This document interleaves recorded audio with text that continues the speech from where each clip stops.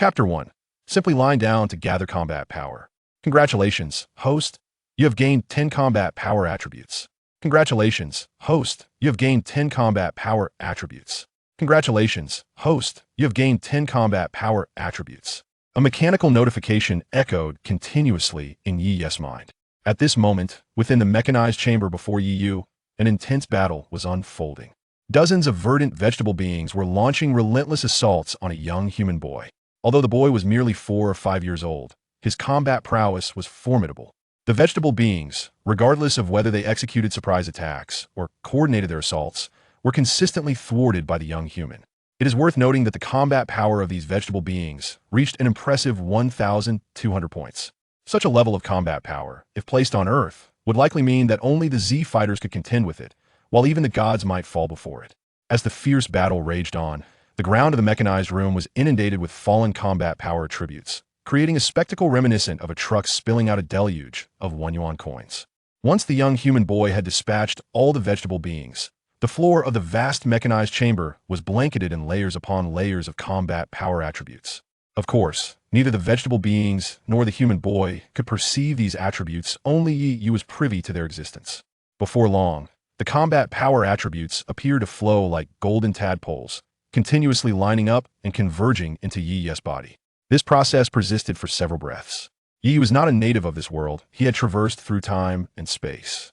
24 years prior, the same year that Frieza obliterated planet Vegeta, Yi Yu found himself in the Dragon Ball universe, reincarnated as a newborn Saiyan infant. Initially, upon discovering his Saiyan heritage, Yi Yu felt little joy. He was acutely aware that, in the near future, Frieza would annihilate planet Vegeta. However, fortune smiled upon him upon his birth. Yi Yu's combat power was a mere 5, and he was subsequently sent alongside Kakarot, who possessed a combat power of only 2, to Red Ribbon Star and Earth. Thus, Yi Yu narrowly escaped calamity. Though Yi Yu was just an infant, he possessed the memories and intellect from his previous life. He did not embrace the Saiyan ethos of conquest, but instead coexisted peacefully with the indigenous inhabitants of Red Ribbon Star. At the age of 4, his golden finger, his system was activated. It was a system known as attribute gathering. Whenever combat occurred, combat power attributes would drop in the vicinity of the battle, and once the system absorbed these attributes, Yi could augment his combat power. The value of the dropped combat power attributes was correlated to the combatant's combat power. The higher the combat power of the fighter, the greater the value of the dropped attributes. The indigenous inhabitants of Red Ribbon Star generally had low combat power, with the strongest among them barely reaching 1 or 200. Thus, the combat power attributes they dropped were usually only 0.1 or 0.2. Nonetheless, while the individual values were modest, they were better than nothing. At least Yi Yu could enhance his combat power without arduous training. Moreover, accumulating small gains could lead to significant increases. 10,000 instances of 0.1 would still yield 1,000. Consequently, wherever fierce battles erupted on Red Ribbon Star, Yi Yu's presence could be felt. Of course, he merely came to gather attributes. Years later, leveraging the attribute gathering system, Yi Yu's combat power surged from a mere handful to over 5,000. While 5,000 was insignificant compared to Frieza and his ilk, it granted Yi Yu a measure of self-preservation. At this juncture, Yi Yu gazed skyward, setting his sights on the vast cosmos. After all, the battles on Red Ribbon Star no longer satisfied him. Each skirmish yielded only 0.1, a woefully sluggish rate of growth. A confrontation with someone of Frieza's caliber could potentially increase Yi Yu's power by thousands with just a single strike. Naturally, Yi Yu was not foolish enough to present himself before Frieza with a combat power of merely over 5,000. He was acutely aware that Frieza harbored a desire to eradicate all Saiyans. Should Yi Yu appear before Frieza, he would likely be crushed in an instant. After departing from Red Ribbon Star, Yi Yu diligently collected combat power attributes. After nearly a decade of accumulation, his combat power soared from just over 5,000 to several million. Indeed, beings from the universe often possess combat powers in the thousands. Each battle would yield attribute drops ranging from tens to hundreds. This filled Yi Yu with elation. Later, to avoid the hassle of scouring for battle sites, Yi Yu summoned a cadre of extraterrestrials to engage in combat before him, allowing him to simply recline and gather combat power attributes. Just like the vegetable beings and the human boy in the current battle chamber, they all fought at Yi Yu's behest. The results were unmistakably evident. Yi Yu's combat power escalated at a remarkable rate, almost second by second. Within just a few years, his combat power surged from millions to over 40 million. By all accounts, a Saiyan with over 40 million combat power should be more than qualified to transform into a Super Saiyan. However, regrettably, despite numerous attempts, Yu is unable to achieve the transformation into a Super Saiyan. To transform, a Saiyan requires a sufficient quantity of S cells, coupled with emotional stimuli, such as rage, to rapidly increase the S cells. When enough S cells accumulate, the transformation can be achieved. Yu surmised that perhaps he lacked an adequate number of S cells within him. Nevertheless, he remained unperturbed, planning to wait until Son Goku and Vegeta transformed into Super Saiyans, then gather their S cell attributes.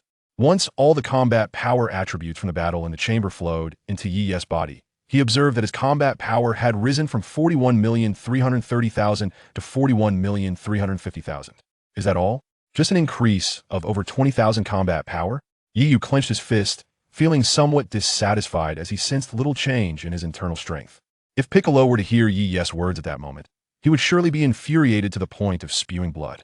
I have trained for years for a meager increase of just over 1,000 combat power, and you, doing nothing, casually gain over 20,000. How can you possibly be dissatisfied? Host, you are truly cunning, utilizing such methods to augment your combat power. At this juncture, a mechanical voice resonated in Yi's mind. It seemed that even the system disapproved of Yi's underhanded methods of increasing his combat power. After all, the system's original intent was for Yu to collect combat power attributes from the battles of others. Yet here Yu was hiring actors to perform battles before him, allowing him to recline and collect combat power. I am merely making full use of the system's advantages. Chapter 2. The Cosmic Emperor Frieza. Master Yu. Just as Yu was conversing with the system in his mind, the young human boy who had just battled the vegetable beings emerged from the battle chamber, standing before Yu with an expression of utmost respect. This boy was neither an Earthling nor Saiyan. By sheer coincidence, upon witnessing Yi's terrifying combat power, the boy chose to follow Yu, hoping to become his disciple. Yu, however, had no intention of taking on another pupil. He did not wish to become the second Piccolo. I have told you countless times not to call me master. Yu looked down at the little fellow, his tone stern and serious. Yes, master. Seeing the boy's relentless insistence, Yu felt a twinge of frustration. Hey, Tuasi, if Lord Yu does not accept you as a disciple, you could always take me as your teacher. At that moment, the mechanical door to the chamber opened automatically, and a sweat-drenched man stepped out from within. The man was tall, his physique brimming with bulging muscles, rivaling even the formidable Riku from the Ginyu Force. This man was named Lap, a warrior Yu had recruited from the cosmos, boasting a combat power of over 12,000. Yu had many warriors like Lap aboard his spaceship. Their primary responsibility is to engage in combat with one another, thereby providing Nightwing with combat power attributes. The over 40 million combat power of Nightwing is, in fact, amassed through the efforts of these individuals. You possess insufficient combat power. I shall not take you as my master. Upon hearing Rap's words, a boy named Tors scoffed dismissively. Insufficient combat power? The moment Tors spoke, Rap's expression darkened considerably. How audacious of this little brat. Is my combat power of 12,000 truly so lacking? Of course, in Tors' eyes, a combat power of 12,000 pales in comparison to Nightwing's. Master Nightwing, just as Rap contemplated reprimanding the arrogant youth, a hasty, dog-headed alien rushed over. Master Nightwing, we have detected Frieza's spaceship. They are heading towards Namek. Upon hearing the name Frieza, both Nightwing and Rap's expressions shifted. A flicker of concealed fear crossed Rap's eyes, for in the 7th universe, anyone who has heard of Frieza's name cannot help but feel trepidation. He is known as the Emperor of the Universe. Conversely, Nightwing's eyes sparkled with excitement at the mention of Frieza. Has he finally set out? According to the memories within his mind, Nightwing knew that Frieza's journey to Namek was to seize the Dragon Balls. Furthermore, it was on Namek that Son Goku transformed into a Super Saiyan. For the past year, Nightwing had been covertly tracking Frieza's movements, with the aim of accompanying him to Namek to collect the combat power attributes dropped during the battle between Goku and Frieza. It is well known that the combat power of Super Saiyan Son Goku and Frieza exceeds 100 million, and the attributes dropped during their conflict would likely reach staggering levels. Additionally, Nightwing could take this opportunity to gather the Super Saiyan Cell attributes from Son Goku. This would enable Nightwing to transform into a Super Saiyan as well. However, beyond these two objectives, Nightwing harbored an even more significant goal: good of the Ginyu Force. Although Good's combat power is not impressive, he possesses a skill that captivates Nightwing time manipulation. The ability to pause time is a terrifying power indeed. In high-stakes battles, a single second can determine life or death. In later Dragon Ball arcs, Hit from Universe 6 easily defeated Super Saiyan Blue Vegeta using his time skip technique, which pauses time for 0.1 seconds. Good's ability is even more exaggerated. He can pause time for several seconds. If Hit's 0.1 second time skip is so formidable, what would be the effect of pausing time for several seconds? The mere thought ignites an intense fervor within Nightwing. Of course, possessing the ability to pause time does not guarantee invincibility. Good, despite his time manipulation, was still swiftly defeated by Vegeta. The reason is simple. Good is too weak. However, Nightwing believes that once he acquires this ability and his combat power reaches a certain threshold, coupled with the time manipulation, he could potentially contend with even the god of destruction, Beerus. Order them to proceed to Namek. The moment Nightwing uttered these words, Rap and the dog-headed alien's expressions changed dramatically. To Namek? Frieza is there. What if we encounter him?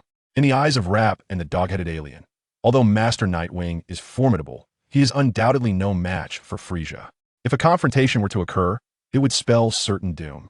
Indeed, they are correct. Nightwing is currently not a match for Frieza at full power. But that is only the present. Once they arrive on Namek, it may be difficult to determine who is stronger. Nightwing did not give them the opportunity to argue after calling out to them. He departed, leaving the dog-headed alien and Rap standing there in bewilderment. Are we really going to Namek? The dog-headed alien inquired. Since it is Master Nightwing's command, we must comply. However, Master Nightwing must have his reasons for such a decision. Rap replied with a wry smile. Is Frieza truly that terrifying? At this moment, Tors, who had been observing Rap and the dog-headed alien's expressions, asked perplexed. Terrifying? That is an understatement. He is exceedingly formidable. Frieza is known as the Emperor of the Universe. No one can defeat him. Rap bent down, imparting this wisdom to Tors. Is Master Nightwing a match for Frieza? Tors inquired.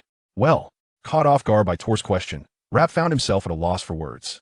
Although he thought to himself that Nightwing could surely not compare, as one of Nightwing's subordinates, he was uncertain how to respond to a young boy who idolized Nightwing. Chapter 3. Arrival at Namek. A brilliant white light streaked through the vast and dark expanse of the universe, reminiscent of a comet trailing a long tail. As the view drew closer, it revealed a colossal spaceship nestled within the luminous orb of light. This spaceship, while as massive as Frieza's vessel, bore the shape of a tank. This spacecraft belonged entirely to Nightwing. Over the years, in addition to utilizing the attribute collection system to continuously augment his combat power, Nightwing had secretly established his own influence throughout the cosmos. This faction's intelligence department was dedicated to surveilling Frieza's movements, while the combat division provided combat power attributes through engagement in battle.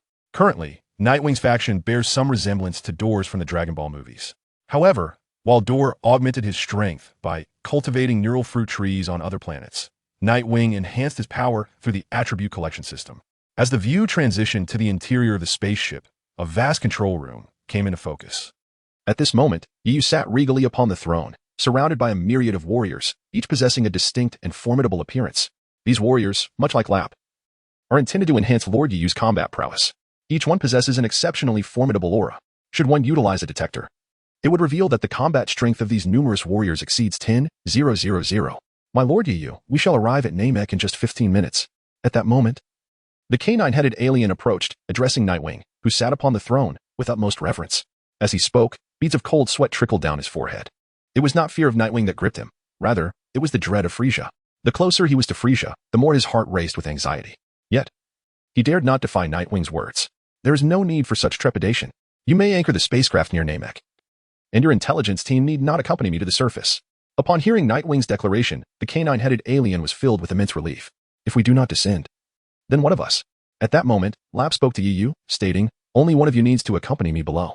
As Yu uttered these words, his gaze swept across the crowd, seemingly in search of a suitable candidate. Those warriors who met Yu's gaze were filled with trepidation, fearful of being favored by him. After all, they were acutely aware that this occasion was unlike any before. This time, Yu was determined to seek out Frieza. Who is Frieza? The Cosmic Emperor. A formidable villain. With a battle power exceeding 10,000, he reigns supreme over lesser planets, yet all tremble in his presence. Lap, it seems, is the chosen one. Ultimately, Yu's gaze settled upon Lap. Oh, why? Upon hearing Yu's words, Lap felt a surge of discontent. Meanwhile, the other warriors collectively exhaled in relief. Lap, are you not the one who frequently complains about not being able to accompany Lord Yu on missions? We shall grant you this splendid opportunity. The mocking remarks from the warriors only fueled Lap's irritation. Teacher Yu, I wish to join as well. At that moment, the diminutive Tosi approached, eagerly offering his hand to Yu. You cannot. Yu immediately dismissed Tosi's request. This time, we are seeking Frisia. It is highly probable that a confrontation with Frisia and his subordinates will ensue. With Tor's combat power exceeding 3,000, it is merely inadequate. Should he descend, he would not only be unable to assist Yu, but would instead become a liability. Yu has no desire to bear such a burden. Teacher Yu, I will not be a hindrance to you. If I am slain, I can only blame my own weakness. Upon hearing Tor's declaration, Yu raised an eyebrow. And the other warriors regarded the young one with newfound respect. Despite his tender age, he possessed remarkable fortitude. Very well. But let me make this clear. If you find yourself in peril, do not expect me to rescue you. In Yu's eyes, this was a perfect opportunity to rid himself of this clingy attachment. To Yu's cold words, Tor's face, rather than reflecting fear, blossomed with joy. Thank you, Teacher Yu, for your understanding. Such eloquence at such a young age was impressive. Yu could only shake his head in resignation. As time progressed, they drew ever closer to Namek. Soon, an immense planet came into view. This planet was, indeed, Namek. Lord Yu, we have arrived at Namek, the dog-headed man announced, gazing at the vast green orb ahead. Hearing this, Yu immediately rose from his throne and called to Lap. Lap, come with me. The rest of you will remain here on standby. None are to leave without my command. This journey to Namek is not merely a matter of numbers for victory. In Yu's perspective, all it requires is a single ally, Lapu, to assist him in battle, allowing him to acquire the attributes of combat prowess. Upon hearing Yu's words, Lapu promptly seized the detector offered by a warrior. Thank you, he exclaimed hurriedly as he donned the device before dashing off alongside Tosi to pursue Yu. Don't die, a warrior called out, watching Lapu's retreating figure. Once the silhouettes of Yu, Lapu, and Tosi vanished completely from sight, an air of profound silence enveloped the control room. After a lengthy pause, the dog-headed creature shattered the stillness, uttering, I wonder if Lord Yu will return alive this time. Upon hearing this, the expressions of the other warriors varied greatly. In their hearts, they acknowledged Yu's strength. However, they were acutely aware that Frisia was far more formidable. Should Yu encounter Frisia, the odds seemed grim. After departing from the control room of the spaceship, Yu and the trio of Lapu and Tosi found themselves in the ship's cargo hold. Here lies a landing craft. My lord Yu, are we truly descending without any preparations? After entering the craft, Lap inquired of Yu. No need, Yu replied curtly, stepping into the craft ahead of him. Upon hearing Yu's words, Lap appeared utterly bewildered. If we proceed in this manner, we will surely be detected by Frisia and his crew. In fact, it is inevitable that Frisia will discover us. At this moment, Lap's heart began to stir with concerns for his life and future. Is there truly a path forward under the leadership of such a figure? Chapter 4. The ambitions of Jinyu. Unlike Earth, Namek is graced with 3 stars that ascend and descend in its sky, resulting in a perpetual absence of night. The focus narrows upon a towering mountain on Namek. This mountain is truly remarkable. From a distance, it resembles a Corinta on Earth, towering and sharp. At the summit of this mountain stands an edifice. The structure in question is the dwelling of the Grand Elder of Namek. As Yu and his entourage approached the vicinity of Namek, the Grand Elder, endowed with profound sensing abilities, immediately detected these formidable presences. Grand Elder, what troubles you? Inquired Neru, a Namekian resembling Piccolo, upon noticing the Elder's unusual reaction. Neru, the Grand Elder's protector, felt a sense of urgency as he sensed the approach of numerous powerful auras, one of which was exceptionally vast. With his eyes closed, the Grand Elder spoke in a voice laden with wisdom. It is indeed quite considerable. Upon hearing this description, Neru's heart sank. The Grand Elder seldom employed the phrase quite considerable lightly. Previously, when he sensed the arrival of the Jinyu force, he merely referred to their presence as large and malevolent. Now, however, his choice of words indicated that the approaching entity likely surpassed even the Jinyu force in strength. Is the opponent's aura benevolent or malevolent? After a moment of contemplation, Neru raised his gaze to the Grand Elder and asked. Earlier, the Elder had dispatched him alongside Gohan and Krillin to confront the Jinyu force. Yet his loyalty to his duty, protecting the Grand Elder, kept him from joining them. Now, as potent energies manifested near Namek, Neru found himself conflicted, both virtuous and wicked. The Grand Elder replied. Upon hearing this, Neru felt a slight alleviation of his anxiety, silently praying that these newcomers would not harm the Namekians. The formidable aura the Grand Elder discerned belonged to none other than Yu. Presently, Yu lacked the ability to freely conceal or unleash his energy as the Z-fighters could, thus his battle power of 15 million radiated like a terrifying shadow over the skies of Namek. In the Grand Elder's perception, Yu's energy was significantly greater than Frisia's, who, at that moment, had yet to transform and possessed a mere battle power of 530,000. Shortly after the Grand Elder detected Yu's immense aura, Jinyu, who was toying with the 7 Dragon Balls and moving at high speed, received an unexpected response from his scouter. A high battle power reading. Jinyu glanced at the scouter and prodded it with his finger. As he adjusted the device to its detection mode, the readings surged at an astonishing rate. 10, 000, 100, 000, 180, 000. Just as the figures reached 180, 000, Jinyu's state-of-the-art scouter exceeded its capacity and exploded. At this moment, the swiftly moving Jinyu abruptly came to a halt, hovering in midair. At that instant, his heart surged with tumultuous waves of astonishment. 18,000, a battle power exceeding 18,000. This cannot be possible. In this world, aside from Lord Frisia, how could anyone possibly possess a combat power exceeding 180, 000? What a jest. The realization of this truth was momentarily unfathomable to Jinyu, who even entertained the notion that his scouter might have malfunctioned. Yet, Jinyu was well aware that his scouter was functioning correctly. Just recently, he had utilized this very device to locate Vegeta, from whom he had seized the 7 Dragon Balls. Suddenly, Jinyu's emotions underwent a dramatic transformation, from sheer astonishment. He erupted into uncontrollable laughter. Were there anyone present at that moment, they would surely perceive Jinyu as having lost his sanity. One moment his face was distorted in shock, and the next he was laughing maniacally. Was this not madness? However, Jinyu was not deranged. Rather, he was exhilarated. Jinyu possessed a remarkably unique ability, the power to exchange bodies. At that moment, he envisioned the possibility of swapping bodies with this individual boasting a combat power exceeding 180, 000. If he could achieve this, Jinyu would accomplish even greater feats for Lord Frisia. Just wait. Your body shall soon be mine. Pointing towards the sky, Jinyu let out a maniacal laugh before soaring ahead with great speed. With his scouter destroyed, he lacked the ability to sense energy like the Z-Warriors. Now, he had no choice but to utilize the scouter aboard Frisia's spaceship to help him pinpoint the location of this immense combat power. At the same time, as Jinyu sought to acquire Nightwing's body, Nightwing and his companions had already crash-landed on the surface of Namek. What shall we do next, Lord Nightwing? Asked Rap. Stepping out of the landing craft, Nightwing did not respond immediately. Instead, he began calibrating his scouter. Soon, the screen of Nightwing's scouter displayed numerous readings of high combat power. Could it be that Jinyu Force had already arrived on Namek? Initially, Nightwing was uncertain whether Jinyu Force had reached the planet, considering that they were summoned only after Frisia's scouters had been destroyed by the Namekians.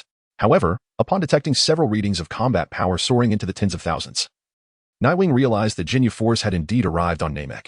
At this moment, Yu felt a slight tightening in his heart. He quickly began to discern the location of the Jinyu Force. After all, Goku was known to be the first among them to meet his demise. Yu's primary purpose for coming to Namek was to seek Goku's time-freezing abilities. If Goku had already been swiftly dispatched by Vegeta, it would truly be a dire situation. Chapter 5, Super Saiyan. Suddenly, a resounding explosion echoed across a hilly region of Namek. Following the sound, one could see thick plumes of smoke rising and dust swirling in the air. As the view zoomed in, 7 figures became discernible in the sky and on the ground. These 7 individuals are none other than the 4 members of the Jinyu Force, along with Vegeta, Gohan, and Krillin. After Jinyu seized the 7 Dragon Balls from Vegeta, the remaining 4 members of the Jinyu Force decided their opponents through a game of rock, paper, scissors. Ultimately, the weakest among them, Guldo, emerged victorious and chose Gohan and Krillin as his adversaries. The thunderous explosion that resonated earlier was the result of Gohan and Krillin unleashing their respective techniques, the Masenko and Kamehameha, in an effort to confront Guldo. It is truly unexpected that that fellow could flee so far. Hovering in the sky, Gohan gazed down at Guldo, who appeared at the edge of his vision, his youthful face adorned with astonishment. That individual must have employed the time-stopping technique spoken of by Vegeta. Not far away, Krillin, upon hearing Gohan's words, directed his attention toward Guldo as well and remarked solemnly. Just as Gohan and Krillin unleashed a formidable aura, preparing to pursue Guldo, a powerful bolt of lightning suddenly flashed through their minds. In truth, this was not a bolt of lightning, but rather the result of Gohan and Krillin utilizing their ki to sense something amiss. At this moment, the aura emanating from Krillin and Gohan faded into oblivion in an instant. They both instinctively gazed towards a particular direction ahead. Uncle Krillin, with a rigid body and trembling voice, uttered a phrase to his companion. Although Gohan said little, Krillin grasped the implication and then, with a tone laden with terror, exclaimed, "Ah, what a terrifying presence! It is even more formidable than that of Frisia." As he spoke, a chill coursed down Krillin's spine, and his limbs felt as though they were ensnared by the grip of a malevolent force, rendering his breathing laborious. Upon first arriving on Namek, Krillin had been left speechless by the overwhelming aura of Frisia. Yet now, the energy he sensed was incomparably greater than Frisia's. It was not merely a slight increase. If Frisia's aura could be likened to an endless ocean, the energy Krillin now perceived resembled the vast expanse of the cosmos itself, overwhelming and terrifying. "Hey, you too." At that moment, upon witnessing Krillin and Gohan suddenly suspended motionless in the sky, Vegeta's brow furrowed deeply, and he immediately uttered a reprimand. However, before he could finish his words, his expression abruptly shifted. Although Vegeta had previously lacked the ability to sense energy after the battle on Earth, he had acquired the capability to perceive it. At this moment, Vegeta too sensed the immense and astonishing energy. How could this be? Is this energy that of a Saiyan? Following the direction in which Gohan and Krillin were gazing, Vegeta's expression shifted dramatically, his pitch-black eyes shimmering with intensity. A tumultuous wave surged within him. As the Prince of the Saiyans, Vegeta instantly deduced that this extraordinary energy belonged to a Saiyan. Could it possibly be Kakarot? This is inconceivable. Kakarot could not possess such magnitude of power. Yet, besides Kakarot and myself, there can be no other Saiyans in this world. Yet could this energy belong to the legendary Super Saiyan? Clenching his fists tightly, Vegeta fixed his gaze upon the source of this overwhelming power. His expression a complex tapestry of shock, fear, and unwillingness. He, Vegeta, is the Prince of the Saiyans. How could he accept that there are other Saiyans stronger than himself? And not just by a hair's breadth? HM? At that moment, in the sky above, the three members of the Ginyu Force, Raikam, Jisu, and Bada, were rendered utterly perplexed by the unusual reactions of Vegeta and his companions, completely at a loss as to what was transpiring. However, in the next instant, the scouters they wore began to react. Beep, beep, beep, high-energy readings ahead. After a series of alerts from the scouters, Bada casually remarked, "Let me gauge their battle power." As he spoke, Raikam promptly pressed a button on his scouter. 10,000, 100,000, 180,000. Much like before with Ginyu. Raikam's scouter exceeded its limits and exploded with a resounding bang. Hey, what's wrong, Raikam? What was their battle power? Upon noticing this anomaly, Bada and Jisu's gazes fell upon Raikam. This is impossible.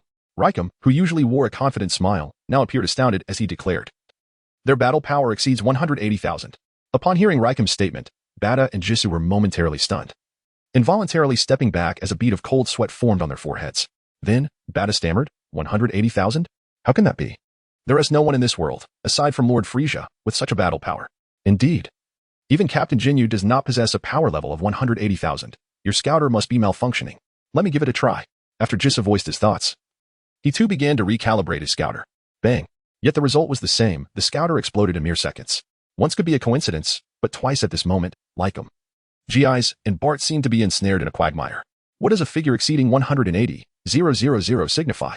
It implies that even if the three of them joined forces, there would still be no match. This matter must be conveyed to Captain Ginyu without delay. At that moment, not far away, Vegeta, upon overhearing the conversation among the three members of the Ginyu Force, would have typically scoffed at their exchange. However, confronted with this overwhelming energy, he found no amusement in the situation. Seeking Ginyu? Even contacting Frieza would prove futile. This presence was evidently mightier than Frieza himself. At this juncture, Vegeta, Gohan, and the others recognized that this formidable energy surpassing Frieza's was none other than Nightwing. Indeed, Nightwing's battle power of 15 million emanated a force far superior to Frieza's first form. Yet, what Vegeta remained unaware of was the true extent of Frieza's strength, bolstered by his three transformation abilities. As Vegeta and the others pondered how to confront this formidable adversary, a sinister wind swept through, and in the next moment, a figure stood prominently within their line of sight. The figure before them was none other than Yu himself. Chapter 06, I Am a Saiyan. Although Yu is situated at a considerable distance from Son Gohan and the Ginyu Force's battlefield, his combat power, fully unleashed at 150,000, permitted him to reach an astonishing velocity. In the blink of an eye, a flicker of light appeared in the distance, and the next moment, Yu's form materialized within Son Gohan's line of sight. Due to the astonishing swiftness of Yu's flight, as he came to a halt, a powerful shockwave erupted from his position, radiating outward with immense force. Here he comes, suspended in the sky. Son Gohan and Krillin felt as if they were ships battling against the tempestuous sea, precariously poised to be swept away by the ferocious gusts. In an instant, to withstand the onslaught of this formidable shockwave, Son Gohan and Krillin braced themselves, shielding their bodies with their arms, desperately striving to remain grounded against the turbulent force. The wave of energy surged swiftly, only to dissipate just as rapidly. Once the tumult had settled, Vegeta and the others beheld, with clarity, the figure suspended in the sky. Yu. Could it be Kakarot? Vegeta fixed his gaze upon the figure above, his pupils narrowing in sudden realization. A Saiyan. At that moment, Krillin and Gohan gazed at Yu before them and instantly recognized him as a Saiyan. In the midst of their conversation, they simultaneously cast their eyes toward Vegeta, who stood not far behind them. Vegeta clenched his fists, gritting his teeth, his expression a blend of envy and resentment. I found you, Ginyu Force. While Vegeta and Gohan remained on high alert, fixated on Yu, the latter, suspended in midair, surveyed the gathering with a sweeping gaze. Upon noticing that good had yet to be vanquished by Vegeta, Yu felt a quiet sense of relief wash over him. At this moment, the atmosphere above the sky felt extraordinarily heavy. Beneath this oppressive ambience, cold sweat trickled down the brows of the onlookers, their hearts pounding fiercely. And even the act of breathing became arduous. None could discern the identity of Yu or the purpose of his presence here. Yet, due to the terrifying aura emanating from Yu, Sun Wukong, Vegeta, Krillin, and others could only gaze at him with frozen expressions, paralyzed by fear and refraining from any movement. They understood that if the Scion wished to extinguish their lives, it would be but a trivial matter. Who are you truly? At this moment, the long-repressed Vegeta finally erupted, his fist clenched tightly as he shouted vehemently at Yu. Hey, Vegeta. Upon hearing these words, Krillin felt an immediate surge of anxiety. He apprehended that if Vegeta provoked this formidable being, their lives would be at stake. Yu, suspended in the sky, did not respond to Vegeta immediately. Instead, his gaze settled upon the Saiyan Prince. Having resided in the Dragon Ball world for over 20 years, this marked the first genuine encounter between him and Vegeta. After scrutinizing the Saiyan Prince intently, a faint smile graced Yu's lips, and he spoke. As you can see, I am a Saiyan. Saiyan. At Yu's declaration, the members of the Ginyu Force, GIs, Buddha, Riku, and Goldo were taken aback. Could the Saiyans possess such immense strength? Was this indeed the legendary Super Saiyan? The members of the Ginyu Force had heard Frieza mention the Super Saiyan, yet he claimed it to be a mere myth. Just as Vegeta was about to utter more words, two beams of white light shot across the sky. Ultimately, the luminous orbs dissipated, revealing two silhouettes. These two individuals are none other than Lap and Toss, who descended alongside Yu. Indeed, Master Yu is remarkably swift, leaving us utterly unable to keep pace. Stabilizing himself, Lap first surveyed the gathering before offering his commendation to Yu. Though Lap's voice was not particularly loud, it resonated clearly in the ears of everyone present. Upon hearing the name Yu, Vegeta and the others exhibited a subtle shift in expression.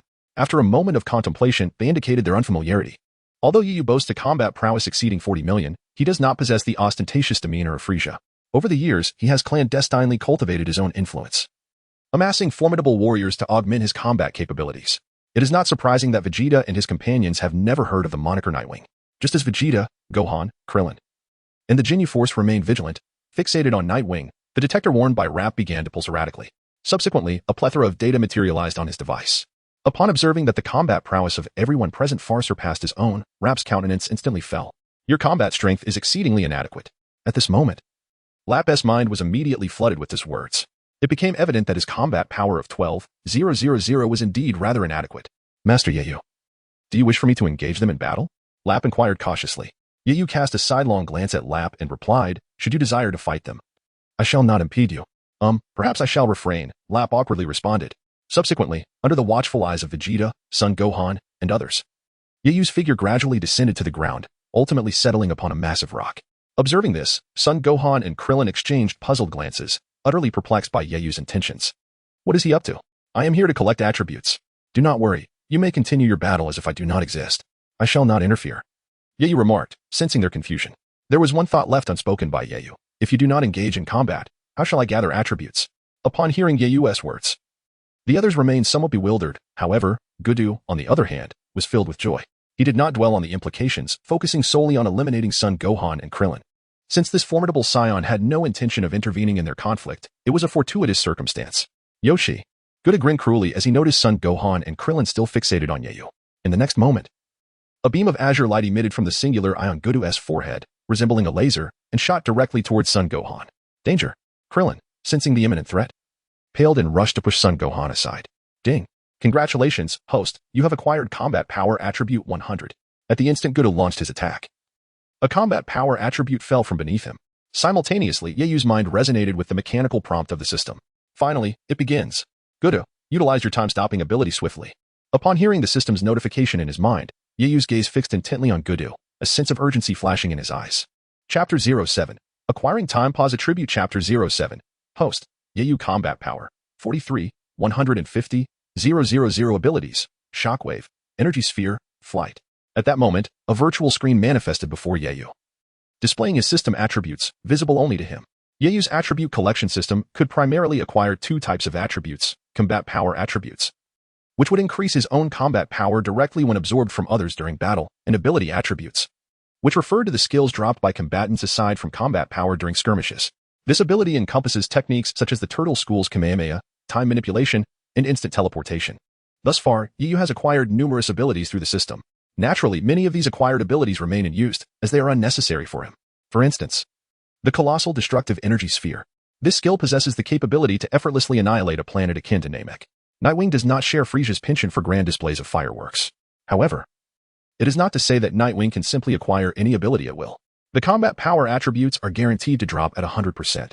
In contrast, the ability attributes drop probabilistically, akin to the random treasure drops encountered in gaming scenarios when defeating monsters. According to the system's description, the probability of obtaining ability attributes is 1 in 5. For instance, when Goku previously utilized his I-beam, he did not receive the I-beam attribute. Although it is not a certainty, with repeated attempts, the likelihood of acquiring the desired ability attributes increases significantly. For example, Nightwing currently seeks to obtain Goku's time-stopping ability.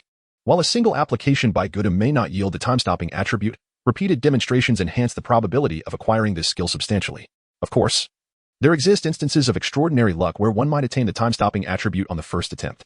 Nonetheless, Nightwing does not harbor extravagant hopes for such occurrences. Should circumstances become dire, Nightwing contemplates personally capturing Goku, compelling him to continuously showcase the time-stopping skill until the system yields the desired attribute. However, this would merely be Nightwing's last resort. If such a moment were to arise, it is likely that the system would make a sardonic remark. "Pah, shameless." As Nightwing eagerly anticipates Goku's demonstration of the time-stopping skill, GIs and Bart, high above in the sky, express their grievances. Does Goku even comprehend the gravity of the situation? At this juncture, he remains preoccupied with these Earthlings. Regardless, as long as this Saiyan refrains from intervening, Goku is free to conduct himself as he pleases. After Krillin successfully rescues Gohan, Gohan breathes a sigh of relief. "I'm saved. Gohan, let us go." Krillin casts a glance at Nightwing and, upon confirming that Nightwing has no intention of intervening, signals to Gohan beside him. All right. In the next moment, a tremendous surge of energy erupts from both Gohan and Krillin, enveloping them in a powerful aura as they charge towards Goku, who is currently engaged in combat. How swift. At that moment, TOS, standing behind Yu, revealed a look of astonishment upon witnessing the speed of Sun Wukong and Krillin. "That little rascal seems to be around your age, doesn't he?" remarked Lap with a teasing tone after noticing the change in his expression. Indeed, Sun Wukong was merely about 5 years old. Yet his combat prowess far exceeded that of TOS. Naturally, TOS felt a twinge of discontent upon realizing that Appear was so much more formidable than himself. Clenching his fists, he retorted, "It seems his fighting ability surpasses yours as well." Initially, Lap had intended to poke fun at TOS, but he found himself momentarily taken aback by this retort. Yu, however, paid no heed to the banter between Lap and TOS, focusing entirely on the battle unfolding before him involving Goku, Sun Wukong, and Krillin. After the Elder had unlocked their potential, the combat abilities of Sun Wukong and Krillin had surged dramatically, along with a significant increase in their speed. "How fast?" Goku exclaimed, his expression shifting drastically as he witnessed Sun Wukong and Krillin approaching with astonishing velocity. Time paused. In the midst of his run, Goku suddenly held his breath. With the activation of the time pause ability, Sun Wukong and Krillin, who had been charging towards Goku, became frozen in place, as if the scene had been paused in a movie. They're so close already? After pausing time, Goku was startled to discover that Krillin and Sun Wukong had closed the distance to him. In the next moment, Goku instinctively bolted away, seemingly attempting to distance himself from Sun Wukong and Krillin. However, during his flight, he suddenly remembered that time had been paused and this was his domain. "Why am I running? I don't need to run at all." Calming himself, Goku ceased his retreat and opted for a counterattack. He spread his hands wide and immediately unleashed a skill. Following this, he released the time pause ability. As time resumed, the world sprang back to life. "Ding. Congratulations, host. You have acquired the time pause attribute." At that instant, a mechanical notification echoed in Yu's mind as time restored itself. Upon hearing this announcement, Yu was left utterly bewildered, caught between surprise and joy. What? Has he truly acquired the ability to pause time? He is astonished, utterly bewildered by the sudden attainment of this skill. Perhaps, from a divine perspective, Goku executed the time-stopping ability, subsequently relinquishing its attributes, which Night Feather then received as a notification from the system. Everything unfolded so smoothly and naturally. However, from the perspective of Yu, the situation was entirely different. When Goku activated the time stop, Yu's own time was also frozen. He was unaware of whether Goku had initiated the time stop. It was akin to a train. One discerns their forward movement by the surrounding scenery receding. In the current circumstance, at the moment time was suspended, Yu could only deduce that time had been halted by comparing Goku's position before and after the time freeze. Additionally, Yu was naturally elated, as he had fortuitously acquired the attribute of time stop. Would the host like to accept the time stop attribute? Yes. Yu responded without hesitation. Chapter 08, The Thunder of Vegeta. Would the host like to accept the time stop attribute? Yes. Yu affirmed directly to the system. No sooner had Yu spoken than the time stop attribute beneath Goku's feet converged toward him like golden tadpole scriptures, ultimately merging into Yu's body. In the next instant, the virtual screen before Yu displayed the words time stop. In that moment, Yu's heart was filled with immense joy. Acquiring the desired ability without any prior knowledge felt exhilarating, akin to purchasing a lottery ticket only to discover one has won the grand prize. After obtaining the power to pause time, Yu paid no heed to the battle between Sun Wukong, Krillin, and Goku. Even if Vegeta were to eliminate Goku in an instant, he would not intervene. After all, he had secured the coveted ability to halt time. Without a moment's hesitation, Yu was eager to experiment with his newfound skill, much like one would eagerly explore the features of a new smartphone. As he held his breath, The world around him appeared to freeze, reminiscent of the stillness that enveloped Goku's own time-stopping ability. Is this what the world looks like after time has been paused? He mused as he rose to survey his surroundings. Sun Wukong was frozen in place, the magical beams emitted from his hands suspended in midair. Vegeta, Krillin, and the 4 members of the Ginyu Force were all similarly immobilized. It was not merely living beings that were affected. Water, air, and everything within the spatial realm was rendered motionless, leaving Yu as the sole entity capable of movement. After a few seconds had elapsed, however, his body began to exhibit signs of discomfort. This reaction caused Yu significant discomfort, compelling him to release the time pause. As Yu resumed his seated position and began to breathe, time in the world instantaneously resumed its flow. The air stirred, the water flowed, and Sun Wukong moved, along with the magical flash he had unleashed. Since Yu had been seated before the time pause and remained so afterwards, no one noticed that he had briefly suspended time. With a thunderous sound, once time resumed, Sun Wukong's magical flash struck the ground with force. In an instant, a powerful shockwave accompanied by the sound of an explosion enveloped the area. For approximately 5 seconds, Yu paid no heed to the explosion caused by Sun Wukong's magical flash. Instead, he murmured softly to himself, a voice only he could hear. At that moment, Yu had not merely paused time for the sake of experiencing the ability, he had also calculated the duration of the pause. 5 seconds, though seemingly brief, was ample time for Yu. After all, in a duel between masters, a mere second can dictate life or death. Furthermore, 5 seconds is a considerable duration compared to hit 0. 1 seconds, which can yield tremendous results in his hands. Thus, 5 seconds afforded Yu a multitude of possibilities. Of course, Yu's time pause ability was not fixed in duration. Currently, he could maintain it for a maximum of 5 seconds but could also release it at 4 or 3 seconds. The application of this ability in combat, coupled with its flexible usage, required Yu to continuously explore its potential. Much like Hit's time skip technique, it was evident that he had devoted considerable effort to mastering it. With my present combat strength, combined with the time pause, I wonder if I could defeat Frieza at full power? Yu clenched his fists, a powerful confidence radiating from his eyes. Although his combat power stood at 43.15 million, after utilizing the time pause, it was as if Frieza were merely standing there, allowing him to strike. Naturally, if Yu failed to eliminate Frieza while executing his strongest move, it would be he who faced death. As Yu pondered the implications regarding Frieza, Gudo had ensnared both Sun Wukong and Krillin with his binding technique. Their bodies immobilized, they hung in the air as if fixed in place by wooden stakes, unable to move despite their struggles. Haha, don't waste your energy, Gudo remarked, a smirk playing across his round face as he regarded Sun Wukong and Krillin, who resembled prey caught in a spider's web. In the next moment, Gudo gestured with his hand, and the surrounding trees erupted from the ground, morphing into 4 sharp stakes akin to spears. Ding! Congratulations, host. You have acquired the ability to control objects. At that moment, a mechanical voice echoed in Yu's mind, while an attribute dropped at Gudo's feet. Would you like to collect the ability to control objects? To be honest, the ability to control objects was not particularly advantageous in combat. Nevertheless, it was better than nothing. Ultimately, Yu replied, collect. As soon as Yu's words fell, the ability to control objects flew from Gudo's feet and entered Yu's body. In the midst of Yu conversing with the system, Gudo's murderous intent surged. Die. Just as Gudo prepared to manipulate the 4 sharp stakes to deliver a fatal blow to Sun Wukong and Krillin, a figure shot past Gudo with astonishing speed. Before the stakes could be launched, Gudo's round head was severed from his neck, blood spraying into the air. Then the onlookers beheld Vegeta appearing behind Gudo. Vegeta, upon witnessing Vegeta's lethal strike against Gudo, Bart and JIS exchanged alarmed glances. Although they did not mourn Gudo's demise, it was evident that Vegeta's actions violated the rules of the game they had established, which stipulated that Gudo would deal with Sun Wukong and Vegeta. Humph. I never claimed I would adhere to your rules, Vegeta declared coldly as he landed. Thank you, Vegeta. At that moment, after the demise of Gudo, the restraints on Sun Wukong and Krillin were automatically lifted. Sun Wukong, upon realizing it was Vegeta who had intervened to save him, expressed his heartfelt gratitude with a smile. Do not misunderstand. I did not save you for your sake, but merely aimed to diminish their combat prowess. Vegeta's haughty declaration elicited a shared smile between Sun Wukong and Krillin. Meanwhile, Yu raised an eyebrow slightly at the exchange. Chapter 09. The Speed of the Universe? Chapter 09. Cursed, damn Vegeta. Following Vegeta's assassination of Gudo, JIS and Bart were seething with rage. Had it not been for Yu's presence, Gudo's death would have had little consequence. After all, in the eyes of Bart and JIS, eliminating Vegeta, Sun Wukong, and Krillin was a matter of mere moments. However, the presence of Yu altered everything. Earlier, when they attempted to gauge Yu's combat power using their detectors, all 3 devices had exploded due to overload. The only one remaining intact was Gudo's detector. Originally, they had intended for Gudo to contact the Ginyu Force to assist in confronting Yu.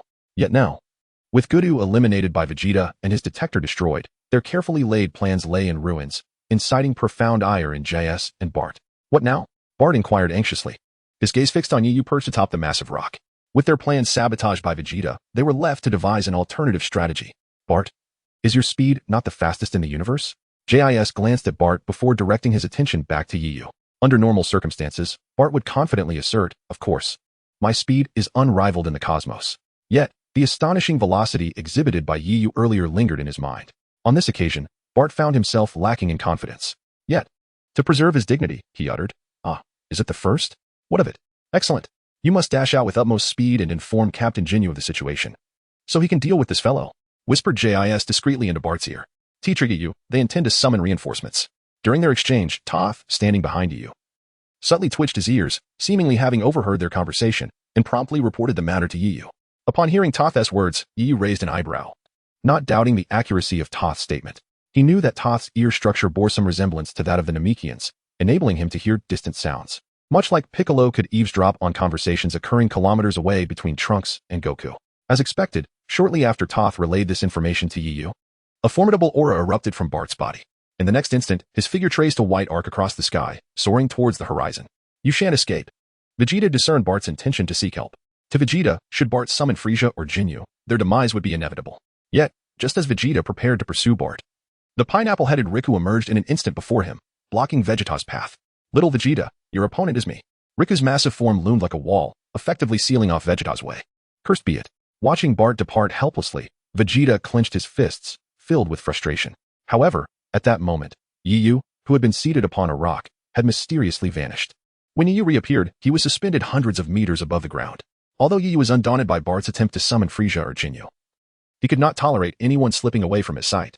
Yu did not immediately pursue Bart. It seemed he deliberately allowed Bart a 50-meter head start.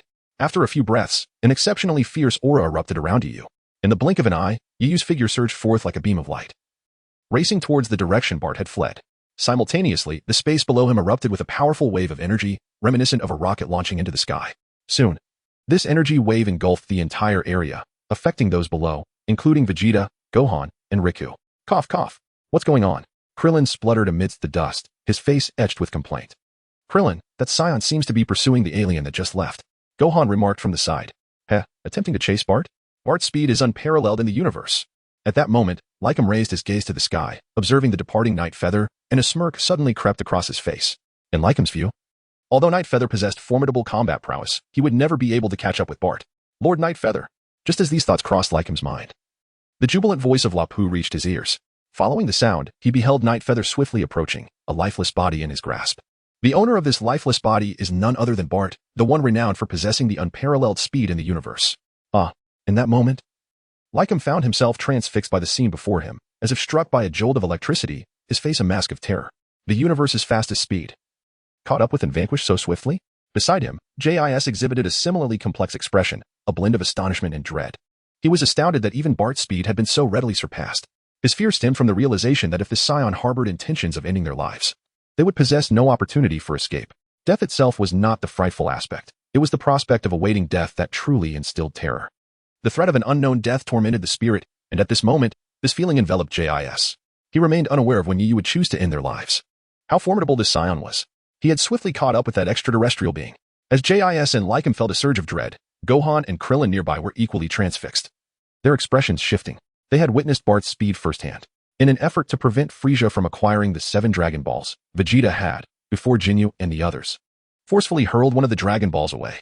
Yet, before anyone could react, Bart had already soared forth to retrieve the Dragon Ball that Vegeta had discarded. At that moment, Bart's speed had astonished Vegeta and the others beyond measure. However, now this Scion effortlessly caught up with Bart. Chapter 10, The Method of Controlling Power Levels. Chapter 10, Truly. The esteemed Lord Yu possesses remarkable speed. As Yu halted mid-air, Lap looked up with an obsequious expression, while Toph's eyes sparkled with admiration. His unwavering loyalty to Yu stemmed from a profound respect for his immense power. In his heart, he had already made Yu his ultimate aspiration. With a dismissive gesture, Yu disregarded Lap's flattery and casually cast Bart's lifeless body downward before slowly descending. JIS, Lycum, and Vegeta gazed at Yu, their eyes flickering. JIS and Lycum were filled with apprehension, while Vegeta seethed with indignation. Was this truly the extent of that individual's power? How infuriating it was that as the Prince of the Saiyans, he was so easily outpaced by an unknown Saiyan. Clenching his fists, Vegeta's face was a mask of frustration as he regarded Yu's retreating figure. Although he had not witnessed the battle between Yu and Bart, he understood that Bart's strength was on par with his own, and that Bart's speed far exceeded his. In less than half a minute, Yu had caught up with the fleeing Bart and dispatched him. What formidable power is this? Vegeta could hardly fathom it. Infuriated, he finally erupted. At that moment, an immense surge of energy exploded around him, radiating outward in powerful waves from his very being. The force of this energy ripple compelled Krillin and Gohan to involuntarily take a step back. That rascal Vegeta has grown even stronger. As Krillin sensed the astonishing energy emanating from Vegeta, his emotions became quite complicated. In the face of the Ginyu Force and the potential threat posed by the three, he felt a surge of joy at Vegeta's increasing might. However, contemplating the long-term implications, should Vegeta decide to launch an assault on Earth once more, the planet would find itself in grave peril. Is this truly the extent of my power? It seemed as though Vegeta was intent on showcasing his formidable strength to Night Feather, continuously unleashing the energy from within. While Vegeta's energy appeared overwhelmingly potent to Krillin and Gohan, it paled in comparison to Night Feather's battle power of 15 million. Initially, Night Feather displayed no reaction. But as Vegeta's energy escalated, a flicker of intrigue crossed his visage. Of course, it was not shock at Vegeta's might that stirred him. Rather, it was the sudden recollection of the system's mechanical prompt echoing in his mind. Ding. Congratulations, host. You have acquired the control power attribute. Upon hearing this notification, Night Feather's face lit up with delight. Although the control power did not enhance battle prowess directly, its flexible application could yield astonishing effects. One of its most significant advantages was the ability to feign weakness. For instance, Goku, with a battle power exceeding 100,000, would suppress it to 5,000, appearing deceptively weak to lower his opponent's guard, only to unleash his true strength in a stunning display. Additionally, it served the purpose of escape. For instance, when Krillin and Gohan found themselves unable to contend with Vegeta, they could suppress their energy entirely to evade his pursuit. Does the host wish to acquire the control power attribute? Upon hearing this, Night Feather promptly responded, yes, I wish to acquire it. No sooner had he spoken than a golden tadpole representing the control power attribute darted toward him, merging seamlessly into his being. It was at that moment that the system's attribute panel reflected the addition of the control power attribute. Once Night Feather had obtained this ability, he promptly invoked its power. In no time, the vast energy within him was drawn in and contained. Beep, beep, beep. At that moment, the detectors worn by Toph and Lap behind Yu began to pulsate. Ultimately, Toph and Lap observed that the data displayed on the detectors read 12,000. Upon seeing this, they exchanged bewildered glances, utterly perplexed. Simultaneously, Sun Wukong and Krillin also sensed the peculiar fluctuations within Yu's body. In one fleeting second, a vast aura, reminiscent of the cosmos, emanated from Yu. Yet, in the next moment, that immense energy vanished. Although Toph and Lap were unaware of the events transpiring with Yu, Sun Wukong, and Krillin, possessing the ability to manipulate energy, understood that Yu had suppressed his aura. Could it be that, at this moment, Krillin and Son Gohan gazed at Yu as if he were a monster? Could it be that this scion merely observed Vegeta's energy release once and mastered the art of energy control? It seems that way, doesn't it, Krillin? He learned it after just a single glance? This has entirely surpassed the realm of genius. It can only be deemed extraordinary. It is worth noting that Krillin invested several years to learn the method of controlling Ki. Even a prodigy like Vegeta mastered the control of Ki only after engaging in prolonged battles with Son Goku on Earth. However, Yu absorbed the knowledge after merely one glance. Learning? I require no such effort. I merely acquire traits effortlessly. Of course, aside from Yu, there do exist others in this universe who can grasp concepts with a single viewing. Majin Buu serves as a prime example. He merely observed the attack wave executed by Vegeta and seamlessly adopted it as his own. After watching Son Goku's Kamehameha, he instantly utilized it as well. In those days, beings like Majin Buu and Yu were akin to having cheat codes. Why has your combat power suddenly diminished so significantly, Lord Yu? Asked the perplexed Lap with trepidation. Want to know? Engage in battle with that individual, and I shall reveal it to you. Yu gestured toward just standing nearby. Huh? Upon hearing Yu's words, Lap's expression turned pained. It is essential to realize that Jis's combat power far exceeds his own as indicated by his detector. With a combat power of 12,000, was he not courting death by challenging Jis? Chapter 11. The ever-increasing combat power, perhaps due to the scion blood coursing through his veins, Yu has harbored an intense longing for battle since childhood. This yearning is akin to that of a chain smoker's incessant desire for a cigarette. Similarly, when Nightwing encounters formidable opponents, the scion blood coursing through his veins seems to tempt him like a devil, urging him to engage in battle. However, this only occurs in the presence of true strength. Presently, neither Vegeta nor Raikam registers as a significant threat in Nightwing's eyes, lacking the exhilarating sensation that such encounters typically evoke. He finds little inclination to confront Vegeta or Raikam. Instead, he prefers to bide his time, waiting for them to clash, so he may simply reap the rewards of their conflict. Both Vegeta and Raikam possess considerable combat prowess. Thus, the attributes they yield upon defeat are likely to be substantial. Meanwhile, as Nightwing converses with Lap, Vegeta continues to unleash his energy with a series of ferocious roars. The ground beneath him appears to tremble under some mysterious force. erupting in sporadic bursts. Fine grains of sand gradually ascend into the air. Once Vegeta maximizes his energy, he stands tall, fists clenched, exuding confidence as he gazes at Raikum, who stands in his path. Without a word, Vegeta propels himself forward, launching a fierce assault on Raikum. His fist lands squarely on Raikum's chin, sending him soaring into the air.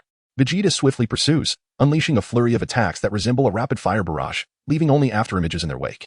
Ding! Congratulations, host. You have acquired a combat attribute of 350. Ding! Congratulations, host. You have acquired a combat attribute of 370. Ding! Congratulations, host. You have acquired a combat attribute of 410. As Vegeta's relentless offensive continues, the mechanical notifications of the system echo incessantly in Nightwing's mind.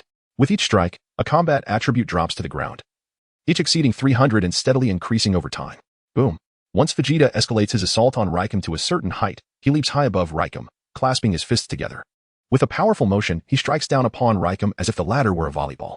In the next instant, Raikum's body plummets like a meteor, causing the earth to tremble and dust to scatter in all directions. At that moment, below, Sun Wukong was rendered speechless by Vegeta's ferocious assault. Beside him, Krillin exclaimed in astonishment, "Incredible, Vegeta!" Amidst the awe expressed by Sun Wukong and Krillin, the system's notification echoed once more in Yi Yu's mind. Would the host like to collect battle power attributes? Collect. As soon as Yi Yu's voice fell, the battle power attributes from the battlefield occupied by Vegeta and Raikum surged forth, converging towards Yi Yu's body like a flowing stream. Once all the battle power attributes had gathered within him, Yi Yu noticed that the battle power displayed on the virtual screen had risen from 43,150,000 to 43,160,000. This indicated that Vegeta's recent fierce combat had elevated Yi Yu's battle power by over 10,000. Although this increase may seem modest, it is noteworthy that Vegeta had engaged Raikum for less than 10 seconds. The speed of this ascent is already quite remarkable, and it is merely the beginning. The battle between Vegeta and Raikum has not yet reached its conclusion. Shortly after Vegeta struck Raikum down to the ground, a blinding light erupted from the spot where Raikum fell. The rocks that had buried Raikum's body were instantly sent flying, revealing him once more to the eyes of the onlookers. However, Raikum was now battered and bruised, his clothing tattered and torn. Spitting out fragments of teeth and blood, Raikum, with an air of indifference, addressed Vegeta, saying, "Vegeta, those blows of yours had a bit of force behind them. I haven't felt this exhilarated in a long time." As he spoke, Raikum twisted his neck and stretched his legs. At this moment, the expressions on the faces of Vegeta, Gohan, and Krillin underwent a dramatic transformation. Could it be a jest?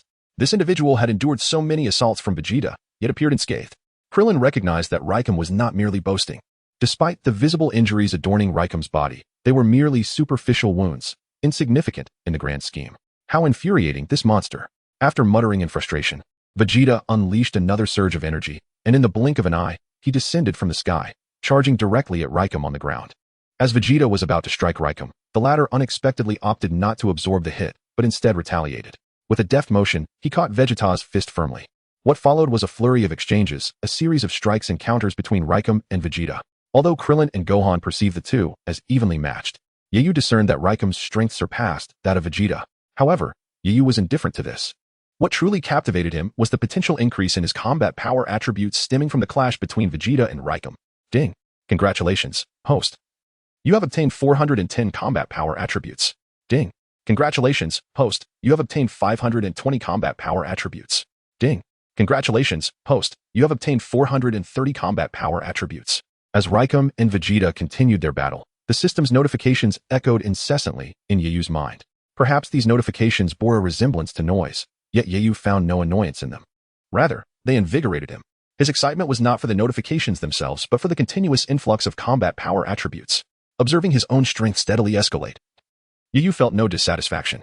Chapter 12. The arrival of Jinyu. After Raikum and Vegeta had exchanged blows for a time, Raikum suddenly unleashed a powerful punch, striking Vegeta squarely in the abdomen.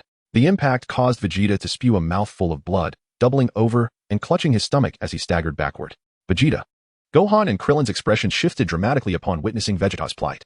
Meanwhile, Raikum approached the doubled-over Vegeta with a slow, deliberate pace. "Well done, little Vegeta.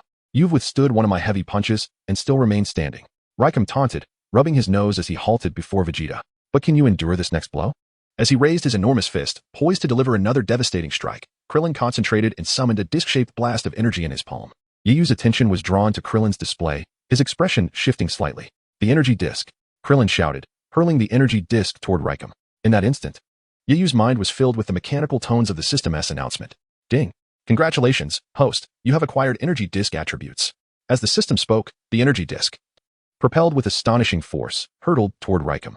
However, just as it seemed Raikum would be struck, he performed an agile maneuver, bending his body at an incredible angle to evade the attack. What a pity, Krillin thought, disappointed that his attack had missed. Yet, in the next moment, the energy disk sliced through a distant mountain with ease, creating a smooth, mirror-like surface where it had severed the rock. Witnessing such terrifying power from the energy disk, Yeyu's companions, Lap and Tosi, were taken aback, while a glimmer of excitement sparked in Yeyu's eyes. He pondered the potential might of combining time suspension with the energy disk.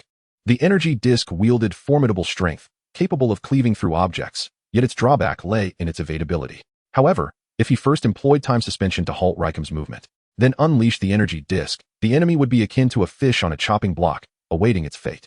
Yet, Yeyu remained uncertain whether he could still utilize energy after employing time suspension. Only after the Night Feather experiment will we know for certain.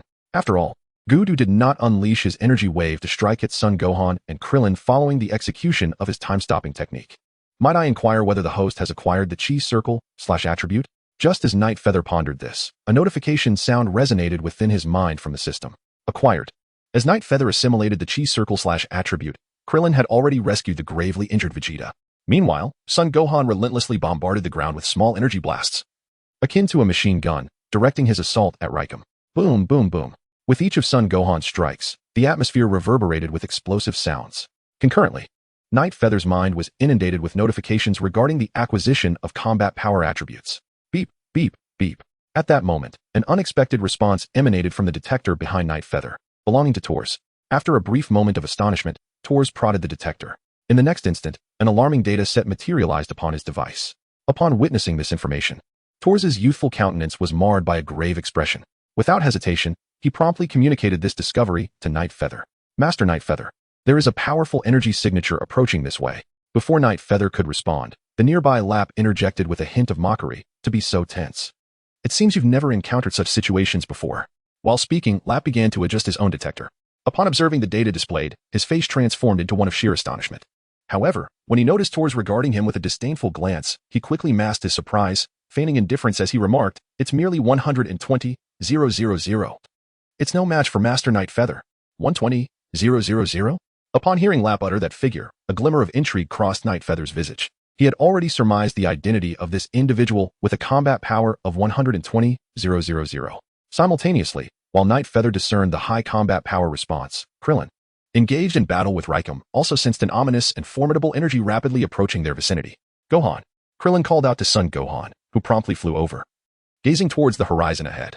At this moment, both Krillin and Son Gohan wore expressions of grave concern. It's the energy of that person from before. As Son Gohan spoke, 5 shadowy figures materialized in his mind. The 5 individuals before us are none other than the members of the Ginyu Force. The person whom Gohan referred to earlier is, indeed, the captain of the Ginyu Force, Ginyu himself. Simultaneously, the severely injured Vegeta also sensed this overwhelming energy. Damn it, it's that Ginyu guy who's arrived. Although Gohan and Krillin were unaware of Jinyu's name, Vegeta certainly was, lacking the ability to sense energy and without a scouter. Guys and Rikum exchanged puzzled glances as they observed Vegeta and Yeyu fixated on the same direction. However, their expressions transformed into delight the moment they spotted a figure swiftly approaching from the horizon. It was indeed Captain Ginyu. He had previously detected Yeyu's extraordinary combat power and, while returning to Frisia's spaceship with the Dragon Balls, had utilized a new scouter to ascertain Yeyu's location. Although that scouter had ultimately exploded from overuse, Ginyu had memorized the direction where Yeyu was situated. Now, armed with another scouter, he headed straight toward them. Chapter 13. Confronting Ginyu. A formidable white energy enveloped Ginyu as he soared through the sky like a shooting star, ultimately halting above Vegeta and Rikum. The sight of Ginyu hovering in the sky instilled a sense of dread in Vegeta, Krillin, and Gohan. Meanwhile, Guys and Rikum were overjoyed at Jinyu's arrival. Captain Ginyu, your presence is a blessing. This is the one who killed Berta, Guys exclaimed, pointing furiously at Yeyu, who sat calmly nearby. Ginyu had not initially come to aid Guys. He had merely followed the energy signature exceeding 180,000. However, upon his arrival, he found Yeyu's energy suppressed to a mere 12,000, prompting him to disregard Yeyu initially. Upon hearing Guys' words, Jinyu's gaze was once again drawn to Yeyu. Oh, a combat power of 12,000 could slay Berta? Clearly, that is implausible, Ginyu pondered, recognizing that Guys had no reason to lie, especially with Berta's corpse lying nearby. The only plausible explanation was that Yeyu possessed a transformation ability akin to Frisia's, capable of amplifying his combat power. Captain Ginyu, Be cautious. This individual has a combat power exceeding 180,000. Guy's warning momentarily startled Jinyu, but it soon filled him with elation. Guys and Rikum exchanged bewildered glances. What is happening? Is Captain Jinyu losing his mind? Shouldn't he be alarmed by an opponent with such overwhelming power? Why is he laughing? Unbeknownst to them, Jinyu had come specifically for Yeyu. Initially fearing he had lost track of the individual with 180,000 combat power, Jinyu's spirits soared upon confirming that Yeyu was indeed the target of his pursuit. Your body shall be mine. However, before that, I must first test the authenticity of your combat power. Jinyu's laughter ceased abruptly as he fixed his intense gaze upon Yeyu. The glint in his eyes suggested that he was intrigued by Yeyu's calm demeanor in the face of his power. After a few breaths of mutual scrutiny, Jinyu suddenly erupted with energy, unleashing a massive energy sphere the size of a basketball, propelling it downwards towards Yeyu and his companions like a cannonball. Danger! The instant Jinyu launched his attack, Lap's expression shifted dramatically. In the next moment, he and Tors swiftly retreated in opposite directions. Yet Yeyu remained seated, motionless, directly in the path of the energy sphere. Boom! Upon impact, the energy sphere detonated, engulfing the hill where Yeyu sat in a cataclysmic explosion. The shockwave radiated outward, sending debris flying. Gohan, Krillin, and the others found their clothes flapping wildly in the wake of the blast. Master Yeyu. As the dust settled, Tors hovered above, his expression shifting to one of concern as he gazed at the fiery aftermath below. Do not worry. Such an attack cannot harm Master Yeyu. Lap reassured Tors, his tone nonchalant, as if he had witnessed such events numerous times before. Moments later, the remnants of the explosion began to dissipate. When the smoke cleared, Yeyu was revealed, suspended 1 meter above the ground, completely unscathed. See? I told you there was nothing to worry about. Lap beamed at Tors, who sighed in relief, his admiration for Yeyu only growing in intensity. Meanwhile, Vegeta, Gohan, and Jinyu bore witness to this spectacle, each displaying a distinct reaction. Vegeta's face twisted in frustration. Gohan's was painted with astonishment, while Jinyu wore a look of unrestrained joy. Truly impressive. This is the prowess of one with a combat power of 180,000. Jinyu exclaimed, his gaze filled with greed, as though Yeyu were not merely a human but a treasure of unimaginable worth. Heh, you wish to exchange bodies with me? Yeyu was well aware of Jinyu's ulterior motives. In truth, Yeyu could effortlessly eliminate Jinyu if he so desired. In this manner, all matters could be resolved, preventing Jinyu from causing further disturbances. However, the purpose of Yeyu's visit to Namek was not solely to acquire the time-stopping abilities of Guru. He harbored another objective, to obtain the S-cells from Son Goku after his transformation into a Super Saiyan. Overall, Jinyu played a role in Goku's journey towards becoming a Super Saiyan. Thus, for the time being, Yeyu had no desire to eliminate Jinyu outright. Of course, it was not entirely impossible to dispose of him. At worst, after defeating Jinyu, he could personally injure Goku and then have Vegeta take Goku for treatment. Considering the timeline, Goku should be arriving soon, so before his arrival, I shall entertain you, thought Yeyu as he gazed skyward, murmuring softly in a voice only he could hear. In the Dragon Ball saga, Son Goku arrived just in time to rescue Vegeta, Gohan, and Krillin when they were severely battered by Rikum. However, Yeyu's emergence had slightly altered the dynamics of the battle involving Vegeta and Rikum. Nonetheless, this did not affect the timing of Goku's descent onto Namek. According to Yeyu's estimates, Goku's spaceship had already reached the vicinity of Namek and was merely awaiting landing. Chapter 14. A Body Swap? With arms crossed, Yeyu floated in mid-air, gradually ascending. During this ascent, the energy within him, previously suppressed, began to be released bit by bit. At this moment, the data on Jinyu's scouter was steadily climbing. 15,000, 20,000, 30,000, 60,000. Jinyu, aware that Yeyu could control his battle power, removed the scouter once Yeyu's power reached 60,000, discarding it carelessly. He realized that the scouter held no practical value against an opponent like Yeyu. Meanwhile, Yeyu's form rose to match Jinyu's altitude. Jinyu scrutinized Yeyu from head to toe, a sly grin spreading across his face as he emitted a series of chilling laughs. Could it be that Captain Jinyu was about to employ that technique? At that moment, on the ground below, Lycum and Jis wore expressions of schadenfreude upon hearing Jinyu's boisterous laughter. In their perspective, as long as Jinyu unleashed that particular move, the farce would come to an end. Your body is mine. Just as Jis and Lycum exchanged words, Jinyu seemed to go mad in the sky, grinning malevolently at Nightwing before stretching out his arms. As an eerie glow emanated from Jinyu's form, he attempted to utter the word exchange. However, before he could articulate it, Nightwing transformed into a shadow, vanishing from his original position. The next instant, he reappeared behind Jinyu. Without giving Jinyu a moment to react, Nightwing delivered a powerful punch directly to Jinyu's body. Exchange? I shall make you exchange. With a resounding thud, Nightwing's fist, despite not being delivered with full force, carried a combat power of 43,160,000. Even without exerting his utmost strength, this blow was certainly beyond the capacity of at that moment, below. Rikum and Geese exchanged glances in astonishment as they witnessed Nightwing abruptly interrupting Jinyu's body-switching technique. While Vegeta, Gohan, and others may have been oblivious to Jinyu's intentions, Rikum and Geese were acutely aware. As members of the Jinyu Force, they seldom witnessed Jinyu's failure to execute the body swap. Yet, it seemed as if Nightwing had seen through him.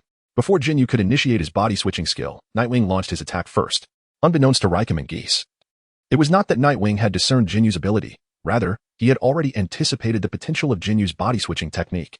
How impressive it was that even such a formidable opponent was sent flying with a single punch. At that moment, Krillin, witnessing Nightwing effortlessly dispatch the formidable Jinyu, was filled with immense joy. Humph. Upon hearing Krillin's jubilant praises, Vegeta couldn't help but emit a dissatisfied grunt. After all, he was the prince of the Saiyans. Here he was, standing before another Saiyan who was stealing the limelight, while he himself appeared somewhat disheveled. Naturally, he felt a deep sense of resentment. Buzz. Shortly after Krillin's words fell, a brilliant light suddenly illuminated beneath the surface of the lake. The water began to swell, forming a curved bulge. And then Jinyu's figure emerged from the undulating waves, transforming into a streak of white light as he launched himself directly at Nightwing. Bang, bang, bang, whoosh. Such speed was astonishing. It was entirely imperceptible. At that moment, Krillin and Gohan gazed upward, captivated by the fierce battle unfolding in the sky, their astonishment palpable.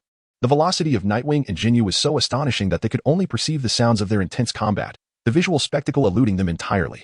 Of course, it was not only Gohan and Krillin who were at a loss. Even Lap and Tors nearby were similarly deprived of sight. Even Vegeta could only catch a fleeting glimpse of dark silhouettes darting chaotically across the heavens. Suddenly, in the midst of their rapid confrontation, Jinyu appeared to suffer a significant blow, his form hurtling backward once more. This time, fortune did not favor him as it had previously, and he plummeted directly to the ground below. With a thunderous roar, a cataclysmic explosion erupted the moment his form struck the earth. A powerful shockwave swept across the arena instantaneously. Under the impact of this force, the lifeless bodies of Barda and Gudu were hurled into the air. The weakest among them, Tors, appeared unable to withstand the onslaught of the wave, showing signs of being propelled backward. Just as Tors began to retreat, Rap swiftly appeared behind him, placing his open palm firmly against Tors's back to halt his motion. What a terrifying battle.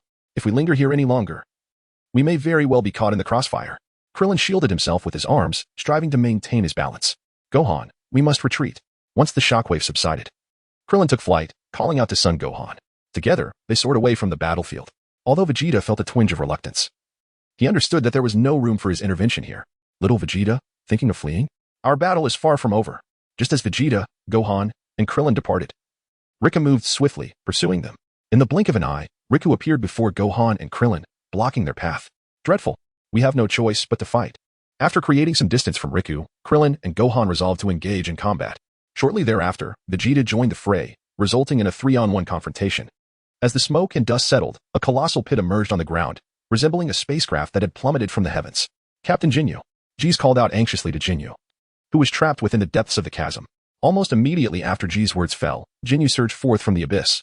However, the once formidable Jinyu now appeared utterly disheveled, his body marred by countless injuries.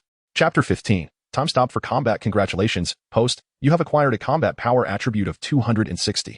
Congratulations, host. You have acquired a combat power attribute of 470. Congratulations, host. You have acquired a combat power attribute of 310.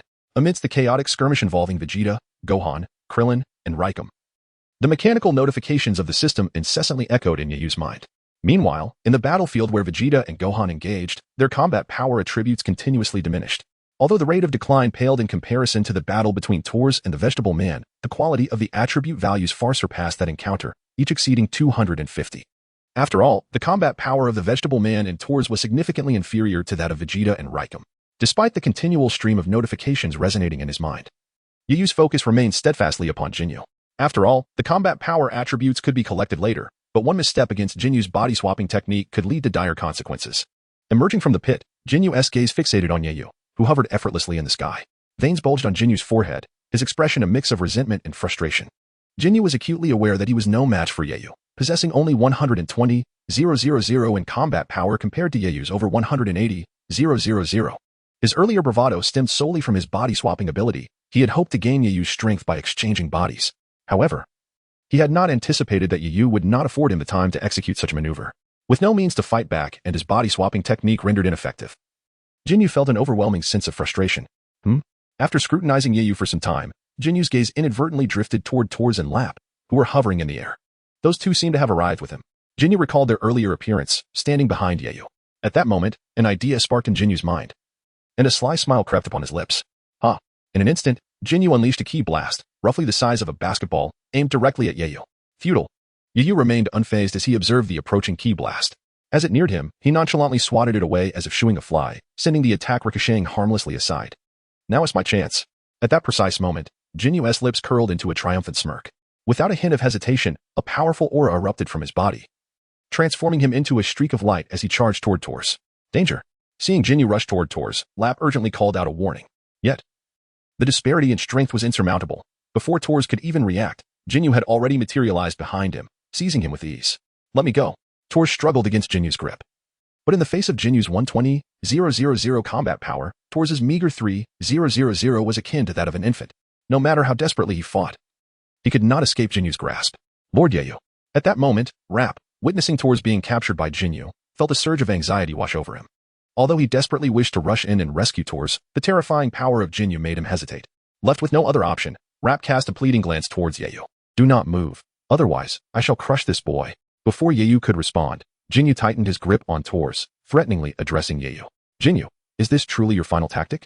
Yeyu remained unperturbed by Jinyu's intimidation, his expression betraying no emotion as he spoke. Indeed, if you wish for this boy to live, you shall obediently heed my commands. As Jinyu declared this, a mocking smile curled at the corners of Yeyu's lips. Do you presume that seizing a mere child allows you to threaten me? As he spoke, Yeyu appeared to challenge Jinyu, gradually approaching him. Did you not instruct me to remain still? Allow me to show you my movement. I warned you not to approach. Jinyu's expression shifted dramatically, realizing that his threats had failed to intimidate Yeyu. At that moment, a brilliant light suddenly radiated from Tors, who was still in Jinyu's grasp. What is this? Yeyu's previously impassive face underwent a transformation upon witnessing the glow emanating from Tors. Self-detonation. Indeed, Tors intended to self-destruct. Master Yeyu, I promised you I would not be a burden. Tors declared resolutely, as the light surrounding him intensified. Lord Yeyu, quickly save Tors. He has always admired you and wishes to become your disciple. Rap shouted urgently to Yeyu upon realizing Tors' intent to self-destruct. This boy still possesses some spirit. I shall personally end your life. Jinyu, seeing Tors' determination to avoid being a burden, steeled his resolve and swiftly struck at Tors' back with a knife hand. However, just as Jinyu's hand was about to pierce Tors' body, time seemed to freeze. The light surrounding Tors ceased to flicker. Jinyu's knife hand was suspended in midair, motionless. Meanwhile, the battle between Vegeta and Raikou also came to a standstill in the sky. At this moment, while time itself was suspended for everyone else, Yeyu gradually descended before Jinyu. So this boy would rather self-destruct than drag me down? Yeyu mused, glancing at the stubborn Tors. With a sigh, he swiftly snatched Tors from Jinyu's grasp. After rescuing Tors, Yeyu released the pause on time. As time resumed, Jinyu's knife hand did not halt, but rather plunged downward. Yet in the next instant, Jinyu was shocked to discover that Tors had vanished from his hold. Tors, you need not self-destruct. Yeyu, holding Tors in his grasp, disregarded Jinyu's astonished expression and spoke to Tors. Despite having saved Tors, the self-detonation was still in effect. Upon hearing Yeyu's words, Tors finally realized that he was no longer in Jinyu's clutches, but rather in Yeyu's embrace. What on earth is happening? In this moment, not only Jinyu, but also Tors, Lap, and even JIS, all wore expressions of bewilderment. Just moments ago, Tors was in Jinyu's grasp, yet before he could comprehend the situation, he found himself in the hands of Yeyu. Chapter 16. The Destruction of Jinyu. Chapter 16. Teacher Yeyu, I am deeply grateful for your timely intervention. Although Tors was at a loss as to what had transpired, the sight of Yeyu coming to his aid filled his heart with immense joy. He immediately levitated into the air, distancing himself from Yeyu, bending at a 90-degree angle in a gesture of utmost respect as he spoke. It is worth noting that Yeyu had consistently resisted him until this moment. No matter how fervently he had pleaded, Yeyu had steadfastly refused to accept him as a disciple. Thus, the willingness to save him today felt like a monumental first step in Tors' eyes. All right, quickly retreat to the side. Upon hearing Tors' words, Yeyu coldly commanded. Yes. At Yeyu's directive, Tors promptly moved back behind him. Meanwhile, Lap observed the scene with a hint of amusement on his face. He had anticipated that Yeyu would show such concern for Tors. Lap distinctly remembered that before their arrival on Namek, Yeyu had stated that he would not intervene if Tors were to face danger. Yet now, at the critical juncture of Tors' life and death, Yeyu had chosen to act. As Yeyu and Tors conversed, Jinyu suddenly had a revelation. His gaze snapping to Yeyu in astonishment, his expression one of incredulity. Could it be that this individual possesses abilities akin to Goku's? Perhaps Jinyu initially struggled to comprehend how Yeyu had managed to snatch Tors from his clutches in an instant. However, it soon dawned on him that if one's speed reaches an astonishing level, it is indeed possible to rescue someone from right beneath Jinyu's nose before he could react. The crucial point, however, was that Jinyu had a firm grip on Tors. This situation is akin to clutching your phone tightly with both hands. only for a thief to stealthily snatch it away without your awareness. While it may seem incredulous, Jinyu understood that if it were Goku's time-stopping ability, he could rescue Tors without him even noticing. However, what Jinyu was unaware of was that the power possessed by Yi Yu was not akin to Goku's. It was indeed Goku's time-stopping ability. Regrettably, it was all too late, as Yi Yu had already resolved to eliminate Jinyu. Jinyu, I had initially intended to spare your life. But since you seek death, I shall gladly send you on your way. I have little tolerance for threats. As Yi Yu spoke, he showed no mercy, fully unleashing his formidable battle power of 16 million. With the release of Yi Yu's energy, the ground trembled, and the rocks beneath began to rise towards the heavens as if drawn by an invisible force. Additionally, the water from the distant lake surged, creating towering waves several meters high. At this moment, Vegeta and Gohan, who were engaged in battle, sensed the unusual energy emanating from this side and instinctively halted their actions. They stood suspended in the sky, their gazes directed towards the unfolding scene. As Gohan and Krillin felt the terrifyingly immense aura radiating from Yi Yu's body, they were momentarily rendered speechless, their eyes wide with astonishment. Vegeta, however, clenched his fists, his expression one of undeniable frustration. Then, under the watchful eyes of all present, Yi Yu suddenly spread his palm, aiming it at the approaching Jinyu. In the next instant, the colossal energy within Yi Yu coalesced rapidly into his hand. The onlookers beheld a spine-chilling energy wave erupt from Yi Yu's palm, hurtling directly towards Jinyu. Run! Jinyu, feeling the ominous aura contained within the energy wave, turned pale with terror. Without a moment's hesitation, he unleashed a powerful surge of energy around him and transformed into a streak of light, fleeing into the distance. However, before Jinyu could escape far, the energy wave launched by Yi Yu struck him directly. In an instant, Jinyu's form was obliterated by the force of the energy wave. In that moment, the world was enveloped in an eerie silence. Yet, all were acutely aware that behind this stillness loomed impending destruction. Sure enough, within the span of a single breath, the energy wave erupted, giving rise to a colossal hemispherical shockwave. Subsequently, a thunderous roar resonated, accompanied by a powerful gust, radiating outward from the site of the explosion. In this moment, Son Gohan, Vegeta, and others were all affected by the terrifying blast of energy. What an astonishing energy wave! Just how powerful is this Saiyan? Gohan and Krillin exchanged solemn glances amidst the turbulence. Once the energy wave dissipated, the trio immediately sensed that Jinyu's presence had vanished completely. That individual has ceased to exist. Gohan stared blankly at the site of the explosion, uttering, "That person is dead. Gohan, how wonderful, he has been eliminated." Upon realizing Jinyu's demise, Gohan and Krillin couldn't contain their joy and began to dance with exuberance. However, at that moment, Vegeta, with an expression of grave seriousness, reprimanded, "What are you so pleased about? Even though Jinyu is gone, can you guarantee that this Saiyan will not employ such a technique against us?" Upon hearing Vegeta's words, Krillin immediately tempered his excitement, yet he dismissed Vegeta's warning, sheepishly responding, "Vegeta, you are being overly cautious. This Saiyan clearly stands with us. Indeed. He helped us eliminate 2 foes." Gohan chimed in agreement. Frustrated at his inability to convince Gohan and Krillin, Vegeta muttered in disdain, then added, "Do as you wish. Just know that if he turns against you, I will not intervene. Rest assured, that will not happen." Krillin waved his hand dismissively, confidently assuring them. Nightwing, oblivious to Krillin's thoughts, fixed his gaze on Jinyu, who had been reduced to mere fragments. Originally, Nightwing intended to spare Jinyu for Goku's training, allowing Goku to achieve a successful breakthrough to Super Saiyan when facing Frieza. However, to prevent Jinyu from using Tors or Rap as leverage against him, he had no choice but to eliminate Jinyu. Yet, this meant that the responsibility for Goku's training now fell on Nightwing's shoulders. It implied that Nightwing would need to confront Goku personally, inflicting injuries upon him to enhance his combat prowess. After all, Saiyans possess the innate ability to increase their strength after recovering from wounds, with the magnitude of enhancement proportional to the severity of their injuries. Naturally, Nightwing could also utilize this method to rapidly boost his own combat strength. Nevertheless, as Nightwing would assert, "Why should I inflict harm upon myself when I already possess such advantages?" Chapter 17. The Arrival of Goku. Chapter 17. May I inquire if the host wishes to acquire combat power attributes? Just as Nightwing annihilated Jinyu, the system's notification echoed in his mind. Hearing this, Nightwing immediately turned to observe the battlefield where Vegeta and Raikam clashed. And there he beheld a plethora of combat power attributes converging. These attributes resembled glimmering gold coins, suspended in the air. These combat power attributes were naturally derived from the recent battle involving Vegeta, Gohan, and Krillin against Rikum. Gather. As Nightwing's words fell, the combat power attributes beneath Vegeta and Rikum coalesced like golden tadpole scriptures, forming a continuous river of verses that flowed ceaselessly into Nightwing's body. Subsequently, Nightwing observed that on the virtual screen before him, his combat power fluctuated almost every 3 seconds. It is noteworthy that Nightwing's combat power on the screen was quantified in the tens of thousands. Thus, with each pulse displayed on the screen, his combat power augmented by 10, 000, 43, 160, 000, 43, 170, 000, 43, 180, 000. Once the final combat power attribute merged into Nightwing's being, the display ceased its fluctuations.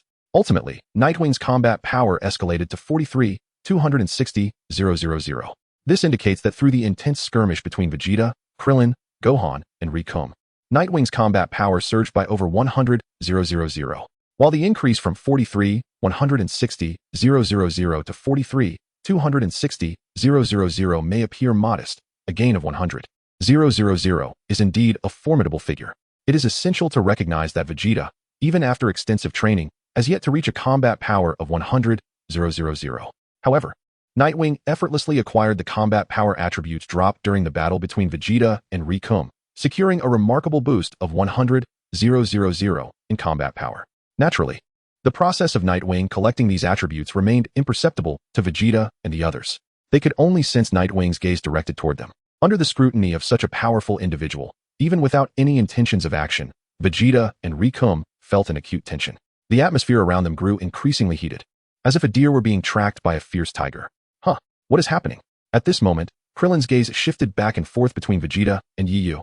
A look of confusion etched on his face as he sensed the oppressive atmosphere in the air. After all, from Krillin's perspective, Yu was assisting them in confronting the Ginyu Force. Suddenly, as Vegeta stared at Yu with an intensity akin to facing a formidable adversary, a white orb of light surged towards them at an astonishing speed. Mere seconds later, the orb had arrived on the battlefield. The moment it halted, a powerful shockwave erupted from it, as if the orb were the epicenter of a great tempest. The scene resembled Yu's recent arrival, albeit this shockwave was considerably less potent. Nevertheless, it was sufficient to stir up a significant amount of dust and debris, causing the battle attire of both Krillin and Gohan to flutter wildly under the force of the blast. Due to the orb's incredible velocity, everyone present, save for Yu, was momentarily taken aback. By the time they regained their composure, they beheld a figure clad in an orange battle suit hovering in the sky. That is Kakarot. Father, Goku. Upon catching sight of the man in the orange suit, both Gohan and Krillin were filled with elation, while Vegeta was visibly startled. Indeed, the figure that had so suddenly appeared on the battlefield was none other than Son Goku. Has he finally arrived? Yu, with his back turned to Goku, cast a sidelong glance over his shoulder, a subtle smile gracing his lips as he murmured to himself in a barely audible tone. So swift. I barely caught a glimpse. Meanwhile, both Lapis and Tors, having witnessed Goku's rapid approach, shared a similar astonishment. Only the remaining members of the Ginyu Force, Rikum and Jiz, looked on at Goku with bewilderment. Ah, Vegeta, so that energy was yours. After Goku's entrance, he surveyed the gathered individuals before fixing his gaze on Vegeta. Damn it, Kakarot has significantly increased his power. Vegeta did not respond to Goku's greeting but clenched his fists, a look of resentment directed towards both Goku and Yu. Although Goku's energy was currently subdued and would register merely at 5,000 points on a scouter, Vegeta could ascertain from Goku's earlier speed that his strength was vastly superior to what it had been during their previous battle on Earth. Who is he? The Prince of the Saiyans. Among the last of his kind, aside from Gohan, he Vegeta found himself at the bottom. How could the proud Prince Vegeta possibly accept this? Father, this individual is. Just as Gohan was about to explain everything that had transpired to Goku, Goku interrupted him, his gaze fixed intently upon Yu. You need not speak. I have already heard of the events here from Lord Kai. Upon the utterance of the name Kai, Yu felt a jolt of recognition, as a shadowy figure materialized in his mind. Although Yu had never encountered the Kai since his arrival in the Dragon Ball world, he was nonetheless aware of the Kai's existence. The Kai possessed a pair of antennas, enabling him to survey the universe from the Kai's planet. Surely, the battle between Yu and Jinyu had also been witnessed by the Kai. So, the Kai has indeed taken note of my presence? Yu turned, looking down upon Goku, contemplating within his mind. At this moment, he sensed a formidable fighting spirit emanating from Goku's gaze. Without a doubt, Goku had gleaned some information about Yu from the Kai. It was evident that Goku now regarded Yu as a worthy opponent. As expected of Goku, even with knowledge of my strength, he still desires to engage in combat. Yu fixed his eyes upon Goku, a hint of intrigue gracing his lips. Chapter 18. Inducing Goku to use the Kaioken. Chapter 18. I am Goku, Son Goku, pleased to make your acquaintance. Goku's figure gradually ascended into the sky, ultimately halting at the same level as Yu. Gazing at Goku, who was brimming with a fierce fighting spirit, Yu remained silent. He understood that during Goku's journey from Earth to Namek, he had undergone rigorous training under the influence of gravity aboard a spaceship, which had significantly enhanced his combat power. When factoring in the Kaioken multiplier, Goku's combat power had reached an impressive 180,000. However, even at this level, Goku's 180,000 combat power would be utterly inadequate before Frieza. At this moment, sending Sun Wukong to confront Frieza would not only prevent him from achieving the transformation into a Super Saiyan, but would also result in his swift demise at Frieza's hands. Should Sun Wukong fall, Yiyu's plan to harness the SL attributes would be utterly thwarted. It seems I must personally intervene to assist Sun Wukong. After this thought flickered through his mind, Yiyu calmly responded to Sun Wukong, "Yiyu, is that what you seek?" Upon hearing Yiyu's reply, Sun Wukong silently repeated the name in his mind, committing it to memory, with a confident smile gracing his lips. He addressed Yiyu, "By the way, your strength is truly remarkable. My blood is boiling with excitement to challenge you." Yiyu was not particularly surprised by Sun Wukong's words. After all, he was a Saiyan, warriors by nature. The presence of such a formidable being as Yiyu stirred the Saiyan blood within Sun Wukong, compelling him to seek a battle, while Yiyu remained unfazed. Krillin and Gohan were taken aback upon hearing Sun Wukong's declaration. "Challenge Yiyu? Goku, do you even understand the situation? This Saiyan has effortlessly defeated the terrifying Captain Jinyu. Engaging him would be tantamount to seeking death," Krillin exclaimed. "Humph, Kakarot, do not overestimate your capabilities. This individual is beyond your reach. He has likely ascended to the legendary status of a Super Saiyan." Before Krillin could further admonish Sun Wukong, Vegeta, casting a reluctant glance at Yiyu, remarked, "I am aware of that. However, before confronting that being known as Frieza, I wish to test my own strength." Sun Wukong declared confidently, clenching his fist. "Huh, so you intend to use me as a gauge for your combat prowess?" Yiyu retorted, prompting Sun Wukong to hurriedly clarify, "No, while there is some truth to that. My primary goal is, yet." Before he could finish, Yiyu interrupted, "Very well, I accept your challenge." "Really? That's wonderful," Sun Wukong exclaimed, his joy palpable. Simultaneously, on King Kai's planet, the king was infuriated, pacing back and forth. "Wukong, what on earth are you thinking? I've warned you not to challenge either Yiyu or Frieza. Your only task is to bring Gohan and Krillin back to Earth swiftly." Despite King Kai's admonitions, Sun Wukong appeared oblivious, beaming with the exuberance of a youthful child in his 20s. "Before we engage in battle, I have a condition." Just as Sun Wukong was reveling in his excitement, Yiyu suddenly interjected. "A condition? What sort of condition?" Sun Wukong inquired, perplexed. "You must fight with all your might against those two members of the Jinyu Force." Upon hearing this, Sun Wukong, Gohan, and Krillin exchanged bewildered glances, completely taken aback. Meanwhile, the expressions of Riku and Guise tightened with concern. "What are these conditions? Why must we battle them?" Sun Wukong cast a glance at the remaining Lycum and Jess, perplexed. Naturally, Yi would not divulge to Sun Wukong that his intent was to acquire combat power attributes. "I simply wish to gauge your true strength," Yi asserted with a semblance of seriousness. Sun Wukong, believing him wholeheartedly, replied with enthusiasm, "Then I shall show you my true power." Upon Sun Wukong's agreement, Yi felt a surge of joy within. With Sun Wukong's current combat prowess, a skirmish against Lycum and Jess would significantly enhance his own power. Moreover, the prospect of acquiring Sun Wukong's King Kai Fist attribute ignited a fervor within Yi. The King Kai Fist could potentially double his combat strength. Presently, Yiyu's combat power stood at 43,260,000. If he were to unleash a 10-fold or 20-fold King Kai Fist, even without transforming into a Super Saiyan, he would likely prove formidable against Frieza. Armed with the King Kai Fist, Yiyu felt emboldened to stand boldly on the battlefield shared by Frieza and Sun Wukong, collecting the combat power attributes that fell during their clash. "You too. If you manage to defeat him, I shall grant you your freedom," Yiyu declared to Lycum and Jess after securing Sun Wukong's cooperation. "Really? You mean it?" Lycum and Jess were overjoyed at Yiyu's words. Although they lacked confidence in defeating Yiyu, Sun Wukong was not deemed a significant threat in their eyes. "Do you think I would lie?" Yiyu gazed down at Jess, his tone grave. "Yes, you would lie. You just deceived Sun Wukong." The system's voice resonated in Yiyu's mind. Unfortunately, Lycum and Jess were oblivious to this revelation. After exchanging glances, Lycum descended from the sky, landing beside Jess, while Sun Wukong also touched down on the ground. The three, Sun Wukong, Lycum, and Jess, faced each other from a distance. What on earth is happening? How did it come to this? Krillin, observing from above, was utterly bewildered, unable to comprehend why Yiyu urged Sun Wukong to confront Lycum. While Krillin and Gohan were in the dark about Yiyu's motives, TOS and Lap, standing not far behind, exchanged curious looks. It seems Master Yiyu truly enjoys watching others battle. Indeed, he often calls for fights before him aboard the spaceship. Little did they know, Yiyu's fascination lay not in the battles themselves, but rather in collecting the combat power attributes that were shed during such confrontations. Chapter 19. A single strike of 1,000 combat power attributes. "Hey, Wukong, are you really going to fight those two? That pineapple-headed fellow is incredibly strong. Neither I, Vegeta, nor Gohan can match him." Although Yiyu recognized that Sun Wukong now possessed a formidable power exceeding that of Jinyu, Krillin and Gohan remained unaware. After the battle on Earth, Sun Wukong had been recuperating in the hospital. Thus, in Krillin's eyes, Sun Wukong might struggle even against Vegeta, let alone the seemingly invincible Lycum and Jess. Krillin, you need not worry. These two are no match for me, Sun Wukong declared confidently. His fist clenched and eyes fixed on Lycum and Jess, a smile gracing his lips. Hey, Jess, did you hear that? He claims we're not his opponents. Ah. Soon he'll learn just how formidable we are. Lycum and Jess laughed derisively at Sun Wukong's words. Defeating you, yet you think you can contend with Sun Wukong? With a combat power of 5,000, Lycum and Jess exchanged taunts. Meanwhile, Lap utilized his scouter to assess Sun Wukong's power. Upon discovering the reading of merely 5,000, he wore a bemused expression. 5,000 combat power? And he dares to assert that we are not his equals? Isn't this utterly astonishing? Lap, I've surely mentioned to you numerous times that the detector's data is inaccurate. It seemed that you had penetrated Lap's thoughts, subsequently admonishing him in a reproachful tone. Upon hearing Yu's words, Lap immediately replied with respect. Apologies, I momentarily forgot.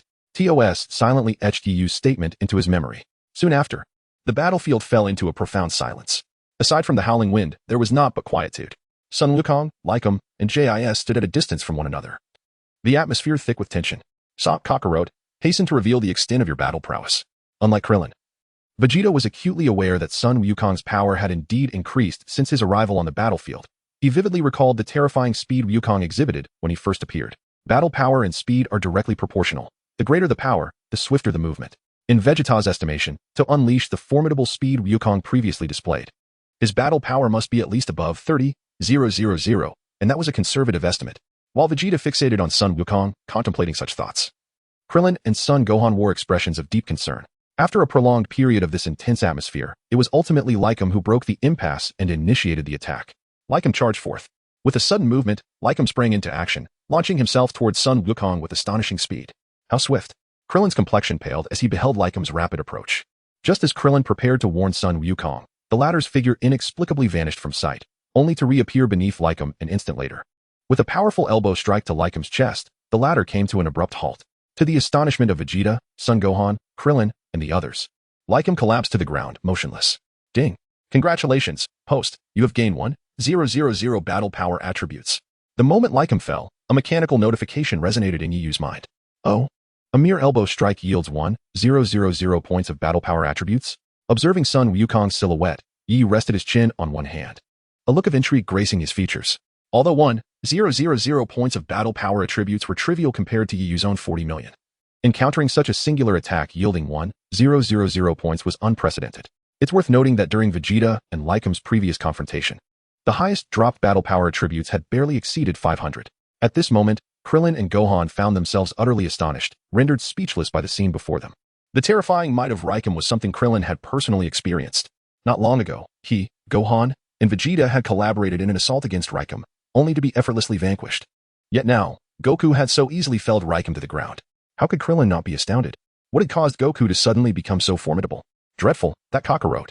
As Krillin and Gohan marveled at Goku's remarkable strength, Vegeta's expression darkened considerably. Perhaps Krillin and Gohan were unaware of the true significance of Goku's recent blow.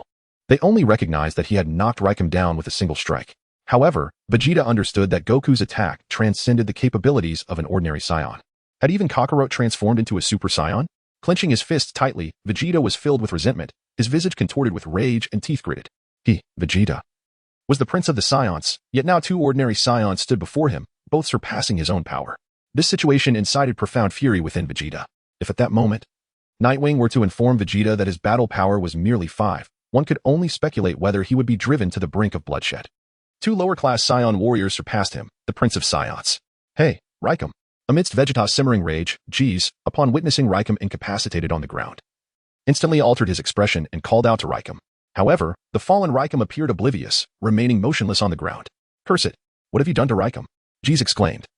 An expression of fury etched on his face as he directed his ire toward Goku. I did nothing. I simply couldn't resist striking, Goku replied, retracting his arm as he addressed Jeez. Now it's your turn. Wait. Just as Goku prepared to engage Jeez, Nightwing's voice suddenly intervened. What is it now? Goku turned, somewhat exasperated, to regard Nightwing. I instructed you to fight them with all your might.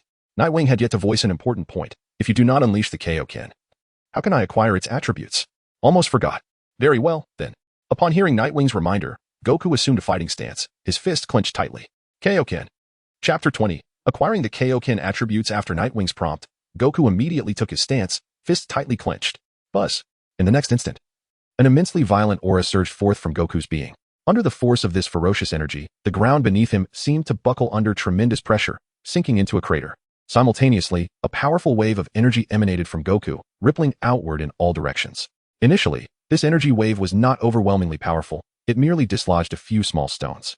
However, as Goku's energy continued to unleash, the wave escalated in intensity, causing even Raikam's robust form to gradually retreat in its wake. Beep, beep, beep. Meanwhile, the readings on the scouter rose relentlessly. 60, 000, 70, 000. In the span of mere breaths, his battle power surged from 5, 000 to an astonishing 110, 000. In this moment, everyone present, except for Yu, gazed at Sun Wukong with expressions of sheer astonishment. What a terrifying aura. Is this truly Wukong? Moreover, the energy was continually swelling. Krillin and Son Gohan, utilizing their perceptive abilities, were struck with a mix of shock and exhilaration upon sensing the formidable energy emanating from within Sun Wukong. They were astonished that Sun Wukong could reach such heights of power in such a brief span. Their joy stemmed from the realization that the stronger Sun Wukong became, the more delighted they would be. However, while Krillin and Son Gohan reveled in Sun Wukong's overwhelming strength, Vegeta's countenance fluctuated between shades of green and blue, ultimately settling into a deep scowl. How infuriating. What method has Kakarot employed to cultivate such strength? Vegeta ground his teeth in frustration. Kaioken. As Sun Wukong unleashed the entirety of his energy, he bellowed mightily. In the following instant, the white aura enveloping him morphed into a vivid crimson. At that moment, Sun Wukong's battle power surged dramatically. A powerful wave of energy instantly swept across the arena, sending the prostrate body of Lycum flying. Meanwhile, the closest to Sun Wukong G's exhibited signs of retreat under the impact of the energy wave. Simultaneously, the device monitoring Sun Wukong's battle power, operated by Lap, overloaded and exploded the instant Sun Wukong activated the Kaioken. At last, the Kaioken had emerged. Yu observed Sun Wukong, his entire form shimmering with a brilliant scarlet glow, and a fervent spark ignited within his eyes. However, Yu's fervor was not directed at Sun Wukong as an individual, but rather at the prospect of the Kaioken itself. As Yu awaited the system's notification of the Kaioken's acquisition, time ticked by, yet the system remained unresponsive. At this moment, Yu's heart was anything but calm. Would he falter at such a critical juncture? As he gazed at the radiant, crimson energy enveloping Sun Wukong, he felt an urgency that only he could perceive. It is essential to understand that the probability of the system dropping a capability attribute is merely 1 in 5. In other words, after Sun Wukong executed the Kaioken, Yu had a 1 in 5 chance of acquiring its attribute. Previously, when Gudu employed the time stop skill, the system immediately dropped the time stop attribute, which was simply a stroke of luck for Yu. However, this time, it appeared that fortune was not on his side. The 1 in 5 chance did not favor him. After Sun Wukong unleashed the Kaioken, the attribute did not drop. Alas, it seemed he would have to wait for Sun Wukong to perform the Kaioken once more. Yu shrugged his shoulders, feeling somewhat resigned as he muttered to himself. Just as he was lamenting internally, Sun Wukong turned to Yu and exclaimed, "Is this sufficient? If not, I can utilize the threefold Kaioken, though it will impose a considerable strain on my body." All right, that will do. With no attribute drop from the Kaioken, Yu found little interest in watching the ensuing battle between Sun Wukong and Jis. Meanwhile, upon hearing the exchange between Sun Wukong and Yu, Vegeta's heart was in turmoil. Could Kakarot still possess strength to spare? It was crucial to note that, in Vegeta's perception, Sun Wukong's energy had far surpassed his own at that moment. Yet, Sun Wukong claimed he could still elevate his energy further. At this moment, Vegeta felt as if he had been struck by an arrow through his heart. Yoshi, if that is the case, then I shall launch my attack. Upon receiving Nightwing's acknowledgement, Goku's face brightened with joy, promptly shifting his gaze from Nightwing to the formidable Jis before him. It seems Goku was indeed putting forth immense effort to engage in combat with Nightwing. With a sudden burst of movement, Goku propelled himself forward, the ground beneath him collapsing under the tremendous force of his footfall. He harnessed the recoil from the ground, transforming his form into a crimson streak, hurtling directly towards Jis. Goku's speed was already remarkable, but after unleashing the King Kai Fist, it reached an extraordinary level. Among all present, only Nightwing could discern Goku's trajectory clearly. Even Vegeta was unable to follow his movements. The overwhelming velocity of Goku left everyone momentarily stunned. By the time they comprehended the situation, Goku had already closed in on Jis, his fist poised against Jesus' nose, yet he refrained from striking. Ding. Congratulations, host, you have acquired the King Kai Fist attribute. As Nightwing pondered how to entice Goku into employing the King Kai Fist once more, a mechanical notification echoed within his mind. Huh? What is this? Nightwing exclaimed, bewildered. System. What is happening? Why has the King Kai Fist attribute suddenly appeared? In response to Nightwing's inquiry, the system promptly elucidated, according to my evaluation. The King Kai Fist is a continuous process. After its activation, the user has a certain probability of acquiring the King Kai Fist attribute at any given moment. Before Nightwing could fully comprehend the implications of this, the system continued, "Would you like to accept the King Kai Fist attribute?" Yes, yes. Though uncertain about the situation, Nightwing sensed its significance and opted to accept it. As his words faded, the King Kai Fist attribute surged from Goku's position, converging into Nightwing's body, ultimately assimilating within him.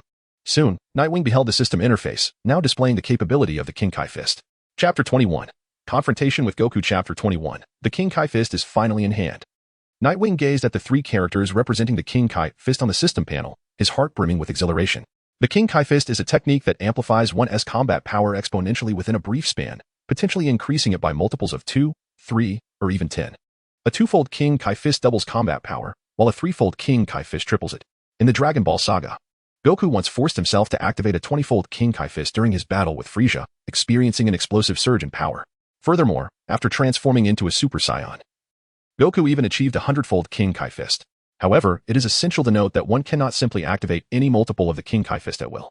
While the technique enhances combat strength, it imposes a significant strain on the body. Forcing oneself to exceed one's physical limits is tantamount to self-destruction. Based on Nightwing's estimations, given his current physical strength, activating a 10-fold King Kai Fist should pose no significant issue. A 20-fold would be on the brink of desperation, while a 100-fold would likely be suicidal. Moreover, if one assumes that Nightwing has never trained and thus lacks the resilience to withstand the burdens imposed by a 10-fold King Kai Fist, that would be a grave misconception.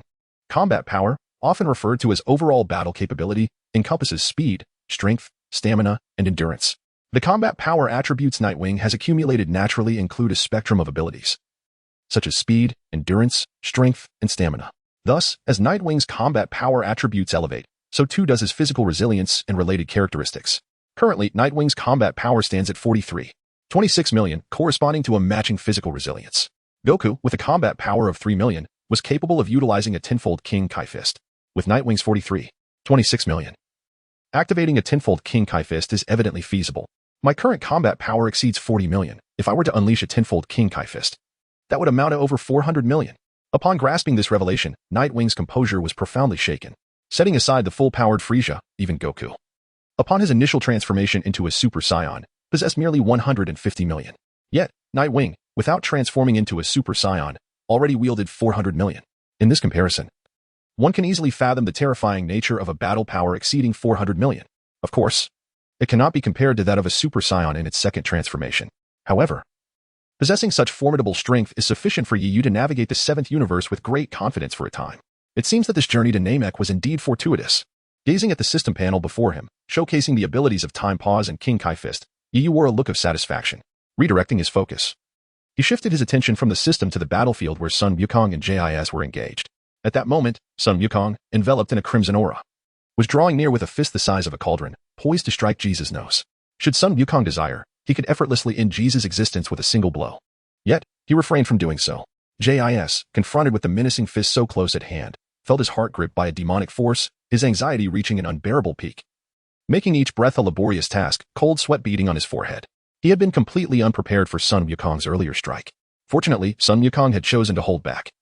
Otherwise, JIS would have met his demise.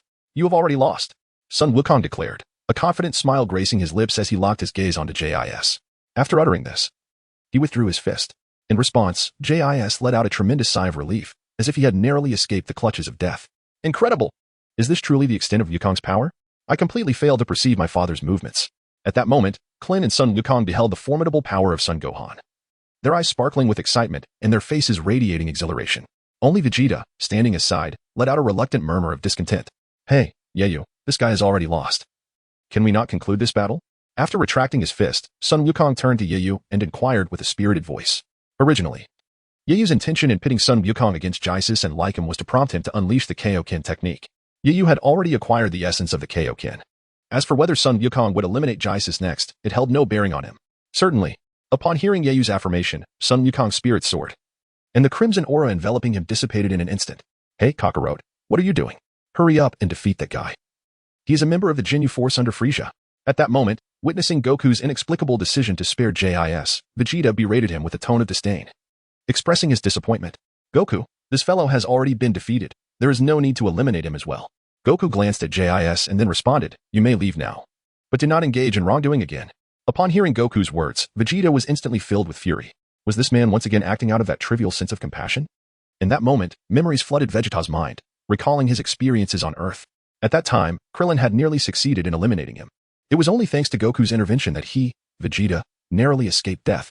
Now, witnessing Goku extend a semblance of compassion towards JIS, it felt as though an old wound had been reopened. Meanwhile, JIS, spared by Goku, cast a wary glance at both Goku and Yayu. Upon perceiving their lack of reaction, he hesitated not a moment longer. A formidable energy surged from his body as he transformed into a streak of light, preparing to flee the scene. That fool Kakarot is far too Navi. Although Goku had spared JIS, it was evident that Vegeta harbored no such intentions. No sooner had JIS departed than Vegeta pursued him relentlessly. It seemed that an opportunity to bolster his own combat prowess was at hand. Observing Vegeta's pursuit of JIS in the skies above, Yayu silently mused. In the realm of Dragon Ball, Vegeta's ability to defeat JIS stemmed from having sustained grave injuries from Rikum, followed by the consumption of a Senzu bean, resulting in a dramatic surge in his battle power. This time, Vegeta refrained from consuming the Senzu beans, and defeating JIS might prove to be quite a challenge. However, Yayu particularly cherished battles that were evenly matched. For if one side were to annihilate the other in an instant, Yayu would scarcely gain any combat power. Ding! Congratulations, host. You have acquired a combat power attribute of 420. Ding! Congratulations, host. You have acquired a combat power attribute of 460. Just as the system's notifications echoed in Yayu's mind, Son Goku cast a fierce gaze in his direction. Well then, since I have promised to engage in battle with you, let me teach you a thing or two. Observing Son Goku, Yayu gradually rose from the ground. Chapter 22, Son Goku's quadruple Kaioken. At this moment, while Vegeta and JIS were embroiled in an intense confrontation, Yayu and Son Goku stood on the ground, facing each other from a distance. The confident smile that had adorned Son Goku's face was replaced with a solemn expression as he confronted Yayu. Although Yayu's formidable aura was presently suppressed, Son Goku could still sense an intangible pressure emanating from Yayu's form.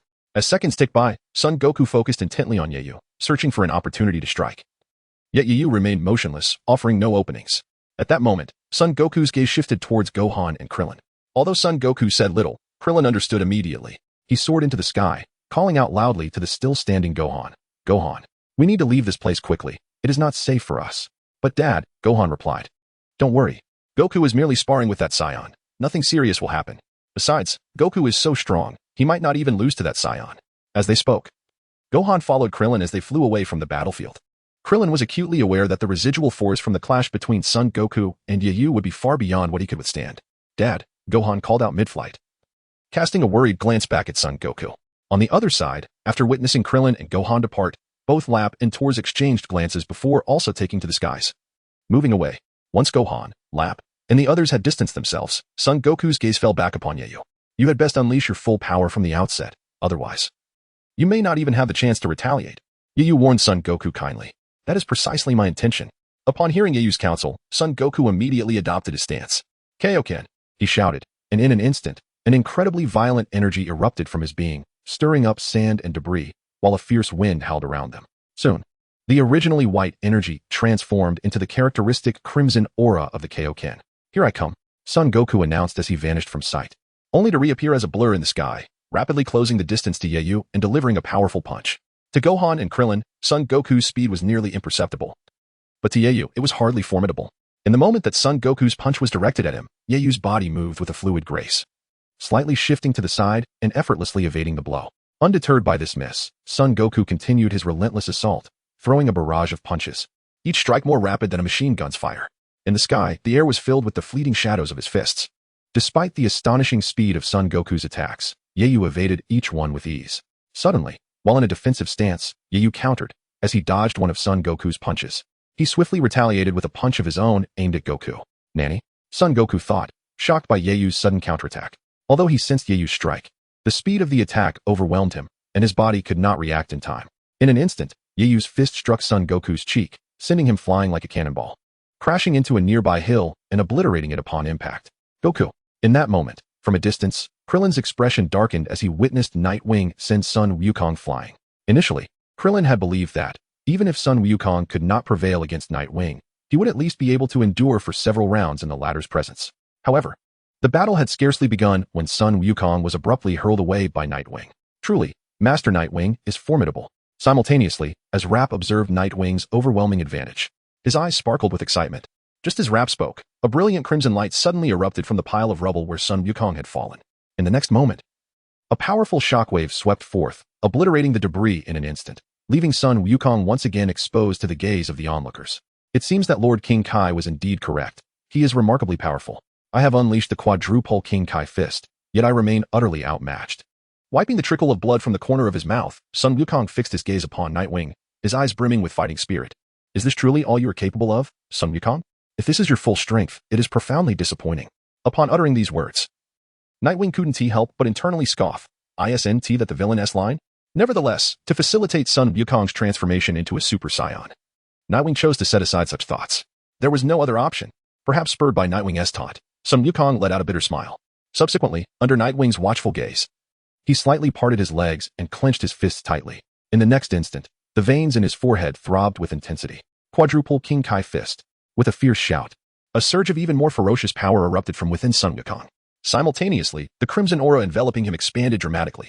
If someone were to employ a high-powered detector to assess Sun Wukong's combat strength at that moment, they would undoubtedly find that his power had reached an astonishing 360,000. Does that fool truly possess such immense strength? At this moment, after sensing that Goku's energy had doubled in strength, Krillin felt a mix of astonishment and delight. Meanwhile, Vegeta, engaged in battle with Jinyu, suddenly sensed Goku's energy surge once more. He quickly distanced himself from Jinyu, fixing his gaze upon Goku, who radiated a formidable crimson aura not far below. His expression shifted, overwhelmed by shock. Kakarot, this fellow.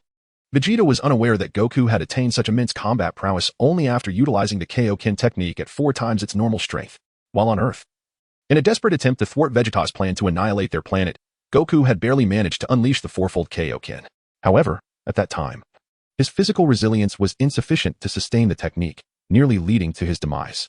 Now, Goku's power reached a staggering 90,000, well within the limits of the fourfold Kaioken. Fourfold Kaioken, Nightwing remarked with keen interest before launching a direct assault on Goku.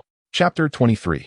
Kamehameha Wave. In Chapter 23, when Goku employed the twofold Kaioken, he possessed a combat power of 180,000, which escalated to 360,000 during the fourfold Kaioken. Unfortunately, this formidable strength still paled in comparison to Nightwing's. With a swift motion, Nightwing transformed into a shadow, vanishing from sight, only to reappear in front of Goku and deliver a powerful punch. So fast.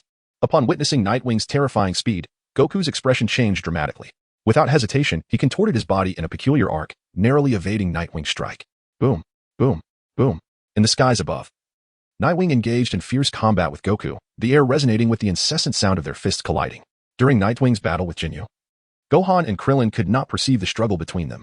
Now, as Goku, with his superior combat power, clashed with Nightwing, Gohan and Krillin could only hear the sounds of battle. This is futile. Their speed is too overwhelming, rendering them invisible. Krillin's eyes darted around, desperately trying to catch a glimpse of the fight between Nightwing and Goku, but no matter how wide he opened his eyes, he could not see. The reason lay in Krillin's own combat power, which was far inferior to that of Goku and Nightwing. I can see something now. At that moment, Gohan pointed to a spot in the sky, where he observed the fists of Nightwing and Goku colliding fiercely. As a deafening crash resonated, a powerful shockwave expanded outward from the two combatants. Fortunately, they were battling in the sky. Had they been on the ground, the force of the shockwave would have surely caused the earth to collapse. What? You can keep up with my current speed? Quite impressive, Nightwing exclaimed, grinning at the fierce expression on Goku's face. Of course, the ferocity on Goku's face was not born of rage. Rather, it was a manifestation of the considerable strain the fourfold Kaioken placed on his body, causing his features to flush. Thus, he appeared as if he were in a state of furious anger. Thank you for the compliment, but you are not using your full strength, are you? Goku replied, a slight smirk gracing his lips as he addressed Nightwing. Indeed, Nightwing had yet to voice a thought. I fear that if I unleash my full power, I might inadvertently defeat you, and my Super Saiyan SL project would be in jeopardy. It seems you still have energy to spare. I must push you harder to compel you to unleash your full potential. As he spoke, Goku suddenly retreated, creating distance between himself and Nightwing, soaring into the sky while striking a peculiar pose. What could that be? At this moment, below, Krillin and Gohan were both taken aback upon witnessing Goku assume a particular stance. The next instant, under the gaze of the onlookers, a crimson energy sphere began to coalesce between Goku's palms. Is that the Kamehameha? Observing the energy gathering between Goku's hands, his eyes narrowed slightly. Indeed, Goku was currently unleashing his signature technique, the Kamehameha Wave. As Goku uttered the word came, the energy sphere between his palms expanded at a visible rate. With the continuous infusion of energy into the sphere, it transformed from the initial size of a fist into an enormous orb within mere moments. The sphere emanated a brilliant radiance that momentarily outshone the sun above. Hey, Goku? Nightwing's expression remained unchanged as he watched Goku manifest the Kamehameha wave, contrasting sharply with Krillin, who appeared utterly horrified, as though he had seen a ghost. Goku, with your current power level, if you were to unleash the Kamehameha wave upon us. At this point, Goku had already activated a fourfold Kaioken, his battle power soaring to an astounding 360,000. Undoubtedly, with a battle power of 360,000. When Goku unleashed the full force of the Kamehameha wave, his combat strength would surpass that figure substantially. From Krillin's perspective, should Goku's Kamehameha miss Nightwing and strike the planet Namek instead, the consequences would be catastrophic. Naturally, Goku remained oblivious to Krillin's concerns. At this moment, his Kamehameha had reached its zenith, causing the ground beneath to tremble violently under the sheer force of the energy. Debris was drawn upwards, as if caught in a powerful gravitational pull, while the surrounding waters churned and roiled restlessly. Kamehameha. After several seconds, Goku had fully formed the Kamehameha wave. With a sudden thrust of his palms, the colossal energy sphere transformed into a formidable beam of light, hurtling towards Nightwing below. Nightwing. Master Nightwing. At this moment, not far away, Rap and TOS beheld the enormous shockwave, and without hesitation, they called out to Nightwing below. Naturally, Nightwing had the option to evade the Kamehameha wave. Yet he resolved against retreat. Instead, he chose to confront it head-on with his bare hands. Just as the colossal Kamehameha wave was about to strike Nightwing, a powerful aura erupted around him. He extended his palms toward the sky, and when the immense wave surged forth, Nightwing grasped the energy with both hands. In that fleeting instant of impact, his form momentarily dipped, but soon after, he steadied himself and began to ascend. Is this a jest? To withstand Goku's Kamehameha wave with mere flesh and bone? At that moment, both Krillin and Gohan, witnessing Yu catch Son Goku's Kamehameha with his bare hands, were left utterly astonished, their expressions frozen in disbelief. They were acutely aware of the immense power wielded by the Kamehameha. With Son Goku employing the Kaioken ×4 to unleash the Kamehameha, obliterating a planet was well within reach. Yet, here and now, Yu had effortlessly intercepted Son Goku's Kamehameha. What prowess is this? Chapter 24. The Emergence of King Frieza. Chapter 24. How could it be blocked? While Krillin and Gohan were struck with awe at the might of Yu, Son Goku himself, upon sensing that the Kamehameha had been thwarted by Yu, bore an expression of shock. It is worth noting that he had unleashed a fourfold Kaioken. Yet, even with such power, he still fell short against Yu. Who is this individual? What could account for such formidable power? It seems even Vegeta is unfamiliar with him. While Goku ponders the origins of Yu in his mind, Yu, situated beneath the Kamehameha, has already commenced his counterattack. Suddenly, the energy surrounding him swells dramatically. In the next moment, a powerful energy wave erupts from Yu's palms. Upon its emergence, it directly suppresses the Kamehameha, which resembles a column of water. Initially, Yu's energy wave and Goku's Kamehameha were at a stalemate. However, as energy continued to converge within Yu's palms, the previously stagnant situation was swiftly shattered. Goku's Kamehameha, akin to fragile paper, was instantaneously overwhelmed and forced back by Yu's energy wave. What? At that moment, as Sun Wukong felt the Kamehameha wave rebound, his expression changed dramatically. Although he exerted all his strength in an attempt to suppress Yu's energy wave, the formidable power of Yu's attack proved insurmountable. No matter how hard Sun Wukong struggled, he was unable to withstand the force of Yu's energy wave. Ultimately, in a state of resignation, he had no choice but to relent. The instant Sun Wukong released his grip, Yu's energy wave propelled his Kamehameha wave, soaring into the heavens like a brilliant rainbow piercing the sky.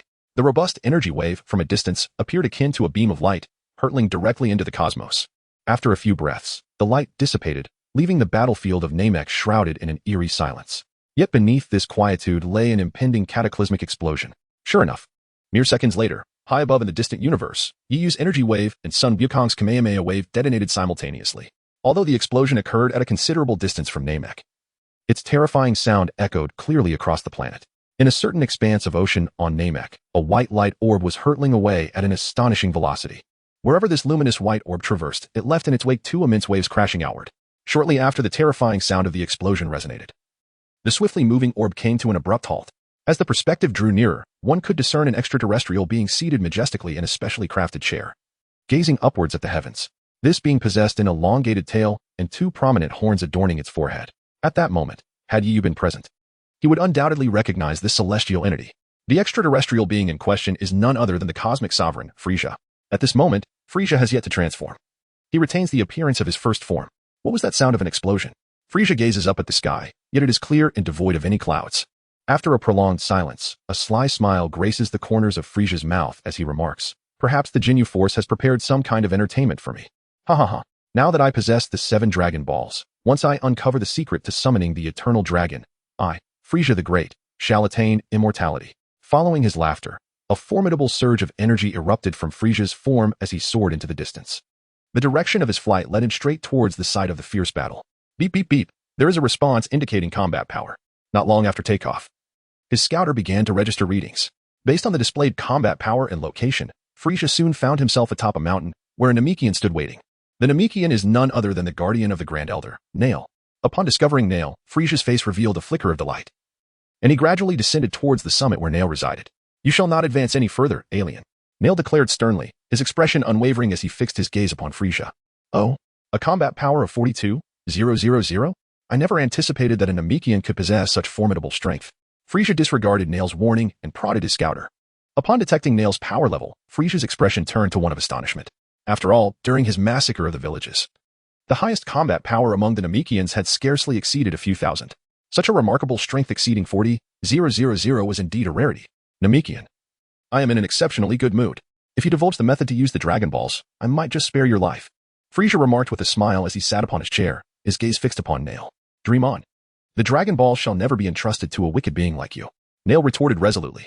Upon hearing Nail's words, Frisia's smile slightly faltered, and he replied, Not willing to cooperate, are we? In that case, I shall resort to force. After all, I pride myself on being rather merciful. If Yi were present at that moment, he would undoubtedly scoff at Frisia's words. Is mercy treating others' planets as mere fireworks? With his words barely dissipated, Frisia pointed a finger at Nail, and in an instant, a violet beam of energy, condensed from his ki, shot forth towards Nail. The speed of the beam was astonishing, akin to that of true light. Unfortunately, just as the beam was about to strike Nail, he deftly evaded it. Although the beam missed its target, it did not cease its trajectory and instead collided with a towering mountain behind Nail. Boom! In the blink of an eye, the massive mountain was obliterated in a resounding explosion, vanishing from Nail's sight. Witnessing this scene, Nail's expression darkened instantly. Oh ho ho ho! What a delightful expression. I thoroughly enjoy seeing such faces. Now, quickly reveal the method to use the Dragon Balls. I'm not known for my patience, Frisia said, grinning at Nail. Chapter 25, Severely Injured Son Goku. At the same time Frisia located Nail, the battle between Yi and Son Goku was reaching its climax. You actually deflected it? Impressive. Son Gohan and Krillin hovered in the sky, gazing at the ki blast that had long since dissipated, their expressions filled with awe. After staring at the sky for a while, Krillin gradually shifted his gaze towards Yi, struggling to regain his composure. Who, indeed, is this Yi? While Krillin and Son Gohan are filled with trepidation regarding Yi's formidable power, TOS and Lap, on the other hand, are brimming with excitement. Truly, Yi was remarkable. He effortlessly deflected such a potent shockwave with his bare hands. TOS clenched his fists, his gaze fixed upon Yi's silhouette against the sky, his eyes sparkling with awe. Ah, that was truly frightening. I never anticipated that Master Yi would catch that Kamehameha wave with his hands. After responding to TOS with a broad smile, Lap felt an immense sense of relief wash over him. He had previously tested Son Goku's combat power with a detector, which registered over 110,000. Furthermore, the device had exploded upon reaching that reading, indicating that Son Goku's strength exceeded that threshold. The sheer magnitude of a Kamehameha wave unleashed by someone with a power level above 110,000 is beyond Lap's imagination. However, he never expected Yi to have successfully withstood Son Goku's energy wave. It appears that Master Yi is far more formidable than we had anticipated. As Lap muttered to himself, Yi's figure suddenly vanished from the sky, only to reappear before Son Goku in the blink of an eye. At this moment, Son Goku remained stunned by the shock of Yi deflecting his Kamehameha wave, completely oblivious to Yi's intention to counterattack. The sudden appearance of Yi before him startled Son Goku. Yet, Yi had no intention of granting Son Goku a moment to react. He launched a powerful punch directly at Son Goku's chest. Bang! Upon receiving Yi's devastating blow, Son Goku was struck as though by a tremendous force, spewing forth a torrent of blood. His body arched backward, hurtling towards the heavens. Daddy! At that moment, Son Gohan, witnessing the sight of Son Goku spitting blood in the sky, turned pale. Just as Gohan was about to rush forward, Krillin intervened, saying with a grave tone, Gohan, even Goku is no match for that person. What can you possibly do? He then shifted his gaze to the figures of Yi and Son Goku, adding, moreover, they are merely sparring. That individual will not harm Goku. With a resounding thud, as Krillin's words fell, Yi transformed into a shadow and swiftly soared above Son Goku. One more strike, he declared, with hands clasped together, akin to a volleyball player. He brought his fists down with tremendous force, delivering another heavy blow to Goku's back. Ah! Goku cried out in agony from the brutal impact, his body soaring downward like a cannonball. In the blink of an eye, he crashed into the ground, producing a cataclysmic sound that echoed through the air, causing him to suffer a second injury as blood erupted from his mouth. The earth trembled as if struck by a meteor, fissures spreading like spider webs in all directions. Soon, the fractured ground began to collapse. Dad. Shortly after Goku's fall, a powerful aura erupted around Gohan, who then transformed into a streak of light. Racing towards the spot where Goku had descended, Gohan. Krillin attempted to stop him, but before he could finish his sentence, Gohan was already several dozen feet away. With a heavy heart, Krillin cast a worried glance at Yu in the sky, hesitated for a moment, and then unleashed his own energy, pursuing Gohan. Dad. Upon reaching the side of Goku's fall and seeing his father battered and bruised, Gohan was instantly engulfed in fury. In the next instant, a torrent of violent energy surged from his body. As this energy burst forth, a powerful wave radiated outward in all directions. Krillin, who had just arrived, was taken aback, standing frozen as he sensed the vastly increased energy emanating from Gohan. Oh. In the sky, Yu monitored Gohan's rising combat power with the scanner, revealing a look of astonishment on his face. However, he was not overly surprised, knowing well the immense potential that Gohan possessed. The sudden outburst of power in response to Goku's injury was a phenomenon not uncommon in the Dragon Ball universe. With a fierce glare directed at Yu, Gohan unleashed a torrent of energy blasts, each one akin to a barrage of bullets, hurtling towards the figure in the sky. Bang, bang, bang. The multitude of energy blasts detonated violently in the air around Yu. With another furious throw, Gohan launched yet another energy sphere, igniting another explosion in the sky, creating an overwhelming cacophony. As the explosive sounds echoed, a powerful shockwave surged through the vicinity, sending towering waves crashing upon the water's surface. The already fractured mountains crumbled under the force. Remarkable. Is this truly Gohan? Krillin observed Gohan's wrath with a look of disbelief. Meanwhile, Tors and Lap, witnessing Gohan's ferocious assault on Yu, clenched their fists tightly. That little brat. If not for the fact that Gohan's combat prowess surpassed his own, Lap would have rushed in. After several tense seconds, as the fiery aftermath of the explosions dissipated, Yu reappeared before the onlookers, seemingly unscathed. Gohan, having vented his fury, regained a semblance of calm. However, upon seeing Yu unharmed in the sky, he trembled in fear, instinctively taking a step back. In the midst of Krillin's terrified gaze, Yu gradually descended towards Gohan's location. Gohan, quickly flee, Krillin urged urgently. Chapter 26. The Healing Beans. As Gohan watched Yu descending from the sky, his body leaned back slightly, his expression filled with dread. The bravery that had propelled him to attack Yu was merely a fleeting impulse driven by anger. Now, having vented his frustrations, a chilling realization washed over him as he regarded Yu. Gohan. At that moment, as Krillin hurriedly made his way towards Son Gohan, his expression turned gravely serious upon witnessing Yu already standing before him. What to do? This individual is nothing short of a monster. Even Goku stands no chance against him. If he were to target Gohan, Gohan would undoubtedly perish. As Krillin contemplated strategies, Gohan was paralyzed by fear. Upon landing, Yu walked past Gohan without a single strike, as if he were invisible to him. What's happening? Krillin thought, perplexed, his mind swirling with questions. Did he not see Gohan? Meanwhile, Gohan, equally terrified, remained motionless until Yu approached the gravely injured Goku. Summoning his courage, Gohan exclaimed, "What do you intend to do? My father is severely injured. Do you wish to kill him?" As he spoke, Gohan charged toward Yu, but at that moment, Yu opened his palm and seized a gray pouch from Goku's waist. "If you wish to prevent your father's demise, then stay put," Yu stated coolly, his gaze fixed on the pouch, completely disregarding Gohan. Confused, Gohan halted his advance. What could Yu be planning? Concurrently, Tors and Lap, flying toward them, noticed Yu shaking the ordinary pouch, seemingly spilling 3 small objects from within. They exchanged bewildered glances. Although Tors and Lap could not identify the 3 black dots, Gohan and Krillin recognized them immediately. Senza beans. What could he be up to? Krillin questioned, his expression one of confusion. Indeed. Resting in Yu's palm were 3 beans, resembling yellow peas. The benefits of a senza bean are remarkable. Not only can it alleviate hunger, but it can also heal any wound, reviving one with vigor as long as there remains a flicker of life. Only 3 left? Yu murmured to himself, contemplating the beans. Goku had brought 5 beans from Earth, consuming 2 during his rigorous training on the spaceship, leaving only 3 upon reaching Namek. Yu glanced at the 3 beans in his hand, then at the injured Goku, pondering how much power Goku could regain after consuming one. Without hesitation, and under the astonished gazes of Krillin and Gohan, Yu placed a bean into Goku's mouth. With a swift motion, Goku's injuries healed instantly, and he awoke from his semi-conscious state, revitalized. The sight of the once-dying Goku suddenly standing upright astonished Tors and Lap, while Krillin and Gohan exchanged looks of disbelief followed by joy. Regardless of the circumstances, Yu had spared Goku, which was the best outcome for them. That was a close call, Goku exclaimed, stretching his limbs.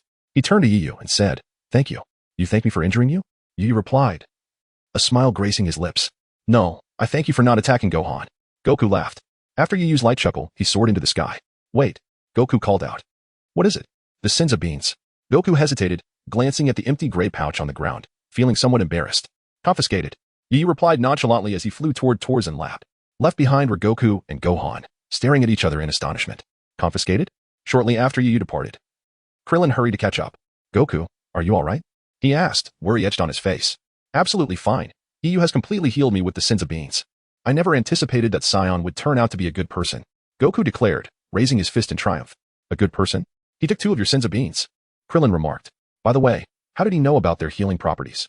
I have no idea, Gohan replied nonchalantly. Indeed, sins of beans are a product of Earth. Logically, extraterrestrial beings should be unaware of them. Even Vegeta had been oblivious to their existence. Yet Yu was informed. However, Krillin and Goku brushed aside this line of thought, quickly dismissing it. 2 beans, huh? Yu, floating in the sky, gazed contentedly at the 2 sins of beans in his palm. These will serve as a fee for enhancing your fighting power, Goku. While Yu was still uncertain about the extent of Goku's power increase, he speculated it would exceed 3 million.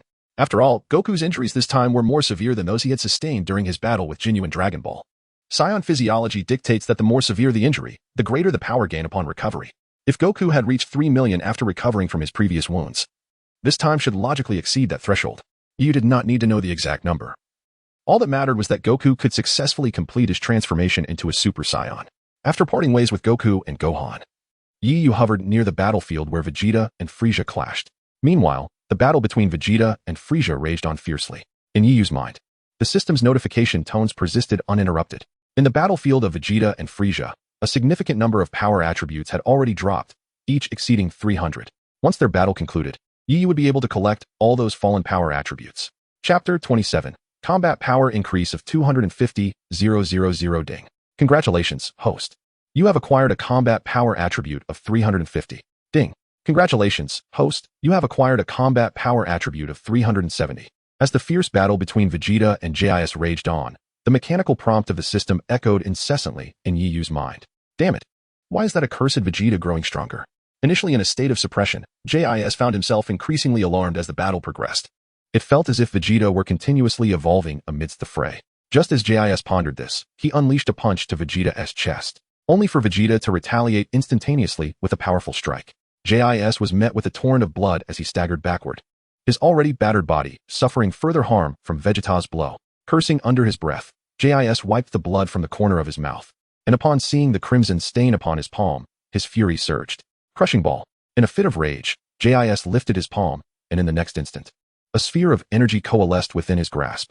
The sphere expanded at a visible rate, growing to the size of a basketball in mere moments. Vegeta, prepare yourself. As Jis readied the crushing ball to unleash upon Vegeta, the latter preempted him, launching a formidable energy wave. Power cannon. Vegeta gathered his energy, channeling it into his palms, transforming it into a colossal beam of light that surged forth like a rainbow piercing the sky, directly targeting Jis. Ding. Congratulations, host. You have acquired the Power Cannon attribute. Power Cannon. Yu murmured, absorbing the information. As Vegeta's power cannon struck Jis, the latter was utterly unprepared. Unlike Yu, Jis lacked the capability to withstand such an energy wave. Upon impact, he was engulfed by the brilliant light, his form dissipating like smoke caught in a gale, leaving behind elongated crimson shadows. Cursed be this fate. In the midst of Jesus' anguished cries, the power cannon culminated in a cataclysmic explosion high above.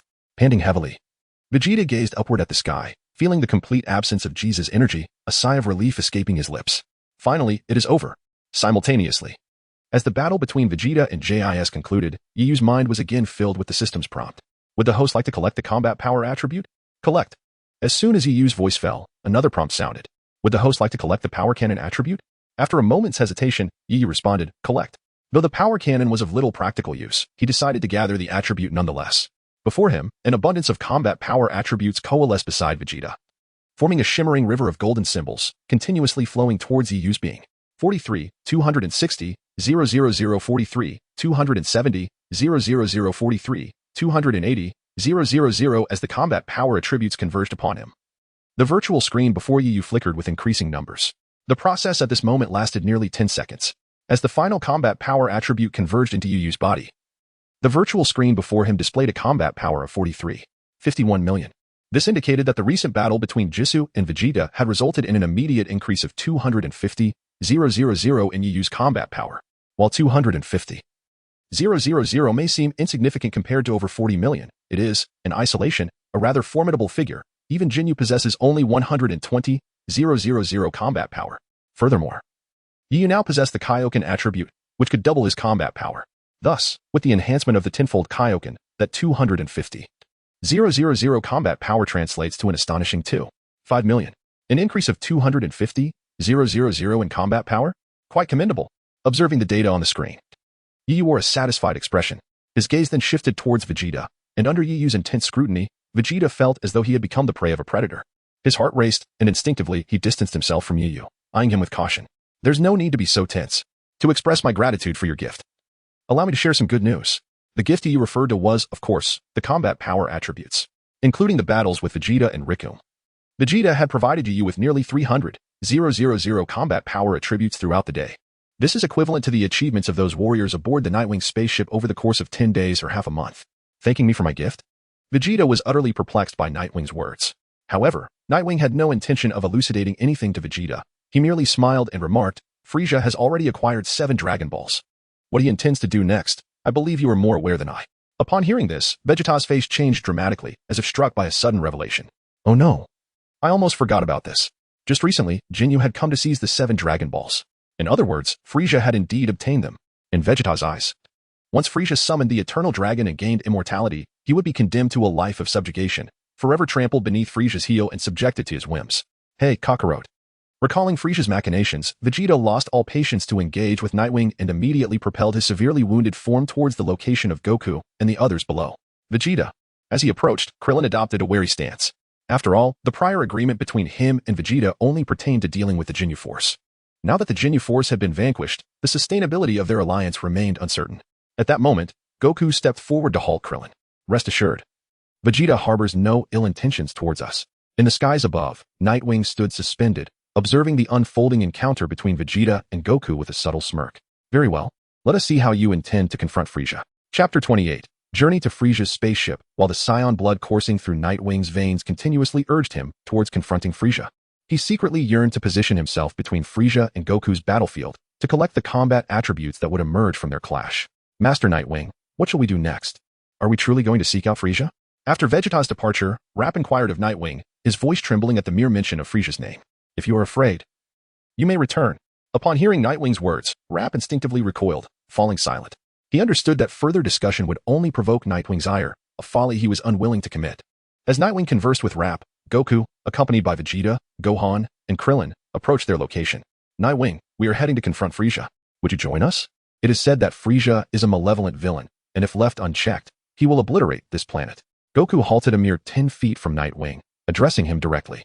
His demeanor suggested a desire for collaboration. However, upon hearing Goku's words, Nightwing raised an eyebrow and replied, it seems you are simply eager to engage Frieza in battle. Are you not?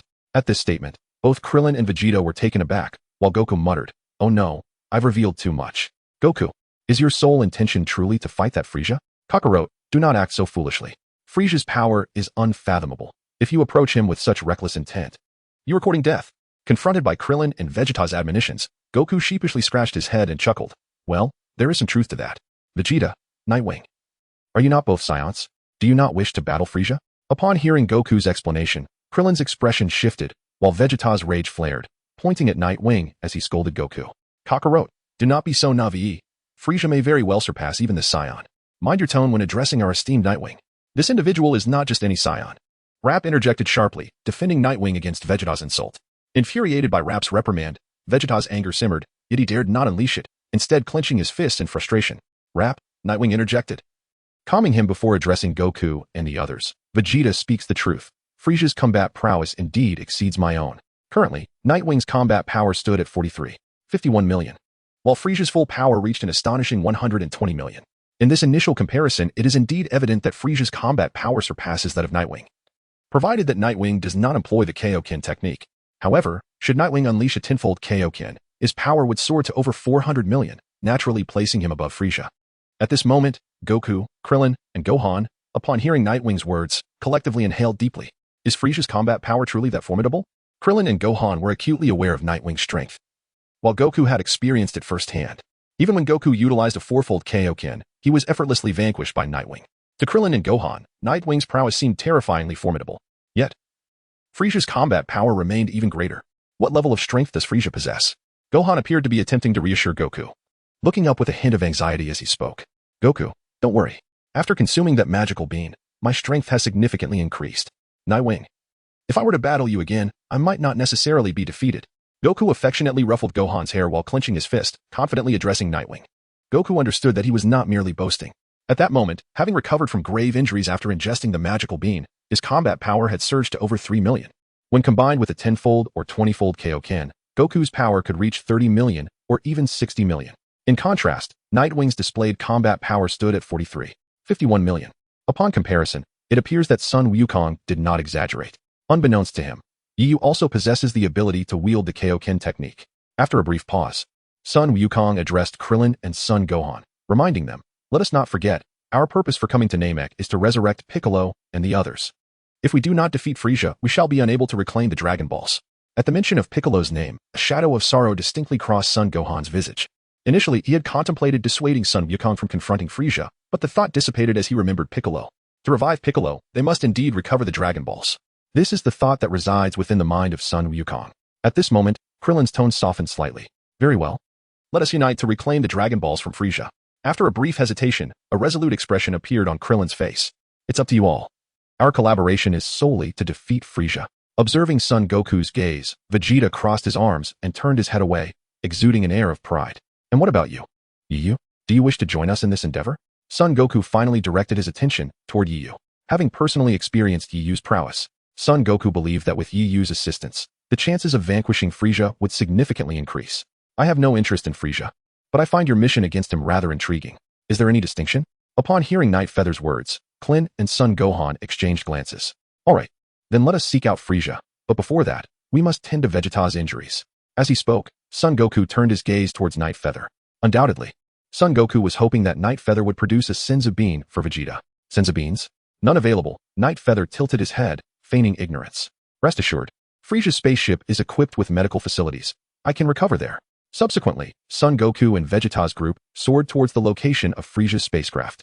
After Son Goku and his companions had ventured far, Night Feather finally brought Toes and Lap along to follow. Chapter 29. The Seven Dragon Balls. Chapter 29. Planet Namek Whoosh. In the sky above, four pearlescent orbs of light streaked by at an astonishing speed, resembling beams of light. Not far behind these four white orbs, 3 additional orbs followed closely. The 3 luminous white orbs in the distance naturally belonged to Yu, Lap, and Tosi. They descended. Lap, standing beside Yu, observed as the 4 orbs ahead abruptly slowed and began their descent towards a patch of land below. He promptly voiced his observation. As Yu and the others drew near, they beheld a disc-shaped spacecraft resting upon the Earth. The spacecraft before them was indeed the one piloted by Frieza. "Here it comes, Frieza's spaceship." Nightwing paused, hovering in the air, gazing down at the vessel while speaking in a calm tone to Lap and Tors. Tors, being younger and unfamiliar with Frieza's terrifying reputation, remained relatively unperturbed. However, Lap was quite different. Before joining Nightwing, he had roamed the cosmos and knew all too well the infamous name of Frieza. This was, without a doubt, Frieza's ship. With a look of trepidation, Lap stared at the disc-shaped spacecraft below, his throat tightening as he spoke, unable to suppress a gulp. "Rest assured, Frieza is not here at the moment." Nightwing, noticing Lap's fearful demeanor, attempted to reassure him before shifting his gaze towards the powerful energy signature detected by his scanner. Undoubtedly, the formidable energy response was emanating from Frieza himself. Nightwing was aware that Frieza was currently engaged in battle with the Elder's guardian, Nail, in pursuit of the Dragon Ball secrets. Intruder detected. Intruder detected. Just as Nightwing focused on the horizon, a red alert blared from within Frieza's spaceship. Subsequently, battalions of armored aliens began to file out from the vessel, their assault directed at the already landed Goku and Vegeta. Attack. The leader of the aliens, upon recognizing Vegeta, wasted no time in commanding his subordinates to launch an assault on Goku and Vegeta's group. The aliens unleashed a barrage of energy blasts, akin to gunfire, targeting Goku and Vegeta. However, instead of bullets, they fired energy spheres and beams. "Congratulations, host, you have acquired a power level attribute of 20. Congratulations, host. You have acquired a power level attribute of 24. As Frieza's minions launched their attack, the mechanical voice of the system echoed in Nightwing's mind, while an abundance of power level attributes began to drop incessantly. Regrettably, Frieza's underlings possessed relatively low combat power, the highest being around 3,000, resulting in correspondingly low power level drops during their assault. "Hey, I'm here for Frieza. I bear you no ill will. If you continue to attack, I want to hold back." Goku, dodging and weaving through the onslaught of Frieza's minions, expressed his intent. In contrast, Vegeta was far less amiable. He darted among the crowd, each movement resulting in the immediate obliteration of an alien. Congratulations, host, you have acquired a power level attribute of 340. Congratulations, host. You have acquired a power level attribute of 350. Following Vegeta's intervention, Krillin and Gohan soon joined the fray. 10 seconds later, the hundreds of Frieza's minions that had once surrounded Goku and Vegeta lay sprawled on the ground, their fates uncertain. Would the host like to collect the power level attributes? After Goku and Vegeta's group had vanquished Frieza's minions, the system's prompt resonated once more in Nightwing's mind. Collect. Though this skirmish was trivial compared to Vegeta's confrontation with the Ginyu Force, it was nonetheless advantageous. Free power levels should never be overlooked. As soon as Nightwing's command was given, the power level attributes from the battlefield flowed like a river into his being. Once all the attributes coalesced within him, Nightwing's power level surged from 43,510,000 to 43,550,000, signifying a gain of over 40,000 power level attributes from that brief encounter. My lord, shall we descend? At this moment, upon witnessing Son Gohan and his companions clear all obstacles, Rap inquired of Yu. No need. We are merely here to observe the spectacle. While Yu and Rap engaged in conversation, Vegeta and Goku, after exchanging a few words, staggered into Frieza's spaceship. Their bodies heavily injured. It appeared that they intended to utilize the medical equipment within Frieza's vessel for their recovery. Gohan. Shortly after Vegeta entered the spaceship, Krillin cast a wary glance at him and then addressed Son Gohan, saying, "Take out the radar." Here, when Krillin speaks of radar, he naturally refers to the Dragon Ball radar. Upon hearing Krillin's words, Gohan produced a device roughly the size of his palm, resembling a wristwatch. This device was none other than the Dragon Ball radar crafted by Bulma. As Goku gently pressed the button on the radar, the screen began to illuminate with vibrant flashes. Upon witnessing the 7 beams of light converge on the radar, both Krillin and Gohan were instantly filled with elation. It's nearby? Their eyes met in mutual understanding, and they set off to search for the Dragon Balls, guided by the radar's indication. Shortly thereafter, in a clearing beneath Frieza's spaceship, Gohan discovered the location indicated by the radar. Right here, Goku exclaimed, pointing at the freshly disturbed soil below, his face alight with excitement as he spoke to Krillin. What were they doing? Uncertain. At that moment, Toph and Lap gazed down from the heavens, observing the actions of Sun Wukong and Krillin below, their expressions marked by confusion. Although Toph and Lap were unaware of the intentions of Krillin and Sun Wukong, Yu was not. The Dragon Balls, Yu murmured softly. Just then, as Krillin and Sun Wukong unearthed the ground, several glass orbs, each the size of a basketball and adorned with various stars, emerged from beneath the surface. This glass sphere is none other than the Dragon Ball from planet Namek. Chapter 30. A transaction with Sun Wukong. Chapter 30. Why are the Dragon Balls buried here? After Son Gohan and Krillin unearthed the 7 Dragon Balls from the ground, Son Gohan, with a puzzled expression, inquired, "Who knows? This way, we can summon the Eternal Dragon and resurrect Piccolo and Tien." Krillin clapped his hands, placed his hands on his hips, and gazed excitedly at the 7 Dragon Balls before him. The Dragon Balls were naturally buried here by Ginyu before he departed from Frieza's spaceship, under the belief that they would remain undiscovered. However, Ginyu did not anticipate that Bulma had invented a Dragon Ball radar on Earth. With this radar, Gohan and Krillin effortlessly located the Dragon Balls concealed by Ginyu. What are those glass orbs? Rap had never seen or heard of Dragon Balls before. Observing Gohan and Krillin excavating the 7 glass spheres, each roughly the size of a basketball, he wore an expression of curiosity. Nightwing did not respond to Rap's inquiry. He merely watched as Gohan and Krillin transported the 7 Dragon Balls to an open area.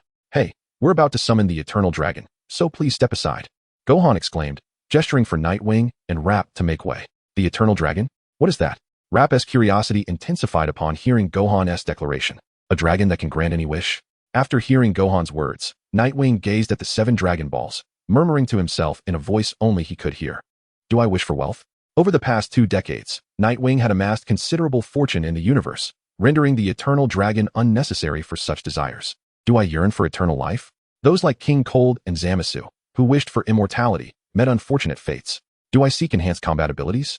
Nightwing possessed a unique attribute system that allowed him to upgrade himself. After pondering for a while, Nightwing realized he had no wishes that required the assistance of the Eternal Dragon. While he contemplated, his figure slowly descended towards Frieza's spaceship below. "Come forth, Eternal Dragon." Upon seeing Nightwing and Rap step aside, Krillin approached the 7 Dragon Balls and shouted loudly. However, contrary to his expectations, the scene of dark clouds gathering and the Eternal Dragon appearing did not materialize. Krillin, puzzled by the lack of response from the 7 Dragon Balls, wore a bewildered expression. "I'll try again." Feeling somewhat embarrassed, Krillin said to Gohan before shouting once more at the Dragon Balls, "Come forth, Eternal Dragon." At that moment, Lap and Toss, positioned behind Yu, exchanged glances as they observed Klin below fervently shouting his melodramatic lines. Though they did not utter a word, their expressions seemed to convey, what is this person doing? Could he possibly be a fool? How strange. What is truly happening? Why hasn't the eternal dragon appeared? Krillin rubbed his head, striving to comprehend the situation. Just then, Sun Wukong emerged from the spacecraft. Ah, the Dragon Balls. Although the 7 Dragon Balls before him were of a different size than those on Earth, Sun Wukong recognized them instantly. Wukong, these Dragon Balls cannot summon the eternal dragon. What could be the reason? Is there a problem? Krillin said, a hint of confusion evident in his voice as he watched Sun Wukong approach. Allow me to enlighten you. Nightwing interjected just as Krillin finished speaking. Upon hearing Nightwing's words, Krillin, Sun Wukong, and Gohan all turned their gazes toward him in unison. Is that true? That would be wonderful. Thank you for your willingness to assist us, Sun Wukong expressed gratefully without a second thought. However, before Sun Wukong could finish his sentence, Krillin blocked him, eyeing Nightwing with suspicion. Wukong. Although Krillin did not elaborate, Nightwing could see the wariness etched on his face, understanding that Krillin feared he might seize the opportunity to snatch the Dragon Balls. After all, the power of the Dragon Balls was extraordinary, capable of granting any wish. Few who were aware of their existence could resist the temptation they presented. Moreover, for Krillin, Nightwing was merely a passerby with whom he had little connection, making it difficult for him to place his trust in Nightwing so readily. I see you doubt me. If that is the case, let us strike a bargain. I shall reveal why the eternal dragon cannot be summoned, and in return, Sun Wukong, you must agree to one request of mine. With this proposal, the wariness on Krillin's face began to wane slightly. When someone not well acquainted with you offers assistance, it is natural to remain cautious, suspecting ulterior motives. Yet, if that person presents a clear condition, your guard inevitably lowers. Just as long as it is not something contrary to my intentions. Before Krillin could protest, Sun Wukong immediately agreed to Nightwing's terms without hesitation. It's simple. Come with me to confront Frieza. Upon hearing these words, both Krillin and Gohan's expressions shifted dramatically. To them, having obtained the Dragon Balls, there was no need to provoke Frieza any further. Naturally, Krillin and Gohan were reluctant to accept Nightwing's condition. Yet, Sun Wukong, filled with fighting spirit, clashed his fists together and declared, all right, I accept your challenge. Wukong. Dad. Upon hearing Sun Wukong's statement, Krillin and Gohan were filled with apprehension. However, Sun Wukong, radiating confidence, reassured them, don't worry, nothing will go wrong. With Sun Wukong's agreement, a smirk appeared on Nightwing's lips as he continued, it's quite straightforward. The Namekian Dragon Balls require the Namekian password to be summoned. Upon hearing Nightwing's explanation, Krillin and Gohan were elated, eagerly inquiring, what is the password? I do not know. At this moment, it felt as if a million alpacas were galloping within the hearts of Klin and Sun Wukong. What kind of response is this? This response seems to lack substance, does it not? In truth, it was unnecessary for Yu to inform Sun Wukong, Gohan, and Krillin. In the Dragon Ball saga, after failing to summon the Eternal Dragon, Krillin and Gohan contemplated that perhaps summoning the Namekian Dragon required a special password. Yu merely provided a gentle reminder to Krillin and Gohan. Furthermore, even if Yu had not engaged in a trade with Sun Wukong, Frieza would eventually track them down. Yu simply wished to expedite the confrontation between Sun Wukong and Frieza, rather than waiting for Frieza to arrive. It would be more prudent to seek him out. Chapter 31. Attaining the ability to sense Ki. Although Sun Wukong harbored a vague feeling of being led astray by Yu, he had come to Frieza's spaceship with the intention of engaging in battle. The condition set forth by Yu was for Sun Wukong to seek out Frieza for a fight. Strictly speaking, he could not be considered deceived. After stretching his legs and loosening his waist, Sun Wukong addressed Yu. Very well, since I have already agreed to your request, I shall accompany you. Just as Krillin was about to voice his discontent on behalf of Sun Wukong, before he could finish, Sun Wukong soared into the sky alongside Yu. Krillin, Gohan. You two stay here. With that, a powerful aura erupted from both Sun Wukong and Yu, propelling them rapidly toward Frieza's location. Master Yu. Teacher Yu. After Yu and Sun Wukong departed, Lapu and Tors immediately followed suit. Krillin, what shall we do next? We cannot summon the Eternal Dragon. After Yu and the others had left, Gohan looked at the 7 Dragon Balls before him, helplessly asking Krillin, password, password. Hearing Gohan's inquiry, Krillin recited a few words that Yu had mentioned earlier. Suddenly, Krillin's eyes lit up as if he had an epiphany. Since these Dragon Balls were created by the Elder, he must know the password. Krillin exclaimed joyfully to Gohan. Of course, the Elder would surely know. Gohan rejoiced. Then, Gohan, wait here for me. I shall go find the Elder and return immediately after learning the password. After calling out to Gohan, Krillin unleashed a powerful burst of white energy and transformed into a streak of light, heading straight for the Elder's location. What is happening? Why is Frieza's energy also in this direction? Not long after Krillin took to the skies, he sensed Frieza's formidable and malevolent energy emanating from the direction of the Elder. With a grave expression, Krillin did not dwell on it for long and flew off toward the distance. As Krillin made his way toward Frieza, Lapu and Tors had already caught up with Yu and Sun Wukong. What are you two doing following us? Yu frowned slightly upon seeing Lapu and Tors trailing behind. He was heading to Frieza's domain, and when Sun Wukong engaged in battle with Frieza, the residual energy could easily obliterate someone with their insignificant combat prowess. Yu had intended for Lapu and Tors to remain aboard Frieza's spaceship. Teacher Yu, I want to be with you, Tors declared, prompting Yu to feel speechless.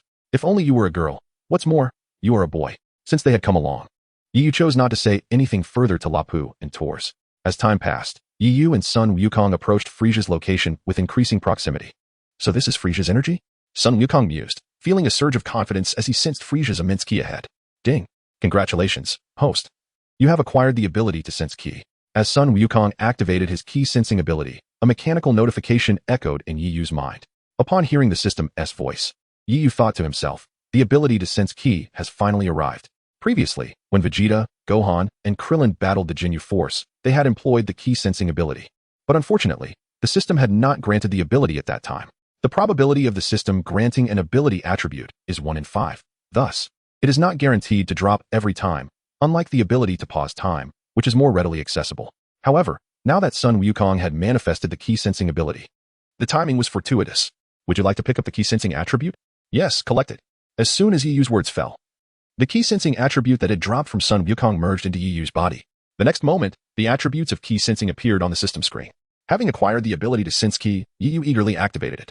As he opened his ki sensing, an invisible vision instantly enveloped the entirety of Namek. Within this perception, Yu discerned numerous energy signatures of varying sizes. The closest to him were those of Lapu, Tors, and Sun Wukong. In Yu's perception, Tors' energy signature was the smallest, followed by Sun Wukong, with Lapu's being the largest. The size of these energy signatures, to some extent, reflects an individual's combat prowess. However, this does not imply that Lapu is stronger than Sun Wukong. It merely indicates that Sun Wukong was suppressing his ki, causing his energy signature to appear smaller in comparison. So this is the ability to sense ki? Indeed, it is quite convenient. Yu whispered to himself in satisfaction. Frieza does not seem as formidable as I had imagined. Just as Yu was still reveling in his newfound ability, Sun Wukong casually remarked. At this moment, Rap, who was nearby, couldn't help but scoff internally upon hearing Sun Wukong's words. What? Frieza is not powerful? Surely, you must be unaware of Frieza's terrifying prowess. Although Rap assumed Sun Wukong was merely boasting, Yu held a different opinion. Indeed, at that moment, Frieza's aura was not particularly formidable. Sun Wukong, it would be prudent for you not to underestimate Frieza. To my knowledge, he possesses 3 transformations, each capable of significantly augmenting his combat strength. Upon hearing Yu's statement, Sun Wukong exclaimed in astonishment. Ah, you truly have a deep understanding of Frieza. Just as Yu contemplated how to deflect Sun Wukong's remark, Rap interjected with irritation. Of course, for these past years, our Lord Yu has been diligently investigating matters concerning Frieza. Hearing Rap's words, Yu silently praised him. Well said, Rap. Had it not been for Rap's interjection, Yu would have had to concoct another excuse. After all, he couldn't possibly reveal to Sun Wukong that his extensive knowledge of Frieza stemmed from his own transdimensional journey. Chapter 32. The initial confrontation with Frieza on Namek. The battlefield where Frieza and Naru stood. After a fierce battle, Naru lay severely injured on the ground, while Frieza remained utterly unscathed. Do you not fear death? Frieza looked down from his elevated position at the battered Naru, a smirk playing at the corners of his mouth as he spoke mockingly. Beep, beep, beep. At that moment, the scouter Frieza wore registered several energy signatures. Noticing the fluctuations on the scouter, Frieza raised an eyebrow in surprise, shifting his gaze from Naru to the device. 1, 2, there are 4 of them, for pests approaching this way? With a faint smile, Frieza turned to look behind him. In the distance, 4 white energy orbs streaked through the sky at an astonishing speed. Whoosh, whoosh, whoosh. Before long, the 4 white orbs transformed into streams of light, descending directly onto the battlefield where Frieza and Naru stood. Subsequently, 4 figures emerged within Frieza's line of sight. The 4 figures were none other than Yu and Sun Wukong, accompanied by 2 others. Frieza, before Yu could utter a word, Lap, standing behind him, fixated on Frieza, trembling uncontrollably. Not that Namekian. As Yu and Sun Wukong assessed Frieza, he too scrutinized them intently. Upon realizing that the newcomers were not Namekians, Frieza's expression shifted slightly. Yet, it was merely a fleeting change. To Frieza, regardless of who approached him, they were no different from insignificant insects. Are you Frieza? Sun Wukong inquired, a confident smile gracing his lips as he fixed his gaze upon Frieza, delivering his words with an indifferent tone. Upon hearing Sun Wukong's voice, Frieza's attention immediately turned to him. Studying Sun Wukong's face, Frisia was momentarily taken aback. This face seemed familiar. Is it him? Moments later, a visage from Frisia's memory swiftly converged with that of Son Wukong. This face belongs not to another, but to Bardock, the father of Son Goku. 24 years prior to the destruction of planet Vegeta by Frisia, Bardock, cursed with the ability to foresee the future, witnessed the impending doom of his home. In a valiant attempt to avert the catastrophe, he single-handedly confronted Frisia's forces. Alas, his efforts were in vain, and the annihilation of planet Vegeta proceeded unabated. Remarkably, he bore an uncanny resemblance to that Saiyan. As Frisia reminisced about the devastation he had wrought upon planet Vegeta, a semblance of joy flickered across his countenance. He then turned his gaze upon Nightwing and Son Goku, both Saiyans, and mockingly remarked, "I never anticipated that beyond Vegeta, there would still be living Saiyans." However, the mirth swiftly faded from Frisia's expression, replaced by a chilling intent. All Saiyans must perish. No sooner had Frisia uttered these words than he vanished from sight, reappearing before Nightwing, launching a fierce punch aimed at his head. It seemed he intended to eliminate Nightwing first, followed by the somewhat familiar Son Goku. Yet, to Frisia's astonishment, just as his fist was about to connect with Nightwing, the latter unexpectedly spread his palm wide, catching Frisia's punch with ease. The speed of both Frisia and Nightwing was so astonishing that Lap and Toss, who stood nearby, were momentarily taken aback. When they finally comprehended the scene, they beheld Frisia, having seemingly materialized before Nightwing, striking out, only for his attack to be thwarted. Remarkable speed, completely imperceptible. Is this the might of the Cosmic Emperor, Frisia? Truly formidable. Nevertheless, it appeared that Nightwing had discerned Frisia's assault. While Lap and Toss were astonished by the brief clash between Frisia and Nightwing, the fallen Neru, lying on the ground, felt a tempest of turmoil arise within him. Who is this individual? How is it that he can withstand Frisia's assault? Nelu is acutely aware of Frisia's formidable strength. In their recent confrontation, Nelu was utterly defeated. No matter the ferocity of his attacks, they were utterly ineffective against Frisia. Conversely, a mere strike from Frisia left Nelu's bones feeling as though they were shattered. Yet, remarkably, this unfamiliar man is capable of intercepting Frisia's ferocious blows, filling Nelu with astonishment. Oh, quite impressive, indeed. You have managed to block my strike. Concurrently, Frisia, upon witnessing you deflect his attack, displayed a glimmer of intrigue on his face. Frisia possesses unequivocal confidence in his own power. That punch he delivered earlier, though executed with less than 1% of his strength, could still obliterate anyone with a combat power below 50,000. As Frisia contemplated this, he attempted to retract his fist from Yiyu's grasp, only to find a tremendous force emanating from Yiyu's hand. The grip felt akin to an iron clamp, firmly ensnaring his fist, rendering him unable to withdraw it despite his efforts.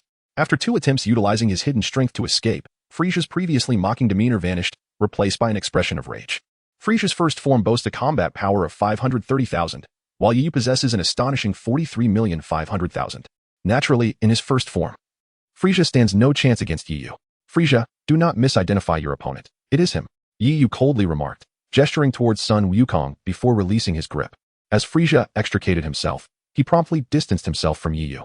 Indeed, your opponent is me, Son Wukong proclaimed, his fists colliding with fervor as he faced Frisia. So, the audacious monkey with a modicum of strength dares to challenge me, Frisia the Great? Frisia thought to himself, clenching his still throbbing fist. Disdain etched across his features as he fixated on Yiyu and Son Wukong. As Frisia's words faded, Son Wukong interjected, Frisia, transform. Chapter 33. Frisia transforms upon hearing Son Wukong's command. Frisia narrowed his eyes slightly and chuckled. You seem quite knowledgeable, even aware of my ability to transform. To regulate his overwhelming power, Frisia typically maintains his combat strength at a controllable level in his first form. Even among his numerous subordinates, few are privy to his capacity for transformation. Yet, here stands Son Wukong, meeting him for the first time, already aware of this ability. Frisia was, understandably, taken aback. Initially, Son Wukong was unaware of Frisia's capacity to transform. He had merely been informed by Yiyu during their journey that Frisia possessed 3 forms. After a moment of surprise, Frisia closed his eyes once more, emitting a chilling laughter. To Yiyu and Son Wukong, the laughter elicited no discomfort, but for Rap, it sent shivers down his spine, akin to hearing the laughter of a demon. What is there to find amusing? Son Wukong, growing impatient with Frisia's relentless laughter, questioned. As Son Wukong's words fell, Frisia slowly opened his eyes, adopting a gentlemanly stance with his feet together, a broad smile adorning his face. Very well. I shall comply with your request to transform. However, Frisia paused momentarily, then shifted his tone, continuing, those who have witnessed my transformation have all met their demise. You must be prepared, filthy monkeys. With a hint of malice in his voice, Frisia uttered the words filthy monkeys, then assumed a combat stance, his fists clenched, muscles taut. With Frisia's roar, a powerful wave of energy erupted from his being. In the wake of this tremendous force, Rap, Tors, and the gravely injured Nelu were effortlessly propelled away. Is this the extent of Frisia's power? As Rap was swept away, the overwhelming aura emanating from Frisia caused his expression to shift dramatically. Simultaneously, the ground beneath Frisia seemed to buckle under the tremendous pressure, the massive mountain crumbling as a result. The transformation process for Frisia was brief, lasting only a matter of seconds before the powerful energy wave began to subside. At this moment, both Lap and TOS, having stabilized their forms, were taken aback upon seeing the transformation of Frisia in the distance. The once diminutive Frisia had dramatically increased in size, resembling a small giant. Simultaneously, Son Goku lowered his arms, which had been bracing against the energy waves, and his face displayed astonishment upon witnessing Frisia's new form. His size has changed significantly. Observing the expression of surprise on Son Goku's face, Frisia assumed he was frightened and let out a triumphant laugh. It's not just my size that has changed. After uttering this, Frisia clenched his fist and slightly relaxed it. With a hum, a powerful wave of energy emanated from Frisia's center, sweeping across the battlefield. The surrounding mountains, already in ruins, vanished without a trace under the force of this energy, ultimately submerged by the ocean. While Nightwing and Son Goku managed to withstand the onslaught, Lap and TOS, due to their inferiority in power compared to Frisia, felt as fragile as a leaf in the ocean, at risk of being swept away by the energy waves. Is this truly Frisia's real power? Indeed, it is terrifying. Lap struggled to maintain his position against the forceful energy, his expression grave as he gazed at Frisia's second form, speaking with a heavy tone. Meanwhile, Son Goku, sensing the immense energy within Frisia's body, also marveled. Indeed, it's not merely his size. His energy has amplified tremendously in an instant. Frisia's second form boasted a combat power exceeding 1 million. Had Son Goku, upon his arrival on Namek, utilized a tenfold Kaioken, he would have been no match for Frisia in this form. However, after Nightwing's rigorous training, Son Goku's combat power now surpassed 3 million, more than sufficient to contend with Frisia's second form. Son Goku, I leave this to you. Although Nightwing yearned to battle Frisia himself, his primary objective remained the collection of combat power attributes dropped during the conflict between Frisia and Son Goku. After calling out to Son Goku, Nightwing propelled himself towards the distance. Thinking of leaving? Do you think I, Frisia, am someone you can just come and go as you please? Naturally, Frisia would not allow Nightwing to depart unchallenged. As he spoke, his elongated tail, akin to that of a giant serpent, lunged forward with astonishing speed towards Nightwing in the sky. At that moment, Son Goku transformed into a shadow, vanishing from his original position, only to reappear between Frisia and Nightwing. Just as Frisia's tail descended, Son Goku crossed his fists in front of him, successfully blocking Frisia's strike. Nanny? Frisia was taken aback to see his attack, launched in his second form with a combat power exceeding 1 million, thwarted by Son Goku. Even though he hadn't exerted his full strength in that blow, he knew that even his most esteemed ally, Jinyu, would have been obliterated by it. Your opponent is me, Son Goku exclaimed, swiftly deflecting Frisia's tail and smiling at him with a hint of amusement. Ding. Congratulations, host, you have gained 10,000 combat power attributes. At that moment, Nightwing's mind was suddenly filled with the mechanical notification from the system. 10,000? Upon hearing this announcement, Nightwing's heart soared with joy. Frisia was merely in his second form, and even a single attack had elevated Nightwing's combat power by 10,000. He pondered excitedly how much combat power would be dropped when Son Goku transformed into a Super Saiyan and battled Frisia at full strength. Would the host like to collect the combat power attributes? Collect. As Nightwing distanced himself from the battlefield of Son Goku and Frisia, he responded to the system. Chapter 34, Son Goku vs. Frisia. After collecting the 10,000 combat power attributes, Nightwing's power increased from 43,510,000 to 43,520,000. At this moment, he halted approximately 1,000 meters away from Son Goku and Frisia's battleground. Let me collect the combat power attributes here. After saying this, Nightwing's gaze fell upon the ongoing confrontation between Son Goku and Frisia. Frisia's expression darkened. Although he lacked the ability to sense ki and was unaware of the magnitude of Son Goku's energy, he was not foolish. After their brief confrontation, Frisia realized that this Saiyan's strength was on par with his second form. I see. No wonder you were so arrogant, daring to approach me. You must possess some strength. Frisia spoke in a raspy voice, addressing Son Goku with a nonchalant tone. As he spoke, his lengthy tail retracted swiftly, and upon reaching a certain length, it slammed down onto the rock beneath him. Instantly, the rock was pulverized, cascading into the sea below. Swish! Just as the rock plunged into the ocean, Frisia vanished from sight. Before the rock could even touch the water, Frisia's figure appeared behind Son Goku, and his massive arm swung towards him. Bang! The seemingly motionless Son Goku suddenly turned, delivering a punch that collided with Frisia's arm. The fists of Son Goku and Frisia met with a resounding impact. At this moment, a thunderous sound of rock colliding reverberated from the heavens. Moreover, the surface of the water beneath their feet seemed to be struck by an immense, invisible force, causing tumultuous waves to surge. Humph! Upon witnessing Son Goku once again thwart his assault, Frisia's mouth twisted into a sneer, releasing a soft snicker. Whoosh. Boom. Subsequently, the figures of Son Goku and Frisia flickered across the sky above the ocean, each movement accompanied by fierce collisions. Meanwhile, within Yiyu's mind, the mechanical notification of the system echoed incessantly. Ding. Congratulations, host, you have acquired a combat power attribute of 10,000. Ding. Congratulations, host. You have acquired a combat power attribute of 10,086. Observing the continuous drops of combat power attributes from the exchanges between Son Goku and Frisia, Yiyu's heart soared with elation. It is important to note that both Frisia and Son Goku were shedding attribute values exceeding 10,000 during their skirmishes. This implies that with each strike from either Son Goku or Frisia, Yiyu's combat power surged by over 10,000.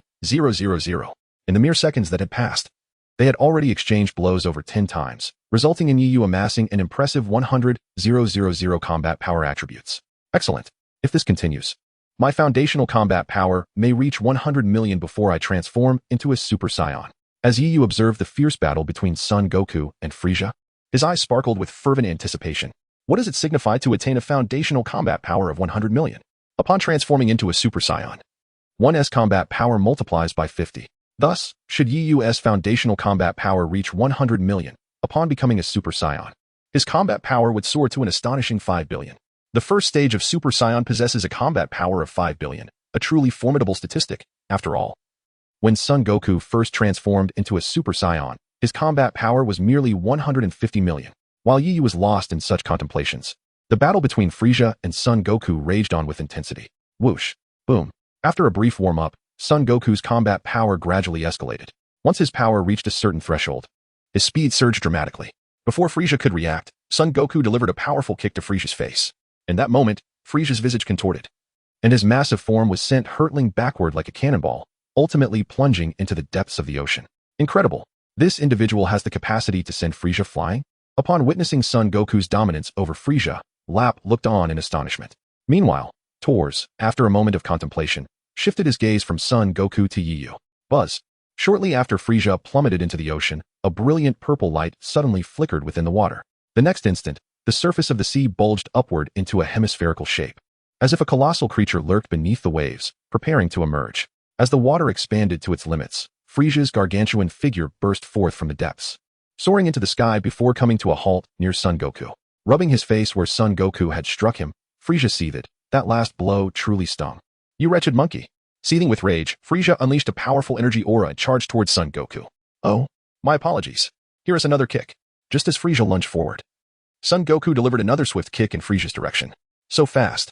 Sensing Son Goku's astonishing speed, Frisia's expression shifted dramatically. However, before he could evade, Son Goku's attack landed once more, sending Frisia hurtling back. This time, Frisia was prepared. As he descended towards the ocean, a powerful energy aura erupted around him. Utilizing this energy and the reaction force from the water, Frisia barely managed to stabilize himself and avoid sinking. Nonetheless, the force of the impact created a hemispherical indentation in the water, as if an invisible sphere had pressed down upon it.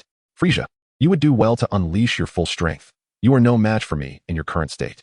Son Goku, hovering above the surface, remarked with a hint of concern at the furious Frisia below.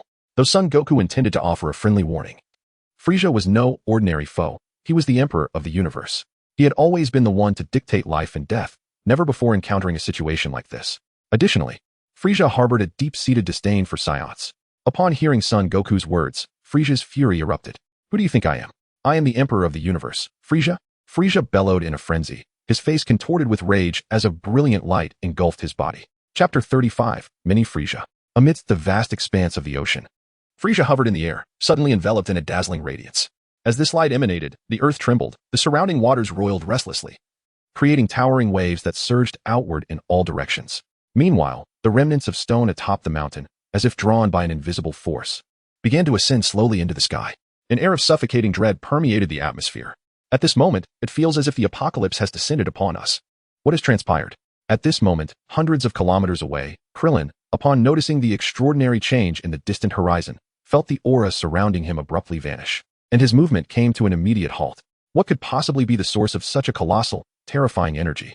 Suddenly, as he sensed an overwhelming presence akin to the vastness of the universe, Krillin's complexion paled, and beads of cold sweat began to form on his forehead. Even more alarming to him was the realization that this astonishing energy was continuously escalating.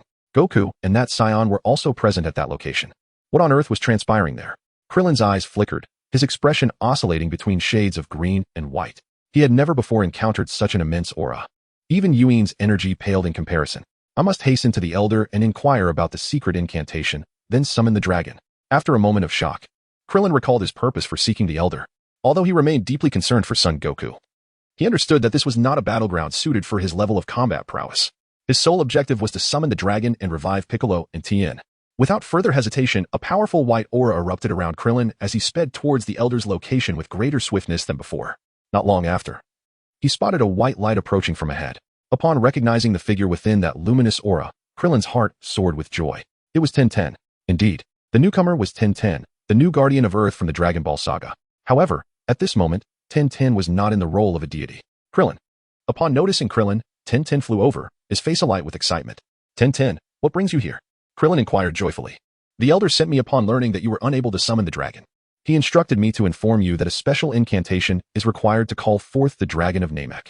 As soon as Tien spoke these words, Krillin was filled with elation. That is precisely why I came. He glanced once more towards the direction of Yuin and Frieza, his expression shifting slightly, and then spoke earnestly to Tien. We must not delay. Let us summon the dragon without further ado. During the brief interlude of Krillin and Tien's reunion, the dazzling light radiating from Frieza gradually diminished. Once the brilliance had completely faded, Frieza's form became visible once more to all. Son Goku's expression shifted subtly as he beheld Frieza before him. It was not fear of Frieza's new appearance that unsettled him, but rather an astonishment at his transformation. Indeed, the Frieza that now stood in Goku's and Yuin's view was in his final form. Although his stature was diminutive, it contained a terrifying energy that sent chills down their spines. Thank you for your patience. This is my form after my third transformation, Frieza declared, having regained his composure. As he narrowed his eyes and smiled at Goku and Yuin. Did you skip the second transformation? Yuin interjected, unable to contain himself as Frieza spoke. Originally, Frieza possessed the ability to transform 3 times, with each transformation significantly enhancing his combat power. The previously massive form was Frieza's second transformation. Between the second and final forms, Frieza also had a third transformation, which he seemingly bypassed due to its unappealing nature, transitioning directly from the second to the final form. Impressive. To think you could elevate your energy so dramatically merely through transformation. At this moment, Sun Wukong beheld the ultimate form of Frieza, his face brimming with battle intent. Through his keen ability to sense energy, Sun Wukong recognized that Frieza's power surpassed his own at this juncture. However, it was precisely this realization that ignited the Saiyan blood within him, causing it to boil with fervor. I intended to save you for last, but it seems I must first eliminate you before dealing with that other Saiyan. With arms crossed and hovering in midair, the diminutive Frieza cast a glance at Sun Wukong before shifting his gaze towards the distant figure of Yi Yu. He then spoke in a remarkably calm tone. As Frieza spoke, an extraordinary light began to emanate from Sun Wukong's body, a radiance that resembled not mere energy, but rather an embodiment of his fighting spirit. Once the aura of combat enveloped him to its fullest extent, the battlefield shared by Sun Wukong and Frieza became shrouded in a terrifying atmosphere. This presence felt akin to a scorching wave, distorting the very fabric of space itself. Though TOS and Lap were situated some distance away from the clash between Sun Wukong and Frieza, they could still feel the spine-chilling aura that radiated from the confrontation. Is this the murderous intent that arises between formidable warriors? Even at such a distance, it was suffocating. Lap gazed intently at the distant figures of Sun Wukong and Frieza, his expression grave and his heart plummeting. TOS, it's unsafe for us here. We should leave. After a moment of contemplation, Lap spoke urgently to TOS. But what about Teacher Yi Yu? TOS replied, uncertainty etched across his face. Rest assured, with Lord Yi Yu's strength, he should be fine. Lap reassured, and together, they soared further away from the battlefield. At that moment, the battle between Sun Wukong and Frieza was on the verge of erupting. While Yi Yu's heart raced with excitement, finally, they had reached this pivotal moment. Chapter 36, that Saiyan is stronger than me on Namek. Sun Wukong and the ultimate form of Frieza stood suspended in the air, facing each other across the expanse. Time seemed to stretch indefinitely before Frieza broke the silence. Addressing Sun Wukong, are you prepared to embrace your inevitable demise, Saiyan? As soon as Frieza's words faded, he raised his arm, pointing a finger at Sun Wukong, and with a flick of his wrist, unleashed a violet beam of energy that shot forth like a laser. Just as the purple beam was about to strike Sun Wukong, he swiftly waved his hand, deflecting the energy projectile. With a resounding boom, the energy beam ricocheted in another direction, crashing into the sea and generating a massive hemispherical energy dome. The dome rapidly expanded and, in the blink of an eye, erupted spectacularly. In that moment, the heavens and earth echoed with a thunderous explosion, accompanied by a formidable shockwave. This shockwave surged across the sea, resembling a typhoon, raising colossal waves several meters high. At that instant, several thousand meters away from the battlefield where Sun Wukong and Frieza were engaged, Lap and Tors exchanged astonished glances, their faces reflecting sheer terror. The aftermath of a mere battle had unleashed such terrifying power. What then could be the true extent of strength possessed by the two combatants? Amidst their astonishment, Frieza, witnessing Sun Wukong effortlessly deflect his attack with bare hands, initially scoffed softly. However, a profound smile soon graced his delicate features. In the next moment, Frieza's fingers began to fire a barrage of purple energy beams, akin to a machine gun, relentlessly targeting Sun Wukong. Those energy beams rained down like a storm of bullets, incessantly shooting towards him. Sun Wukong, in response, waved his hands with the ease of swatting flies, deflecting each energy beam with precision. Though Sun Wukong himself remained unscathed, the planet Namek suffered immensely. Wherever the energy beams passed, mountains and trees were obliterated in an instant, leading to a cacophony of explosive fire and sound surrounding Frieza and Sun Wukong. Suddenly, a notification chimed in Night Feather's mind, announcing the acquisition of the Death Beam attribute. The system inquired whether the host wished to accept this attribute. Rather than responding immediately, Night Feather urged Sun Wukong and Frieza to engage in close combat. After all, battles utilizing energy waves did not yield combat power attributes, only related energy wave attributes.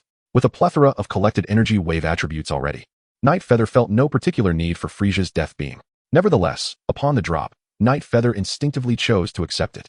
As his voice fell silent, the energy beam attributes surrounding Frieza converged towards Night Feather, ultimately merging into his being. After collecting the Death Beam attribute, Night Feather glanced at the virtual screen before him, where the words Death Beam appeared prominently. Furthermore, after gathering the combat power attributes dropped during the previous battle between Sun Wukong and Frieza's second form, Night Feather's power surged from 43,520,000 to 43,770,000.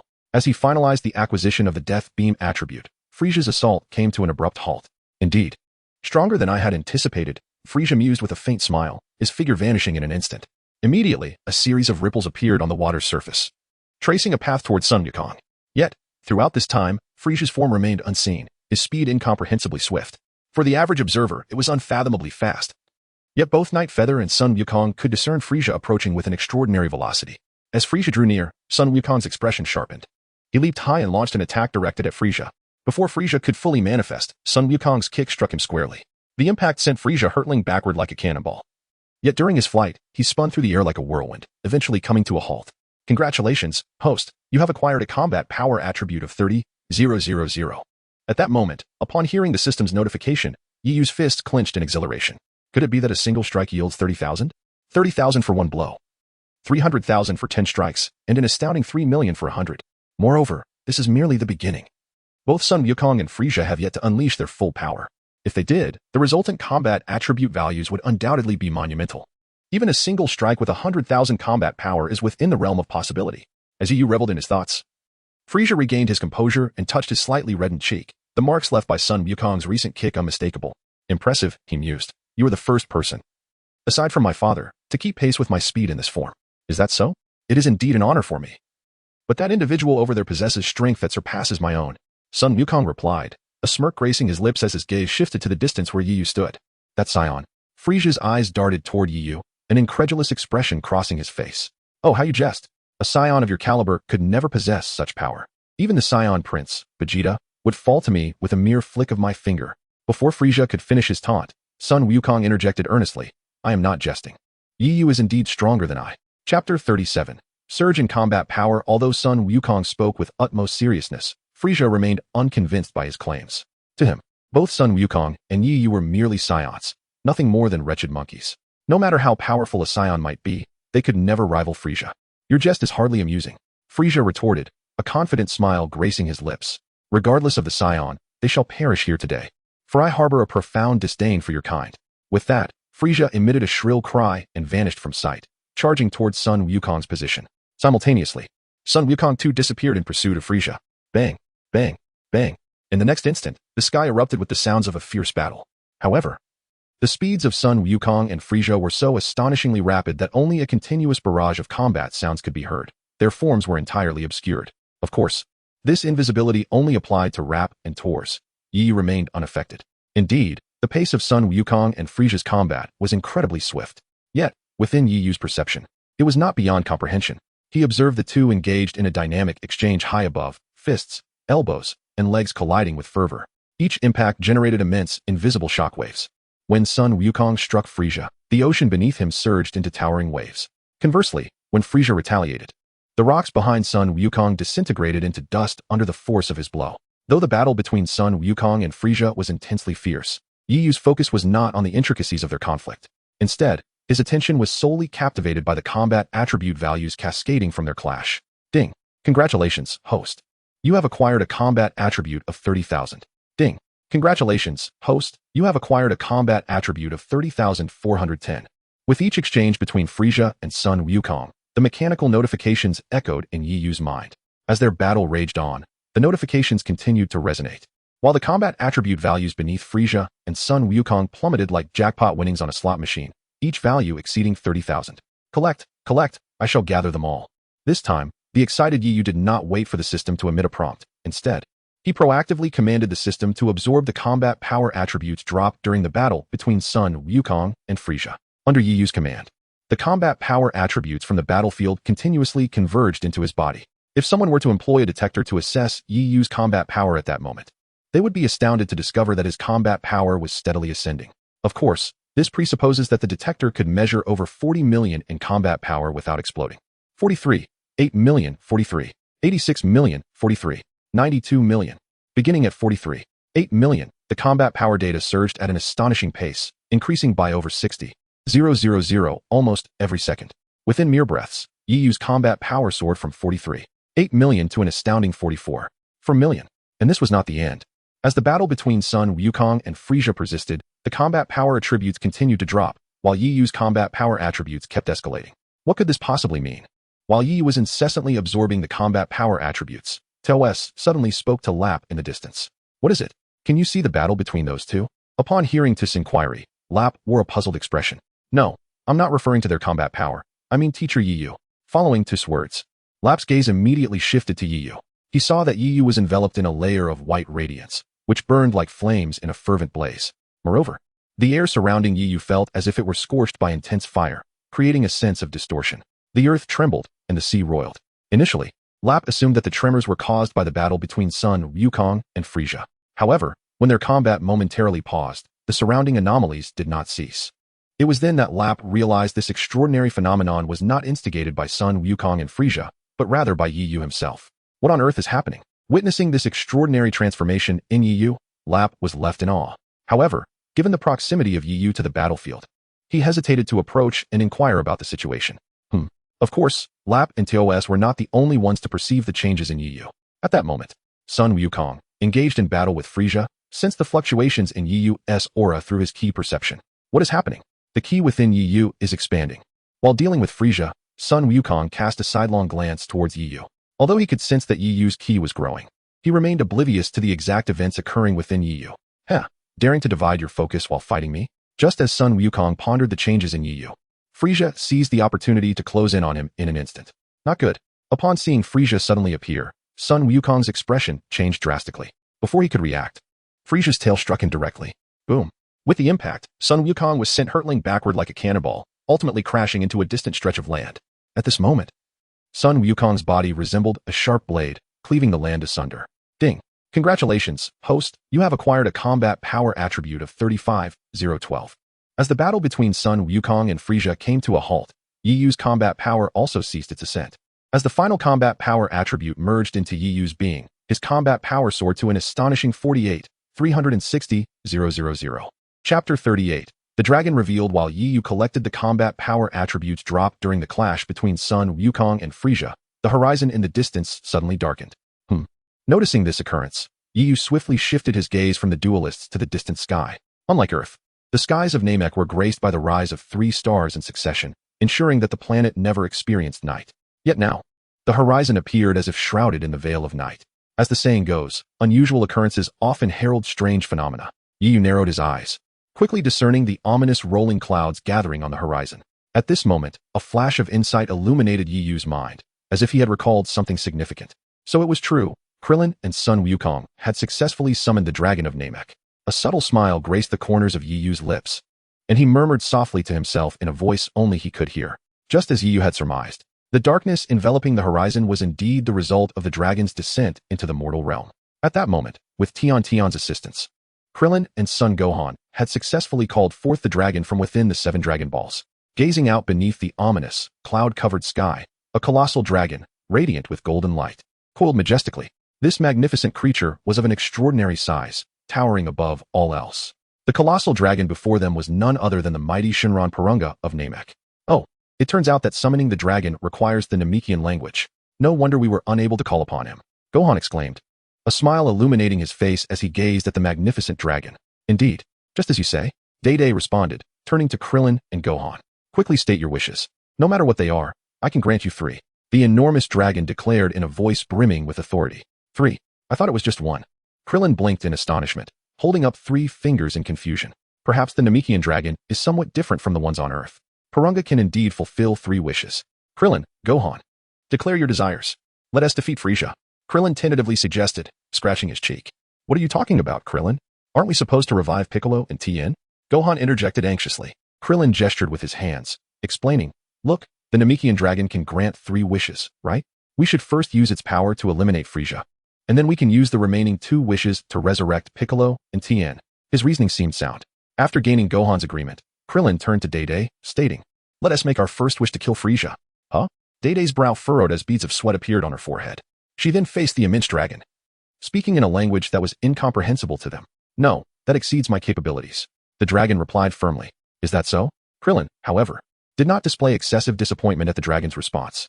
After all, he had previously attempted to have the Earth Dragon eliminate Vegeta and receive the same answer. Given that Frieza was exponentially stronger than Vegeta, even the Namekian dragon, despite its superiority over the Earth Dragon, could not simply obliterate Frieza. Since direct annihilation of Frieza was off the table, they would have to resurrect Piccolo and the others first. But who should be revived first? While Krillin pondered this, Gohan suddenly heard Piccolo's voice in his mind. Upon recognizing it, Gohan felt an overwhelming joy, as if he had seen his long-lost father. Gohan, revive me first. Once I return, the Earth's Guardian will also be revived, and the Earth Dragon will follow suit. As Gohan and Krillin plotted to resurrect Piccolo and Tien within the spaceship, Vegeta, who had been undergoing treatment, finally opened his eyes. Emerging from the healing apparatus, Vegeta felt his strength restored, even greater than before. With this newfound power, perhaps I can finally take down Frieza, he mused, a confident smile gracing his lips. However, before Vegeta could utter another word, a flash of realization struck him. In that fleeting moment, he sensed 3 overwhelmingly powerful energies. One was Kakarot's, while another, even stronger, belonged to a Saiyan. The visage of Nightwing, with his seemingly harmless demeanor, flashed through Vegeta's mind. Damn it, those 2. As he felt the overwhelming presence of Nightwing and Goku, Vegeta's confidence vanished, replaced by a tumult of shock and fury. He was the Prince of Saiyans, yet here he was, outclassed by 2 ordinary Saiyans. He clenched his fists, contemplating another colossal aura, which could only belong to Frieza.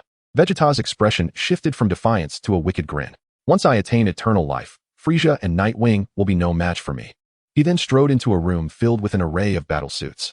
As he selected one to don, he caught sight of an enormous creature soaring through the sky outside the window. Initially perplexed, he quickly recognized it as the dragon. Those 2 Earthlings. Realizing that Krillin and Gohan had summoned the dragon behind his back, Vegeta's fury ignited.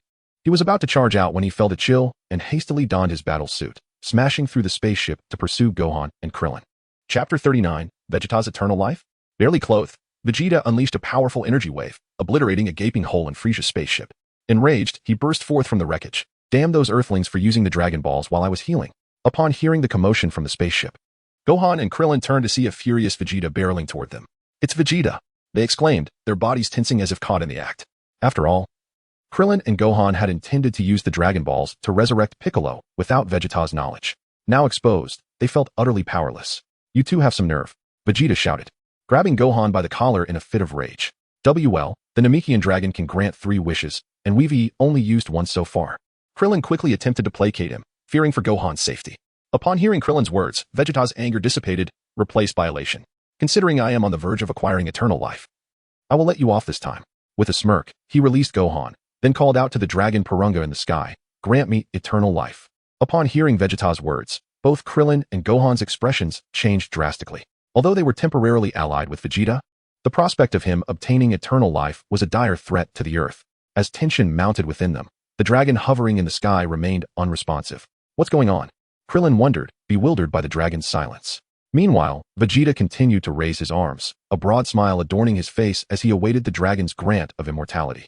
Unfamiliar with the process of summoning the Dragon Balls, Vegeta simply stood there, arms aloft. After several seconds passed without response, he lowered his arms and, sensing the power within him, cheerfully inquired, "Have I attained eternal life?" Under normal circumstances, Krillin and Gohan would have burst into laughter at Vegeta's navet.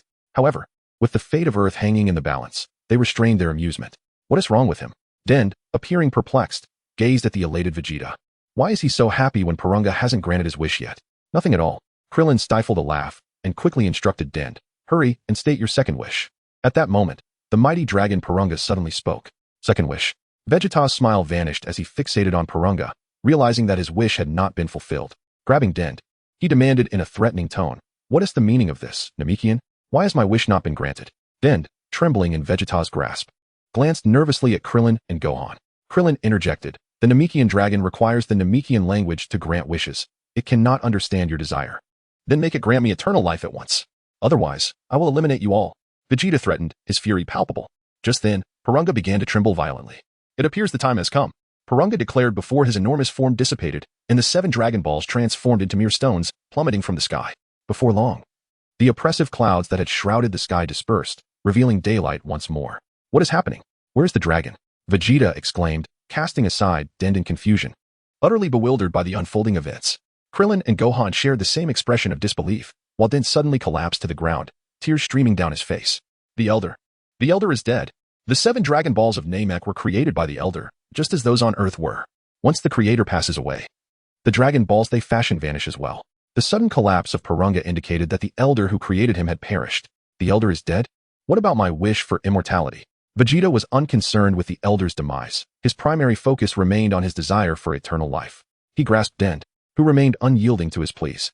"It's futile. The dragon has vanished."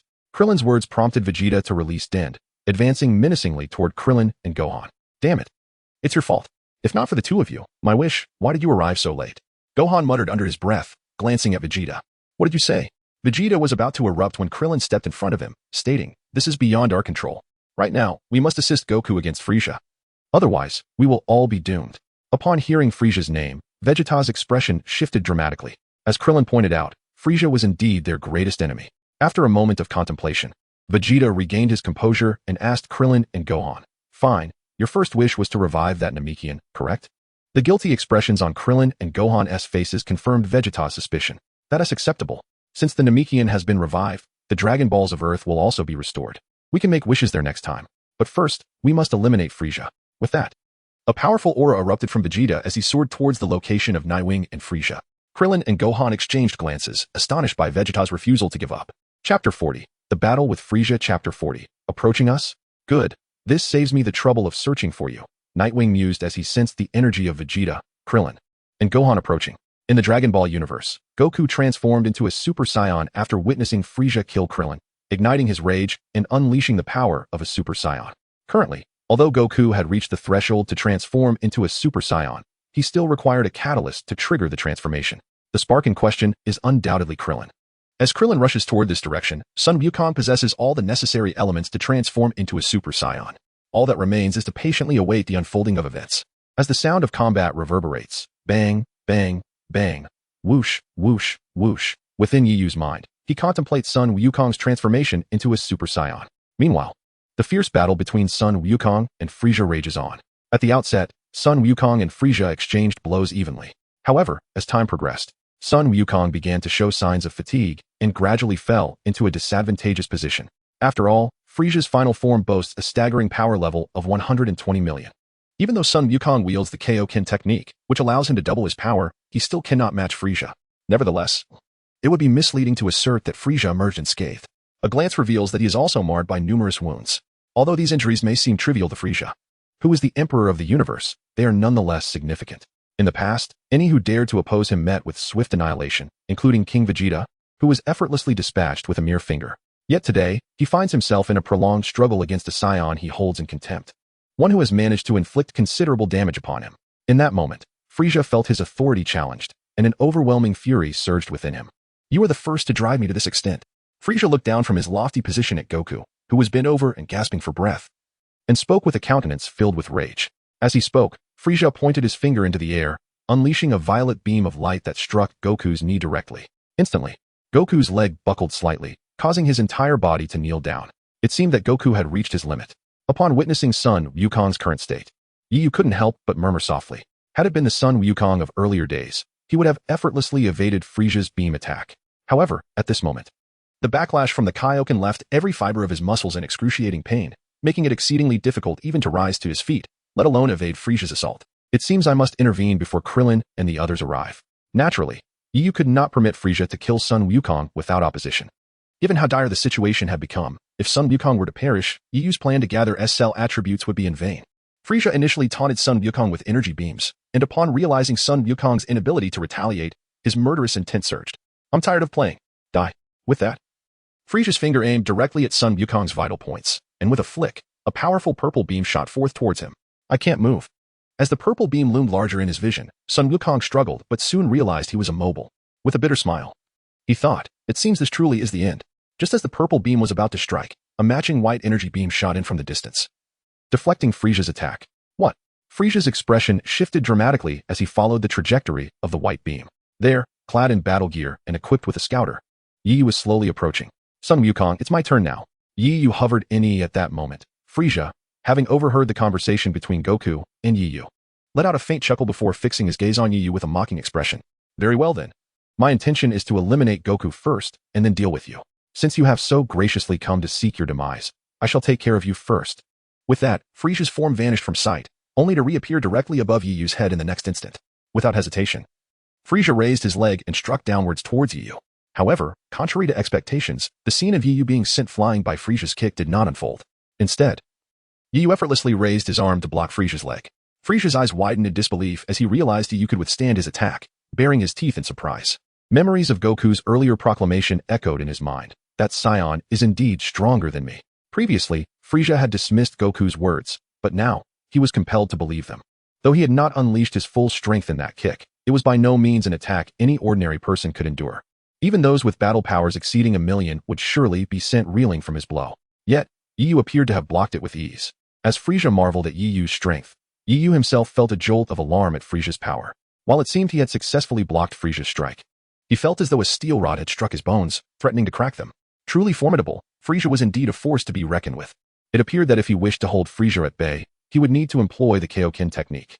Chapter 41. The first use of Kaioken. Yu and Frieza stood suspended in the air, facing each other from a distance. It seems I have no choice. Until Krillin and Vegeta arrive, I must hold Frieza off myself, Yu murmured quietly, glancing at Goku below, who was still gasping for breath. Under the watchful eyes of Frieza and Goku, Yu gradually assumed a fighting stance. Frieza may have been oblivious to Yu's intentions, but Goku's expression changed drastically the moment he recognized the stance. Could it be? As Goku spoke, a powerful wave of energy suddenly erupted around Yu. The energy surged outward from his position, sweeping across the battlefield. The force of this energy caused the ocean beneath them to churn violently, while dark clouds swirled ominously overhead, shaking the very earth. Even Frieza, caught in the wake of this immense power, showed subtle signs of retreat. Feeling the overwhelming aura emanating from Yu, Frieza's body froze, his expression shifting between green and white, reflecting his unease.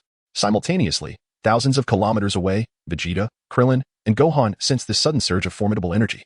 This energy is unmistakably that of a Saiyan, Krillin exclaimed, his throat tightening with astonishment. What has happened? Goku's energy seems to have weakened significantly. While Krillin and Vegeta were shocked by Yu's terrifying power, Gohan's concern lay solely with Goku. At that moment, he sensed that Goku's energy was alarmingly frail. Damn it! This energy surpasses even Frieza's. What has that Saiyan done? As Krillin and Gohan exchanged anxious words, Vegeta clenched his fists, filled with frustration. Suddenly, a realization struck him, and his expression shifted dramatically. Could it be the Super Saiyan? That fool has transformed into the legendary Super Saiyan? Damn it! I should have been the first to achieve Super Saiyan. With a furious roar, Vegeta unleashed a powerful aura, transforming into a streak of white light as he surged towards Yu and Frieza's location. Gohan! Krillin called out, while Gohan nodded in understanding. The two of them simultaneously unleashed their own auras, racing after Vegeta. Dad!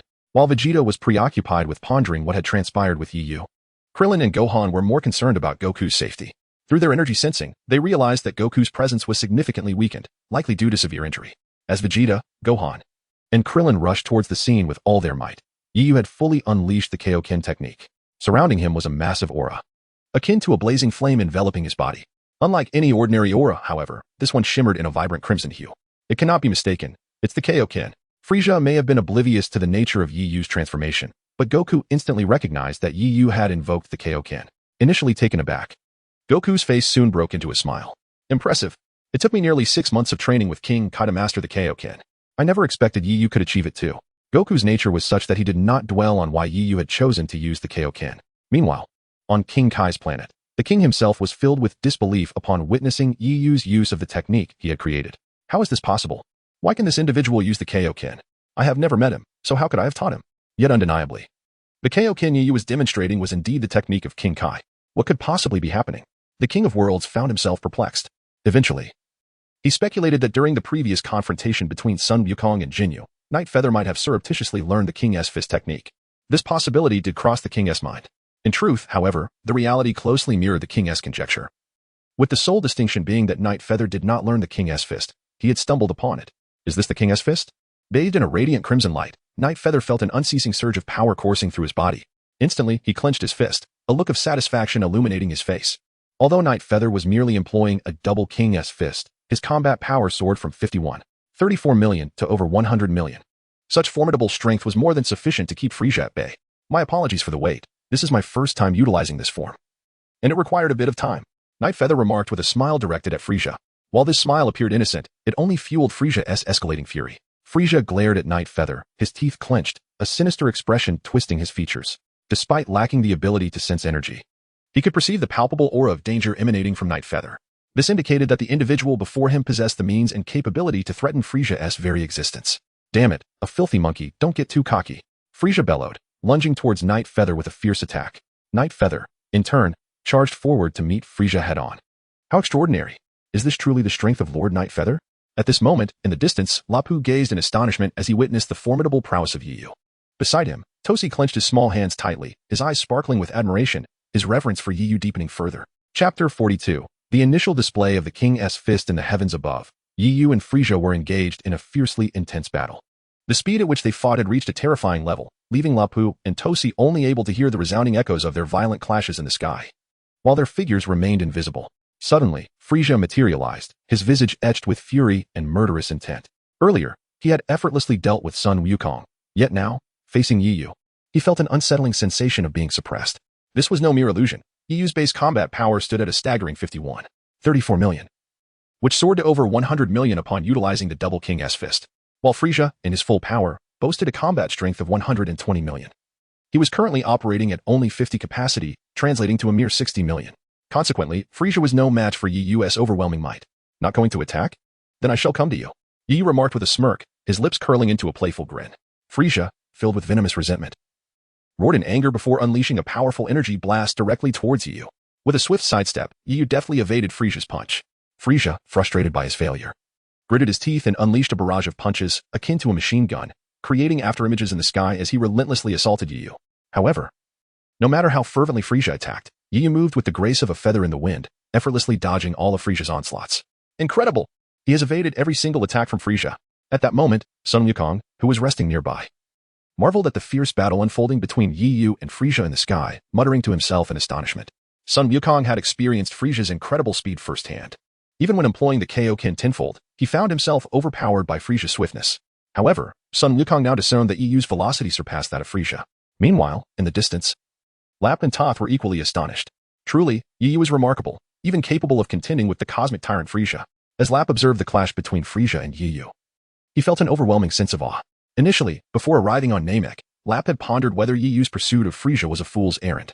Yet now, he comprehended that the master he followed, Yi Yu, was a being even more formidable than Frieza.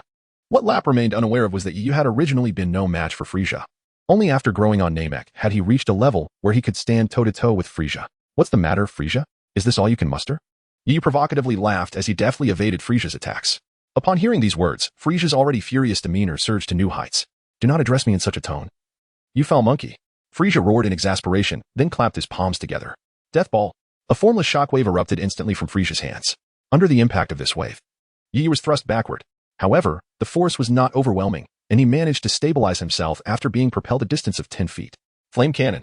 Without granting Yi Yu a moment to recuperate, Frieza concentrated flames upon his fist. With a sweeping motion, the flames surged forth like a key blast, hurtling directly toward Yu's position. It is not yet over. Frieza did not cease his relentless assault. Instead, he continued to wave his hands, unleashing a barrage of energy blasts that rained down like a storm of bullets, converging directly upon Yu. Soon, Yu's form was engulfed by the sea of flames. Die, foul monkey. As the final energy blast was hurled into the inferno, the flames erupted violently. A thunderous roar accompanied by a powerful shockwave, intertwined with crimson flames, swept across the entire arena. At this moment, the temperature of the surrounding air, under the searing heat of the flames, exhibited a discernible upward trend. Below, the vast sea was witnessing a significant evaporation of its waters. In an instant, the scorching steam ascended into the sky like a billowing mist. Soon, the area where Yu stood was enveloped in a thick fog. After a relentless barrage, Frieza found himself somewhat overwhelmed. He halted, gasping for breath, his gaze fixed intently on the mist before him. You wretched monkey, this is the consequence of opposing me, Frieza. Once he had regained his composure, a smirk curled upon his lips as he mockingly declared, What consequence are you referring to? No sooner had Frieza's words echoed than a powerful wave of energy erupted from the fog. The formidable force dispersed the once consolidated steam in an instant, revealing Yu once more to the open air. Remarkably, aside from some singed armor, Yu bore no visible injuries. Frieza's gaze, previously laced with mockery, shifted to one of unbridled malice. How infuriating. Without a moment's hesitation, he charged at Yu again. This time, however, Yu chose not to evade Frieza's onslaught, opting instead to confront it head-on. He understood that Frieza's fury had reached a boiling point. Further provocation could drive Frieza to desperate measures, potentially leading to mutual destruction and the obliteration of Namek. At last, it's begun, Yu mused as he engaged in combat with Frieza for a time. Meanwhile, the energies of Krillin, Vegeta, and Gohan were drawing near. Elation surged within Yu's heart. With their arrival, his mission was nearing completion. Chapter 43. The nightmarish Frieza. Shortly after Yu sensed the approach of Vegeta and Gohan, his scouter detected a surge of energy. Someone is coming, TOS exclaimed Alap, prompting both to turn their gazes skyward. There, in the distance, 3 white energy spheres raced toward them with urgency. Among the 3 individuals present within the energy spheres, they were none other than Vegeta, Gohan, and Krillin. Soon, Vegeta was the first to arrive at the battlefield. His expression abruptly shifted as he focused on the ongoing battle between Nightwing and Frieza. Is that Frieza's transformed state? Although Vegeta had never witnessed Frieza's ultimate form, his keen sense of energy allowed him to recognize Frieza instantly. After sizing up Frieza, Vegeta's gaze shifted to Nightwing, who was engaged in a fierce clash with Frieza. The sight of Nightwing holding his ground against Frieza caused Vegeta's expression to darken. Not long after Vegeta's arrival, Krillin and Gohan also made their way to the scene. Like Vegeta, they were immediately captivated by the fierce combat unfolding before them.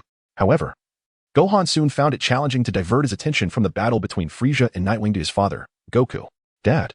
Upon seeing Goku, battered and bruised, Gohan's expression changed dramatically. Without hesitation, a surge of white energy erupted from him, and he soared towards Goku's location. Hey, Gohan. Krillin wanted to stop him. But before he could utter a word, Gohan had already taken off in Goku's direction. Reluctantly, Krillin followed suit. Dad. Gohan landed in front of Goku, his face etched with concern. You all came, Goku remarked with a bittersweet smile as Gohan and Krillin approached. Goku. After greeting Goku, Krillin's gaze returned to the sky, where Nightwing and Frieza continued their fierce battle. Witnessing the ground tremble with each punch and palm strike, Krillin marveled, Incredible, is this truly Nightwing's power? Ah. Frieza's attacks are utterly ineffective. Goku chimed in. If this continues, Nightwing might actually defeat Frieza, and that would ensure our safety. Krillin proclaimed excitedly, hands on his hips. However, as soon as Krillin finished speaking, Frieza landed a powerful punch on Nightwing.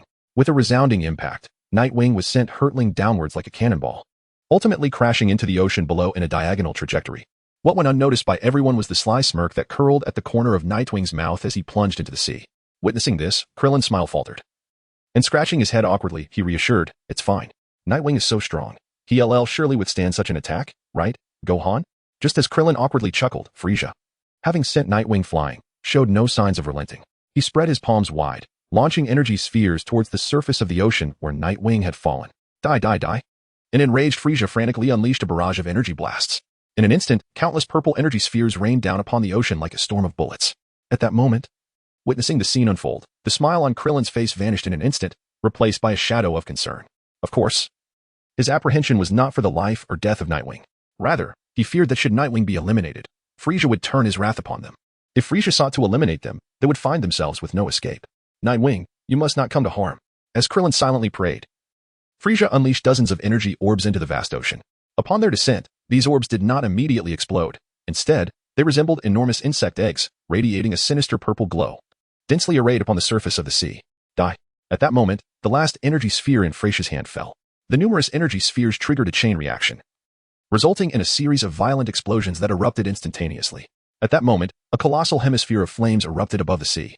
As this inferno ascended, a formidable wave of air surged forth, rippling outward in all directions. Subsequently, one could witness the emergence of massive circular waves upon the ocean, radiating into the distance. The tremendous spectacle persisted for nearly a full minute.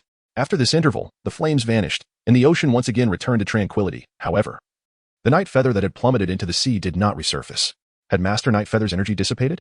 At this moment, TOS, from a distance, noticed the sudden disappearance of Nightwing's energy signal on the detector. His countenance transformed dramatically as if he had received dreadful news. How could this be? How could such a formidable attack possibly have killed Lord Nightwing? Upon hearing his words, Lap, equally incredulous, gazed down at the tranquil sea. Simultaneously, Vegeta, Goku, Krillin, and Gohan sensed that Nightwing's energy had completely vanished. This must be a jest. Nightwing's energy has dissipated? Krillin's expression shifted instantly upon realizing Nightwing's absence. Initially, he speculated that Nightwing might have suppressed his energy to a minimum, rendering him undetectable. After all, Krillin had witnessed Nightwing's ability to control his energy before. However, as time elapsed and Nightwing remained submerged, Krillin's heart tightened with mounting anxiety. Minutes passed, and upon seeing Nightwing still not resurfacing, Krillin felt a sinking despair. Had Nightwing perished? With this thought, he struggled to turn his gaze from the ocean to the sky, where Frieza loomed. To Krillin, Frieza appeared as an insurmountable demon. That accursed monkey is finally dead. Now it's your turn. Frieza, concluding that Nightwing had perished since no human could endure such a length of time underwater, felt a surge of elation. However, unbeknownst to Frieza and the others, the universe is vast and full of wonders. The Hydration race possesses skills such as instant transmission and fusion. The Canassian's magical punch allows for a temporary glimpse into the future upon striking an enemy. The Duranian species can hold their breath indefinitely underwater. After declaring Nightwing dead, Frieza's countenance brightened, and he turned his attention to Goku, Gohan, Krillin, and Vegeta. Under Frieza's scrutinizing gaze, the expressions of Goku and Vegeta shifted dramatically. Chapter 44. Super Saiyan Goku Chapter 44. Frieza's relentless onslaught had not succeeded in eliminating Nightwing. Prior to Krillin and the others arriving, Nightwing had been contemplating how to discreetly withdraw from Frieza's presence. If Nightwing did not retreat, he knew Frieza would stop at nothing. Thus, he orchestrated a ruse of death. He intentionally allowed Frieza to strike him, subsequently plummeting into the ocean. Once submerged, Nightwing suppressed his energy to the lowest possible level, rendering him undetectable to both his device and the senses of Goku and his companions. As for how Nightwing could hold his breath for so long underwater, it was due to a skill he acquired on a planet called Darren, known as turtle breathing. With this ability, Nightwing could remain submerged for an extended period. Who would have thought this turtle breathing skill would prove so useful here? Deep beneath the ocean, Nightwing observed the turtle breathing attribute on his system screen and felt a wave of gratitude for having acquired what initially seemed an inconsequential skill. Otherwise, he would have been at a loss on how to outsmart Frieza. Just as these thoughts crossed his mind, he noticed that his shoulder armor was damaged, a consequence of the explosion from Frieza's energy blast during his energy suppression. Frieza is indeed ruthless. He nearly succeeded in eliminating me. Nightwing smirked at the damage on his arm, mentally cursing Frieza. Overall, everything proceeded exceedingly well. He then lifted his gaze toward the surface. Being in the depths of the ocean, all he could see was the shimmering water and passing fish. Though he couldn't ascertain what transpired above, he could roughly deduce the situation through his energy perception. Now, he awaited Goku's transformation into a Super Saiyan, hoping Frieza would not strike first. As Nightwing contemplated, he began to ascend toward the surface. Above, Gohan, Krillin, Vegeta, and Goku stood poised for confrontation, their eyes fixed on Frieza as if facing an imminent threat. Gohan, Krillin, escape quickly. Goku attempted to rise and thwart Frieza, but intense pain forced him back down. Reluctantly, Goku urged Krillin and Gohan to flee. Trying to escape? Before Gohan and Krillin could react, Frieza appeared suddenly beside Gohan, casually stating, "You may certainly try." The abrupt appearance of Frieza left Krillin and Gohan aghast. Cold sweat trickling down their backs. Krillin instinctively leaned backward, paralyzed by fear, even holding his breath. He knew that if Frieza intended to kill him, it would require no effort at all. Meanwhile, Vegeta, witnessing Frieza's astonishing speed, felt his expression shift alarmingly. How swift. I didn't even see when he moved there. Vegeta, are you prepared to meet your end? Frieza's gaze remained fixed on Vegeta, who, despite his initial trepidation, gradually shed his fear, replaced by a confident smile. Oh, you seem quite self-assured. Let me see just how much you have grown. As soon as the words left Frieza's lips, he vanished from sight, reappearing directly in front of Vegeta, delivering a swift strike that pierced through Vegeta's body before he could react. At this moment, time seemed to slow down. The instant Frieza pierced through Vegeta's body, an expression of utter disbelief crossed Vegeta's face as he violently coughed up a fountain of blood. In that moment, Krillin and Gohan appeared as if they had seen a ghost, their faces etched with horror. How could Vegeta be so effortlessly defeated? Both Krillin and Gohan were acutely aware of Vegeta's formidable strength. Yet, before Frieza, Vegeta had not even been afforded a chance to resist, being vanquished instantly. It seems he has shown little growth.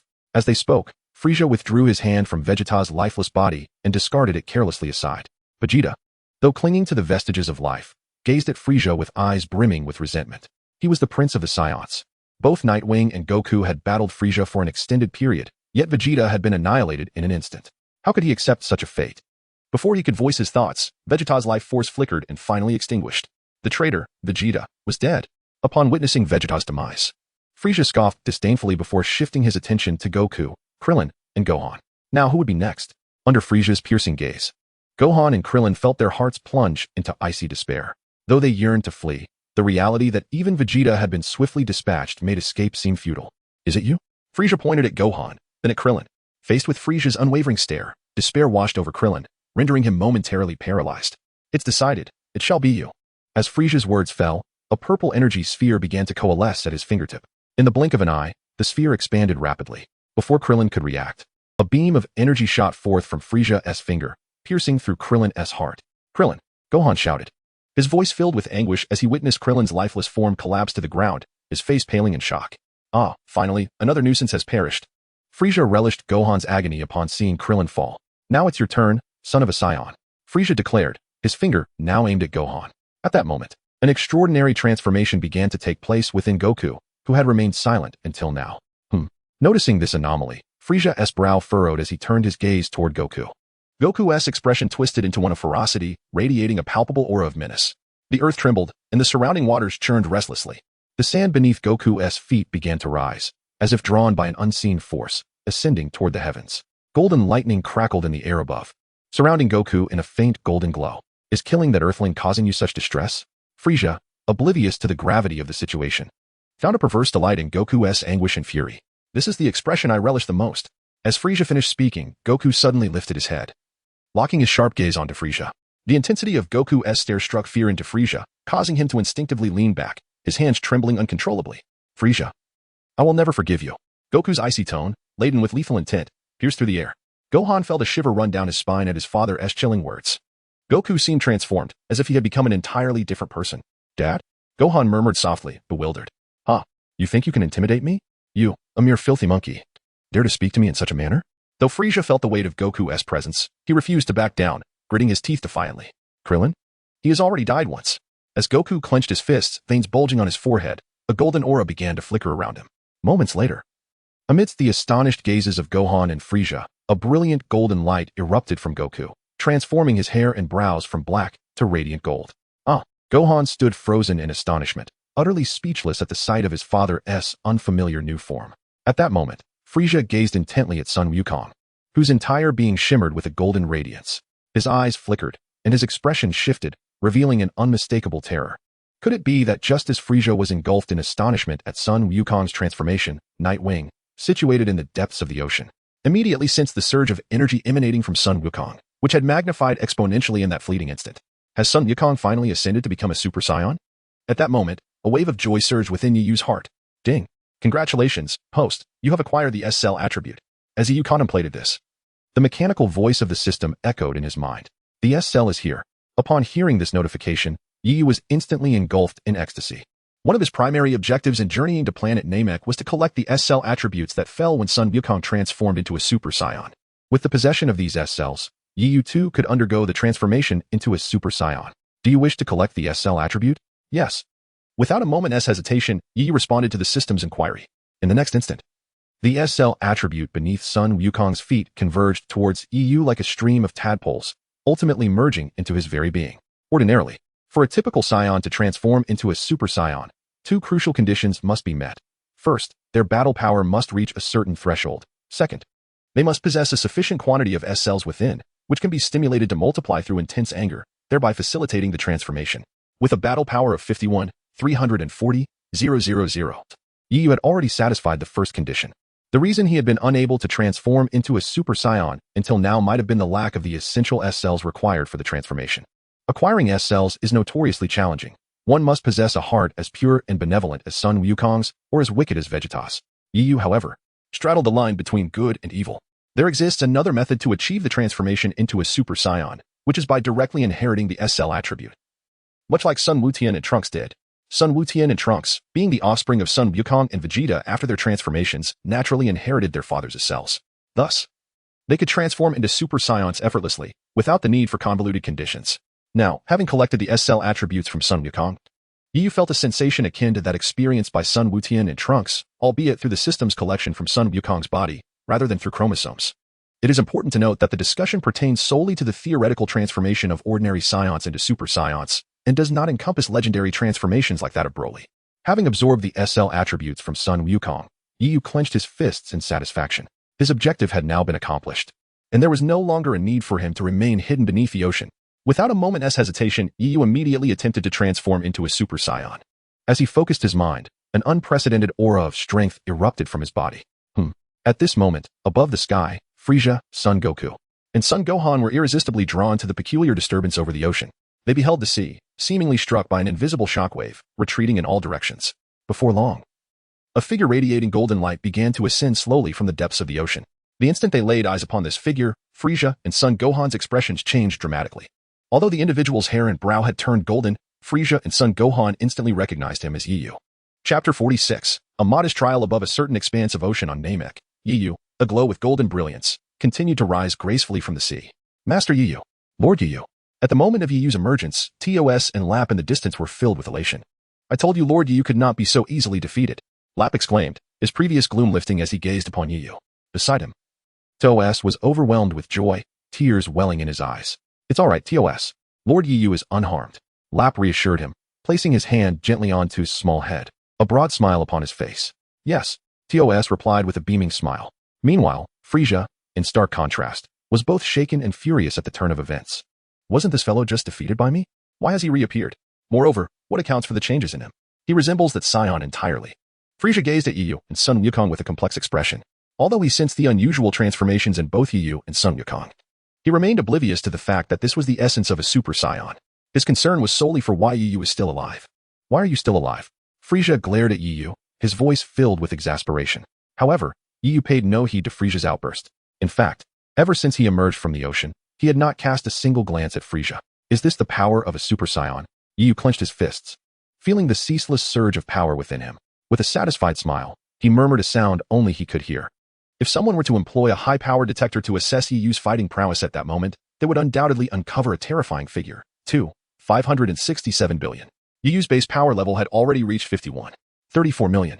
Upon transforming into a Super Saiyan, his power surged 50-fold, skyrocketing from 34 million to an astonishing 567 billion.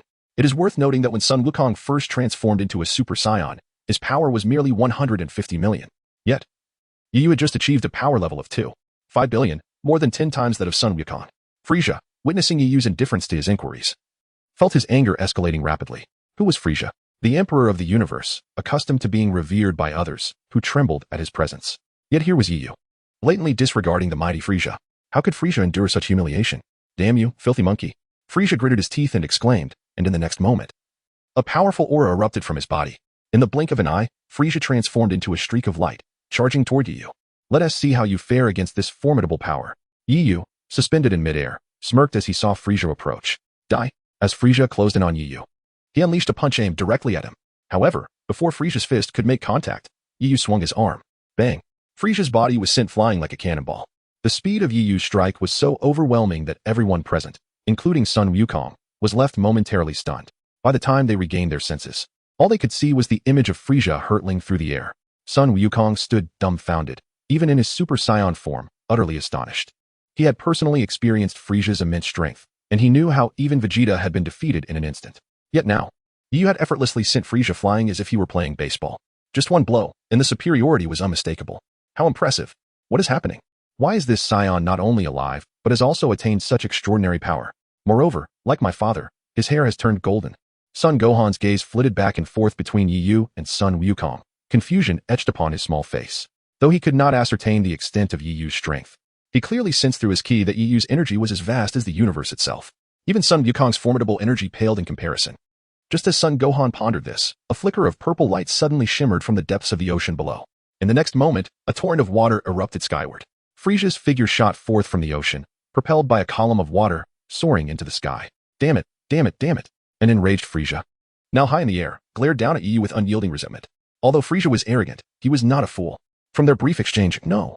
A one-sided beating, he had realized that Yu's strength far surpassed his own. However, Frisia was the emperor of the universe. Surrender? Flee. That was out of the question. Damn Saiyans, I will see to it that you all perish here today. Frisia roared in fury, raising his arm. In the next moment, a massive purple energy sphere began to coalesce in Frisia's palm. Initially, the energy sphere was only the size of a ping-pong ball, but as time passed, it rapidly expanded at a visible rate. Within just a few breaths, the energy sphere had grown immensely. Gohan tours, and Rap's faces paled as they beheld the enormous energy sphere in Frisia's hand. They all understood that if Frisia were to unleash that sphere, it wouldn't just be them in peril. Even the entirety of Namek would be obliterated in an instant. Sun Wukong's expression was also grave, but he was less affected than Gohan and Rap. First, he glanced at Frisia, then shifted his gaze to Yu. Upon seeing the confident smile on Yu's face, Sun Wukong felt a shift in his demeanor. Die! Frisia bellowed, and with a swift motion of his arm, the colossal purple energy sphere plummeted toward Yu. Chapter 47. The Might of Super Saiyan Yu. On Namek, Frisia's arm was charged with a colossal energy sphere, seemingly intent on annihilating Yu, Sun Wukong, and Namek itself. Die! Frisia thundered, swinging his arm downward as the massive energy sphere descended like a meteor toward Namek. As the fiery orb fell, the expressions of Sun Wukong, Sun Gohan, Rap, and Tors shifted dramatically. Tors, we must flee. Realizing the destructive force contained within that energy sphere, Rap's face turned ashen, and in the next moment, a powerful aura erupted around him. After urgently warning Tors, he prepared to retreat at the utmost speed. However, before Rap could escape, Tors interjected, "Where will we go?" At Tors's words, Rap suddenly awakened to the gravity of their situation. The immense energy sphere possesses enough power to obliterate the entire Namek. Where could he possibly flee? As the aura surrounding Rap dissipated, he regained his composure, and once again ascended into the sky. Gazing at the colossal energy sphere that continued its descent, he wore a bitter smile, expressing his resignation. It seems this is the end. How vexing. With the passage of time, the enormous energy sphere drew ever closer to the ground. Concurrently, an invisible force emanated from the sphere. Although the energy sphere hovered still hundreds of meters above the earth, the very ground beneath Sun Wukong and Sun Gohan began to fracture. The surrounding seas roiled restlessly. Suddenly, streaks of purple-black lightning surged forth from the energy sphere, radiating outward in all directions. Under the onslaught of the thunder, the nearby mountains were instantaneously reduced to dust. Krillin's lifeless body, too, plummeted toward the ocean below following the destruction of the mountains. At that moment, Sun Wukong swiftly darted forward, catching Krillin's body in midair. Krillin. Sun Wukong glanced at his fallen comrade, his fury rekindled. After a brief sigh, he shifted his gaze toward Frisia in the sky. Gohan. After entrusting Krillin's body to Sun Gohan, Sun Wukong immediately assumed a fighting stance, seemingly preparing to unleash the Kamehameha wave to counter Frisia's energy sphere. However, before he could act, Yuin, positioned beneath the energy sphere, suddenly spread his palms wide, confronting the colossal energy sphere head-on. At this moment, Sun Wukong, Sun Gohan, Lap, and TOS were all astonished by Yu's actions. Could it be that Master Yu intends to catch this energy sphere with his bare hands? It is inconceivable. Such a feat is utterly impossible. Upon witnessing Yu's maneuver, Lap immediately shook his head in disbelief. However, TOS, with clenched fists and a resolute expression, declared, "I believe in Master Yu." Hearing his words, Lap cast a condescending glance at him. Under normal circumstances, Lap would have fervently countered. Yet, with the looming specter of death, he thought it might be beneficial to leave TOS with a glimmer of hope. As Lap and TOS engaged in conversation, Yu's figure was also caught under the immense pressure of the colossal energy sphere, plummeting downward alongside it. The planet is on the brink of explosion. I should retreat at once. At that moment, after Frisia had unleashed the colossal energy sphere, the fury that had consumed him seemed to dissipate, replaced by a sinister expression of schadenfreude. In Frisia's eyes, the destruction of planet Namek was inevitable, and the two Saiyans, Son Goku and Nightwing, would perish alongside it. However, Frisia, due to the resilience of his race, could survive in the vastness of space. After casting one last glance at planet Namek, he turned and soared into the cosmic expanse above. Yet, shortly after departing, he suddenly sensed an unusual reaction beneath him. Upon turning back, he beheld the immense energy sphere, which had been plummeting, now suspended in midair. What? Witnessing this spectacle, Frisia's expression froze in disbelief. In the next moment, he watched in astonishment as the halted energy sphere began to soar towards him. How could this be possible? Just as Frisia stood in utter astonishment, below him, Goku, Gohan, Rap, and Tors were equally taken aback. Perhaps Frisia was unaware of the reason behind the sudden change in direction of the energy sphere from his vantage point. He could only perceive a colossal orb of energy. However, Goku and the others understood. The energy sphere abruptly ceased its descent and soared skyward because Yu had intervened, obstructing the orb and propelling it back. At this moment, Sun Wukong's mouth gaped open in astonishment, rendering him momentarily speechless. TOS, on the other hand, was filled with exuberant excitement. He had succeeded. Master Yu had accomplished the impossible. After hearing Tu's enthusiastic words, Lap regained his senses from the shock and wiped the cold sweat from his forehead, his face still pale with disbelief as he remarked, "Truly, Master Yu is remarkable. He can achieve such feats." There was an unspoken thought that lingered in Lap's mind. What a monster! Just how formidable is Master Yu's power? Since arriving at Namek, Lap's impression of Yu had been continually reshaped. Initially, he had thought Yu's quest to confront Frieza was an act of folly. However, after witnessing Yu's ability to match Frieza's strength, Lap realized that Yu's true power surpassed even that of Frieza. Yet, what astonished Lap even more was that Yu had managed to withstand the enormous energy sphere Frieza had unleashed. As Lap gazed at Yu, who radiated a golden glow in the sky, lost in thought, the colossal energy sphere sped toward Frieza's location. This was inconceivable. How could such a thing occur? Despite the evidence before him, Frieza could not accept this reality. Just as the energy sphere was about to strike him, Frieza shifted to the side, allowing the massive energy ball to soar past him and into the vastness of space, far from Namek. Chapter 48, Power Surge of 10 million with a resounding boom. The enormous energy sphere collided with a nearby planet after departing from Namek. In an instant, the planet exploded like fireworks, ultimately vanishing from this part of the cosmos. Though the planet was quite distant from Namek, the violent explosion resonated clearly to Yu and Sun Wukong's group on the planet. Saved? In the seconds following the explosion, Sun Wukong and Sun Gohan seemed to remain enveloped in shock. It was Gohan who finally broke the silence, addressing Sun Wukong. In his Super Saiyan form. Sun Wukong responded to Gohan before his gaze returned to the confrontation between Yu and Frieza in the sky. At that moment, Frieza fixed his gaze upon Yu, who shimmered with golden light, his expression contorted with rage, his teeth grinding ominously. "Frieza, if you wish to flee, now is your chance." Upon hearing Yu's words, Frieza's visage twisted further with fury. "Do not underestimate me, I am the Cosmic Emperor, Frieza." With a frenzied roar, he clenched his fists, unleashing a powerful aura that enveloped him. Sun Wukong and Sun Gohan, sensing the escalating energy within Frieza, exchanged glances, astonished. "Does that fiend still possess untapped power?" Gohan remarked, observing the swelling energy surrounding Frieza. Yet, Yu displayed no signs of surprise. After all, he was aware that Frieza had previously been operating at only 50% of his potential.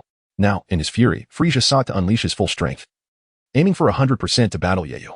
However, it seemed Yu had no intention of allowing Frieza the time to reach that state. Even if Frieza achieved 100%, it would merely amount to a combat power of 120 million, while Yu's power had soared to an astonishing 567 billion. In comparison, Frieza appeared feeble. At the moment when Frieza's energy surged to full power at 71, Yu's figure flickered and he instantly appeared in front of Frieza. Upon seeing Yu's sudden appearance, Frieza's expression changed dramatically. In the next instant, he retreated, creating distance between himself and Yu. Just a bit more. If only he could unleash his full strength. With his power escalating to 75, Frieza glared at Yu with a look of deep resentment. "Frieza, you are powerless. Even if you exert all your strength, you cannot match me." As he spoke, Yu spread his palms, channeling the immense energy within him towards his palms. Suddenly, a sphere of energy, about the size of a fist, coalesced between Yu's hands. As the energy continued to gather, the sphere expanded rapidly. At that moment, sensing the lethal aura emanating from the energy sphere in Yu's palm, Frieza's countenance shifted alarmingly. "Frieza, your end is nigh." However, just as Yu was about to unleash the energy wave to obliterate Frieza, Son Goku soared towards them. "Wait." Upon hearing Son Goku's words, Yu hesitated momentarily. Yet the energy wave remained intact between his palms, pulsating with energy. "Yu, he is my opponent." Without waiting for Yu's response, Son Goku charged directly at Frieza. In an instant, Son Goku collided with Frieza. Concurrently, Yu's mind was filled with the mechanical notification from the system. "Ding. Congratulations, host. You have gained a battle power attribute of 1 million. The notifications continued to resonate. "Ding. Congratulations, host. You have gained a battle power attribute of 1 million. Upon hearing the system's alerts, Yu's spirit stirred. A strike worth 1 million battle power attributes? Observing the ongoing battle between Son Goku and Frieza, where battle power attributes continuously dropped, each approximately around 1 million, the energy wave in Yu's palms dissipated instantly. Never mind. Collecting battle power attributes seems like a commendable choice. Yu murmured to himself in a voice only he could hear, and immediately relinquished his Super Saiyan state. After all, maintaining that form consumed a significant amount of energy, and since he did not need to engage in battle, there was no reason to remain in that state. With the dissolution of his Super Saiyan form, his hair and eyebrows reverted from golden to black. Did not even think about escaping. As Yu descended back to normal, Frieza abandoned his confrontation with Son Goku and pursued Yu. After all, compared to Son Goku, Frieza harbored a deeper hatred for Yu and could not bear to let him slip away. Yet, before Frieza could close the distance, Son Goku swiftly moved to Frieza's side, raising his knee to deliver a powerful strike. Before Frieza could react, he was struck by Son Goku's knee, spewing an unknown liquid. Frieza, I told you, your opponent is me. Son Goku said coldly, clasping his hands together, then using the bend over, panned Frieza like a volleyball. He slammed his hands down onto Frieza's back with tremendous force. With a thunderous impact, Frieza's body was propelled downward like a cannonball into the sea. After transforming into a Super Saiyan, Son Goku's strength was beyond comprehension, and Frieza could not withstand such a blow. He fell without pause, crashing into the ocean. In that instant of impact, a colossal wave surged up from the sea surface. Ding! Congratulations, host, you have gained a battle power attribute of 1.5 million. Would you like to collect the battle power attribute? After a brief cessation in the clash between Son Goku and Frieza, the system chimed again. Collect. As soon as Yiyu's words fell, a stream of battle power attributes gathered from the sky and merged into his body. As these attributes flowed into him, Yiyu observed the battle power on the system screen steadily rising. When the last battle power attribute integrated into his being, Yiyu's power surged from 51.34 million to 61.24 million. This meant that the brief skirmish between Son Goku and Frieza had elevated Yiyu's battle power by over 10 million. It is noteworthy that this increase pertains solely to his base battle power. Should Yiyu transform into a Super Saiyan again, it would exceed 500 million. Chapter 49, Frieza's Demise in the Sky. Gohan gazed down in astonishment as he witnessed Son Goku effortlessly overpowering Frieza. He was oblivious to the transformation Son Goku had undergone or what a Super Saiyan truly entailed, yet he comprehended that Frieza was no match for Son Goku. Turning his attention to the lifeless body of Krillin in his arms, Gohan's previously bright eyes became shrouded in darkness. Krillin. Just then, a familiar voice echoed from the distant skies. Upon hearing the voice, both Gohan and Yiyu turned to look. A radiant white light was approaching them. Upon closer inspection, they recognized that the figure within the light was Launch, also known as Dandy. Launch! Gohan exclaimed joyfully, waving his hand. As Launch reached Gohan and beheld Krillin in his arms, she inquired with concern. Gohan remained silent, merely casting a sorrowful glance at Krillin. Understanding the gravity of the situation from Gohan's expression, Launch's joyous demeanor faded instantly, and the once cheerful atmosphere grew heavy with despair. Wait, if we use the Dragon Balls, we can bring Krillin back. Launch suddenly remembered, her spirits lifting as she spoke to Gohan. However, Son Goku shook his head. It's futile. Krillin has already been revived by the dragon once, and the dragon cannot revive the same person twice. It doesn't matter. The Namekian dragon Shinron can revive anyone as many times as needed. As soon as the statement was uttered, Sun Wukong was overcome with joy, nearly discarding Krillin's lifeless body. Is it true? Indeed, indeed. There are no doubts about what Barunga said. However, Tion's expression soon fell, and she lamented, unfortunately, the Grand Elder has passed away. And Barunga has. Wukong. Just at that moment, as Sun Wukong and Tion wallowed in despair, a voice echoed in Wukong's mind. It was Piccolo's voice. Hearing this, Yiyu's spirit stirred slightly. In the original narrative, Piccolo had been training on King Kai's planet, and after being resurrected by the Namekian dragon, he had journeyed to Namek through the dragon's power. However, due to Yiyu's intervention this time, the dragon Barunga did not transport Piccolo to Namek, as it had faltered due to the Grand Elder's demise. Thus, Piccolo remained on King Kai's planet, although Yiyu was unaware of the exchange between Piccolo and Sun Wukong. The latter's joyful demeanor suggested that Piccolo had informed him about the possibility of using the Dragon Balls on Earth to resurrect the Namekians, and subsequently, with the Namekian dragon's aid, to revive Krillin. At that moment, as Sun Wukong and Piccolo communicated mentally, a powerful wave of energy suddenly erupted from the ocean below. Soon, Frieza's form burst forth from the depths. However, Frieza now appeared larger than before. Observing Frieza's transformation, Yiyu raised an eyebrow. Has he already attained his 100th state? Indeed, Frieza had been submerged in the ocean, seizing this opportunity to elevate his power to its full potential. Frieza. At the moment Frieza emerged, Tion, standing beside Sun Wukong, turned pale with fear. Although Frieza's current appearance differed somewhat from the first form she had previously encountered, she instantly recognized him. After all, Frieza had ruthlessly exterminated all the other Namekians from her village right before her eyes. There was no mistaking the devilish figure of Frieza. Tion, do not worry. Sun Wukong reassured her, then turned his gaze to the sky, where Yiyu and Sun Wukong stood, smiling as he added, Frieza is no match for my father, and that's Saiyan now. Just as Sun Wukong spoke, Frieza, having emerged from the water, trembled with fury, glancing first at Yiyu and then at Sun Wukong. The two Saiyans, whom he had once deemed insignificant, now stood as formidable adversaries capable of overpowering him. How could Frieza endure such humiliation? His fists clenched with such ferocity that purple blood began to seep from within, trickling through his fingers. Damn those Saiyans! Frieza gritted his teeth and, after a silent roar of fury within, his gaze abruptly shifted towards Tion and Sun Gohan. Though merely a fleeting glance from the corner of his eye, this moment did not escape the keen observation of Yi Yu.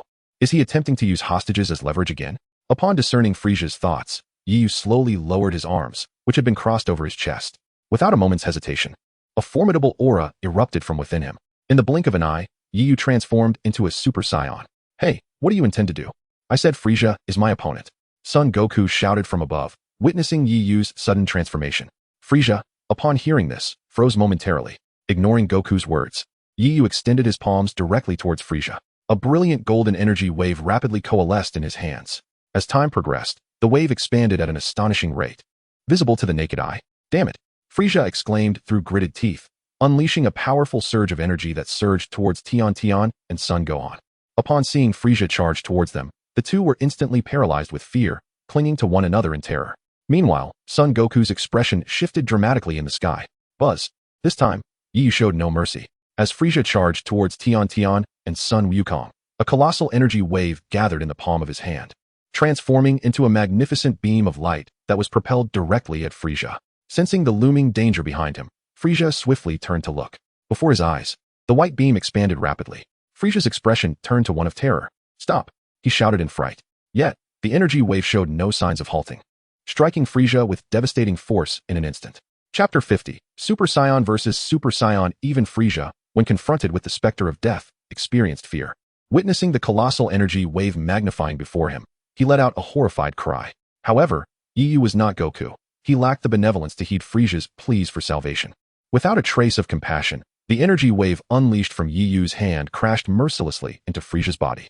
The energy wave was unleashed by Nightwing after his transformation into a Super Saiyan, possessing an unfathomable might. Given Frisia's power, it was utterly impossible for him to withstand the onslaught of this energy wave. In the mere blink of an eye, Frisia's form was obliterated by the radiant beam of energy. Subsequently, amidst Frisia's anguished roar, his figure was drawn out like smoke caught in the wind, ultimately vanishing within the luminous energy column. The hum of the energy beam faded away, leaving no trace behind after the annihilation of Frisia. In that moment, a brief silence enveloped the world. Over there, Tian and Sun Wukong appeared to be still immersed in the terror instigated by Frisia. It was only when Sun Wukong sensed Frisia's energy had completely vanished that he spoke up, exclaiming, Frisia's energy has disappeared. Was he defeated by that last attack? Upon hearing Sun Wukong's words, Tian clenched his fists tightly, casting wary glances around, fearing that Frisia might reappear before them. While Sun Wukong and Tian conversed, TOS and Lap, who had been hiding in the distance, ascended into the sky. Frisia's energy has vanished. TOS scanned the surroundings before checking with his detector. Upon noticing the lack of Frisia's energy response, he exclaimed, Wonderful! That rascal Frisia has been vanquished by Lord Yi Yu. As soon as TOS finished speaking, Lap became exuberant. TOS, now that Frisia has been defeated by Yi Yu, there's nothing to fear. After calling to TOS, the two unleashed a burst of energy and soared toward the direction where Yi Yu was located. Lord Yi Yu, Teacher Yi Yu. Upon arriving beside Yi Yu, they called out to him. Whoosh whoosh. Truly worthy of being Lord Yi Yu. Even Frisia was no match for you. You are indeed the strongest in the universe. Lap, standing beside Yi Yu, squinted his eyes and praised him fervently. However, before Lap could finish his sentence, he noticed Yi Yu looking at him with a kindly gaze. Sensing this, Lap promptly fell silent. How splendid, Teacher Yi Yu. Frisia has been defeated. We can return now, TOS said with a deep sigh of relief, acknowledging that their journey to Namek had been perilous. Both the Jinyu Force and Frisia were capable of easily annihilating him. TOS understood that his survival thus far was solely due to Yi Yu's protection. Return? That may not be possible yet. Upon hearing Yi Yu's words, Lap and TOS exchanged puzzled glances and queried, Why? Wasn't Frisia defeated? Just then, the Super Saiyan form Sun Wukong flew towards them. Yi Yu, you truly are impressive. You easily dispatched Frisia. My body can't help but tremble. Upon hearing Sun Wukong's words, Lap closed his eyes and thought, Of course. Lord Yi Yu is so formidable that anyone would tremble at his presence. However, Sun Wukong continued, Yi Yu, let us battle once more.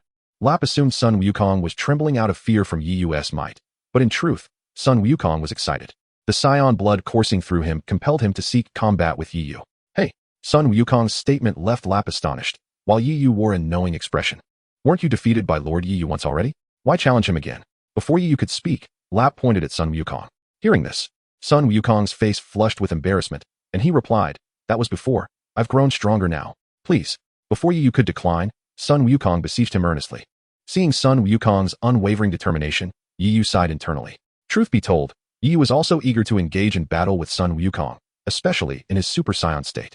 Very well, I accept your challenge, but given your current condition. Yi Yu observed Sun Wukong, who was covered in wounds, and spoke. Sun Wukong's injuries were, of course, the result of his earlier battle with Frieza before transforming into a Super Saiyan. Although transforming into a Super Saiyan had amplified Sun Wukong's combat prowess by 50-fold, it did not heal his injuries. The battered state of Sun Wukong meant that his strength was significantly diminished compared to his peak. Yi Yu was reluctant to battle in such circumstances. Don't you have two Sensibines? Not a chance. Before Sun Wukong could finish, Yi Yu interrupted him. Dad, let Tian Tian handle this. At that moment, Sun Gohan's voice rang out. Upon hearing Sun Gohan, Yi Yu and Sun Wukong turned to see Tian Tian and Sun Gohan approaching. Tian Tian. Yi Yu thought back, recalling that while her combat ability was not particularly formidable, her healing prowess was quite extraordinary. In Dragon Ball, she had successfully revived Krillin from the brink of death in a remarkably short time using her healing technique. As Yi Yu pondered, Tian Tian had already begun to heal Sun Wukong. With her palms outstretched towards him, a green glow enveloped Sun Wukong. To the astonishment of Lap and Tos, Sun Wukong's injuries visibly healed at a remarkable rate. Oh, is it true that Namekians possess such miraculous abilities? Lap exclaimed in awe. Moments later, Sun Wukong's wounds were fully healed, and his energy returned to its peak. Yet, Yi Yu sensed that Sun Wukong's energy was even more formidable than before. After all, Saiyans typically experienced a power boost after recovering from severe injuries. Yes, I'm completely restored. After expressing his gratitude to Tian Tian, Sun Wukong turned to Yi Yu and said, All right, I'm ready to fight now. His eagerness was palpable. Chapter 51. The battle between Super Saiyans in the skies above Namek. Yi Yu and Super Saiyan form Sun Wukong stood facing each other, suspended in the air. Meanwhile, Tian Tian, Sun Gohan, Lap, and Tos were positioned several kilometers away on a hill, observing the impending clash. Who will emerge victorious, Teacher Yi Yu or the Saiyan? Tos inquired, captivated by the charged atmosphere of the battlefield. Without a doubt, Lord Yi Yu, my father. Lap and Sun Gohan replied in unison. Lap defended Yi Yu, while Sun Gohan championed Sun Wukong. Kid, didn't you just see? Lord Yi Yu even defeated Frieza. Do you really think your father stands a chance against Lord Yi Yu? Lap admonished Sun Gohan in a didactic tone. But my dad can defeat Frieza too. Sun Gohan, unwilling to concede, asserted himself. Amidst the spirited debate between Sun Gohan and Rap, the atmosphere above, where Yi Yu and Son Goku resided, finally stirred. Transform, Super Saiyan. Although the formidable energy emanating from Yi Yu was immense, Son Goku could still discern that the untransformed Yi Yu was no match for him. Just as he anticipated. After acknowledging Son Goku's call, Yi Yu concentrated, unleashing a powerful aura that surged forth. In an instant, Son Goku, Son Gohan, and the others beheld Yi Yu's hair transforming into a brilliant gold, his entire being radiating with flickering golden flames. As Yi Yu ascended to Super Saiyan, both Son Goku and Son Gohan sensed the overwhelming energy that surged exponentially in that moment.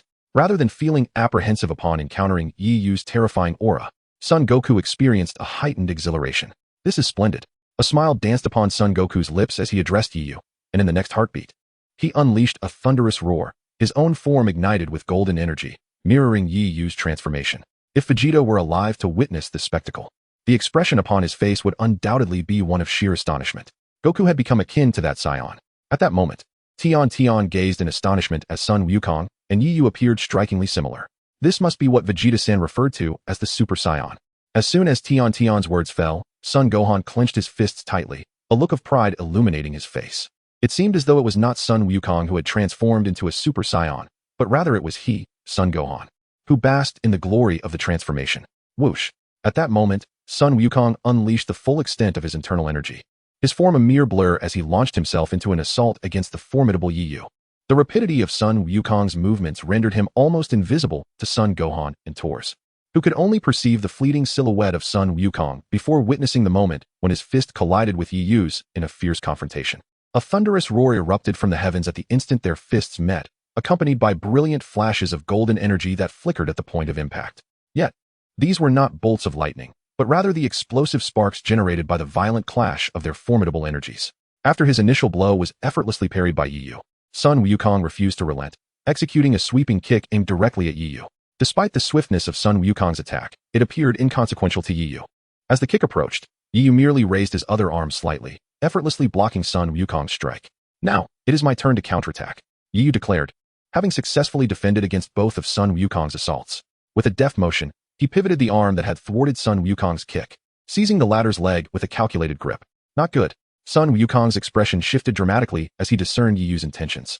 However, before he could retract his leg, Yi Yu's hand had already clasped around Sun Wukong's calf. In a swift motion, Yi Yu yanked, pulling Sun Wukong towards him, while simultaneously delivering a powerful punch aimed squarely at Sun Wukong's torso. The sequence unfolded in a mere heartbeat. From Yi Yu's grasp on Sun Wukong's leg to the forceful strike that followed. The incredible speed of the exchange left Sun Gohan and Tors, along with the other spectators, bewildered. They could only catch a glimpse of Sun Wukong being propelled backward from the impact. As he soared through the air, Sun Wukong suddenly lifted high. This is the battle he desires. At this moment, the blood coursing through him began to boil fervently, with a sudden surge of formidable energy. Sun Wukong's body was propelled backward, only to abruptly come to a halt. Oh, he appears to be quite pleased.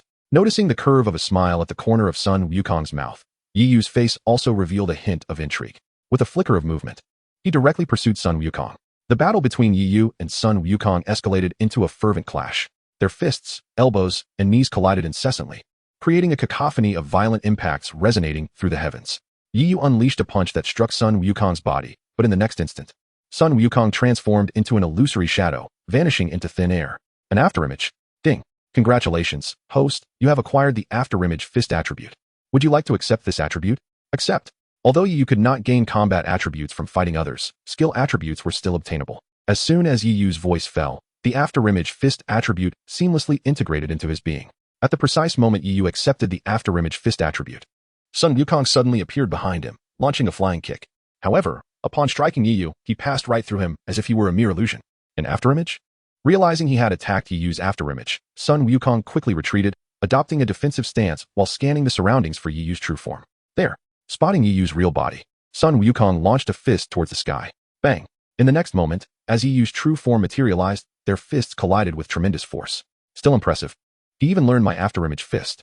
Yi Yu let out a faint smile, remaining silent as he continued to engage in combat with Sun Wukong. Chapter 52. The resurrection of Vegeta. The afterimage fist was not something Yi Yu had stolen. Rather, it was something he had found. Yet, in Sun Wukong's eyes, it appeared as though Yi Yu had mastered the technique in such a short span of time. Furthermore, Yi Yu had previously learned Sun Wukong's King Fist technique. Therefore, upon witnessing Yi Yu acquire the afterimage fist once more, Sun Wukong found nothing peculiar about it. To him, Yi Yu was simply a prodigy who grasped techniques at a glance. Not bad yourself, managing to keep pace with my rhythm. After effortlessly blocking one of Sun Wukong's punches, Yi Yu smirked and spoke. Don't flatter yourself. I know you haven't even unleashed half of your strength. Sun Wukong exclaimed excitedly after countering Yi Yu's punch. Half? Not even close. I haven't utilized a tenth of my power. Naturally, Yi Yu refrained from voicing this thought. In that case, I shall take this a bit more seriously. With that, both his attack power and speed surged significantly. Sun Wukong, who previously matched Yi Yu's prowess, found himself in a suppressed state as Yi Yu accelerated his assault. Yi Yu could also distinctly sense Sun Wukong's breathing becoming increasingly erratic. Bang bang bang. After barely fending off a flurry of Yi Yu's relentless strikes, Sun Wukong suddenly found the speed of Yi Yu's attacks escalating yet again. At that moment, upon witnessing the astonishing speed of Yi Yu's fist approaching, Sun Wukong was taken aback. Although his eyes perceived Yi Yu's attack, his body could not keep pace with Yi Yu's movements. Before Sun Wukong could react, Yi Yu's punch struck his cheek with a resounding impact. Sun Wukong's head jerked backward, and his body momentarily sank down a half step. However, he was no ordinary being. After absorbing Yi Yu's blow, he retaliated with a punch of his own. Yet, the disparity in strength was evident, and Yi Yu had anticipated all of Sun Wukong's actions. As Sun Wukong's fist came crashing forward, Yi Yu deftly sidestepped, evading the attack with precision. After dodging Sun Wukong's counterstrike, Yi Yu unleashed another punch, this time connecting with Sun Wukong's body. Although Yi Yu did not exert his full power, it was still beyond what Sun Wukong could withstand. The force of Yi Yu's overwhelming punch sent Sun Wukong plummeting like a cannonball towards the ocean below. Victory! Rap cheered upon witnessing Yi Yu send Sun Wukong flying. Casting a glance at Sun Gohan beside him, though Rap uttered no further words, his gaze seemed to convey to Sun Gohan, I told you, Lord Yi Yu is superior. Simultaneously, as Sun Wukong was about to crash into the sea, he unleashed a powerful surge of energy. The resulting shockwave and the reaction force from the water below allowed him to stabilize his descent. In contrast, the surface of the water beneath him formed a massive hemispherical depression. Is this truly all your strength? Sun Wukong steadied himself and ascended into the sky, pausing to inquire of Yi Yu above. What's the matter? Do you wish to continue? Yi Yu replied, gazing down at Sun Wukong from his elevated position. No. I'm still unfamiliar with this Super Saiyan form. Sun Wukong clenched his fist, looking up at Yi Yu as he continued. Moreover, I realized that if I were to continue fighting, the one who would ultimately lose is me. Upon hearing Sun Wukong's words, The golden hue of Yiyu's hair immediately reverted to black. Then we shall meet again next time. After dismissing his Super Saiyan form, Yiyu called out before soaring towards the locations of Tors and Rap. You two head back. Upon hearing Yiyu's command, Tors promptly flew towards him. Rap also stood up, waving goodbye to Son Gohan and Tian, saying, farewell. Initially, Rap habitually said goodbye, but then reconsidered, adding, no, it's farewell for good. After all, the universe is vast, and the chance encounter on Namek was purely coincidental. With that, Rap soared into the sky, a burst of energy erupting from him as he pursued Yiyu. Once Yiyu and his companions departed, Sun Wukong stood in the sky, bewildered. What does next time mean? He pondered, reflecting on Yiyu's parting words. Just as Rap had surmised, there might not be another opportunity to meet. Yet Yiyu had promised Sun Wukong a future encounter. Unbeknownst to Sun Wukong, in the near future, Earth would give rise to androids 17 and 18, who would surpass even Frieza in strength, as well as the formidable ultimate android cell. Yiyu sought to gather more combat power, and Earth was undoubtedly the ideal locale, given that the strongest warriors of the 7th universe seemed to congregate there. By the way, Dad, let's hurry to Frieza's spaceship. Just as Yiyu's group vanished from view, Sun Gohan exclaimed to Sun Wukong, what do we need to go to Frieza's spaceship for? Sun Wukong asked, confusion etched on his face. Sun Gohan then relayed Piccolo's message to Sun Wukong, essentially conveying that through Earth's dragon, they could resurrect all those killed by Frieza on Namek, and subsequently use Namek's dragon to revive Krillin and Yamcha. The Namekian dragon can revive Krillin? That's wonderful. Sun Wukong's spirits lifted upon hearing Sun Gohan's words. There's no time to waste. Let's go. With that, Sun Wukong took off with Sun Gohan and Tian toward the direction of Frieza's spaceship. Minutes later, as Yiyu, Tors, and Rap flew skyward aboard their spaceship, dark clouds swiftly enveloped the sky above Namek. Observing this from within the spaceship, a smile crept across Yiyu's face. It seems the Namekian dragon has been revived. Meanwhile, in the battlefield where Sun Wukong and Yiyu had previously fought, the fallen Vegeta suddenly came back to life. I'm not dead, Vegeta exclaimed, bewildered as he examined his hands. What Vegeta did not realize was that the Earth's Guardian had wished for the resurrection of all those slain by Frieza and his minions on Namek. And Vegeta had been among those killed by Frieza. Chapter 53, Gravity Training Beyond Namek. A colossal spaceship resembling a tank loomed. Just then, 3 white beams of light, akin to shooting stars, pierced through Namek's atmosphere, hurtling toward the spaceship. Inside the control room of the immense spaceship, the canine-headed alien noticed the 3 red dots approaching on the screen, and his expression shifted. He turned to announce, Lord Yiyu has returned. Prepare for reception. Lord Yiyu is back? The other space warriors in the control room were taken aback. They had anticipated that Yiyu's journey would be fraught with peril, especially given that the cosmic tyrant Frieza resided on Namek. However, they were astonished to see that Yiyu's party had returned safely. What are you all waiting for? Hurry and welcome Lord Yiyu. After barking this order, the canine-headed alien swiftly exited the control room. Following his departure, the remaining space warriors quickly tidied their attire before following him out. Moments later, the 3 beams of light that had erupted from Namek successfully landed in the spaceship's return pod. As the pod's door opened, Yiyu, Tors, and Rap emerged. Welcome back. Lord Yiyu, the alien with a dog-like head, upon seeing Yiyu approach, immediately welcomed him. Safe. Upon hearing these 2 words uttered by the dog-headed alien, Yiyu's figure paused momentarily, and then he looked down upon the alien, saying, you don't truly believe I would perish on that planet Mexing, do you? At Yiyu's remark, the dog-headed alien and the surrounding cosmic warriors felt a chill run through them, their faces betraying a sense of guilt. Indeed, they had harbored such thoughts in their hearts. However, even if that was their inner sentiment, they dared not respond candidly in front of Yiyu. As the cosmic warriors pondered how to address Yiyu's inquiry, he continued, yet, it is understandable that you would think this way, considering our adversary is none other than Frieza. At the mention of Frieza's name, fear etched itself upon the faces of the aliens. Yiyu, indifferent to their expressions, strode purposefully into the spaceship. Once Yiyu departed, the cosmic warriors encircled Lapu and Tos, gazing at them with curiosity akin to that of onlookers at a zoo marveling at a panda. Lapu, it is truly remarkable that you returned unscathed from Frieza's clutches. Lapu, your fortune is extraordinary. You emerged without a scratch. Upon hearing the praises from the cosmic warriors, Lapu raised his head with pride, a look of satisfaction gracing his features. At that moment, Lap seemed to feel like a triumphant hero, embraced by a throng of admirers. Just as he was about to regale his companions with tales of his heroic deeds, Tos suddenly interjected, stating, it is all thanks to Master Yiyu's assistance that we were able to return safely. In this mission, we played no significant role. Upon hearing Tos' words, Lap felt as though a bucket of cold water had been splashed over him, causing his facial muscles to twitch in dismay. Is it too much to ask for a moment of glory? After Tos' remark, the cosmic warriors gathered around him, eager to inquire, Tos, please tell us how you and Master Yiyu managed to escape the clutches of Frieza. Escape? Not at all. Frieza has already been defeated by Master Yiyu. With these words, the once lively return cabin fell into an immediate silence. Frieza was vanquished by Yiyu? The cosmic warriors evidently did not trust Tor's words. Although they acknowledged that Nightwing was formidable, they believed it impossible for him to surpass the cosmic emperor, Frieza. Tors, you must be jesting, they thought. Before the cosmic warrior could finish his remark, Tors interjected, I am not joking, and strode directly into the spacecraft. This impudent young man may be small in stature, yet his temperament is anything but mild. Rap, please enlighten us about what transpired on Namek. After Tors departed, the cosmic warriors turned their attention to Rap. Well, the situation is essentially as Tors described. Lord Frieza has been vanquished by Lord Nightwing. What? Rap, that just is hardly amusing. I assure you, I am not joking. Have you ever witnessed the true prowess of Lord Nightwing? Rap asked, his expression grave. The group of cosmic warriors exchanged glances and then shook their heads in unison. Precisely. Lord Nightwing's true power surpasses that of Frieza. Rest assured, news of Frieza's demise will soon echo throughout the cosmos. Observing Rap's earnest demeanor, the cosmic warrior's skepticism began to waver, shifting from disbelief to tentative acceptance. Hey, Lord Nightwing is calling for you to hurry inside. At that moment, Tors approached the group, beckoning them. Following Tors, Rap and the other cosmic warriors made their way into a training room within the spacecraft. The training room, a supergravity chamber designed by Nightfeather's subordinates to emulate Sun Wukong's spaceship, was currently equipped with a crimson display. The screen indicated 1G, meaning the gravity within this chamber was equivalent to normal Earth gravity. Lord Nightfeather, have you summoned us here for a battle? Inquired Rap and the other cosmic warriors upon entering. No, for the time being, you are not to engage in combat. I require you to train. Nightfeather replied. Train? What do you mean? Rap and the others looked perplexed at his words. How shall we train? Upon hearing Rap's question, Nightfeather gestured to Toth, who exited the training room. Subsequently, Nightfeather pressed a red button on the display beside him. As he did so, the readings on the monitor began to escalate. 1G, 10G, 20G. With each increment, the gravity in the training room surged relentlessly. Under the pressure of 10G, Rap and his companions felt little discomfort.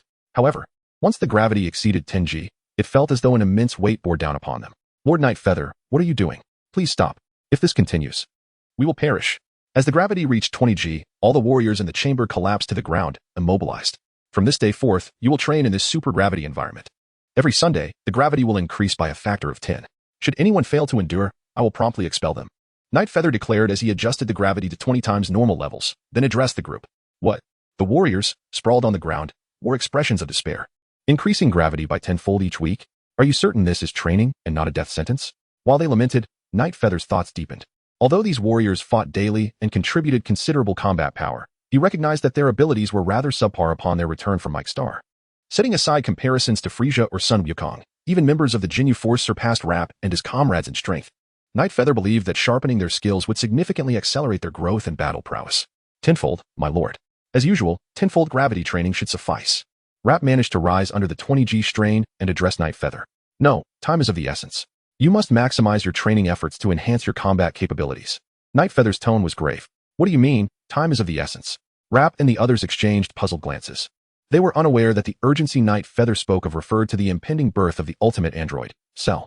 Despite his current strength being more than adequate to confront Super Saiyan Sun Wukong, he feared he would still fall short against the perfect form of Cell. Nightfeather's intention was to elevate his combat power before Cell's emergence, thus allowing him to face the threat on Earth without trepidation. Speaking of which, how many years remained until Cell's arrival? Chapter 54, Super Saiyan Broly Chapter 54. In the southern galaxy, on the planet Brill, chaos reigned. From a high vantage point, one could see a vast city engulfed in flames and destruction. Suddenly, a thunderous explosion resonated from within the city, followed by a powerful shockwave emanating from its central area. In an instant, the once mighty city was reduced to a desolate wasteland. The city has vanished? At that moment, a brilliant alien clad in battle armor hovered in the sky. Upon witnessing the vast city reduced to rubble, his eyes glimmered with horror, and his face was a canvas of shock. Damn monster. After a brief moment of astonishment, an overwhelming fury surged within him. The brilliant swiftly shifted his gaze from the desolation below to a towering figure in the sky. This man, robust and muscular, had his upper body fully exposed to the air, with his most striking feature being his explosive yellow-green hair. Had Vegeta been present at that moment, he would undoubtedly be astonished to discover that this individual with yellow-green hair was, in fact, a Super Saiyan. The Super Saiyan in question is none other than Broly. With a fierce roar, Broly clenched his fists tightly and bellowed towards the heavens. In an instant, a powerful wave of energy erupted from his formidable physique. In this moment, the very earth of the entire city trembles. A surge of power is about to erupt. The frenzied Broly lets out another deafening roar, and within him, a formidable energy transforms into spheres of yellow and green, radiating outward in all directions indiscriminately. With a thunderous roar, these energy spheres strike the ground, resulting in cataclysmic explosions. In an instant, Within the vast expanse of the city, chaos reigns as explosions erupt everywhere. Someone must stop him. We must act swiftly. If this continues, our planet, Brill, will face annihilation at his hands. At that moment, a Brillarian let out a furious roar, his teeth clenched in rage. With his command, thousands of warriors surged forth like a swarm of locusts, launching themselves towards Broly, who hovered in the sky above. Rather than displaying any hint of fear in response to the throngs of warriors charging upward, Broly's grotesque visage revealed an even greater excitement. Kill, kill, kill, he uttered, the words leaving his lips with a harsh intensity. As he spread his arms wide, 2 orbs of energy materialized above his palms. In an instant, as a Brillarian warrior charged towards him, Broly unleashed a swift strike. The orb of energy he conjured collided with the warrior's chest. And though it may have seemed like a mere brush to Broly, the Brillarian's body erupted into fragments. With no pause after eliminating the first Brillarian warrior, Broly directed another orb from his other hand, sending it forth with lethal precision. Alone, he plunged into the throngs of warriors, each movement resulting in another Brillarian's lifeless form crashing to the ground. Where he tread, the Brillarians fell like mere chaff before the harvest, helpless against his onslaught. Damn it. That cursed monster. At that moment, the captain of the Brill Star Warriors, witnessing his subordinates being slaughtered one by one, immediately spread his palms and unleashed an energy wave towards Broly, who hovered in the sky above. With a swift whoosh and a resounding bang, the energy wave struck Broly directly without any obstruction. Alas, it proved futile, as Broly remained unscathed. Engaged in battle, Broly swiftly shifted his focus to the captain, a grin spreading across his face. In the next instant, his formidable figure surged toward the captain's position. Meanwhile, atop a distant mountain peak stood a middle-aged man with black hair. If I can conquer this Brill Star, I shall hold dominion over a significant portion of the southern galaxy. The dark-haired man gazed at the battling Broly, speaking with unbridled ambition. The man with dark hair is none other than Broly's father, Paragus. Just then, a rather frog-like extraterrestrial hurriedly approached from a nearby spaceship. What is it? Paragus inquired in a nonchalant tone. We just received communication that Frieza has been eliminated. Upon hearing this, a flicker of emotion crossed Paragus's face, though it was fleeting. While many in the universe tremble at the mention of Frieza, Paragus remains unperturbed.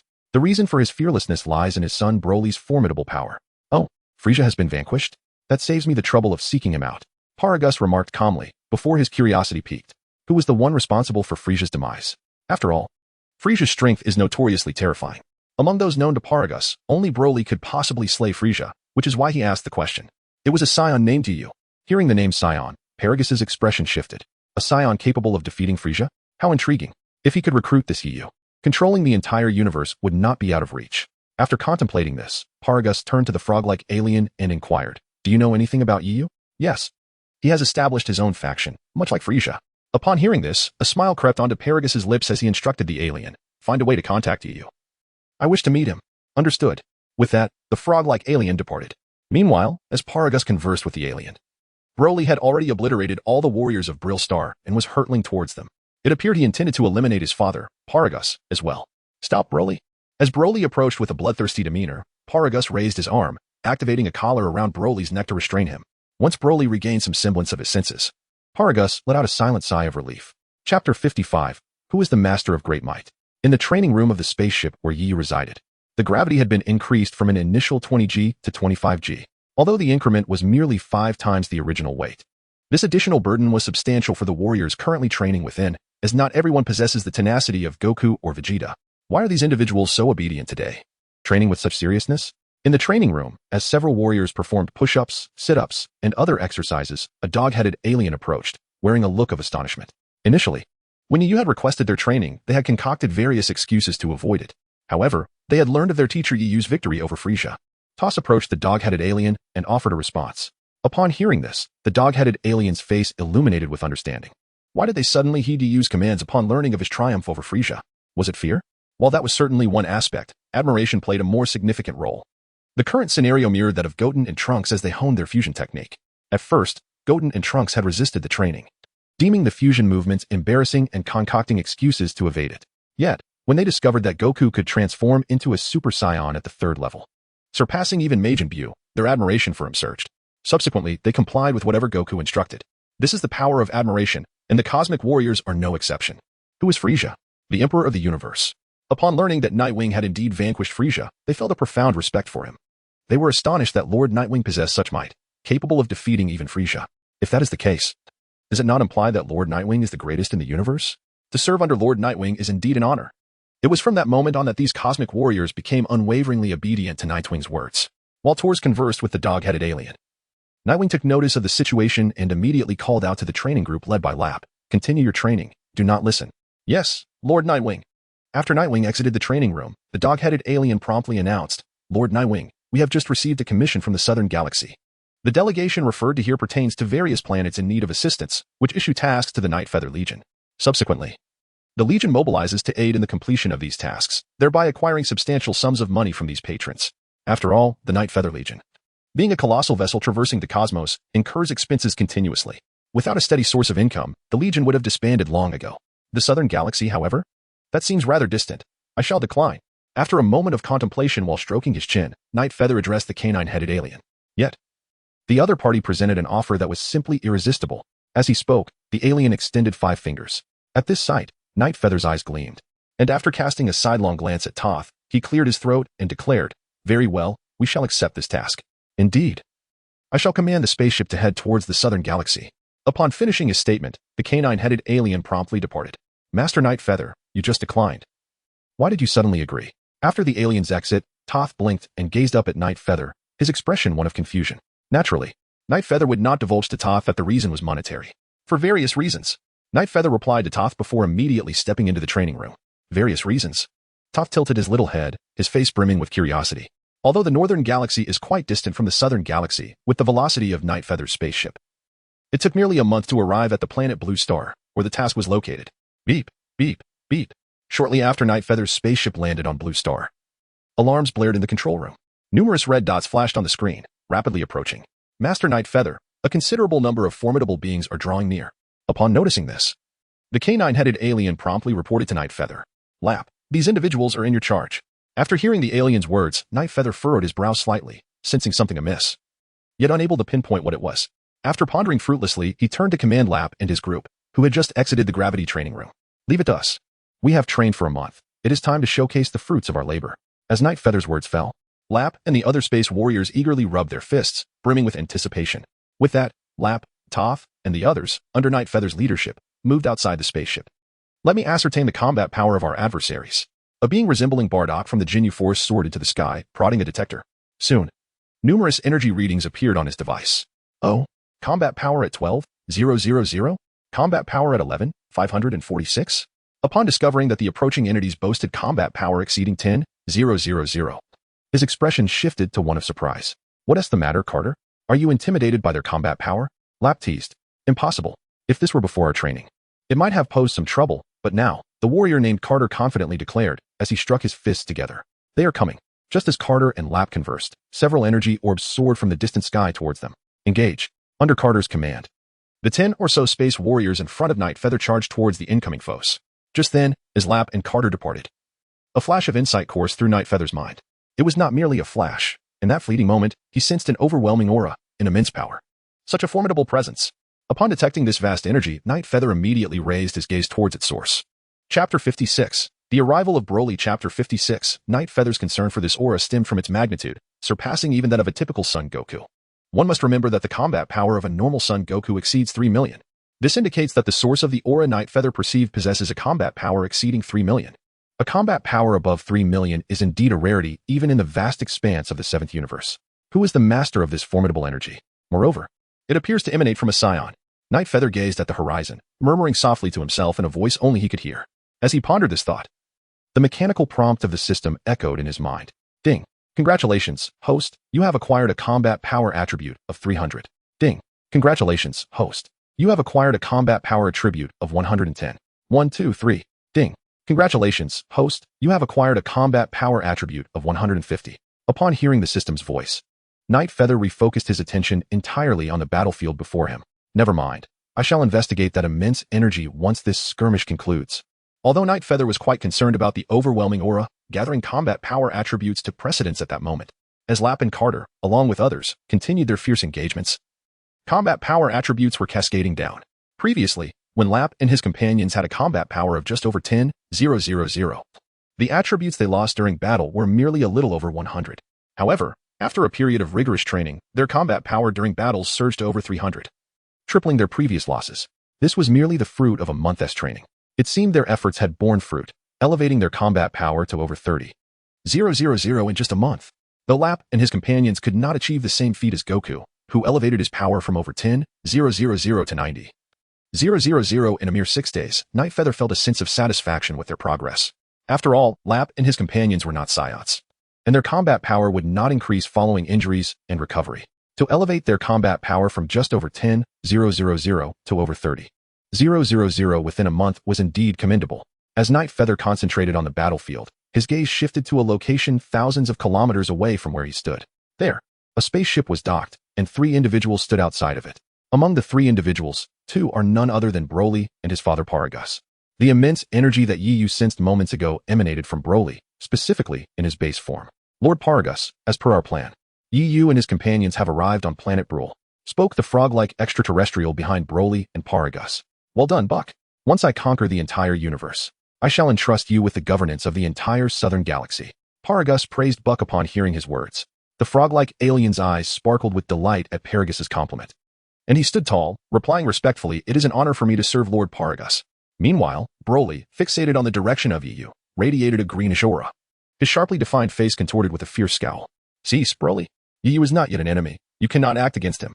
Paragus, sensing Broly on the verge of losing control, promptly activated the device in his hand. In an instant, the collar on Broly's forehead glowed brightly, stabilizing his emotions. "Buck, let us meet this Yu, but first, I must ascertain whether he truly possesses the strength to slay Frieza." Upon hearing Paragus's statement, Buck immediately responded, "Leave it to me." With that, Paragus, Broly, and Buck soared toward Yu's location. As they approached, Yu quickly became aware of their presence. Beep beep beep. As Yu glanced in that direction, the detector on his wrist reacted immediately. "Master Yu, 3 high-energy signatures are approaching." Soon after, both Yu and TOS spotted 3 white orbs of light racing toward them with astonishing speed, resembling fleeting rays of light. Indeed, they are Saiyans. 2 of them, to be precise. As the 3 white orbs neared, Yu's heart confirmed that the tremendous energy he had sensed earlier originated from the Saiyans. Swish, swish, swish. Before long, the 3 white orbs of light hovered in the sky not far from where Yu stood. At this moment, Yu and Tors were finally able to discern the appearance of the 3 figures before them. Broly. The instant the trio revealed themselves, Yu's gaze was instantly drawn to Broly hovering in the sky above. As for Paragus and the frog-like alien beside him, they were completely overlooked by Yu. While Yu was fixated on Broly, the trio also turned their attention toward him. It seemed that Broly sensed the formidable power emanating from Yu's body, causing his blood to surge restlessly, and his energy began to circulate anew. Broly. Noticing Broly's abnormal reaction, Paragus called out his name with urgency. Once Broly regained his composure, Paragus scrutinized Yu and remarked, "Is this indeed the one who vanquished Frieza?" Upon hearing Paragus's words, the frog-like alien immediately grasped the situation. "Is that so? Allow me to test him. After all, my combat power has reached 180,000. With that, the alien erupted with a powerful aura, and in the blink of an eye, he launched an attack toward Yu.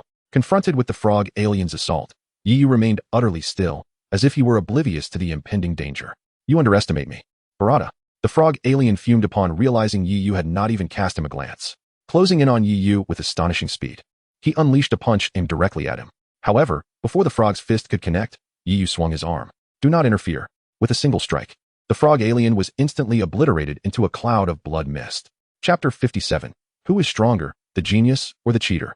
Originally standing motionless, Yu suddenly swung his arm, and in an instant, the frog alien was reduced to a mere mist of blood. The speed of Yu's attack was so extraordinary that Tors and Paragus were momentarily taken aback. By the time they processed the scene, they could only witness the aftermath of the explosion. Paragus's expression shifted dramatically upon witnessing this spectacle, finally breaking into a smile.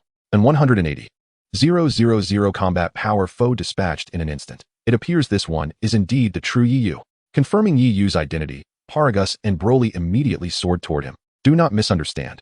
We are not here to be your enemies," Paragus exclaimed, raising his palms in a gesture of peace upon noticing Tors's wariness. Upon hearing Paragus's words, Tors's expression softened slightly.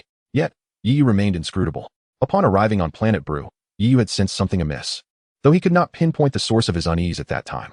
However, upon encountering Paragus and Broly before him, he finally discerned the source of his discomfort.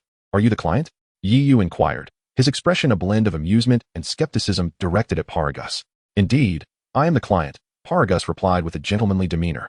Introducing himself before continuing, "You are the renowned Yu, the one who defeated Frieza. It is an honor to meet you. Since you are the client, state your commission and provide the payment." Yu interjected, cutting straight to the chase. He had never held a favorable impression of Paragus, and the latter's deceptive tactics to lure him to the southern galaxy only fueled Yu's desire to sever ties with him. My apologies. The primary purpose of this commission is merely to have you arrive at Planet Brew. However, rest assured, I will compensate you fully for the commission. Paragus's words softened the anger on Yu's face somewhat. Before Yu could respond, Paragus continued. In truth, I have a significant matter to discuss with you. As soon as Paragus spoke, Yu sensed that the matter at hand was undoubtedly an invitation to join him in conquering the universe. What is it? Yu feigned ignorance, inquiring further. I invite you to join us on New Vegeta. As a fellow Saiyan, you must be aware that 24 years ago, Frieza annihilated our Saiyan homeworld, planet Vegeta. Since that time, our race has been nearly extinguished. I wish to invite you to help us revive our Saiyan heritage and restore our former glory. Upon hearing Paragus's words, Yu could not help but mentally curse, old fox. From the very beginning, this individual never mentioned the conquest of the universe. Instead, he sought to persuade Yu by advocating for the revitalization of the Saiyans. It is important to recognize that Yu, being a Saiyan, possesses a profound sense of national pride. Currently, Paragus is raising the banner of Saiyan rejuvenation to manipulate Yu. Were it not for Yu's knowledge gained from traversing dimensions, he might have fallen for Paragus' schemes. After all, in the Dragon Ball saga, Vegeta was similarly deceived by Paragus. Following Paragus' lengthy discourse, Yu simply replied with a nonchalant, I am not interested. Upon hearing this, Paragus' expression visibly shifted. Consequently, his tone altered as he began to introduce Broly, who stood nearby. Perhaps you are unaware, but this is my son Broly. From a young age, his fighting prowess has been extraordinary, and he is now capable of transforming into the legendary Super Saiyan. Paragus continued, initially, I intended for Broly to eliminate Frieza, but time has eluded us. If you could vanquish Frieza on behalf of our Saiyan kin, both Broly and I would be immensely grateful. Should you and Broly join forces, not only could we revitalize the Saiyans, but the conquest of the universe would also become a tangible reality. Upon hearing Paragus' words, Yu's demeanor shifted significantly. Although Paragus appeared to be introducing Broly, he was, in fact, conveying a subtle threat. Frieza is nothing in the presence of Broly. And do not presume that your defeat of Frieza is a remarkable feat. Are you threatening me? Yu inquired gravely, casting a glance at Broly. No, I merely wish to urge you to recognize the current circumstances. Paragus retorted, his earlier politeness discarded, replaced by overt menace. You seem quite confident in Broly's strength. Yu remarked, a smirk playing on his lips as he fixed his gaze upon Broly. Indeed, Broly is a legendary Super Saiyan, a being far beyond the likes of ordinary Saiyans such as yourself, Paragus asserted. Yu raised an eyebrow, aware that he could not contest this statement. It was true that ordinary Saiyans could not compare to Broly. However, while Broly may be a prodigy, Yu himself possesses extraordinary abilities. Make your move, Broly, Paragus commanded. Retreating behind Broly as he did so, roar. Broly, whose pent-up fury had been simmering, unleashed a primal scream. Buzz. In the next moment, a tremendous wave of energy erupted from Broly's being, causing the ground beneath him to cave in. A powerful gust of energy radiated outward from Broly, sending dust and debris swirling through the air. Simultaneously, Broly's hair transformed from black to a brilliant golden green, his body enveloped in a shimmering aura of the same hue. This is just like Master Yu. Upon witnessing Broly's transformation, Tor's expression shifted dramatically, while a smirk curled at the corner of Paragus' mouth. Chapter 58. The battle with Broly. With Paragus' consent, the enraged Broly no longer needed to restrain the vast energy within him. As he roared, an astonishing aura surged forth, causing the ground beneath his feet to buckle. A powerful wave of energy emanated from Broly, sweeping outward in all directions. In an instant, dust and stones were sent flying, while Broly's hair continued to shimmer in vibrant golden-green hues, surrounded by an ever-present aura. What other stance could this be if not that of a Super Saiyan? Much like Master Yu. As TOS stood in awe at the side of Broly, the Super Saiyan, over yonder, the combatants Rap and Carter were equally daunted by the sheer force emanating from Broly. In that fleeting moment, both sides of the fray instinctively ceased their hostilities, their gazes converging on Broly. Upon witnessing Broly's formidable presence, fear gripped their expressions, their eyes flickering with trepidation. What manner of human is that? It's utterly terrifying. A monster, indeed. Although Rap and Carter lacked the ability to sense energy and were ignorant of the vast magnitude of Broly's power, they nonetheless perceived a profound aura of lethal menace radiating from him. As a Saiyan, once Broly transformed into a Super Saiyan, his gaze immediately fixated on Yu, who stood not far ahead. In the next instant, a savage smile broke across Broly's face, and with a sudden surge, he propelled himself off the ground, charging directly at Yu. The beast is making its move, targeting Master Yu. Do not panic. Master Yu is capable of vanquishing even Frieza. This time, we shall witness the true extent of Master Yu's prowess. At the moment Broly lunged, fear enveloped the faces of Rap, Carter, and the other cosmic warriors. Simultaneously, as Yu perceived Broly's advance, a surge of ferocious energy erupted from within him. Subsequently, to the astonishment of Carter and the others, Yu too transformed into a Super Saiyan. With a resounding clash, Yu's fist collided with Broly's in a fierce confrontation the moment he transformed. At this moment, a thunderous clash reverberated through the sky. Simultaneously, a violent shockwave erupted, centered around Broly and Yu, sweeping outward in an instant. Under the impact of this formidable force, warriors from the cosmos, including Carter and Lap, were hurled into the air like mere driftwood upon the ocean. Such immense power. Is this the true strength of Lord Yu? Carter, Lap, and the other cosmic warriors, propelled dozens of yards away by the shockwave, gazed at the scene where Yu and Broly's fists collided, their expressions a complex tapestry of fear and astonishment. On the other side, Paragus, witnessing Yu's transformation into a Super Saiyan, displayed a fleeting flicker of emotion. However, it was merely a brief reaction. In Paragus's eyes, even if Yu could transform into a Super Saiyan, he would undoubtedly remain no match for Broly. As expected of one who had slain Frieza, he possesses considerable strength. It seems this place is no longer tenable. In Broly's rampaging state, it would be exceedingly difficult for me to intervene.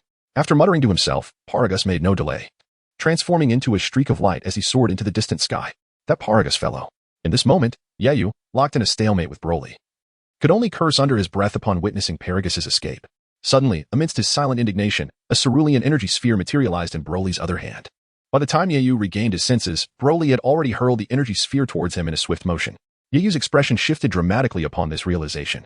With a thunderous boom, a violent explosion erupted at the location where Broly and Yu stood.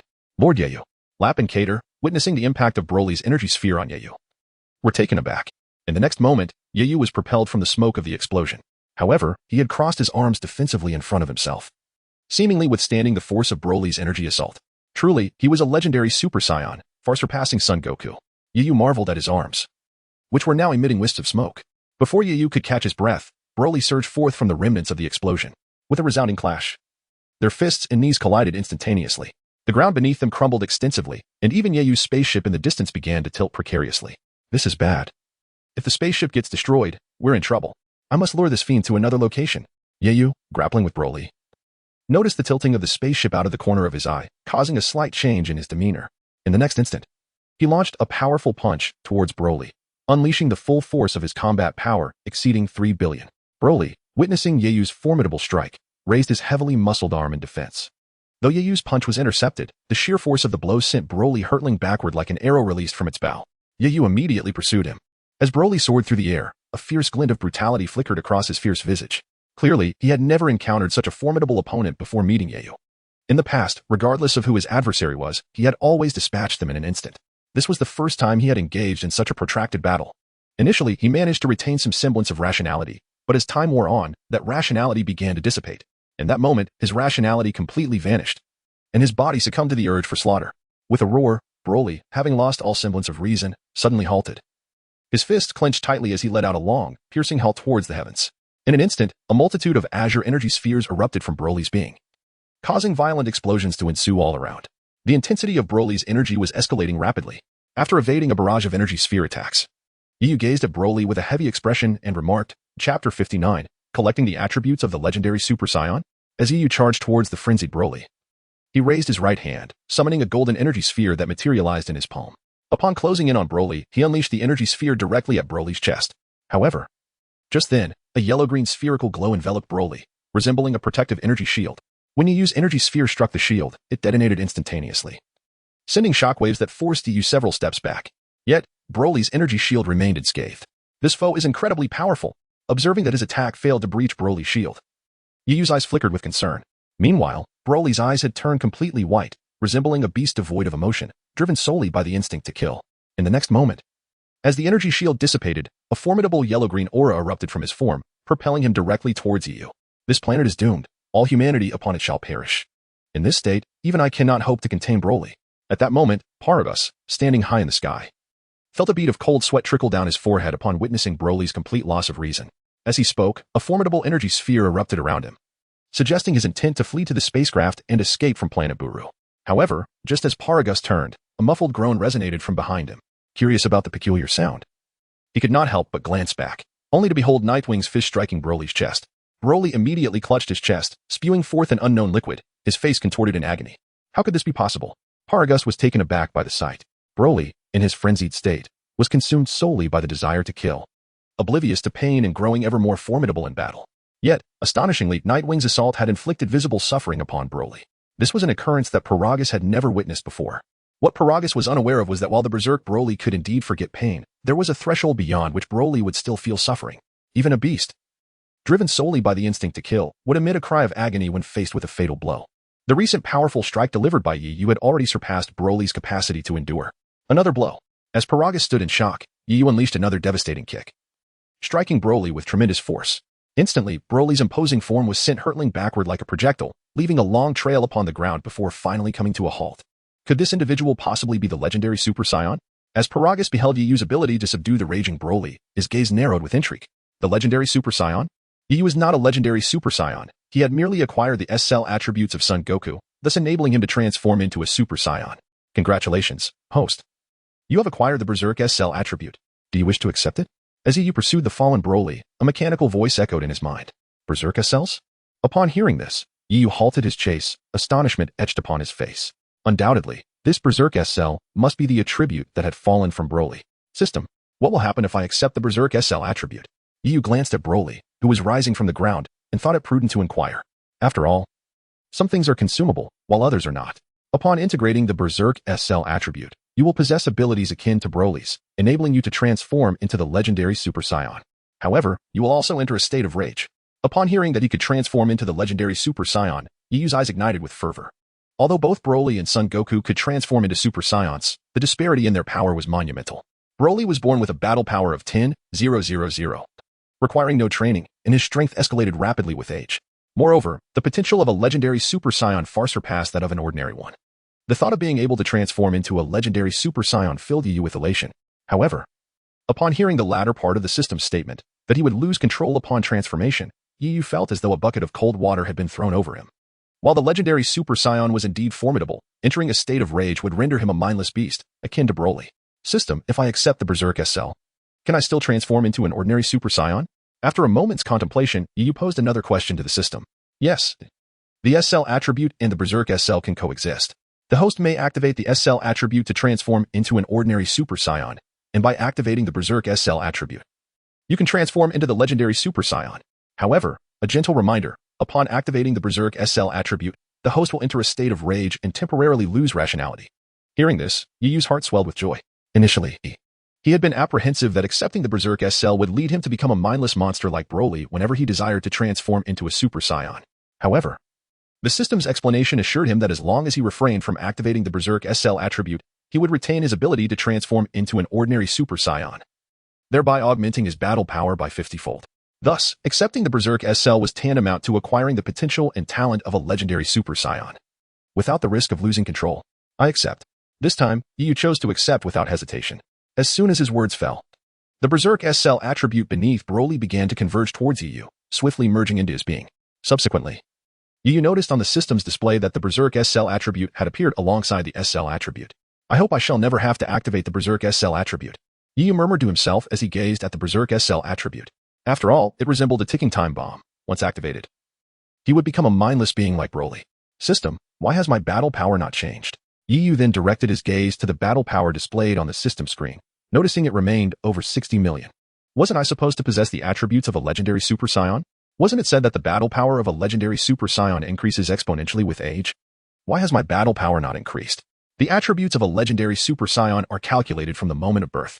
The host has only just acquired the Berserk S-Cell attribute, thus the battle power will begin to accumulate from this day forward. Upon hearing this, Yu finally understood. Henceforth, in addition to acquiring battle power attributes through the system, his innate legendary Super Saiyan physique would continuously enhance his battle power. Roar. Just as Yu was absorbed in the workings of the system, Broly unleashed another primal scream. He then spread his palms wide, directing them towards the sky where Yu hovered. Upon witnessing Broly's imposing stance, Yu's brow furrowed slightly. In the next moment, a cerulean energy sphere coalesced in Broly's palms. With a swift motion, the energy sphere, initially no larger than a fist, was launched directly at Yu. However, as it hurtled towards him, it expanded at a visibly rapid pace. By the time it reached Yu, the once diminutive sphere had transformed into a colossal force. Confronted by this enormous energy sphere, Yu felt his heart plummet. Broly's might far surpassed that of Frieza. On Namek, Yu had been able to fend off Frieza's energy sphere with his bare hands, but Broly's power was unfathomably greater. The impending threat of the rapidly enlarging cerulean sphere filled Yu with trepidation. Should he be struck, the consequences could be dire. Is this for real? Such a massive energy sphere? Does that monster intend to annihilate us all? If that sphere strikes this planet, we are doomed. Meanwhile, the distant warriors, including Lap and Carter, watched in horror as the energy sphere continued to swell in the sky, their faces turning ashen with despair. Only Lap and Toth, who had witnessed Yu's true strength before, prayed fervently for their leader's success in blocking the impending catastrophe. Lord Yu, you must deflect that energy sphere. The Night Feather here seemed to sense the prayers resonating within Rap's heart. As the colossal energy sphere surged forth, he instinctively unleashed all the power contained within him. Upon the release of his formidable combat energy, amounting to 3 billion, a magnificent golden aura enveloped his being, despite his elevation soaring hundreds of feet above the ground. The shockwaves emanating from him stirred up clouds of dust beneath, spreading outward like ripples across the surface. This scene bears an uncanny resemblance to the moment when Son Gohan transforms into a Super Saiyan at the second level in Dragon Ball. However, unlike that instance, no lightning crackled around Yu, nor did the golden aura erupt in a jet-like manner. With a hum, Yu released all his power and immediately spread his palms wide.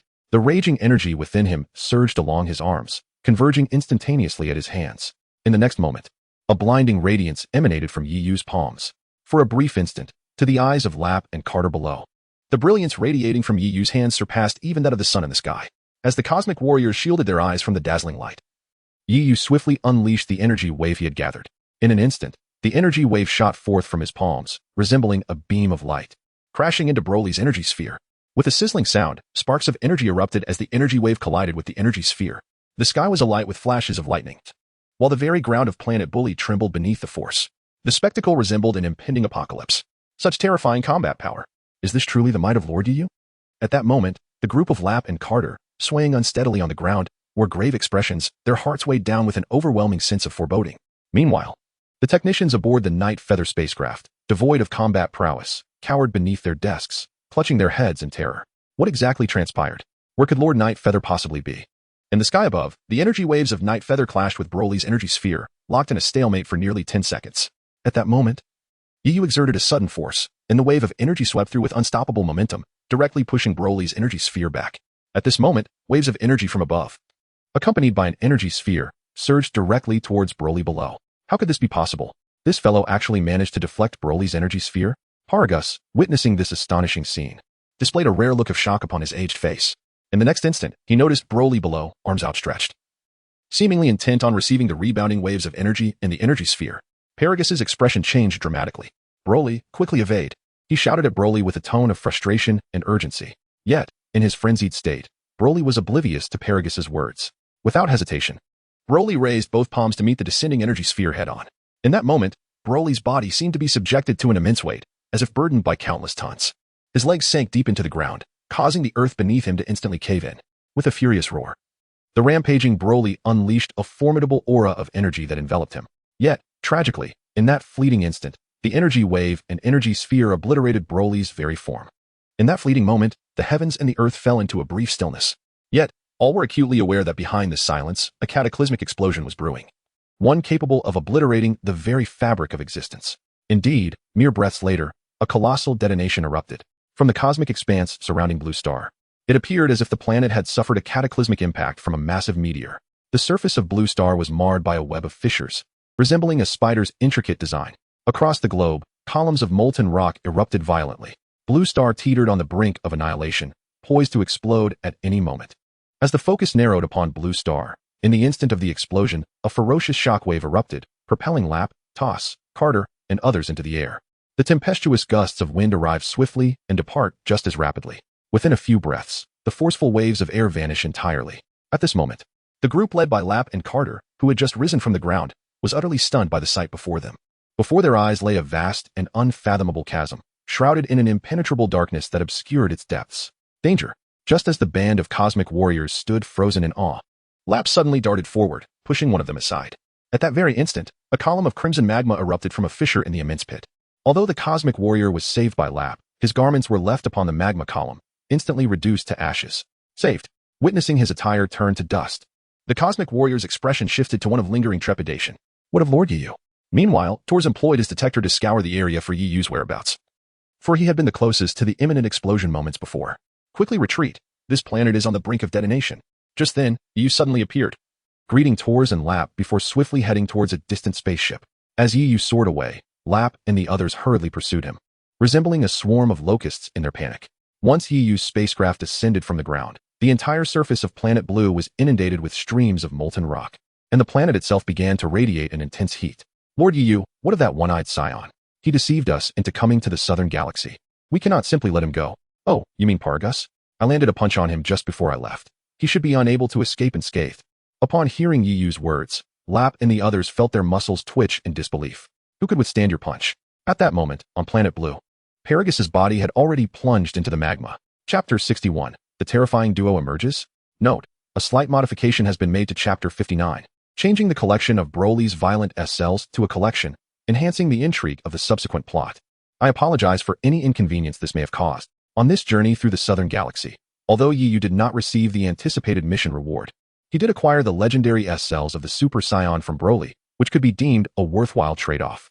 Following this brief interlude involving Broly, the subsequent days unfolded with remarkable tranquility. Yiyu merely reclined, awaiting an increase in his combat power, while Lap and Carter, along with a host of cosmic warriors, engaged in relentless, grueling training within the hypergravity training chamber. Time in the universe flowed swiftly, and in the blink of an eye, for years had elapsed. On a certain island in the southern region of Earth, on the day known as 877, Sun Wukong, Sun Gohan, Krillin, and a cadre of Earth warriors arrived early on this island. The purpose of their gathering was rooted in a warning given 3 years prior by a youth claiming to be Trunks, who informed Sun Wukong that a formidable duo would emerge on this very island today. This duo was said to possess terrifying power, having nearly annihilated all warriors on Earth in the future. Hence, Sun Wukong and his companions arrived early to await the arrival of the duo foretold by Trunks. Atop the island's peak, Sun Wukong, Sun Gohan, Krillin, and Yamcha had assembled. Although Krillin had met his demise at the hands of Frieza on Namek, he was subsequently revived by the Dragon Balls of that planet. As for Sun Gohan, the passage of 4 years had wrought significant changes upon him, particularly in height. Is Vegeta still not here? Sun Wukong inquired, scanning the surroundings and expressing a hint of frustration upon realizing Vegeta's absence. Wukong, you remain as composed as ever, even with a formidable enemy at hand, Krillin remarked, observing Sun Wukong's serene demeanor with a twinge of envy. Since learning of the fearsome duo's impending arrival 3 years ago, Krillin had diligently trained, yet despite his efforts, he felt a sense of trepidation standing here today. To be honest, I am more excited than anything at the prospect of facing a strong opponent. Sun Wukong replied cheerfully, scratching his head.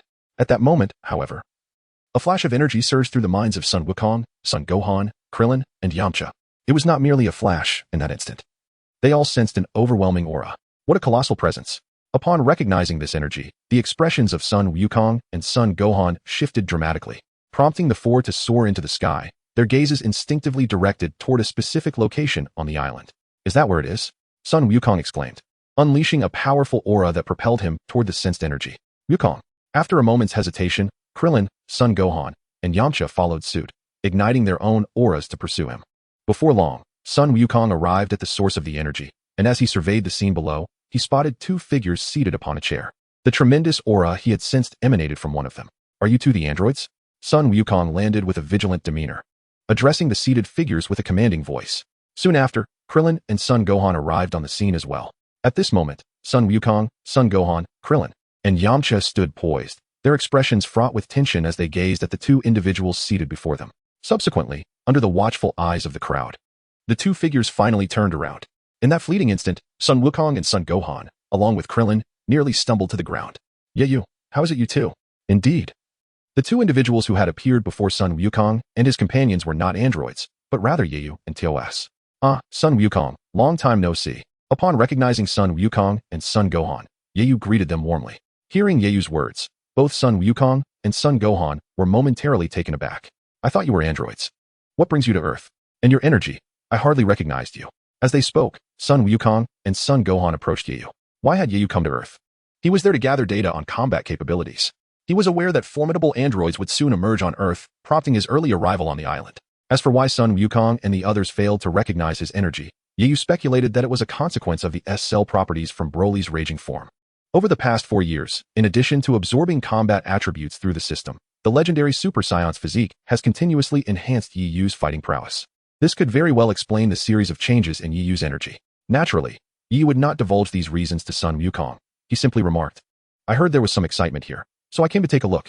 While Sun Wukong and Yiyu reminisced, Yamcha stood nearby, his expression one of confusion. Having never visited Namek, he did not recognize Yiyu. Do you know this person? Yamcha inquired, glancing at Krillin. Ah, a remarkably powerful scion. According to Wukong, he was the one who defeated Frieza on Namek. Krillin responded, his face lighting up with joy as if he were reuniting with an old friend. Scion. Yamcha muttered, his gaze inadvertently drifting towards Yiyu's posterior, not out of curiosity, but to see if he possessed a tail. After all scions have tails. Unfortunately, he did not spot one. Boom. Suddenly, amidst their conversation, a loud explosion echoed from a distant island. Upon hearing the sound, Sun Wukong, Krillin, and the others exchanged worried glances and soared into the sky, witnessing thick smoke billowing from the ground. Yiyu also stood up, his expression shifting as he thought. At last, they have appeared, the androids. Chapter 62.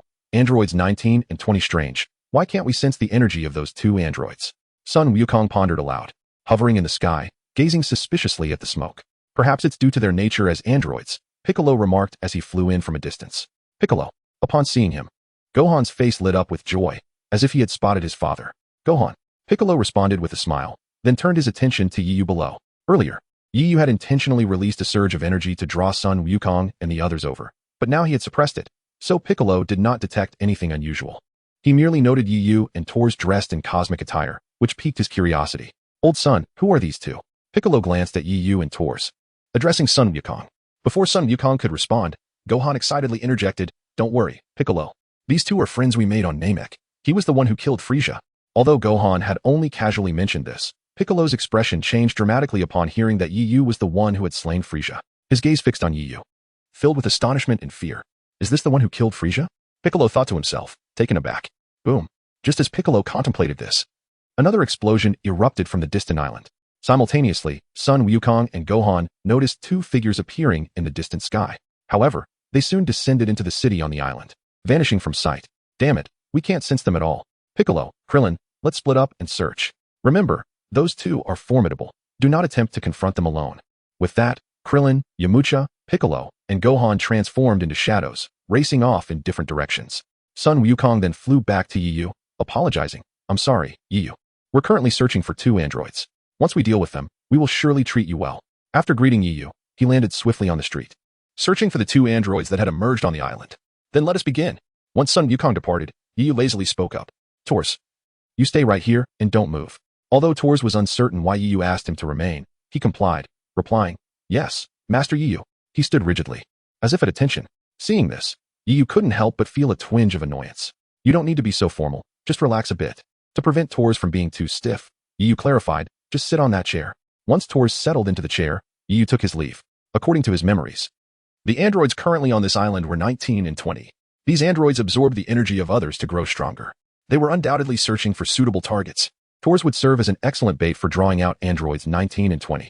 Upon reaching a considerable distance from Tors, Yiyu flew up to a rooftop, affording him a clear view of Tors below. Of course, Yiyu did not place all his hopes solely on Tors. Yamcha, Krillin, and Gohan would also become targets for the androids. Thus, while keeping an eye on Tors, Yiyu's energy sensing ability was also focused on Yamcha, Krillin, and the others. As time passed, the atmosphere on the island grew increasingly tense. Sun Wukong, Gohan, and the others tirelessly searched for the whereabouts of the androids. Just then, an ancient voice called from behind Yiyu. Excuse me, are you waiting for us? Hearing this voice, Yiyu swiftly turned to see two figures approaching. Upon observing them, a frown creased his brow. These two individuals are none other than androids number 19 and number 20. Initially, Yiyu pondered which of the two would make the first move. However, he never anticipated that these two beings would target him as their primary objective. Yet, Yiyu found no surprise in this, as his current energy was suppressed to a mere combat power of over 10,000. Androids number 19 and no. 20 must have detected the substantial energy within him, prompting their pursuit to absorb it. Upon realizing this, Yiyu couldn't help but reflect, I never imagined that Yiyu, would one day be seen as an easy target. Attack, number 19. Just as Yiyu turned, Dr. Gero, the creator of android number 20, commanded number 19. At Dr. Gero's behest, android number 19 approached Yiyu with astonishing speed, extending its large hand to seize Yiyu's head. It appeared intent on subduing him before he could signal for help.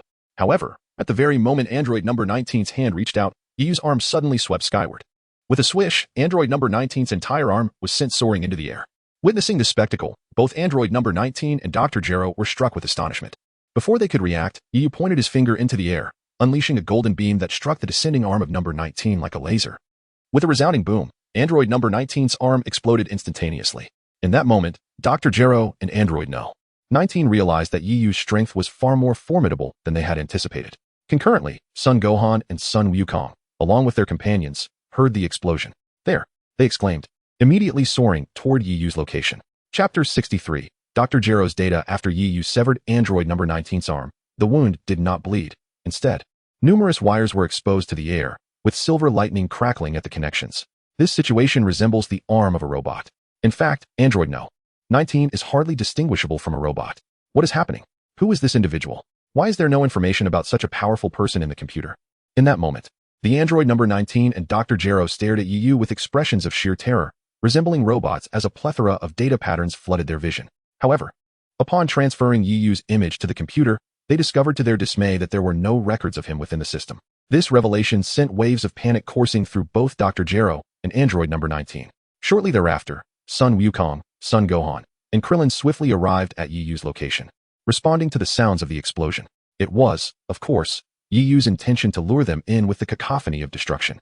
After all, if his goal had been to eliminate android number 19 and Dr. Gero, he could have done so with a mere flick of his wrist. Yet, such an outcome was not what Yiyu desired. What he sought was the essence of combat prowess. Should Son Wukong engage in battle with these two androids, it would undoubtedly yield a significant boost in combat attributes for Yiyu. Are these two truly androids? Upon arriving at the scene, Piccolo was taken aback by the myriad of wires protruding from android number 19's severed arm. It certainly seems that way. They are akin to machines. Krillin responded with a hint of astonishment, as he too was struck by the revelation. Until that moment, Son Wukong, Son Gohan, and their companions had never encountered android No. 19 or Drive Gero, leaving them unaware of what androids truly looked like. Yiyu, once again, we owe you our gratitude for helping us locate the android. As Krillin and Piccolo conversed, Son Wukong called out to Yiyu ahead of them. All right, the next part is up to you. With those words, Yiyu ascended gracefully into the sky, coming to a halt mid-air, his demeanor that of an observer relishing the unfolding drama. You are indeed a good person, not only leading us to the android, but also allowing me to take part. With a grin, Son Wukong declared, well then, I shall be your opponent. At this declaration, a dark line of exasperation appeared above Krillin and Yamcha's heads. Had they not been familiar with Son Wukong's character, they would have been unable to suppress their urge to voice their disbelief. This matter pertains to the very survival of our planet. Yet you treat it as if it were a mere game? However, they are aware that Son Wukong possesses a character that thrives on encountering increasingly formidable foes, which is why Yamcha and Krillin refrained from further comment, merely displaying expressions of exasperation. Meanwhile, Dr. Gero and Android 19, noticing that Yiyu seemed disinclined to make a move, could not help but breathe a sigh of relief internally. This individual's reluctance to engage is fortuitous. Once we absorb the energy of Son Wukong and Piccolo, we shall deal with him. Dr. Gero mused, casting a glance at Son Wukong, Gohan, Krillin, and Piccolo. Subsequently, a myriad of data flickered before Dr. Gero's eyes. These data have been meticulously gathered over the years by Dr. Gero through the use of miniature robots. Now, I shall commence. After completing a series of warm-up exercises, Son Wukong sprang forward, charging directly at Android 19. However, as he approached, a multitude of data regarding his techniques and combat patterns appeared before Android 19's eyes. Upon reaching the vicinity of Android 19, Son Wukong unleashed a flurry of attacks. Yet each strike was effortlessly evaded by the android. What was happening? Son Wukong quickly realized that his movements seemed to be entirely anticipated by his opponent. Useless, Son Wukong. We possess all of your combat data, Dr. Gero remarked with a triumphant expression as he observed Son Wukong's bewilderment. Undeterred, Son Wukong launched another offensive against Android 19. Only to face the same outcome. His attacks were easily dodged, culminating in a powerful blow that sent him hurtling away. Congratulations, host. Combat power attribute gained. 30,000. At the moment Android 19 struck Son Wukong, a mechanical notification echoed in Yiyu's mind. Wukong. Meanwhile below, Yamcha and Krillin shouted to Son Wukong before gritting their teeth and attacking Android 19 from either side. Unfortunately, Android 19 deftly evaded their onslaught as well, swiftly defeating both Krillin and Yamcha. What a pity. Not only do we have access to Son Wukong's combat data, but also that of Krillin, Piccolo, Yamcha, and Gohan. We possess all of you. As Dr. Gero mentioned all of you, his gaze instinctively flickered towards Yiyu, and the realization that there were no combat data for Yiyu in the computer caused his aged features to twitch involuntarily. Who exactly is this individual? And why is there no data on him in the computer? It is merely that Dr. Gero is unaware. Nightwing has only just arrived on Earth, and thus his computer naturally lacks any information regarding Nightwing. Nevertheless, even if such data were available, it would hold little significance. After all, in the face of an absolute disparity in strength, certain tactics become futile. Now it makes sense. I wondered how he so effortlessly evaded my assault. He possesses my battle data. However, such data is of no use to me. Sun Wukong approached and softly spoke. Immediately, an immense wave of energy erupted around him. Concurrently, the golden aura surrounding him flickered like flames, pulsating wildly. At the moment Sun Wukong transformed into a Super Saiyan, Dr. Gero and Android 19 observed their screens, where the data displayed was erratically fluctuating, while Nightwing, sensing the powerful energy emanating from Sun Wukong, revealed a hint of astonishment on his face. It seems Sun Wukong has grown considerably stronger over these 4 years. Chapter 64. Battle Power 6 billion. Chapter 64. Android 19 gazed at the transformed Sun Wukong before him, his screen flashing with data, his expression filled with avarice. What colossal energy! Android 19 emitted a piercing cry, and in the next instant, his singular arm lunged towards Sun Wukong. I shall claim your energy. Just as Android 19 made his move, Dr. Gero's expression darkened slightly. This 19 is indeed impatient. With that thought, Dr. Gero cast a sidelong glance at Nightwing, who hovered in the sky, arms crossed, and eyes fixed solely on Sun Wukong and Android 19, showing no intention of intervening. This reassured Dr. Gero. He then turned his attention to Piccolo, Krillin, Gohan, and Yamcha. Although these 4 did not possess energy as immense as Sun Wukong's, if absorbed, even that individual in the sky should be able to contend with them. After a moment's contemplation, a glimmer of greed sparkled in Dr. Gero's eyes. Seizing the opportunity while Piccolo and the others were focused on Sun Wukong and Android 19, he swiftly dashed toward the nearest target, Krillin. Krillin, be careful. Gohan, realizing the danger, raised his hands. Magic flash. In the next moment, a dazzling light erupted from Gohan's palms, and a massive shockwave, resembling a beam of light, surged directly toward Dr. Gero. Upon witnessing this, Dr. Gero's countenance abruptly shifted. He halted, extending his hand to meet Gohan's magic flash. Buzz. At that moment, a shocking scene unfolded before Piccolo and Krillin. Dr. Gero's palm absorbed Gohan's magic flash at an observable speed. In merely a few breaths, Gohan's attack was completely devoured by Dr. Gero. He actually swallowed Gohan's magic flash. Does this fellow possess the ability to absorb energy attacks? Yamcha and Krillin exchanged incredulous glances as they stared at Dr. Gero.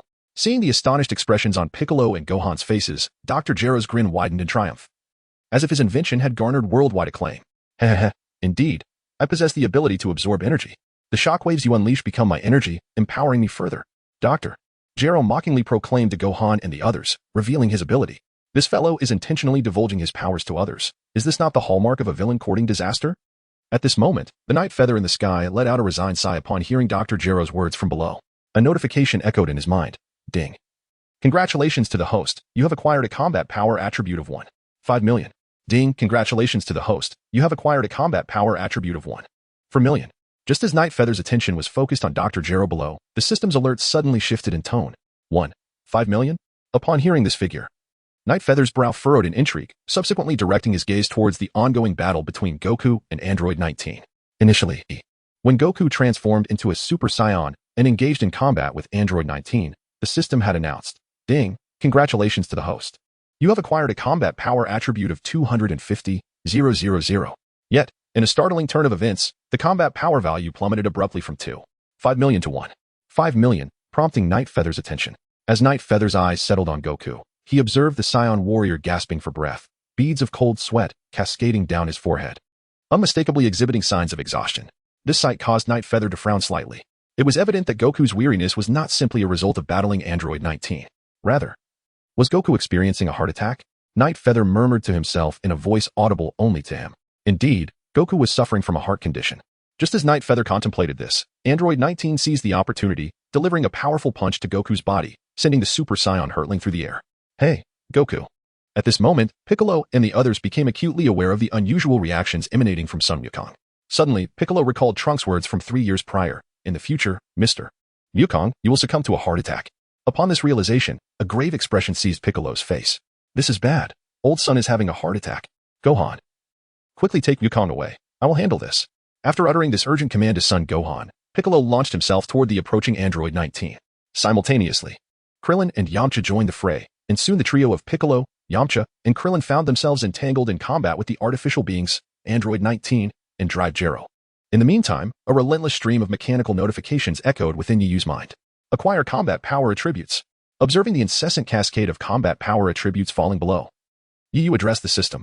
With his command, the combat power attributes beneath Piccolo and Android 19, along with those released during the earlier skirmish between Sun Wukong and Android 19, surged forth like golden tadpoles, forming a continuous river of scripture that converged upon Yu's being.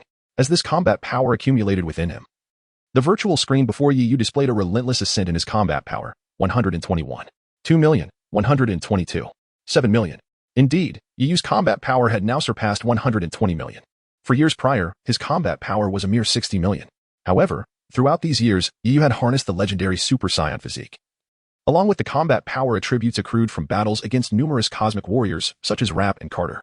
In just 4 years, he had elevated his combat power to an impressive 121. 2 million, an increase of over 60 million.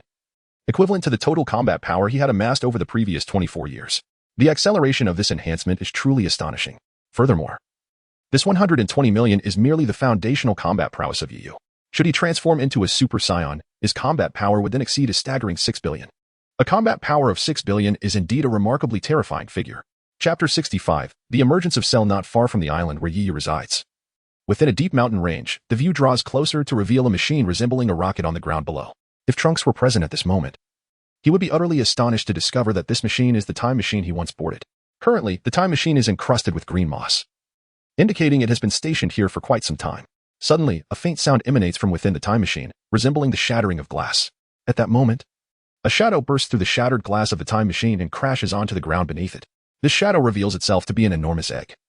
While it is referred to as an egg, it resembles more of a monstrous larva. The colossal larva sways momentarily, and in the next instant, a crack appears upon its surface. This fissure spreads like a spider's web in all directions.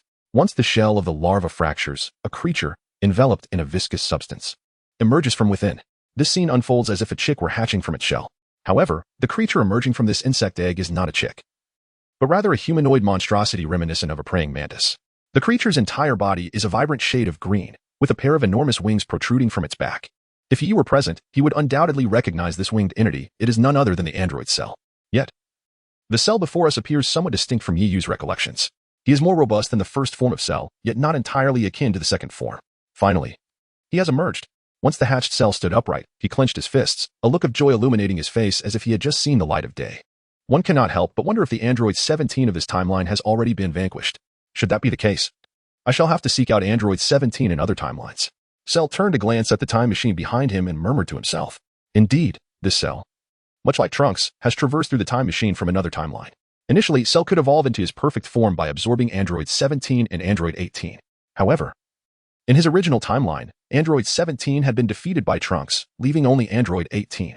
After consuming Android 18 from his timeline, Cell sought out Trunks and seized his time machine to arrive in this current timeline.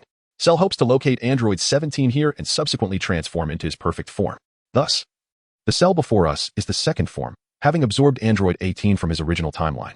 The second form of Cell that Yu is familiar with, however, is the result of absorbing Android 17, explaining the slight differences in appearance. At that moment, a flash of insight struck Cell's mind, akin to a lightning bolt. Yet, this was not a mere flash. Cell's heightened sensory abilities detected several immense energy signatures nearby. Could these energies belong to Piccolo, Krillin, or Son Goku? Soon, Cell recognized the owners of these energies. While his fists tightened slightly, he confidently declared, although my current strength would allow me to effortlessly dispatch Goku and the others, I must first locate Android 17 and evolve into my perfect form. With that, Cell's wings unfurled, and he soared into the air. Dr. Gero's laboratory must be in close proximity, he murmured to himself before unleashing a powerful surge of energy, propelling himself into the depths of the mountains. At the very moment Cell released this formidable energy, Yu on the battlefield sensed it from afar. Concurrently, Piccolo, Krillin, and Yamcha also detected this energy. Is this energy from Goku? Not just Goku, but also from Piccolo, Tien Shin'an, Vegeta, and myself? At this moment, Krillin and Piccolo, along with their companions, gazed in bewilderment toward the source of the overwhelming energy they sensed. What could be happening? Why was so much energy converging in one place? And why was it emanating from them? Perhaps Krillin and Piccolo were baffled by the situation, but Yu understood the truth. It cannot be mistaken. This energy belongs to the android Cell.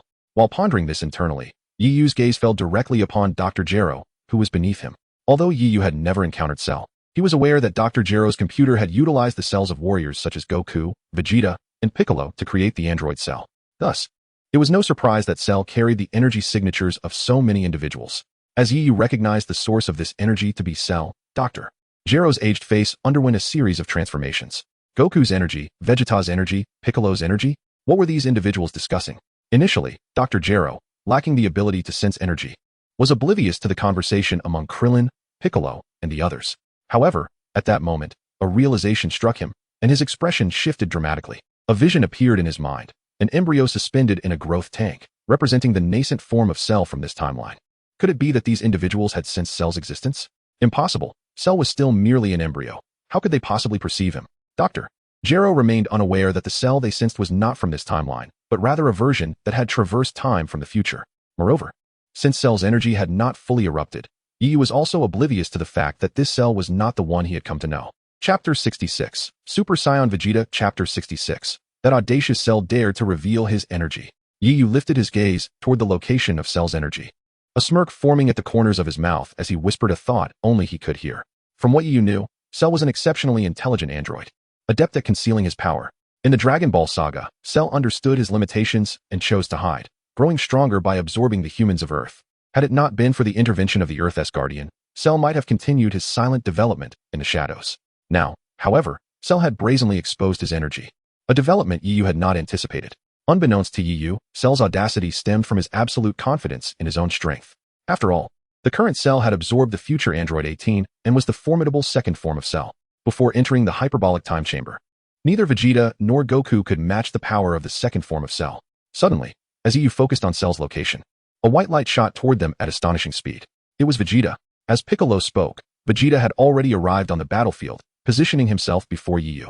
Ah, I see. I sense the Science energy, and it turns out to be you. Upon Vegeta's arrival, his gaze immediately fixed upon Yu. Hearing Vegeta's words, Yu turned to face him, noticing a confident smirk on Vegeta's lips. This expression indicated that Vegeta had regained his former confidence as Prince of the Saiyans after acquiring the power of Super Saiyan. Damn it, another nuisance has arrived.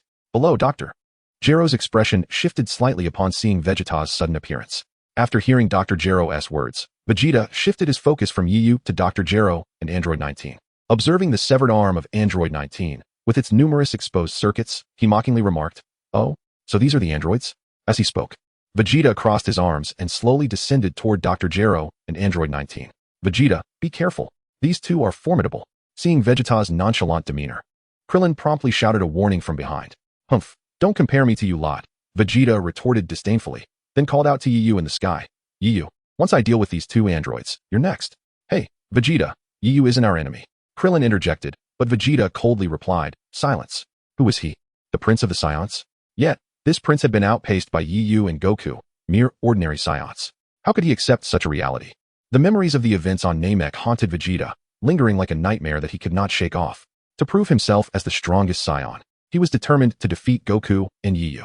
For the past 4 years, he has been relentlessly honing his skills. At last, akin to Sun Wukong, he too has attained the power of a Super Saiyan. This time, he returned to Earth with the intent to vanquish the androids and Sun Wukong, only to later confront the elusive Yu in the cosmos. With Yu standing directly before him, Vegeta was unwilling to forfeit this opportunity for revenge. Just as Krillin and Yamcha pondered whether Vegeta had taken some strange medicine, he suddenly assumed a fighting stance, clenched his fists, and unleashed a thunderous roar.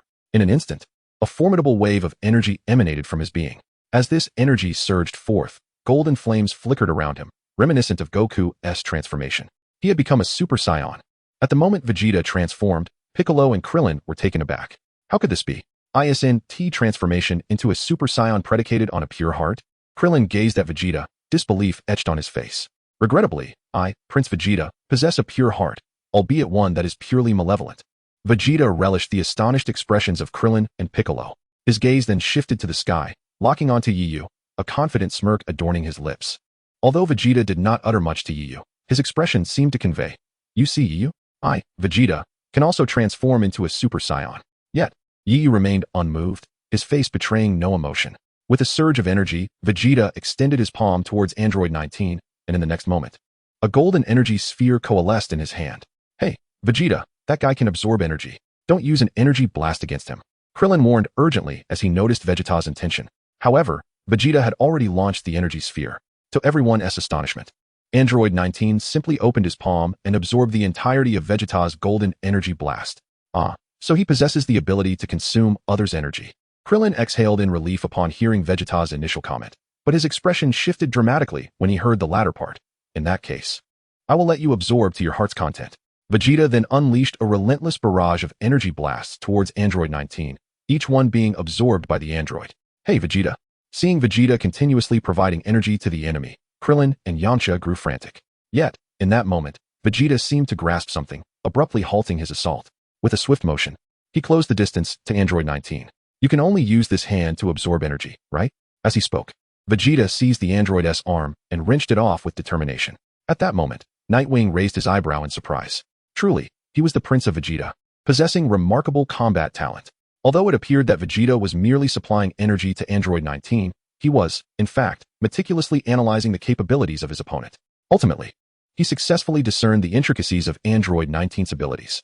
Chapter 67. The proud Vegeta. With a swift motion, Vegeta seized the sole arm of Android 19. And before the android could react, he forcefully wrenched the arm from its socket. At this moment, Krillin, Piccolo, Yamcha, and Dr. Gero were all taken aback. You seem quite pleased after absorbing my energy, Vegeta taunted, gripping the arm of Android 19 with a smirk playing on his lips. Although Android 19 was a cyborg, he too was capable of feeling fear. Confronted with the prospect of death, he experienced trepidation. His combat strength and energy absorption capabilities were entirely reliant on his arms. Upon losing both, he gazed at Vegeta in sheer terror. Panic-stricken, he turned to flee. 20. Hurry and save me. In his desperate flight, Android 19 called out to Drive Gero for assistance. Haha. Vegeta reveled in Android 19's evident fear, his satisfaction erupting into hearty laughter. Die. However, as Android 19 put distance between them, Vegeta's mirth vanished, replaced by a deadly intent. With a swift motion, he unleashed a colossal energy beam from his palm. In the blink of an eye, it struck the fleeing Android 19. Boom. The defenseless Android 19, deprived of his arms, was obliterated by the force of the energy wave. In an instant, his mechanical parts scattered, and his head landed not far from Vegeta's feet. Without a moment's hesitation, Vegeta stomped down, crushing Android 19's head beneath his foot. After dispatching Android 19, Vegeta's gaze shifted skyward to Nightwing, his expression brimming with self-satisfaction. Nevertheless, Nightwing remained unfazed. Incredible! This guy Vegeta might even surpass Goku. Krillin and Yamcha were both astonished and elated to witness Vegeta's swift defeat of Android 19. Dr. Gero, however, stared in disbelief, eyes wide with horror at Vegeta's prowess. This fellow. In the next moment, Dr. Gero's expression darkened, his gaze darting back and forth between Vegeta and Nightwing. After all, among everyone present, only Nightwing and Vegeta posed a genuine threat to him. Nightwing, give me 5 more seconds. Once I finish this one off, I'll come straight for you, Vegeta confidently declared, extending his fingers. Run. As Vegeta spoke to Nightwing, Dr. Gero seized the opportunity and made a swift escape past Vegeta. Upon noticing Dr. Gero's flight, Vegeta's demeanor shifted dramatically. In the next instant, he unleashed a powerful shockwave. However, to his dismay, Dr. Gero spread his hands and absorbed the energy blast before continuing his escape. You cannot flee from me. Yet, just as Vegeta prepared to pursue Dr. Gero, Nightwing suddenly appeared in front of the scientist, delivering a devastating punch that obliterated him. At this moment, the expressions of Piccolo, Krillin, Yamcha, and Vegeta were filled with astonishment. Particularly Vegeta. How swift! He could hardly discern the man's movements. That android was effortlessly defeated in an instant. Moreover, this Saiyan possesses the ability to transform into a Super Saiyan, just like Goku. At that moment, Piccolo, Krillin, and Yamcha gazed in astonishment at the figure of Yu, who was enveloped in a shimmering golden aura. Their expressions were filled with disbelief. After a brief moment of shock, Vegeta clenched his fists tightly, his face contorted with frustration. This individual had grown stronger than he was 4 years prior. Vegeta's gaze was fixed on Yu, his face betraying a sense of unwillingness. The sound of his gritting teeth echoed as he tightened his fists. Although Yu had merely dispatched Dr. Gero moments ago, Vegeta was no fool. He recognized that Yu's strike had surpassed the typical level of a Super Saiyan. For the past 4 years, Vegeta had dedicated himself to rigorous training, striving to surpass both Yu and Son Goku in order to reclaim the dignity that belonged to Prince Vegeta. Yet, at this juncture, it seemed that Yu had ascended to a height even beyond his own. How could Vegeta possibly accept this? Furious, he let out a roar of indignation. And in that moment, a formidable wave of energy erupted around him. The sheer force of this energy wave immediately pushed back Piccolo, Krillin, and Yamcha. This is bad. Vegeta cannot truly intend to engage in battle with Yu, can he?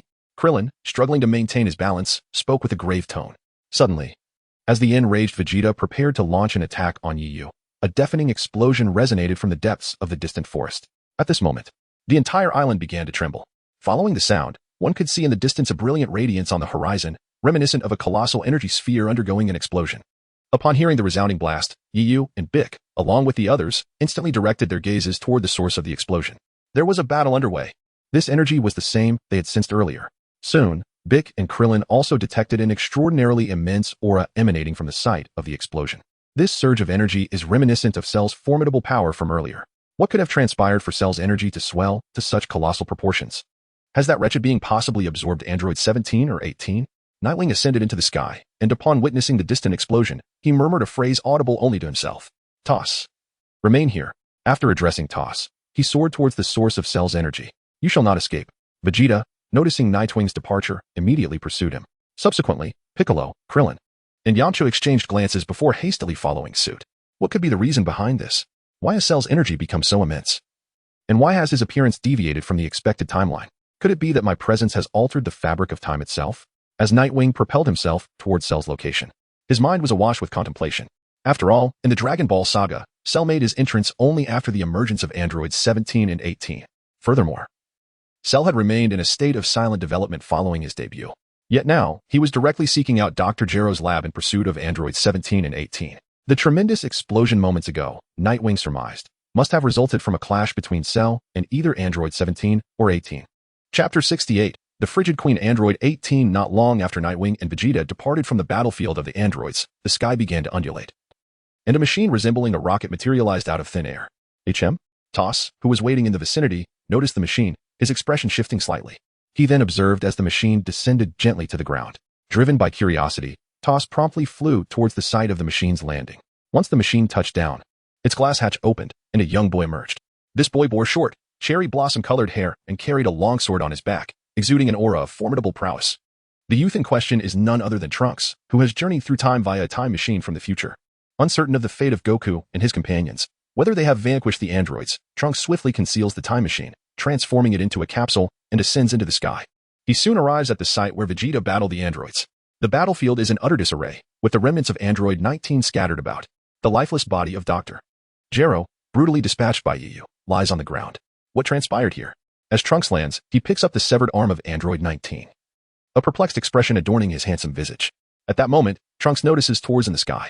An extraterrestrial? Observing Tors' appearance and attire, which unmistakably resemble that of an alien, Trunks furrows his brow and instinctively places his hand on the hilt of the sword at his back, just as he prepares to draw his sword and eliminate Tors. The latter gestures toward the horizon and speaks. They have all departed, just moments ago. Upon hearing Tors' words, Trunks squints slightly, following Tors' finger to the direction indicated. In that instant, he senses Vegeta's energy, its father's power. A wave of joy washes over Trunks upon this realization. At the very moment Trunks perceives Vegeta's energy, Vegeta himself is exerting every ounce of strength in pursuit of Yu. Yet, no matter how he accelerates, the distance between them remains unchanged. I will not allow you to escape today without a definitive outcome, Yu. Vegeta bellows through gritted teeth as he chases after Yu. Suddenly, Yu comes to an abrupt halt. Has he stopped? Vegeta, momentarily puzzled by this development, quickly flies to Yu's location. However, as he prepares to address Yu, he is struck with astonishment by the scene below. Amidst the chaos of the forest, three figures are visible. One of them is a man and a woman, whom Vegeta dismisses entirely, his attention fixated on the monstrous entity facing them. The creature radiates a golden aura, shimmering with energy. Gazing upon this golden flame, Vegeta's eyes flicker with disbelief, his expression reflecting utter incredulity. How could this be possible? Is this the Super Saiyan? Could it be that this monster can transform into a Super Saiyan? Moreover, its energy appears to be even more immense than my own. At this moment, the creature enveloped in a shimmering golden aura is none other than Cell. Vegeta is perplexed as to how Cell could achieve Super Saiyan transformation. However, Nightwing is aware of the truth. Yet, as he gazes at Cell before him, his expression mirrors astonishment. His surprise does not stem from Cell's ability to transform into a Super Saiyan, but rather from the realization that this version of Cell has evolved into its second form after absorbing Android 17. Yet, before Cell stand two figures, a man and a woman, unmistakably Android 17 and Android 18. What is happening here? Android 17 and 18 are clearly right in front of him. How can Cell be in its second form? Nightwing observes the scene from above, his face a canvas of confusion. Just as Nightwing and Vegeta are taken aback by the unfolding spectacle, Piccolo, Krillin, and Yamcha swiftly arrive on the scene. A Super Saiyan, the moment they appear, they too are shaken by the overwhelming energy emanating from Cell's Super Saiyan form. What could possibly be the explanation for this? Why does this creature not only possess our energy, but also has the ability to transform into a Super Saiyan? At this moment, the atmosphere at the scene was exceedingly eerie. The pair of android siblings, number 17 and number 18, first cast a glance at Yu and Vegeta's group, before their gaze settled on the figure of Cell before them. Cell, with a broad smile, regarded Vegeta, Piccolo, and the others. After a few breaths of silence, it was Cell who broke the stillness with his voice. Vegeta, Piccolo, you've arrived. By the way, where is Goku? Observing the astonished expressions on Vegeta and Piccolo's faces, Cell's lips curled into a smirk as he continued, Vegeta? Piccolo? How does this monster know our names? The shock on their faces intensified upon hearing their names uttered by Cell. Never mind. Your timing is impeccable. I require witnesses like you to behold the moment Cell. Complete my transformation. Noticing that Krillin and Piccolo's group remained silent, Cell, undeterred, chuckled and redirected his attention to number 17. Humph. Upon hearing Cell's arrogant tone, number 17 scoffed lightly. The next moment, he vanished from his spot. So swift. Completely invisible. Who on earth is this? At the instant number 17 struck, the expressions of Piccolo and Krillin transformed drastically. They could not perceive number 17's movements at all. Even the Super Saiyan Vegeta could only catch a fleeting shadow of number 17. When number 17 reappeared, it was directly before Cell, executing a slashing kick aimed at Cell's head. However, Cell effortlessly anticipated number 17's move, raising his arm to block the attack with ease. Blocked? Krillin's face was a mask of astonishment as he witnessed Cell effortlessly thwart number 17's assault. Ding. Congratulations, host, you have acquired a combat power attribute of 3 million. Meanwhile, a mechanical notification echoed in Yu's mind. With a dismissive scoff, number 17 launched a flurry of attacks after Cell blocked his initial strike, but the outcome remained unchanged. Cell saw through every one of number 17's moves. Yet, in Yu's mind, the system's notifications continued to resonate. As combat power attributes cascaded from both Cell and number 17, each exceeding 3 million. Hey, if you wish to avoid death, you should leave this place immediately. This is not where you belong. Amidst the clash of powers between number 17 and Cell, the previously silent number 18 gracefully flicked her golden hair and addressed Yu's group in a cool, detached tone. Chapter 69, Trunks vs. Number 18. Upon hearing number 18's words, Yu shifted his gaze from the battle between Cell and number 17 to her. At that moment, number 18's delicate and fair face exuded an air of composure, seemingly brimming with confidence in her brother's strength. Although Cell in his second form was not as potent as his complete form, his current power level suggested that even if number 17 and number 18 joined forces, they would struggle against Cell. As Yu contemplated the disparity in strength while gazing at number 18's profile, she appeared to sense his scrutiny and met his gaze. In that fleeting moment, their eyes locked. While Yu was merely reflecting on the strength difference between Cell and number 17, number 18 interpreted it differently. After exchanging a glance, she playfully winked at him. This was not to imply romantic interest. It was simply number 18's character in this timeline. Suddenly, two energy auras, like shooting stars, rapidly approached from a distance. It's them. Upon noticing the two energy signatures, Piccolo and Krillin turned to see none other than Trunks and Goten. Hey. Trunks greeted Piccolo and Krillin, then his gaze fell downward. Upon catching sight of number 18, Trunks' expression changed dramatically. Although this timeline's number 18 differed vastly in character and strength from the one he knew, she bore the same visage. The sight of her face conjured memories of the devastation in his future world, igniting a surge of anger within him. Androids. With a furious roar, Trunks unsheathed his sword and leaped toward number 18. Wait. Krillin attempted to intervene, but he was unaware of Trunks' name. 3 years prior, Trunks had only disclosed his identity to Goku, leaving Krillin in the dark. As Krillin spoke, Trunks had already unleashed his Super Saiyan power. Hovering above number 18, a wrathful Trunks swung his sword down toward her. However, just as the blade was about to strike, number 18 raised her delicate hand and effortlessly caught Trunks' sword with 2 fingers. Before Trunks could react, number 18 lifted her foot and sent him flying. Witnessing this scene, the expressions of Piccolo, Yamcha, Krillin, and Vegeta shifted dramatically. They knew full well the formidable strength of a Super Saiyan. Yet, before this seemingly ordinary woman, Trunks, endowed with Super Saiyan power, was unable to endure even a single exchange and was swiftly dispatched. This left Vegeta and Piccolo utterly astonished. However, upon witnessing the swift and decisive actions of Android 18, Yi revealed a smile, quite capable, indeed. Hey, you just mentioned that this woman is an android. What exactly does that mean? Vegeta loudly inquired of the grounded Trunks. This woman and that man over there are androids 17 and 18. In the future, it is they who will bring devastation to Earth, Trunks replied, his expression filled with rage as he glared at Android 18. They're the androids? What is going on? Who were the two I previously defeated? At Trunks' words, the faces of Vegeta, Piccolo, and the others changed dramatically. I don't know. In any case, 18. I shall never forgive you. Trunks roared furiously, unleashing a powerful golden aura as he charged at Android 18 once more.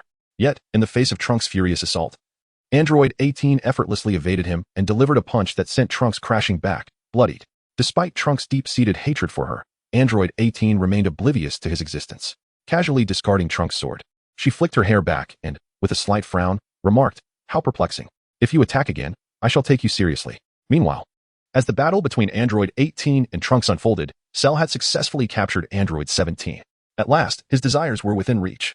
Cell's hand tightened around 17's neck, and regardless of 17's struggles, he could not break free from Cell's grasp. Then, before the astonished eyes of Piccolo, Krillin, and others, Cell's tail unfurled like a trumpet flower, enveloping 17 entirely. 17. Upon witnessing this scene, Android 18's expression shifted dramatically. Without a moment's hesitation, she sprang into action, charging towards Cell in an apparent attempt to rescue 17. However, as Android 18 unleashed a flurry of attacks, Cell evaded each one with the grace of drifting willow fluff, appearing to do so with remarkable ease. That monster, he managed to dodge all of the woman's attacks, and it seemed he was doing so with utmost leisure. At this moment, upon witnessing Cell's movements, Piccolo and Krillin were utterly astonished. It is worth noting that previously, Android 18 had effortlessly defeated the Super Saiyan Trunks. Yet now, in the face of Android 18's onslaught, Cell deftly evaded her attacks with remarkable ease. In this comparison, the might of Cell is indeed terrifying. As Cell evades Android 18's assault, his tail writhes incessantly. The essence of Android 18 gradually converges towards Cell's being, reminiscent of a python consuming its prey. Android 18, although I have already absorbed the future version of you, should you insist on courting your own demise, I would have no qualms about obliterating you. Upon hearing these words from Cell, Yu's expression shifted dramatically. Absorbing the future Android 18? Now it makes sense. No wonder Cell has transformed into his second form. At this moment, Yu finally comprehended why Cell had assumed his second form when number 17 and number 18 were still present. If that were the case, then should Cell devour number 17, it would not require Yu to finish his words before a brilliant radiance suddenly emanated from Cell's entire being. Simultaneously, a formidable wave of energy surged forth from Cell's body. Chapter 70. The Birth of Perfect Cell Buzz. After absorbing number 17, a dazzling brilliance erupted from Cell's form, momentarily overshadowing even the sunlight above.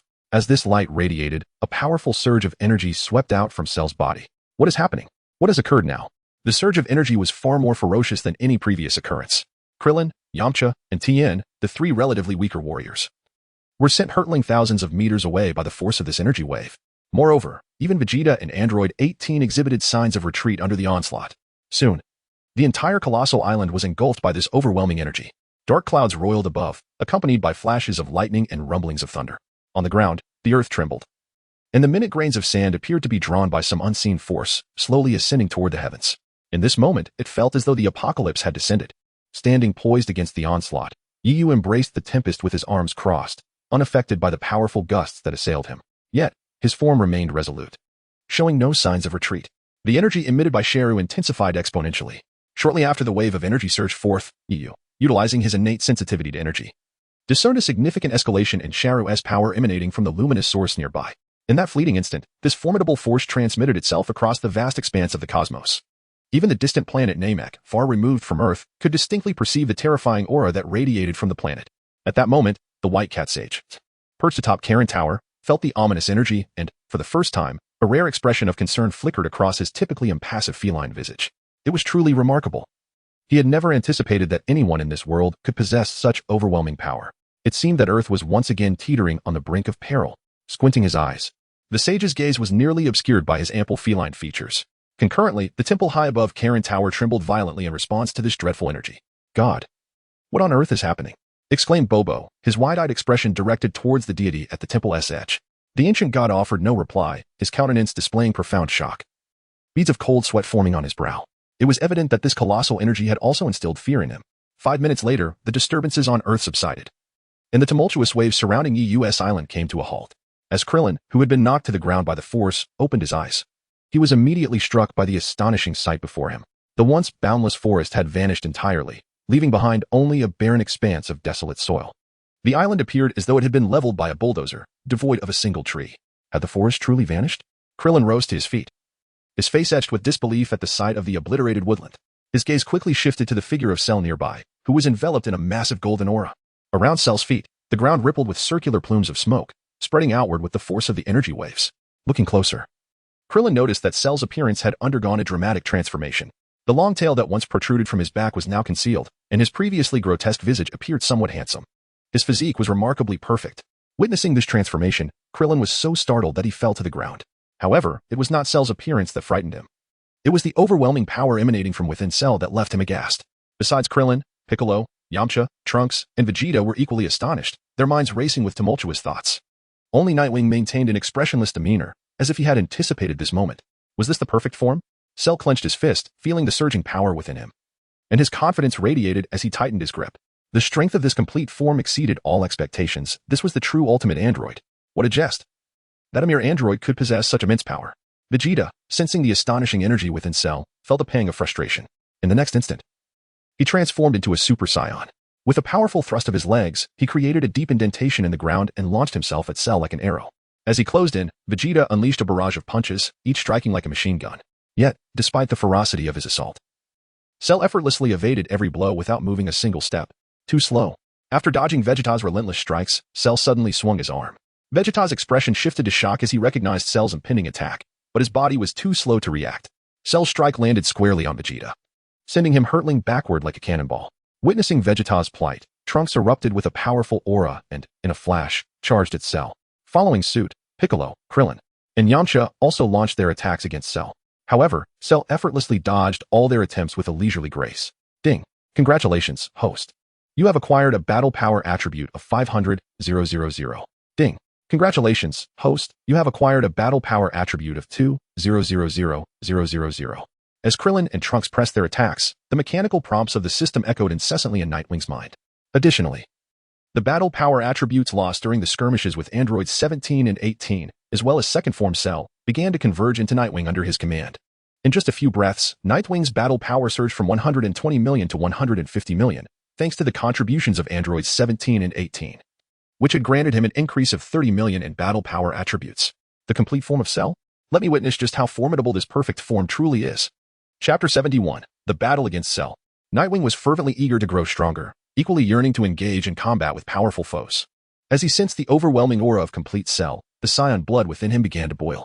It felt as though a demon within his mind urged him to confront Cell, a primal instinct inherent to Saiyans. Just as Nightwing prepared to step forward to battle Cell, a delicate voice called from behind, "Return Android 17 to me." Upon hearing this, Nightwing felt a gust of fragrance rush past him, and in an instant, Android 18 zipped by, charging directly at Cell. "I shall use you to test the strength of this body." After effortlessly dispatching Piccolo and Krillin, Cell's gaze shifted to the approaching Android 18. Soon, she clashed with Cell. Initially, Cell did not unleash his full power, utilizing less than half of his strength. Nevertheless, Android 18 found herself under considerable pressure. Suddenly, a spherical energy ball coalesced in her right hand, which she hurled at Cell. "Humph. Do you believe such a thing can affect me?" Cell scoffed, waving his arm to deflect the energy ball back towards her. The projectile rebounded, striking Android 18 and resulting in a powerful explosion. The force of the blast sent her flying through the air.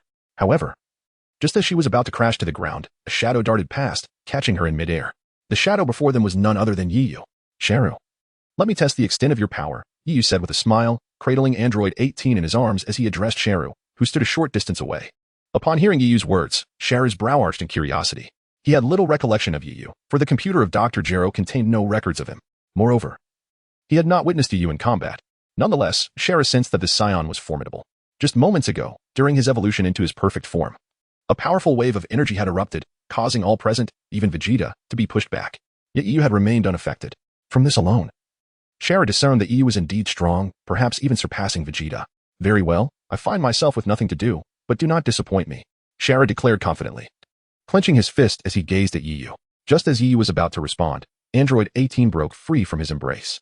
Upon landing, she intended to attack Sharu once more. However, as soon as she took a step forward, Yiyu grasped her hand firmly. The moment he caught her wrist, a look of fury crossed 18's delicate features. She was determined to eliminate Sharu and rescue Android 17, and Yiyu's intervention felt like an obstruction to her goal. Yet, as 18 turned to unleash her frustration on Yiyu, he addressed Sharu, saying, "You are no match for this fellow. Allow me to entertain him instead." With that, Yiyu released Android 18's hand and strode purposefully towards Sharu.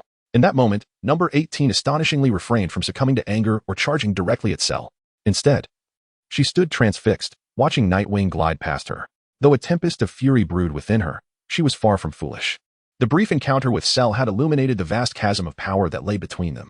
Upon hearing Nightwing's reminder, it was as if a veil had been lifted from her mind, and she came to a startling realization. Just as she contemplated speaking to Nightwing, a formidable energy erupted around him, illuminating the air with a golden blaze that flickered vividly.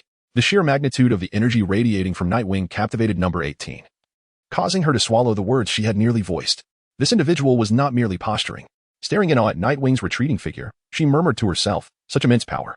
Cell, sensing the overwhelming energy emanating from Nightwing, initially appeared taken aback, but then his confidence returned as he declared, "Yet, at this level, he is no match for me.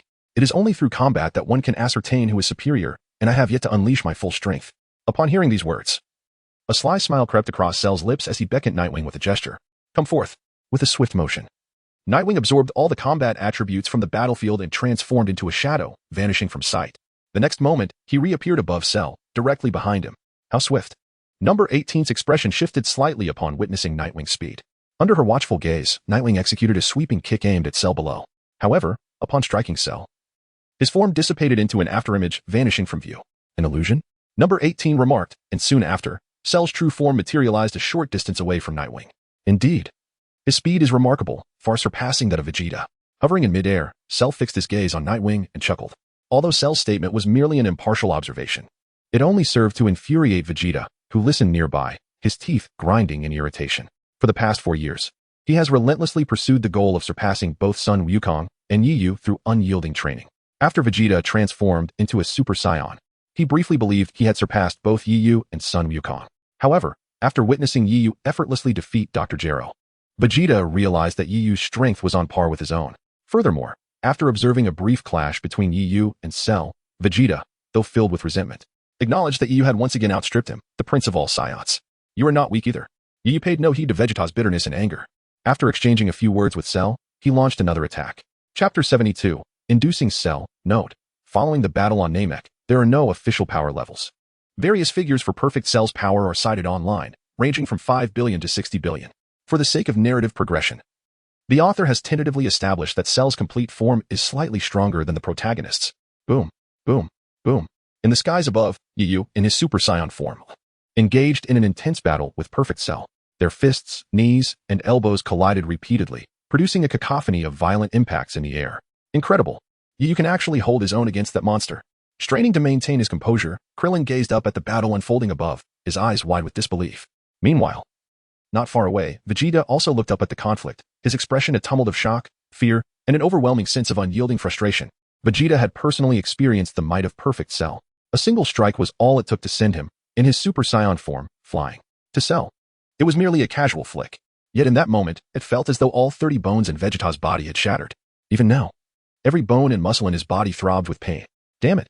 Vegeta grimaced, clutching his still bleeding arm, gritting his teeth in frustration. Zooming back to the sky, Cell appeared to be enjoying himself immensely as he fought Yu. After all, his body also contained Saiyan cells. After their fists met, both fighters momentarily paused, and Cell remarked, "Not bad at all. You can keep up with my current speed. This level will not defeat me, Cell," Yu retorted, confidence dancing on his lips as he launched a kick at Cell. Whoosh!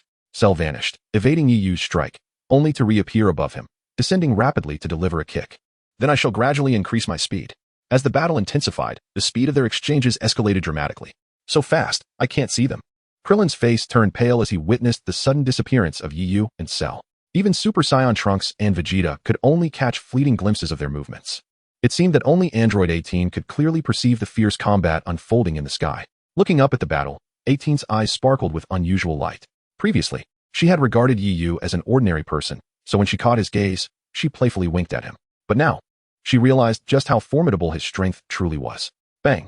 As 18 pondered this, Cell's fist struck Yu squarely in the cheek. A pang of anxiety gripped her heart. She seemed to be hoping for something. She wished for Yu to defeat Cell and rescue her brother, Android 17. Boom. After being hit by Cell, Yu retaliated with a powerful kick to Cell's chest.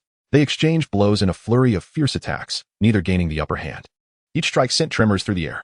Truly remarkable, the ultimate android is indeed formidable. As he attacked Cell, Yu marveled inwardly.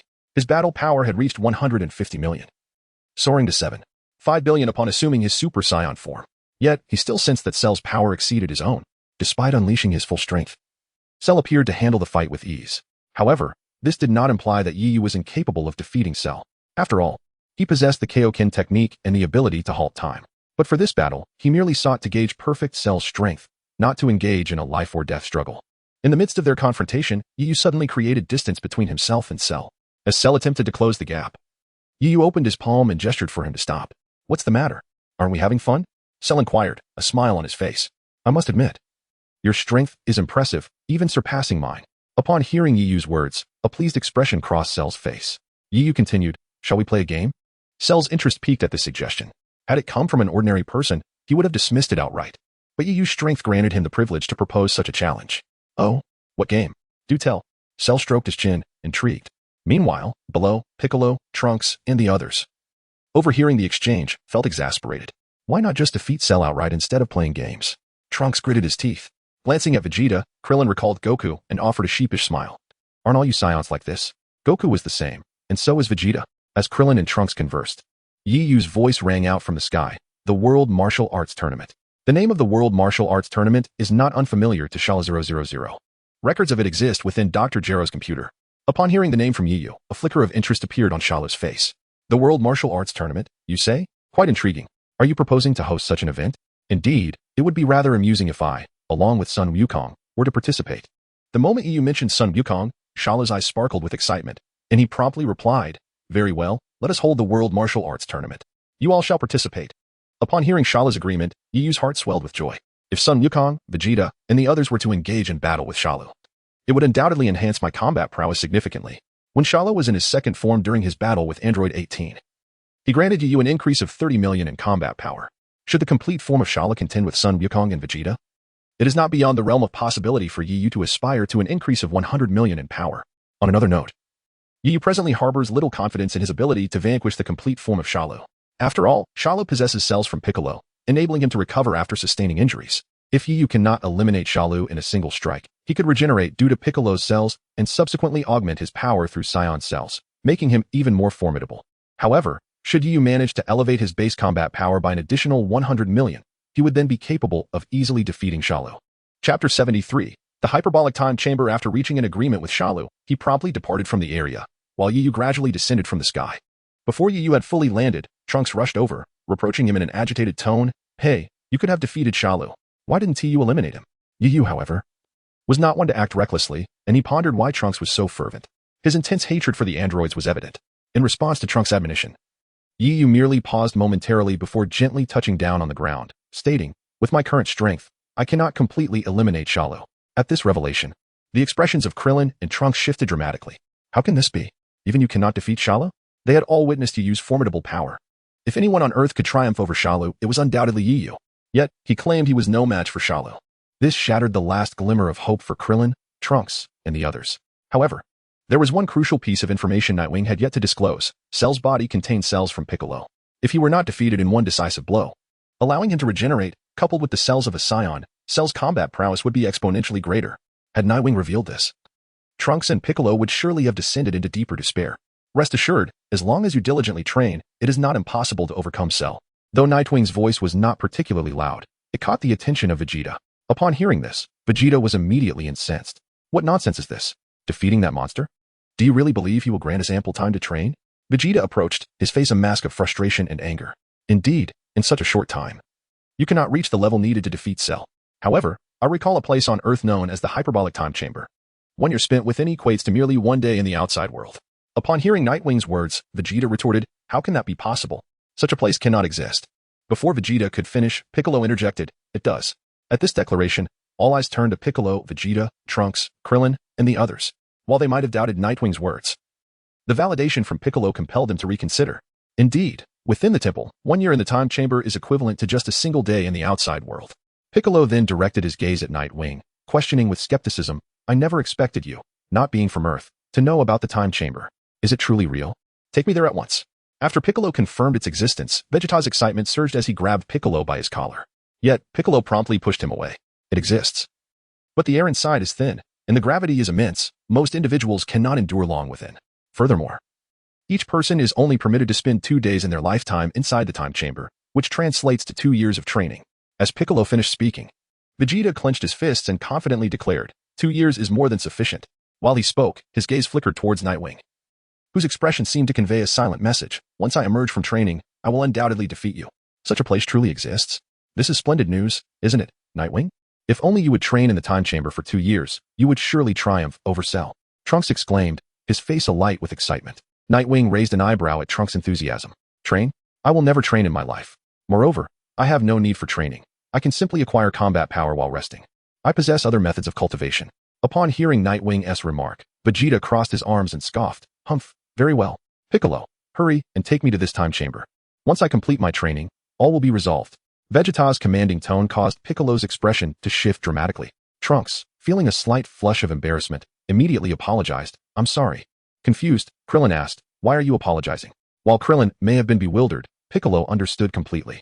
He had heard the conversation between Trunks and Goku, realizing that Trunks was indeed the son of Vegeta. "Apologize on behalf of your father, then." With that, Piccolo ascended slowly into the sky. Krillin and Vegeta followed closely behind, leaving Trunks standing alone. He glanced at Android 18, his fists tightening momentarily, before he too hurried after Piccolo and Vegeta. In the end, only Nightwing, Android 18, and Toph remained on that desolate island. Now, regarding combat power, after Namek, the author ceased to use battle power as a metric. The subsequent official figures provided for warriors were simply 2, Broly at 1, 4 billion and Cooler at 470 million. The remaining battle power figures circulating online are mere speculation. After returning from Namek, Goku could defeat Cooler, suggesting he possesses at least 500 million power. Goku's 3 years of training, still lower than Broly's 1, 4 billion, indicates that his battle power lies somewhere between 500 million and 1, 4 billion. Super Saiyan Vegeta and Super Saiyan Goku should be relatively similar in strength. Android 18 easily overpowers Super Saiyan Vegeta, indicating that she likely possesses over 1 billion power. Cell's first form can defeat Android 17, and after absorbing him, his second form would have at least double the strength of 17, approximately 3 billion. After emerging from the time chamber, Vegeta could defeat Cell's second form, suggesting his power exceeds 3 billion. Since Little Cell easily overpowers Vegeta, he too must be within the range of 3 to 4 billion. Fully formed Cell would be at least twice as strong as Little Cell, thus his power would likely be between 8 to 10 billion.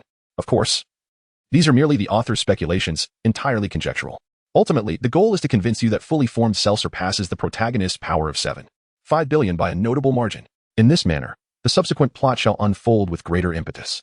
In recent days, the author has been searching for various types of data. However, it is unfortunate that the information is inconsistent.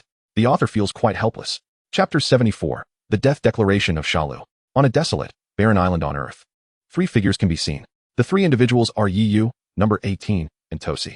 A gust of wind swept through, stirring up the dust from the ground, while simultaneously lifting the golden locks of number 18, revealing a flawless and radiant profile. Yiyu cast a glance at number 18, although he had casually caught her earlier. It was merely an instinctive action devoid of any particular significance. "Tosi, let us depart." With that, Yiyu soared into the sky, and Tosi, momentarily taken aback, glanced at number 18 before promptly following suit. Shortly after Yiyu and Tosi ascended into the heavens, he sensed that someone was trailing behind him.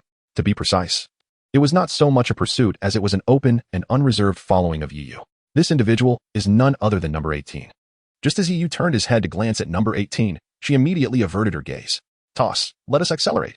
After calling out to Toss, a formidable aura enveloped Yiyu, and in the next moment, he and Toss soared into the distance at an astonishing speed. Meanwhile, number 18 also quickened her pace. "Teacher Yiyu, she is catching up." After flying for a while, Toss alerted Yiyu. Upon turning his head, Yiyu confirmed that number 18 was indeed closing in rapidly. After a brief moment of contemplation, Yiyu abruptly halted his flight. Number 18 immediately stopped as well. "What do you intend to do by following me?" Yiyu hovered in midair, observing number 18, who was positioned at a distance. Upon hearing Yiyu's inquiry, number 18 did not respond but merely shifted her gaze, stealing a glance at him from the corner of her eye. Moments later, as she noticed Yiyu preparing to move forward, she promptly pursued him. However, Yiyu's movement was merely a feint, and he did not genuinely take off.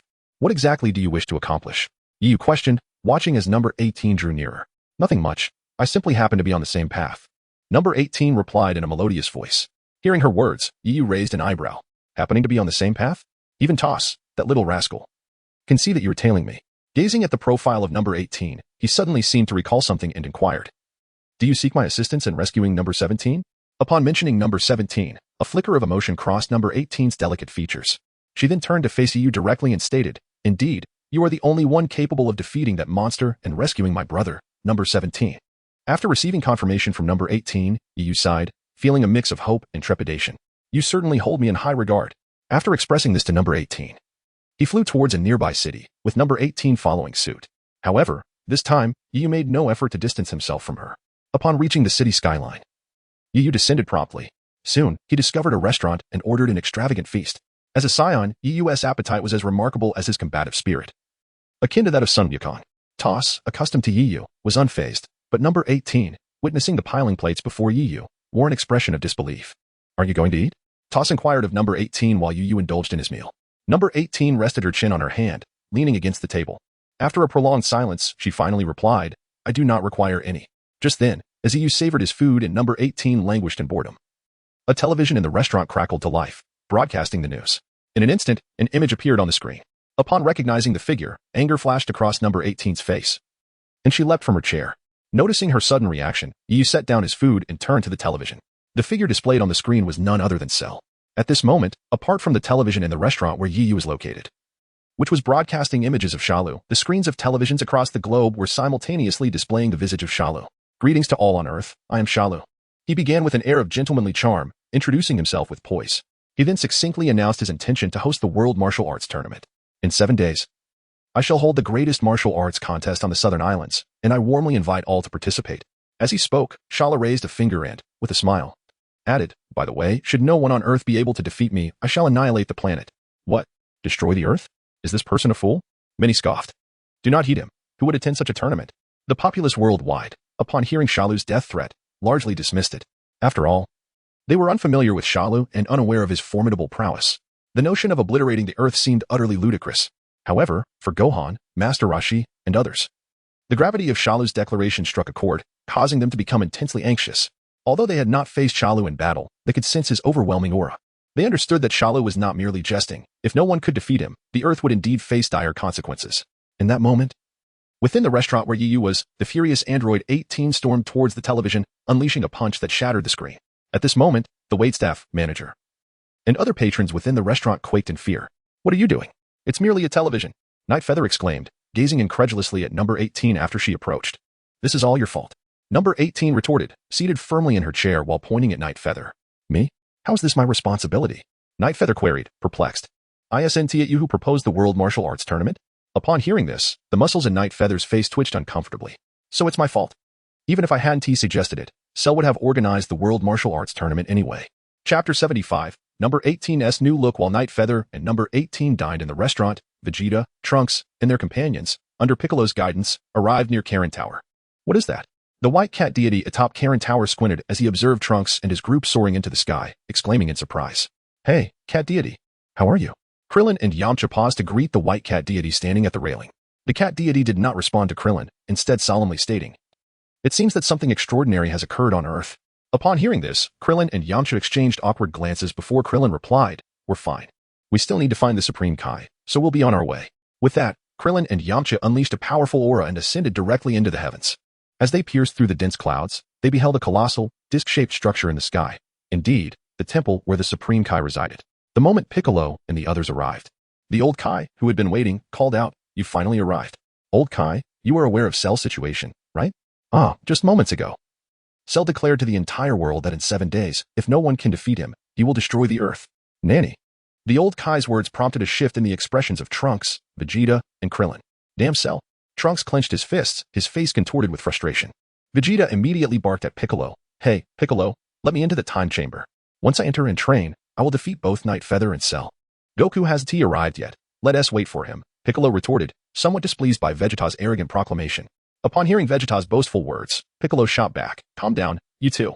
But Vegeta dismissed him, snapping, shut up. The old Kai felt beads of sweat forming on his brow at Vegeta's outburst. Do I look like I care about my dignity? Piccolo, have you explained the conditions of the time chamber to them? The old Kai inquired. Yes, I believe I have. After hearing Piccolo's response, the old Kai turned to Vegeta, saying, you may enter, but only 2 at a time. Humph, I only need to go alone. Vegeta crossed his arms, displaying his impatience. Observing Vegeta's haughty demeanor, Trunks appeared troubled. Who will go in with Vegeta first? Piccolo scanned the faces of Yamcha and Krillin, but both quickly averted their gazes. Are you kidding? Spending 2 years in the time chamber with Vegeta? I'd either be beaten to death or berated. Krillin exclaimed awkwardly. Me too. Yamcha echoed, glancing at Vegeta with embarrassment. Then I shall be the one. Trunks stepped forward. Bubbles, please take Vegeta and the others to the time chamber. Piccolo instructed Bubbles, who promptly led Trunks and Vegeta into the interior of the temple. Once their figures vanished from sight, the old Kai turned his attention back to Piccolo. Piccolo, come here for a moment. What is it? The old Kai began to discuss matters regarding their shared existence. Meanwhile, as Piccolo conversed with the old Kai, Nightfeather, number 18, and Tors exited the restaurant, with Nightfeather wearing a contented expression. What are your plans now? You want to just follow me around endlessly, will you? Nightfeather paused and inquired of number 18. I'm not sure, she replied, brushing her hair back and shaking her head. Before her slumber, she had always been alongside number 17. Now that number 17 had been absorbed by Cell, she found herself at a loss. Seeing that no clarity emerged from the conversation, Nightfeather sighed and continued down the street, with number 18 promptly following. Nightfeather, Tors suddenly called out as they walked a distance. Hearing Tors, Nightfeather turned to look back, only to find that number 18, who had been trailing him, had vanished. Momentarily taken aback, Nightfeather noticed Tors pointing towards a nearby shop. Following Tors' gesture, he discovered that number 18 had entered the store without him realizing. After a brief hesitation, he instructed Tors, "You should return to the spaceship." Subsequently, he walked directly into the shop where number 18 was located. It was a clothing store. Upon entering, Yu observed number 18, who was holding a garment and constantly comparing it to her figure. "This outfit suits you perfectly." Meanwhile, a woman dressed in a uniform beside number 18 was incessantly showering her with compliments. After selecting a few pieces, number 18 stepped into the fitting room. When she emerged, she had transformed her appearance. Initially, number 18 wore a blue vest paired with a figure-hugging skirt, but now she donned a black vest and tight-fitting jeans. The contours of her curvaceous figure were fully accentuated by the jeans. "How do I look?" number 18 asked, striking a pose with one hand on her waist as she turned to Yu. "Not bad," Yu replied, casting a fleeting glance at number 18 before averting his gaze, responding in a nonchalant manner. Chapter 76, bringing number 18 home in a desolate hilly region of Earth. A colossal spacecraft resembling a tank could be seen nestled within a mountain gorge. This spacecraft was unmistakably a vessel belonging to Yu's army. Suddenly, from the horizon, two figures approached at an astonishing speed. Within moments, they arrived above the spacecraft, halting in midair. "We're here," Yu announced, hovering in the air and addressing number 18, who had followed closely behind. At this moment, number 18 had retained the attire she had just tried on in the clothing store. If her earlier look in the skirt exuded allure, her current ensemble of fitted jeans radiated youthful vibrancy. "Is this your spacecraft?" number 18 inquired, glancing down at the vessel before gracefully descending towards it. This individual truly exhibited an audacious sense of familiarity. Observing number 18 confidently approach the spacecraft, Yu chuckled softly and followed suit. "Wow, what a stunning beauty. Is this the allure of Earth's women?" This was the first time the Cosmic Warriors, including Rap and Carter, had witnessed Yu return with a woman. "What do you think Yu intends to do?" they speculated.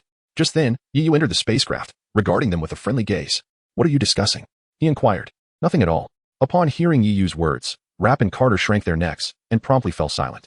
"These individuals are warriors I've recruited. What do you think?" Yu introduced Rap and Carter to the newly arrived number 18. She surveyed them briefly and lazily remarked, "Quite ordinary." "What?" Although Yu maintained an impassive expression, Rap and Carter were filled with indignation. While their strength may not have been significant in Yu's eyes, they were elite warriors from various planets. Over the past 4 years, they had trained under a 100-fold gravitational force, resulting in battle powers exceeding 100,000. To be deemed ordinary by a mere woman incited their fury. "Even if you are a guest of Yu, I, Rap, cannot accept such an insult. Yu, allow me to teach this woman a lesson." Rap and Carter voiced their grievances to Yu. Observing number 18's unflinching visage, Yu nonchalantly replied, "Do as you wish, but do not be too harsh." Although this latter statement was directed at number 18, Rap and Carter perceived it as encouragement. The burly Carter stepped forward, his fist colliding with a resounding impact as he grinned at number 18. "Rest assured, Yu, as your guest, I shall not be too severe." At that moment, TOS, standing behind Carter, interjected, "Well, this woman, however." Before TOS could finish, Carter turned to him with irritation. "No need for your reminders, I will show mercy." With unwavering confidence, Carter declared, "My current strength surpasses that of the former Jinyu." As he clenched his fists, an overwhelming aura erupted around him, filling the spacecraft's cabin with an oppressive atmosphere. Before Carter could make his move, number 18 swiftly unleashed a punch, striking him squarely. With a thunderous crash, Carter's body was propelled backward like a cannonball, crashing against a robust mechanical wall that even machine guns could not penetrate, instantly crumpling under the force. He let out a cry as he spewed forth a torrent of blood. At this moment, within the once bustling spaceship, an eerie silence enveloped the atmosphere. Rap and the other cosmic warriors stared wide-eyed in disbelief at the unconscious Carter. It is worth noting that Carter's combat prowess surpassed even that of Jinyu. Even in a surprise attack, it was inconceivable for an ordinary individual to incapacitate Carter in such a manner, especially with a mere casual punch. After observing Carter for a prolonged period, Rap and the others mechanically shifted their gazes, struggling to divert their attention from Carter to the strikingly beautiful woman before them. How terrifying. It is no wonder she was brought back by Lord Yeyu. So powerful. We must not provoke her. It would spell our doom. The warriors, with anxious expressions, fixated their eyes on Android 18, pondering silently. "Didn't I instruct you to go easy?" Yeyu remarked helplessly upon witnessing Carter's pitiful state. "Controlling such power is quite challenging." Android 18 retorted with a hint of complaint, casually tossing her hair back as she strode deeper into the spaceship. "You lot, hurry and take Carter to the medical bay." Yeyu commanded the group before following closely behind Android 18. Once Yeyu and Android 18 vanished from sight, Rap and the others finally exhaled deeply, their hearts racing with relief that they had not dared to attack Android 18 earlier. Otherwise, they would have shared Carter's unfortunate fate. A chill coursed through them as they recalled Carter's dire condition. I just told you that woman is formidable, but you wouldn't listen. Tor said seriously as he approached the unconscious Carter. Upon hearing Tor's, Rap and the others exchanged glances, speechless. Hey, Tors, who exactly is that woman? Do you know her? What is her relationship with Lord Yeyu? Is she his girlfriend? They inquired with eager curiosity.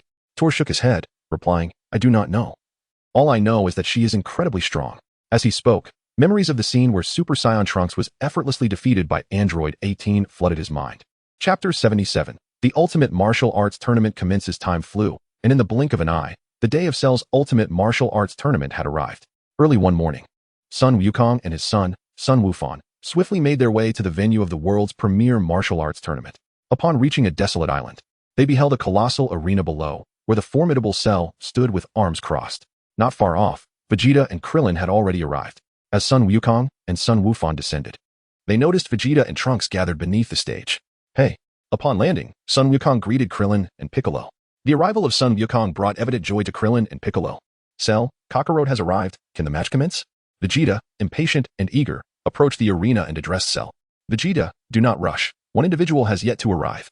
Cell, with arms crossed and eyes closed in feigned slumber, opened his eyes upon hearing Vegeta's words and replied.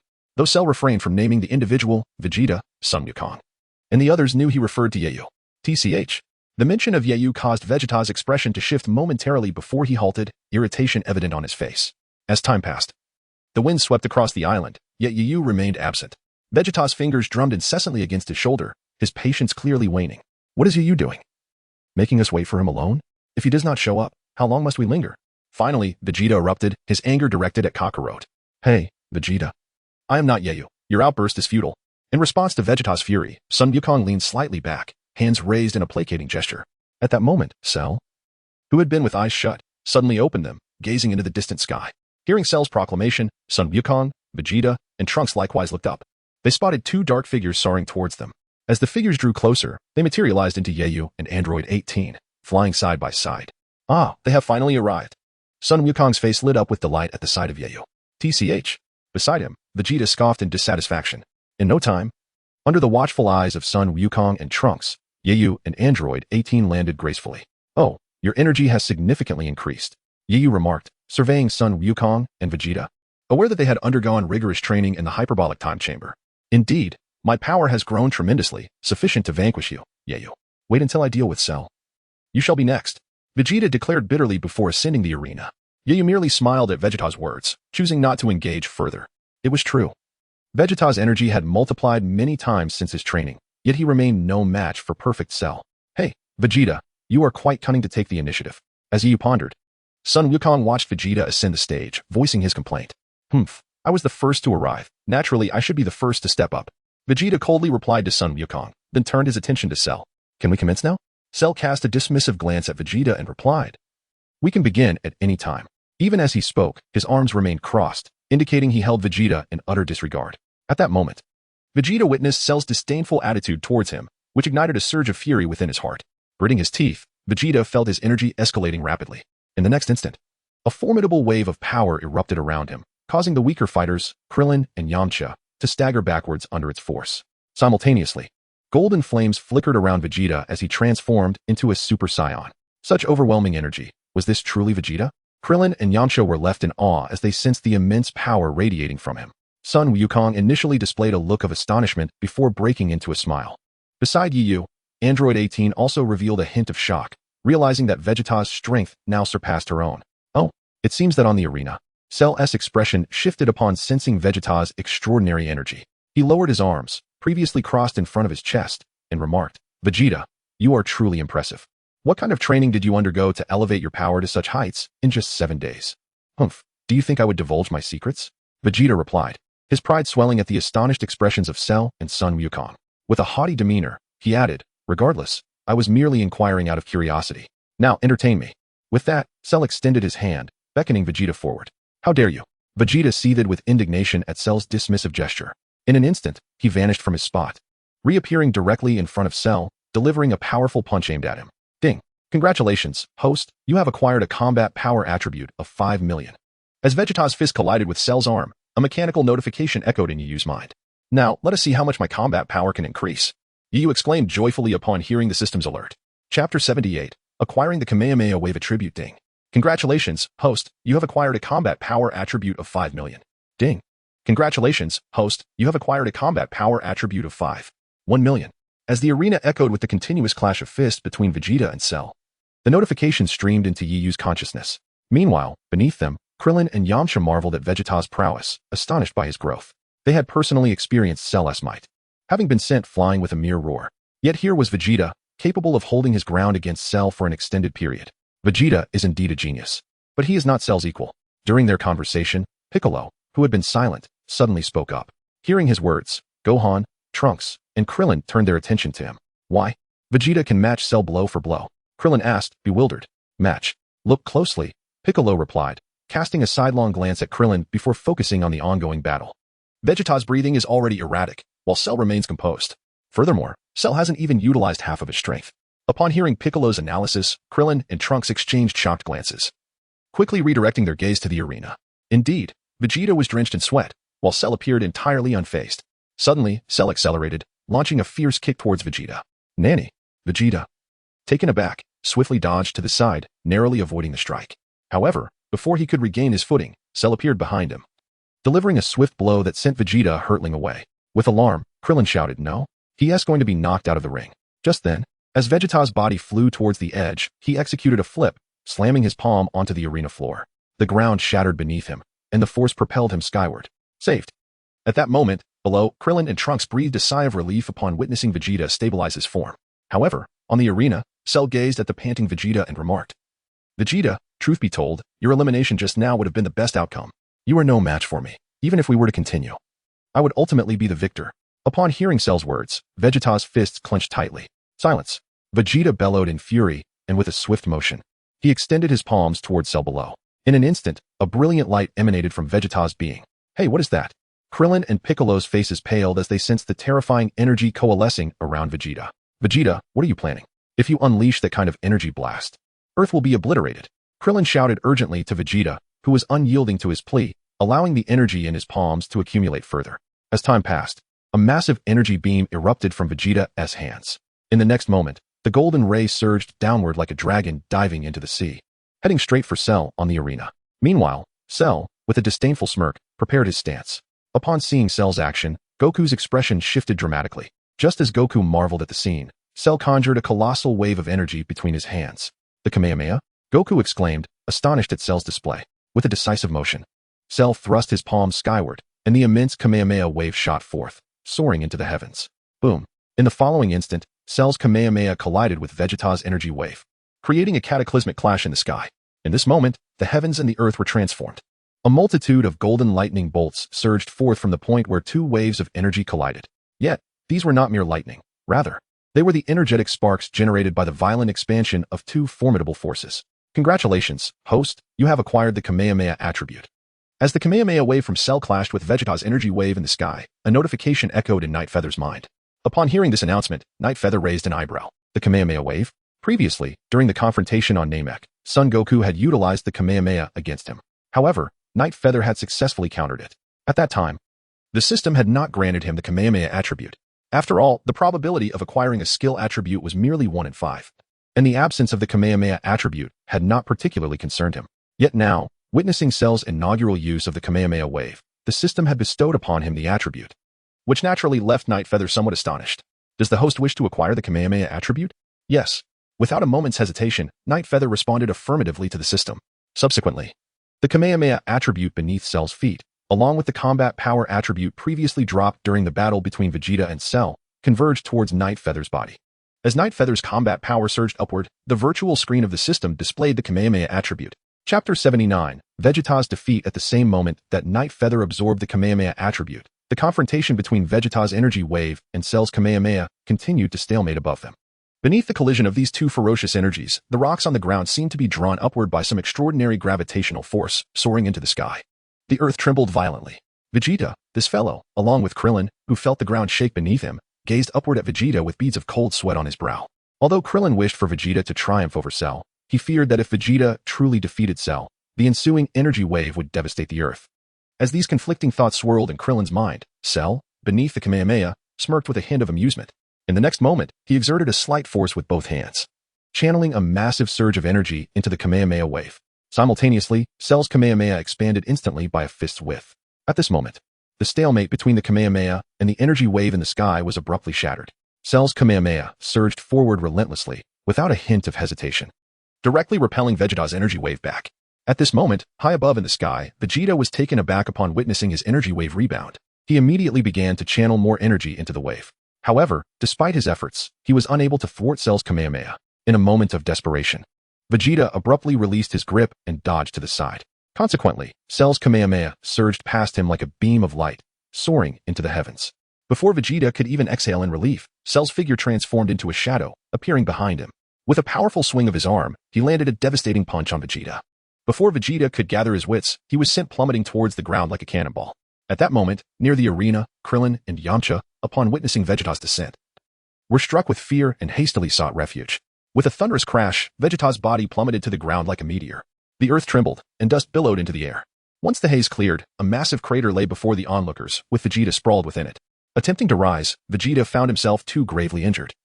As he tried to support himself on his arms, he collapsed once more. "Dad!" Trunks exclaimed, leaping into the crater to reach Vegeta. As Trunks called out, Nightwing observed Krillin and Yamcha, noting their lack of surprise. It became apparent to Nightwing that during the past 7 days, Krillin and Yamcha had learned of Trunks' true identity. Upon reaching Vegeta's side, Trunks gazed upon his father's battered form, his expression a mixture of complexity. Without hesitation, he produced a Senzu bean for Vegeta. As Vegeta consumed the bean, his injuries healed instantaneously. Goku and Piccolo, aware of the bean's miraculous properties, watched in awe, while Android 18, unfamiliar with its effects, was astonished to see Vegeta rise to his feet once more. Meanwhile, Cell's figure descended slowly from the sky. Vegeta, filled with rage at the sight, prepared to charge at Cell, but Trunks interposed himself. "This is out of bounds," Trunks reminded him. Realizing the implications of Trunks' words, Vegeta understood that this was a competition, not a true fight to the death. Cell's previous blow had already knocked him out of the arena. According to the rules, being out of bounds resulted in elimination. Although bitterly dissatisfied, Vegeta had no choice but to accept his defeat. Damn it! He clenched his fists in frustration before relinquishing his Super Saiyan form, his hair reverting from golden to black. Humph! Cell scoffed upon observing Vegeta's resignation, shifting his focus to Nightwing and Goku below the arena. So, who will step up next? Goku or Nightwing? Cell surveyed the crowd before fixing his gaze on Nightwing. Unlike his demeanor with Vegeta, Cell's eyes glinted with a fierce battle intent when meeting Nightwing's gaze. In Cell's estimation, Nightwing was perhaps the only one capable of matching him in combat. Even Goku paled in comparison. As Cell's words hung in the air, Android 18 shot Nightwing a meaningful glance. Though she said nothing, her eyes urged him to confront Cell. Deep within, she was deeply worried about Android 17. Until he was rescued, her heart would remain heavy. His power level has reached 200 million. Surely, this strength can surpass perfect Cell. Understanding Android 18's pleading gaze, Nightwing's attention shifted to the virtual screen before him, which now displayed his power level at over 200 million, a significant increase from the previous 150 million. This meant that the skirmish between Vegeta and Cell had granted Nightwing an additional 50 million in power. Moreover, this 200 million was merely his base power. Should he transform into a Super Saiyan, it would soar to 10 billion. Having confirmed his power level, Nightwing stepped forward, preparing to ascend the arena to face Cell. Just then, Goku had already placed one foot onto the stage. "Sorry, Nightwing, but let me take this match first," Goku said with a cheerful smile, turning to face Nightwing. Nightwing shot Goku a disdainful look. "You've already stepped up. Why even ask?" However, this development was not without merit. Should Goku engage in battle with Cell, Nightwing's power would surely increase even further. Before arriving on Earth, Nightwing had already devised a plan. After dealing with Cell, he intended to venture to other universes in search of formidable challengers to enhance his strength. After all, 7 years loomed before the resurrection of Majin Buu. Yet, to traverse other universes confidently, a power level of 10 billion would likely fall short. Thus, he resolved to maximize his strength now. For encounters with foes like Jiren or Hit would likely leave him unable to fight back. Chapter 80. A surge in power on the vast arena of Earth. Goku and Cell faced each other, both surrounded by an aura of shimmering golden energy, a testament to their Super Saiyan status. Below the arena, Nightwing, Android 18, Vegeta, and others watched intently, their eyes fixated on the two combatants. As time passed, the tension in the air thickened palpably.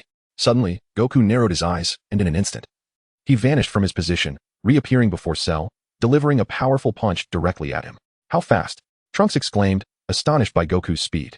Vegeta's eyes flickered with interest at Trunks' reaction. With a resounding impact, Goku's fist collided with Cell's, the arena trembling from the force of their clash. At that moment, a violent crash resonated through the sky. Behind Sun Wukong and Cell, a dark force materialized. Under the impact of this dark energy, the rocks and gravel on the arena were instantly reduced to dust.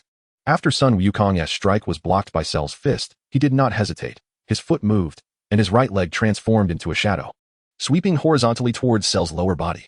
Just as Sun Wukong's sweeping kick was about to connect with Cell, the latter leaped effortlessly, evading the attack with ease. With a series of explosive sounds, the two figures soared into the sky, engaging in a fierce contest of speed and strength. Sun Wukong and Cell darted back and forth in the heavens, their fists, elbows, and knees colliding with relentless ferocity, producing a cacophony of violent impacts in the air. However, due to the extraordinary speed of both combatants, the weaker Krillin and Yamcha below were utterly incapable of tracking their movements. Even Piccolo could merely perceive fleeting shadows. How fast? It's completely invisible. Krillin exclaimed in awe as he scanned the surroundings, realizing he could see nothing. Simultaneously, Nightwing, Vegeta, Trunks, and others were intently observing, seemingly grasping the intricacies of the battle between Cell and Sun Wukong. While the others struggled to comprehend, Nightwing was able to perceive the clash with remarkable clarity. Although Cell and Sun Wukong appeared incredibly swift to Krillin and Yamcha, to Nightwing, it was merely a spectacle of speed. Ding. Congratulations, host. You have gained a combat power attribute of 6.5 million. Ding. Congratulations, host. You have gained a combat power attribute of 6.9 million. As Nightwing watched the escalating combat prowess of Sun Wukong and Cell, the mechanical voice of the system echoed incessantly in his mind. Moreover, the combat power attributes falling beneath Sun Wukong and Cell were continually converging towards Nightwing's body under his command. 200 million, 210 million, 220 million. If anyone were to utilize a super large detector to gauge Nightwing's battle strength at that moment, they would undoubtedly discover that his power was steadily increasing, soaring in increments of millions. In just a few breaths, his combat power surged from just over 200 million to 270 million. And this was not the end. As the battle between Sun Wukong and Cell raged on, Nightwing's power continued to ascend. Indeed, if this trend continues, increasing my combat power by another 100 million will pose no significant challenge. Observing the evenly matched clash between Sun Wukong and Cell, Nightwing felt immense excitement. The comparatively meager boost in combat power from the battle between Vegeta and Cell was a result of Vegeta's swift defeat. Furthermore, Vegeta's power was significantly lower than that of Sun Wukong. However, the current bout was different. Thus far, there were no signs of Sun Wukong's defeat. As long as he remained undefeated, Nightwing's combat power would continue to grow ceaselessly. Just then, as Krillin scanned the arena for the elusive figures of Sun Wukong and Cell, he inadvertently noticed a glimmer of light in Nightwing's eyes. To Krillin, that light represented fighting spirit. What he failed to realize was that Nightwing was currently overwhelmed with exhilaration from the surging combat power. Bang! As Krillin focused intently on Nightwing, the previously vanished Sun Wukong and Cell finally materialized in the sky, their fists meeting in a fierce clash. In that moment, a resounding impact reverberated through the heavens and the earth. The air itself trembled in response. Truly, Son Goku was remarkable, holding his ground against Cell for such an extended period. Trunks, observing the fierce battle above between Goku and Cell, could not help but exclaim this thought aloud. However, Trunks' words fell upon Vegeta's ears like a spark to kindling, igniting a fierce anger within him. It was worth noting that Vegeta had fallen swiftly in his own encounter with Cell, and when compared to the ongoing clash between Goku and Cell, his own defeat seemed all the more humiliating. I apologize, that was not my intention. Trunks, perceiving the fury etched on Vegeta's face, felt a chill run through him and hastily offered an explanation. Yet, the more Trunks attempted to clarify, the more Vegeta's resentment deepened. Nightwing, Kakarot. Vegeta fixated his gaze on Son Goku for a moment before shifting his attention to Nightwing not far away.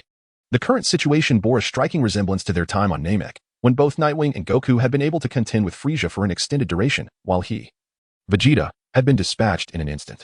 Thus, over the past 4 years, in a bid to reclaim his dignity as prince, he had diligently trained, ultimately achieving his aspiration of transforming into a Super Saiyan.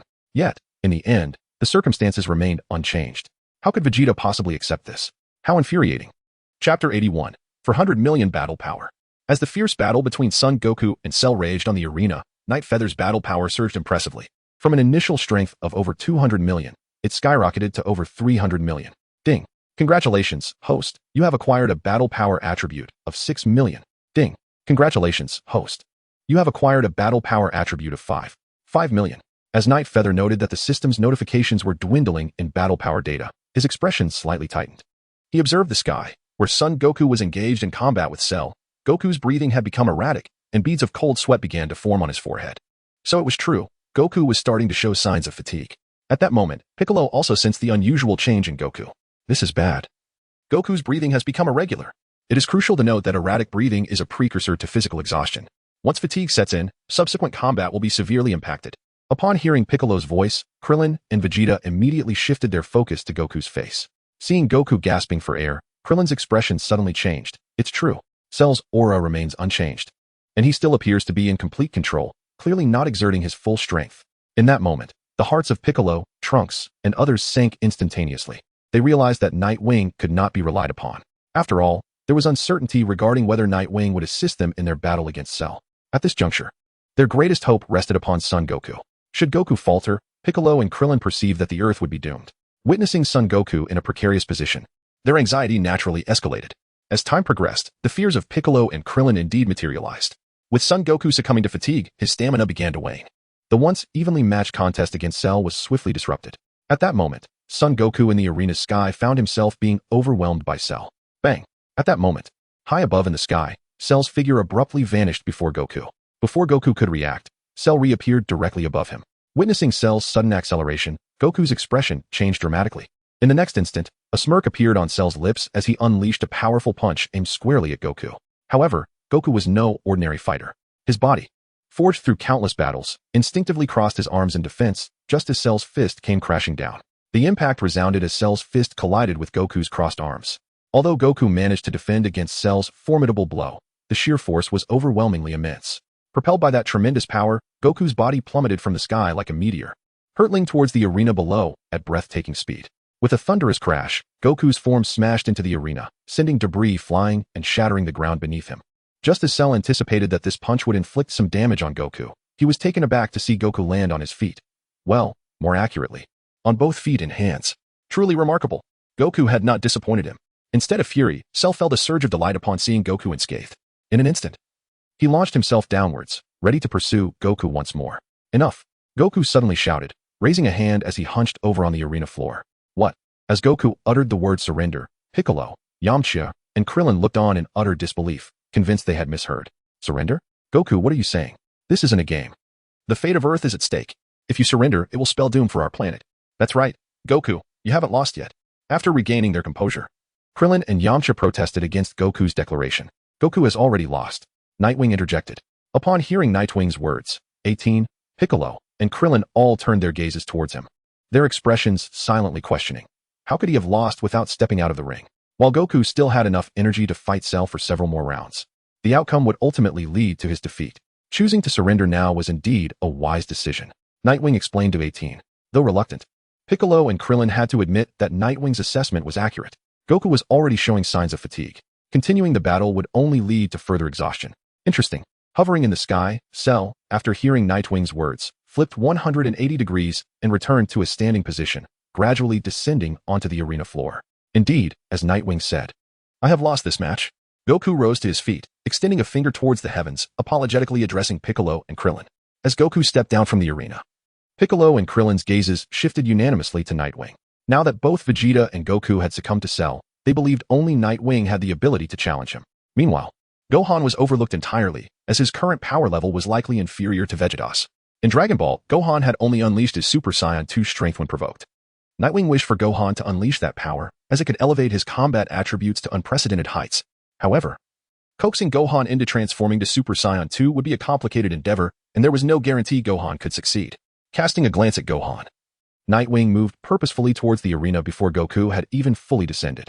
For 100 million power level, Nightwing murmured to himself as he observed his own combat attributes displayed on the virtual screen before him. This 400 million was merely his base power level. Transforming into a Super Saiyan would catapult it to 200 billion. As Nightwing approached the arena, Krillin and Yamcha felt a surge of anxiety. Upon witnessing Nightwing's advance, Cell's fighting spirit intensified. Finally, it is your turn, Nightwing, Cell declared, eyeing the newcomer on the stage with fierce anticipation. Meanwhile, Krillin, Yamcha, and Trunks watched nervously from the sidelines.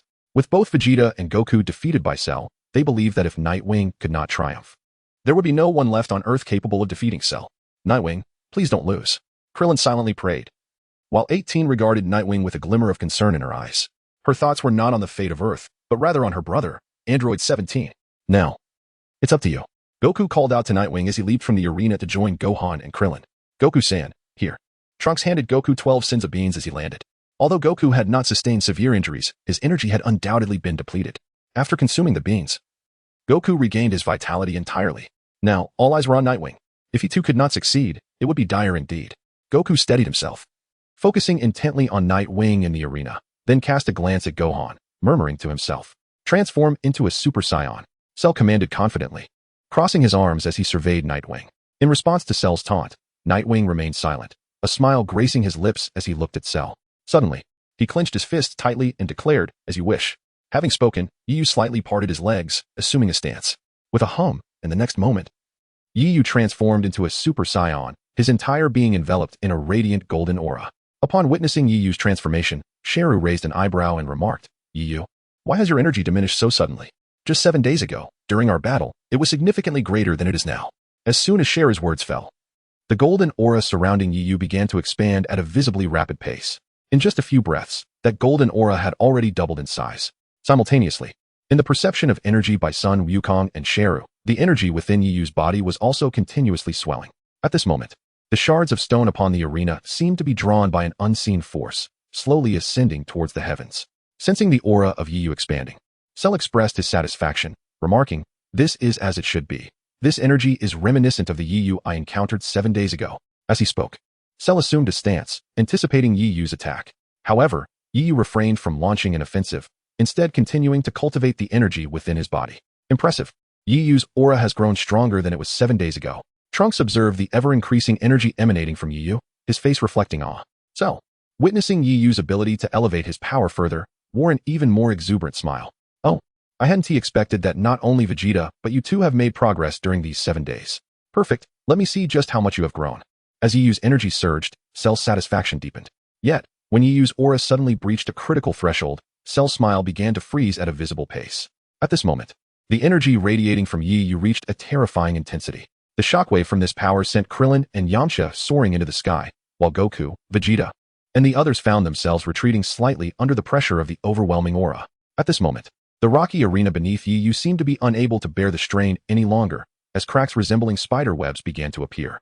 What kind of intense training had this fellow undergone over the past 7 days, causing his energy to swell to such an immense degree? Below the arena, Vegeta, straining to maintain his composure, gazed up at Yu, who continued to unleash an ever-growing aura, his face etched with astonishment. Intense training? Perhaps Vegeta was oblivious to the activities Yu had engaged in during those 7 days, yet Android 18 was well aware. For the past 7 days, she has remained by Yu's side, sharing meals with him, exploring the universe together, and although they did not bathe together, she was aware that Yu had not engaged in any rigorous training. Indeed, Yu had not undertaken any form of cultivation. Yet, despite this, his aura had inexplicably surged to such an astonishing degree.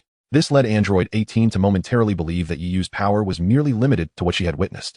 It seemed that 7 days prior, during the confrontation with Cell, he had not unleashed his full potential. At this moment, as she gazed at Yu on the arena, her eyes sparkled with wonder, her delicate face reflecting both astonishment and joy. She was taken aback by the sheer magnitude of Yu's formidable strength. Her delight stemmed from the realization that with such prowess, the likelihood of defeating Cell had significantly increased, thereby enhancing the chances of saving Android 17. It was hard to fathom.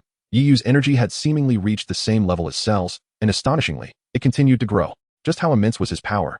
As Yu's energy surged to a remarkable height, Krillin, soaring in the sky above, beheld the spectacle below with eyes wide in shock, cold sweat trickling down his face. "This is impossible. It simply cannot be. How could there be a human with greater strength than me, Cell? I am the epitome of the perfect ultimate android." Once Yu's energy surpassed that of Cell, the latter could no longer maintain his previous composure. A rare expression of surprise flickered across his typically impassive and handsome visage. This is the first time he has displayed such an expression since his evolution into a complete form. Previously, his face was always adorned with a confident smile. Yet now, due to Yu, that smile and confidence have vanished. In the next moment, Cell's gaze suddenly fixates on Yu, who is still enhancing his combat power not far away. Stop right there. Chapter 83, The Speed That Terrifies Cell. Unwilling and filled with rage, Cell roars at Yu before transforming into a shadow, charging directly towards him. Meanwhile, Yu continues to amplify his energy. As Cell rushes forward, Yu suddenly unleashes a powerful shout. A brilliant golden light radiates from him, and simultaneously, a violent wave of energy erupts, radiating outward in all directions from Yu's core. The force of this energy wave is formidable. The arena beneath Yu's feet is instantly reduced to rubble, scattering in all directions. "Quick, disperse!" shouted Piccolo from outside the arena, prompting Son Goku, Son Gohan, and Vegeta to retreat swiftly away from Yu. At the same time, Cell, in his rush towards Yu, collides with the ferocious energy wave before he can even close the distance. In the blink of an eye, Cell is sent flying by the force of the wave. The wave of energy surged swiftly, only to dissipate just as quickly. Within a few breaths, tranquility enveloped the scene. Surrounding Yu, a magnificent golden aura flickered incessantly, while beneath his feet, the swirling dust danced as if ripples emanating in all directions. Moreover, the once massive arena had entirely vanished from sight. Is this the true essence of Yu? Trunks, suspended in the sky, gazed down in awe at Yu, his expression one of sheer terror as he spoke with astonishment. Beside him, Vegeta's countenance was grim, his fists clenched tightly, brimming with frustration. Through his keen perception, Vegeta sensed that the power radiating from Yu far surpassed that of Cell. This indicated a widening chasm in strength between himself and Yu. Meanwhile, Piccolo stared at Yu, shock evident in his voice as he remarked, "Incredible. Yu managed to repel Cell solely with his aura." Climbing back to reality after a moment of astonishment, Krillin's face lit up with joy. Such power. If it's this aura, we can win, right, Goku? Upon hearing Krillin's query, Goku, still reeling from the shock, simply responded with an awkward nod, beads of cold sweat forming on his brow. Krillin, elated by Goku's affirmation, found himself momentarily lost in excitement. Below, Cell's expression darkened to an extreme. Although he had yet to engage Yu in combat, he was no fool. The aura emanating from Yu had already repelled him, and no one understood its magnitude better than Cell himself. Despite his disbelief that anyone could possess an aura greater than his own, the evidence was undeniable. Although my power has reached its peak, the competition can commence, Yu declared, a smile gracing his features amidst the vast golden flames. Not at its peak? While Yu merely stated a fact, his words sent shockwaves through Piccolo, Vegeta, and the others. Was he jesting? Such an immense aura, yet he had not reached its zenith? How had he cultivated such power in such a brief span? Krillin and Piccolo exchanged bewildered glances, both astonished by Yu's prowess. As the group grappled with their astonishment, Cell, who had been seething with anger, suddenly erupted into laughter. Ha ha ha. Krillin and Yamcha exchanged confused looks. What was there to laugh about? Noticing Cell's mirth, Yi raised an eyebrow and inquired, "What is so amusing? I finally understand why your aura has grown so vast. I can achieve this level too," Cell exclaimed, demonstrating as he unleashed a staggering surge of energy, his limbs expanding dramatically. Witnessing this extraordinary display, Krillin, Vegeta, and Trunks were taken aback, their expressions shifting in shock. Only Goku, seemingly unfazed, maintained his composure. Does this guy possess such incredible power? Has Cell been hiding his strength? Trunks and Krillin pondered aloud. Cell turned to Yu, stating, "You see, I can achieve this level too. However, the downside is that while my power increases, my speed diminishes." With that, Cell's inflated limbs returned to normal. And he added, "Thus, merely enhancing your aura is futile." Heeding Cell's elaborate explanation, Yu merely smiled faintly, saying nothing further. In the blink of an eye, he vanished from his spot, reappearing behind Cell. So fast. Upon witnessing Yu's terrifying speed, Cell's face paled as he instinctively retreated, distancing himself from Yu. Meanwhile, Vegeta, Trunks, and the others were equally astonished by Yu's velocity. Such frightening speed. It's completely imperceptible. It seems even Cell cannot discern Yu's movements, Piccolo remarked, observing the astonishment etched on Cell's face. "How about that, Cell? What do you think of my speed?" Yu inquired, his tone calm as he regarded the terrified Cell. How is this possible? Wasn't this fellow forcibly enhancing his energy? Such a forced augmentation would inevitably lead to a deceleration due to the swelling of the muscles. How then? Does this individual maintain such remarkable speed? Cell gazed intently at Yu, his eyes flickering with disbelief, a look of incredulity etched upon his face. In the next moment, the astonishment on Cell's visage transformed into a fierce, wrathful snarl. His fists clenched tightly, and strands of purple blood began to trickle from his fingertips. This is inconceivable. This is absolutely impossible. There exists no force in this world that could surpass my own. I am the epitome of the perfect artificial being. Subsequently, the twin wings behind Cell suddenly flapped violently, propelling him towards Yu. Chapter 84. Acquisition of regeneration ability. With a swift motion, Cell transformed into a black streak, vanishing from his original position. When he reappeared, it was directly before Yu, launching an enraged punch towards him. Indeed, Cell's speed was astonishing, so rapid that even Goku and Vegeta, who were nearby, could not perceive it. However, regrettably for him, in Yu's eyes, it was insignificant. With a resounding crash, as Cell's fist approached, Yu retaliated with a punch of his own. This punch was devoid of any embellishment. It was merely a manifestation of boundless strength. The moment Night Feather's fist collided with Cell's arm, an extraordinary sound resonated from the heavens above. It was not the sound of impact, but rather the grotesque sound of flesh and blood exploding. Under the force of Night Feather's strike, Cell's entire arm disintegrated into a mist of crimson. From the moment Cell launched his attack to the instant Night Feather's fist obliterated Cell's arm, scarcely more than the blink of an eye elapsed. The swiftness of these events rendered all present unable to react. By the time they grasped the situation, they were met with the sight of Cell's severed arm, blood raining down from the sky. At this moment, Vegeta, Goku, Gohan, and Trunks were momentarily stunned, as if an electric current had coursed through their minds. A single punch obliterating Cell's arm? What kind of power is this? They were all aware of the true strength of perfect Cell, having witnessed it firsthand. Even the formidable Goku had been effortlessly defeated by him. Yet now, Nightwing had managed to shatter Cell's arm with a single blow. Was this the true extent of Nightwing's prowess? It was astonishing. After a brief pause, Goku snapped back to reality, first expressing his amazement before gazing at Nightwing, his eyes shining with a fierce glint. This gleam was not born of any emotion, but rather an intense fighting spirit. Seeing Nightwing's overwhelming strength, Goku could hardly contain his eagerness to engage him in battle. However, he was acutely aware that, at his current level, he could not match Nightwing. Having destroyed Cell's arm with such ease, it seemed that victory was assured for Nightwing. Trunks, equally exhilarated, exclaimed in admiration. Observing Trunks' expression, Vegeta felt a surge of envy and resentment. After all, Trunks was his son, albeit from the future. The sight of his son idolizing another Saiyan left Vegeta feeling quite displeased. Just then, as Goku and Trunks conversed, Cell, on the battlefield, began to experience a peculiar phenomenon. The muscles at the side of his severed arm suddenly pulsated as if they were alive, akin to a beating heart. Upon witnessing this, Piccolo's expression shifted dramatically. The next moment, much to the astonishment of Krillin, Trunks, and the others, Cell's severed arm regenerated, resembling a lizard's tail. Krillin gasped, "He possesses the same ability as Piccolo." To which Piccolo solemnly replied, "As I suspected. After all, that creature has my cells within him." Subsequently, Piccolo shouted a warning to Nightwing. "Hey Nightwing, if you wish to defeat Cell, you must destroy his core, otherwise, he will regenerate infinitely."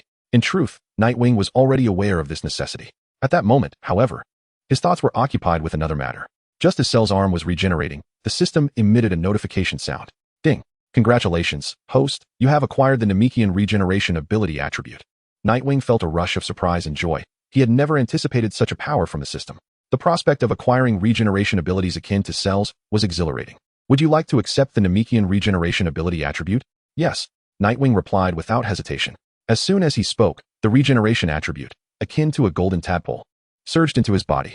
Once integrated, Nightwing beheld the Namekian Regeneration Ability displayed on the system's virtual screen. System, can the regeneration ability of Majin Buu also be acquired? Nightwing inquired, eager for more. Yes, came the system's affirmative response, sending a wave of elation through him. While the Namekian regeneration was indeed formidable, allowing for the regrowth of limbs, Majin Buu's regeneration was on an entirely different level, almost monstrous in its efficiency. The thought of obtaining such an extraordinary ability ignited a fervent desire within Nightwing. As Nightwing reveled in the joy of his newfound regenerative powers, Cell clenched his newly formed arm in frustration. Moreover, possessing Saiyan cells had amplified his ki following this recovery, though it did not elevate him to the status of Lightning Cell. In the Dragon Ball universe, Lightning Cell emerged only after self-detonation and resurrection. This time, he had merely lost an arm. Thus, even with his improved combat prowess, it was not significant. Furious and unwilling to relent, Cell glared at Nightwing with venomous intent. Nightwing, however, wore a smile. Though it stemmed from his acquisition of regeneration abilities, Cell misinterpreted it as mockery.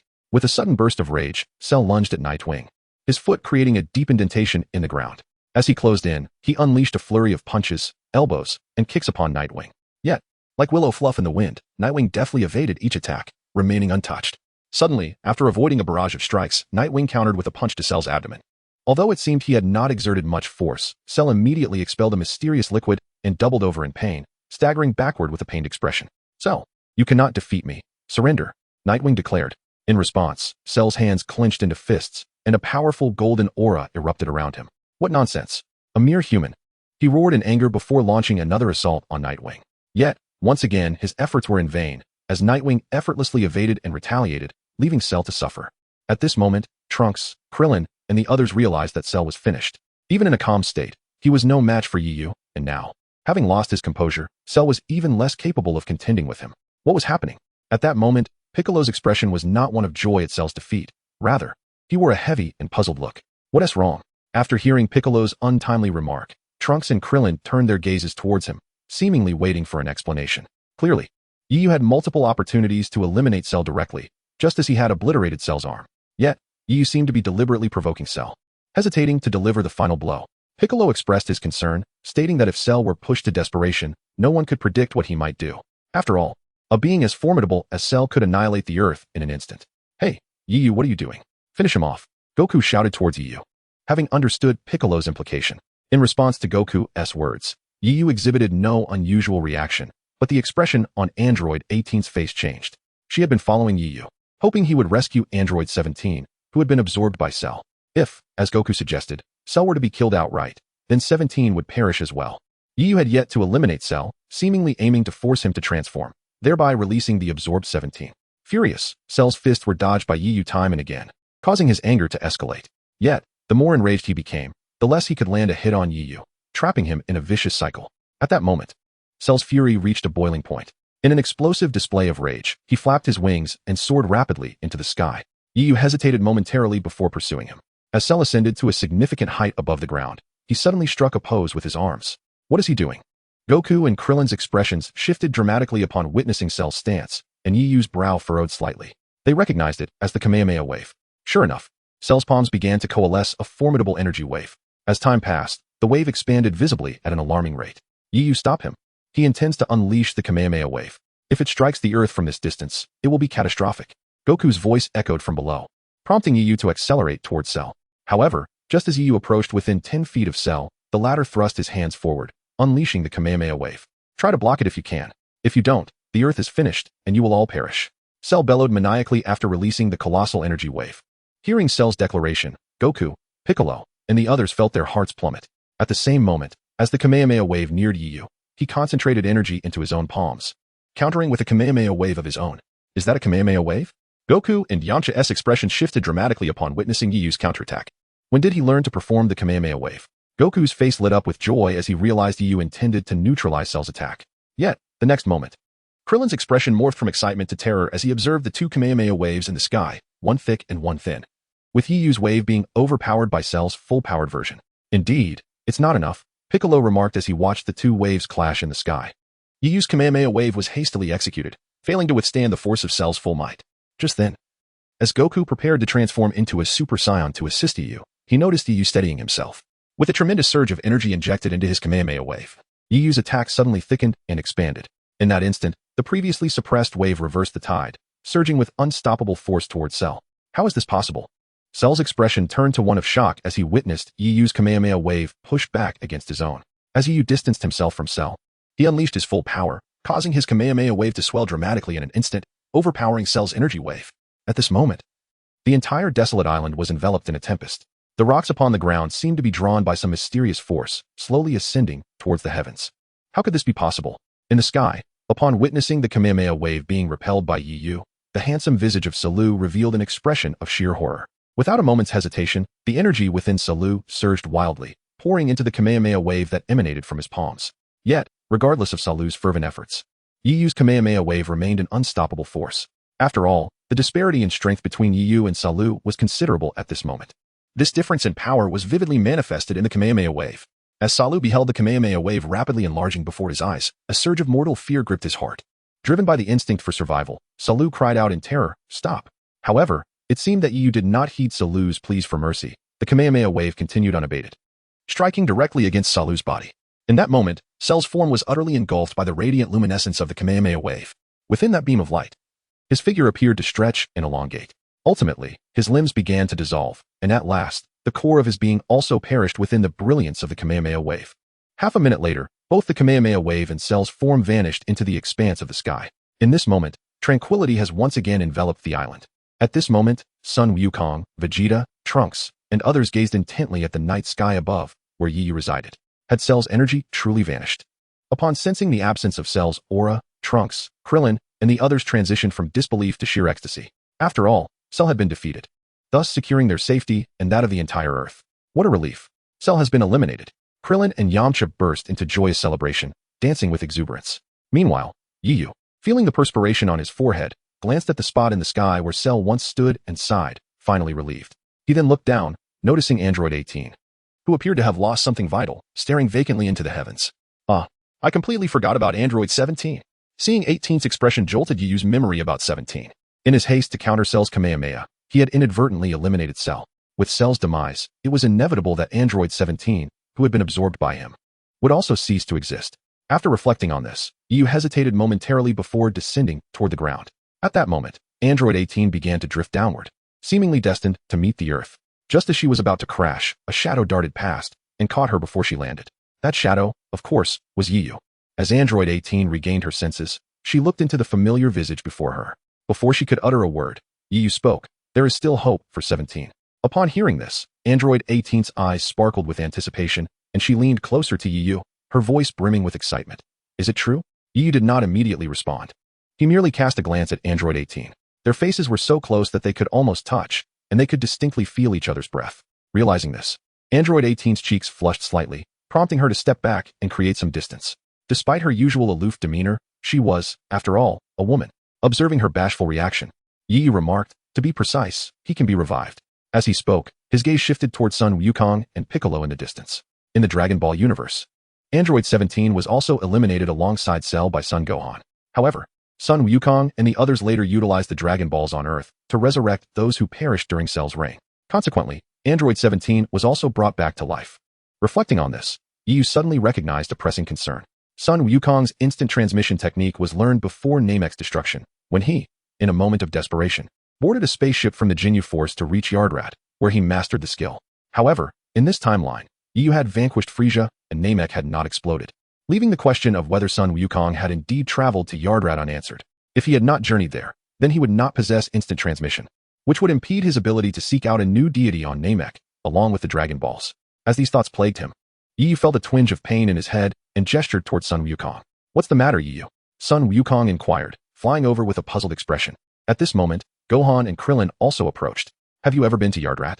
Yiyu tentatively asked Sun Wukong. Yardrat? What is that?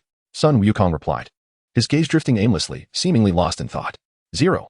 Upon hearing this response, Yiyu silently concluded. Indeed, Sun Wukong had not visited Yardrat. Just then, Vegeta swooped in, admonishingly stating, Kakarot, stop feigning ignorance. When you returned from Yardrat, did you not learn instant transmission from them? With Vegeta exposing his ruse, Sun Wukong awkwardly scratched his head, a sheepish grin spreading across his face. I was just joking with Yiyu. Why so serious, Vegeta? Vegeta, feeling disgruntled that Sun Wukong had learned a technique he had not, let out an annoyed huff. Chapter 87. Acquiring the instant transmission ability. Chapter 87. A joke? After overhearing the exchange between Sun Wukong and Vegeta, Yiyu felt as if 1,000 alpacas were galloping through his mind. I am inquiring about something serious. Yet you jest with me? Nevertheless, Yiyu was genuinely curious about how Sun Wukong managed to reach Yardrat. In this timeline, Frieza had been decisively defeated by Yiyu, and Namek had not exploded, allowing Sun Wukong to return directly to Earth. Eventually, through inquiries, Yiyu learned that Vegeta had commandeered Sun Wukong's spaceship, leaving Sun Wukong no choice but to use a vessel from the Jinyu Force. Thus, through a series of unforeseen circumstances, Sun Wukong ultimately journeyed to the planet Adaltrat. So, you have mastered the instant transmission of the Adaltrat people? Nightwing inquired, a glimmer of excitement in his eyes. Instant transmission is a remarkable skill that allows one to move from one location to another in the blink of an eye. In Dragon Ball, Sun Wukong once utilized this ability to travel from King Kai's planet to the new Namek planet, a considerable distance apart. With the skill of instant transmission, one could effortlessly traverse between two planets. However, the Adaltrat people's instant transmission does have its limitations. It cannot be executed in uninhabited areas, as one must use their energy as a coordinate. Nevertheless, this was more than sufficient for Nightwing. As for the unrestricted instant transmission of the Supreme Kai, Jebbit, Nightwing would wait until he encountered Jebbit to see if the system might grant him that ability. Nightwing understood that to explore other universes, mastering instant transmission was essential. After all, even for two adjacent universes, traveling by spaceship would require an inordinate amount of time. Initially, Nightwing contemplated personally visiting the planet Adaltrat if Sun Wukong had not acquired the skill. However, since Sun Wukong had indeed mastered instant transmission, there was no need for such a journey. What is wrong? Do you wish to learn? Sun Wukong surmised Nightwing's thoughts from the expression on his face. Nightwing neither affirmed nor denied Wukong's words, but instead requested, show me a demonstration first. Alright. Upon hearing Nightwing's words, Sun Wukong extended 2 fingers and placed them upon his forehead. At the same time, Trunks, Piccolo, and others turned their attention to Sun Wukong, eagerly anticipating his display of instant transmission. To execute instant transmission, one must first sense an energy. As he spoke, Wukong detected a surge of energy. In an instant, Sun Wukong transformed into a shadow and vanished from sight. He has gone. Where did Wukong move to this time? Krillin and Yamcha exclaimed upon witnessing his disappearance. After a few breaths, Sun Wukong reappeared before them, sporting a pair of dark sunglasses. Wukong, you went to Master Roshi's again. Krillin remarked, recognizing the familiar scene. How about that? Impressive, right? Sun Wukong boasted, adjusting his sunglasses while flaunting his newfound skill to Nightwing. Humph. Before Nightwing could respond, Vegeta, arms crossed, muttered his discontent. Krillin, please pass this to Master Roshi. As Sun Wukong handed the sunglasses to Krillin, Nightwing appeared bewildered. His astonishment did not stem from Wukong's instant transmission, but rather the fact that the system had not dropped the skill attribute after Wukong's demonstration. However, Nightwing did not dwell on it. After all, the probability of acquiring skill attributes from the system was merely 1 in 5. The absence of the instant transmission skill was entirely reasonable. Nightwing's luck was not such that he would always hit the jackpot. If you didn't see it clearly, could you perform it again? Nightwing asked, maintaining a neutral expression. Upon hearing Nightwing's request, Sun Wukong hesitated momentarily, but soon agreed. All right then, I will demonstrate once more. With that, Sun Wukong once again vanished from view. Ding. Congratulations, host. You have acquired the instant transmission attribute. At that moment, the mechanical voice of the system resonated in Nightwing's mind. Upon hearing this announcement, Nightwing felt as though he had heard a celestial melody, and his heart swelled with joy. Does the host wish to collect the instant transmission skill attribute? Yes, absolutely. Nightwing replied without hesitation. As he spoke, the instant transmission skill attribute, akin to a golden tadpole, converged toward his body. Once the tadpole entered Nightwing, the virtual screen before him displayed the words instant transmission. Observing this skill, Nightwing felt a surge of enthusiasm, eager to test it immediately. Just then, Sun Wukong, who had previously vanished, reappeared once more before the group. However, this time, he did not return with anything from Master Roshi, but rather with 7 shimmering orbs. Are those the Dragon Balls? Krillin and Trunks gasped in astonishment upon seeing the 7 orbs in Sun Wukong's arms. I see. So you went to the sacred temple? Piccolo deduced, realizing that Sun Wukong had traveled to gather the Dragon Balls. Correct. Sun Wukong beamed, adding now, we need only summon Shenron to resurrect those who perished at the hands of Cell. With that, Sun Wukong placed the 7 Dragon Balls upon the ground. Nightwing, eyeing the orbs, allowed a smile to creep upon his face as he thought. It appears that Sun Wukong has visited Namek and brought back the new Dragon Balls. Chapter 88. I am Lazuli, please take care of me, come forth, Shenron. After placing the 7 Dragon Balls on the ground, Sun Wukong called out to them. Buzz. The 7 Dragon Balls seemed to respond to Sun Wukong's call, suddenly shimmering brightly. Moments later, dark clouds gathered in the sky, transforming the once bright day into an impenetrable night. What is happening? The ever-curious Android 18, witnessing this unusual phenomenon, could not help but voice her confusion. Simultaneously, a golden lightning bolt erupted from the 7 Dragon Balls. In the next instant, a colossal dragon appeared before them, coiling majestically in the heavens. With an authoritative tone, the dragon proclaimed, state your wishes.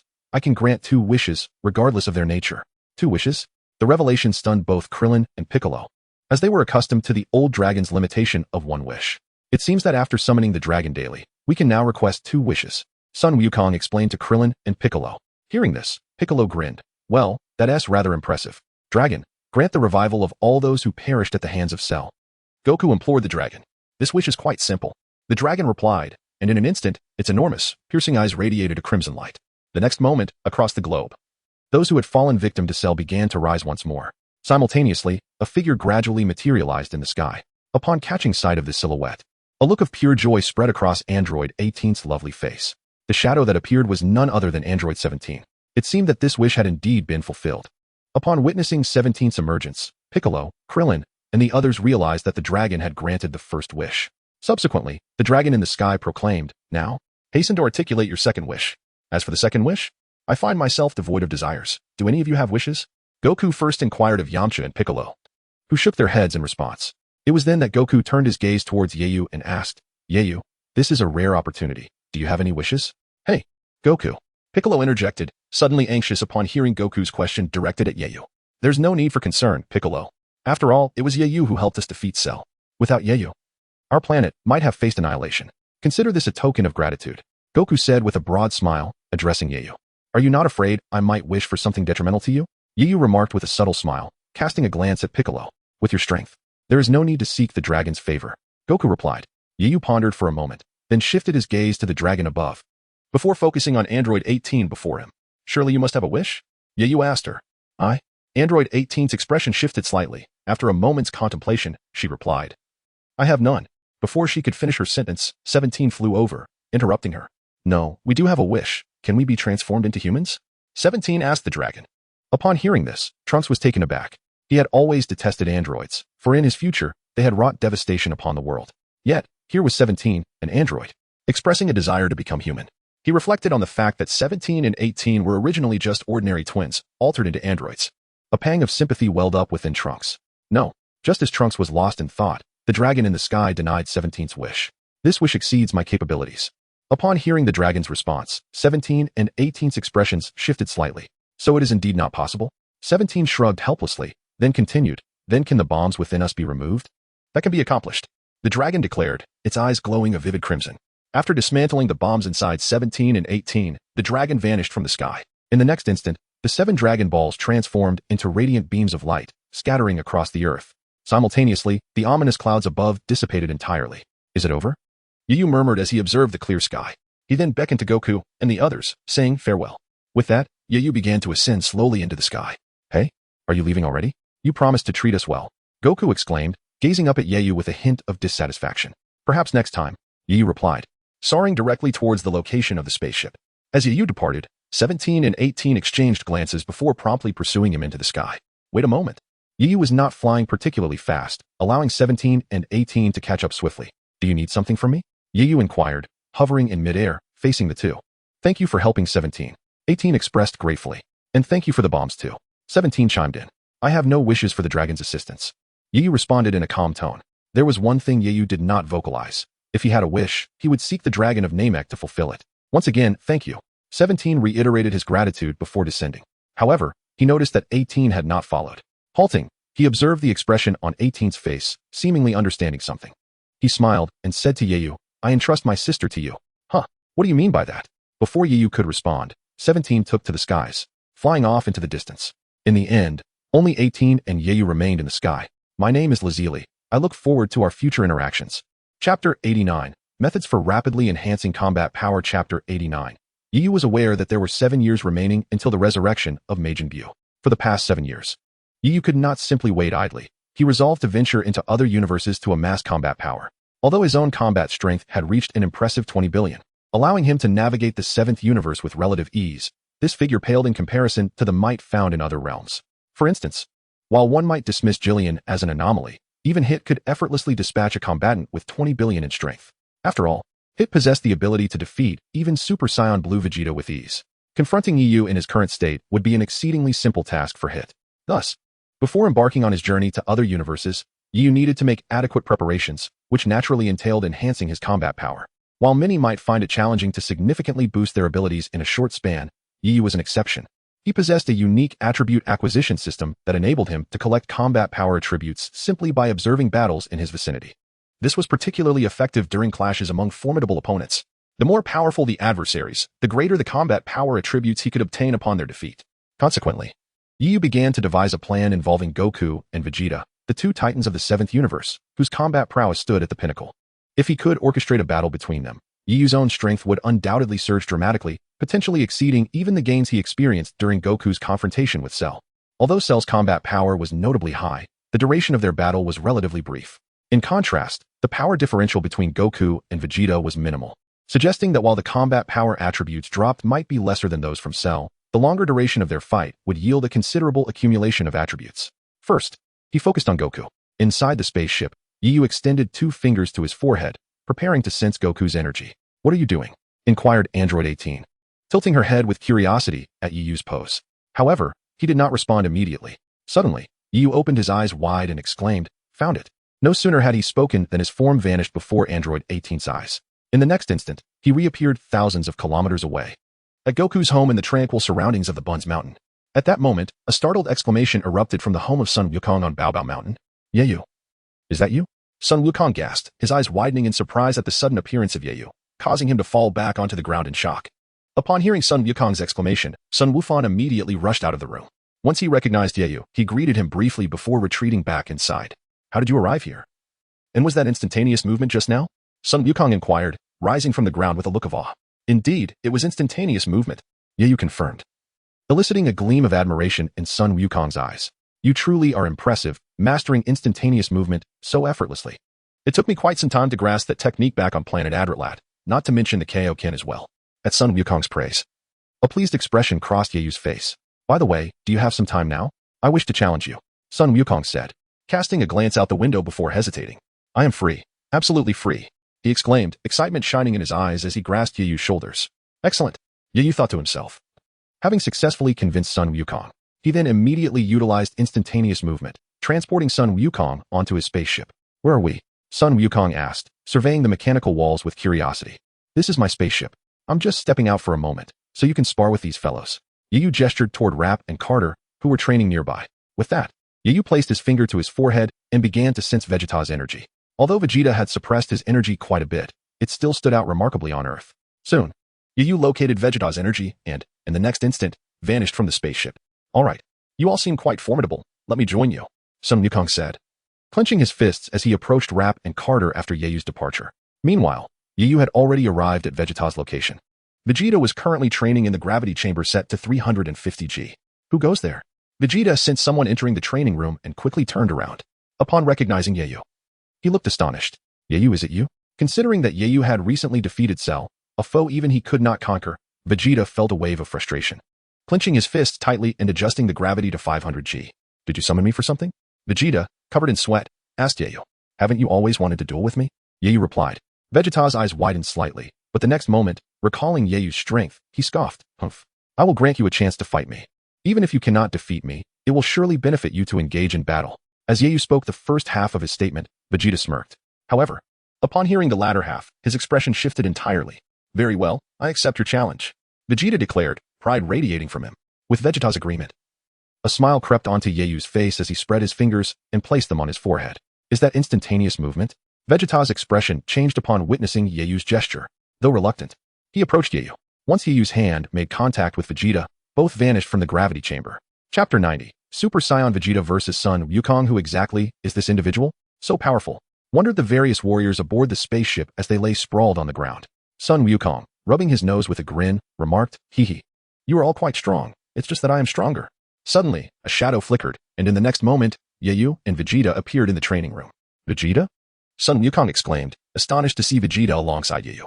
Upon seeing Sun Wukong, Vegeta expressed his displeasure towards Yayu, saying, Hey, Yayu, what's the meaning of this? You said we were going to fight, so why is Kakarot here? Yayu, did you tell Vegeta the same thing? Sun Wukong asked, first addressing Vegeta before turning to Yayu. What does this mean?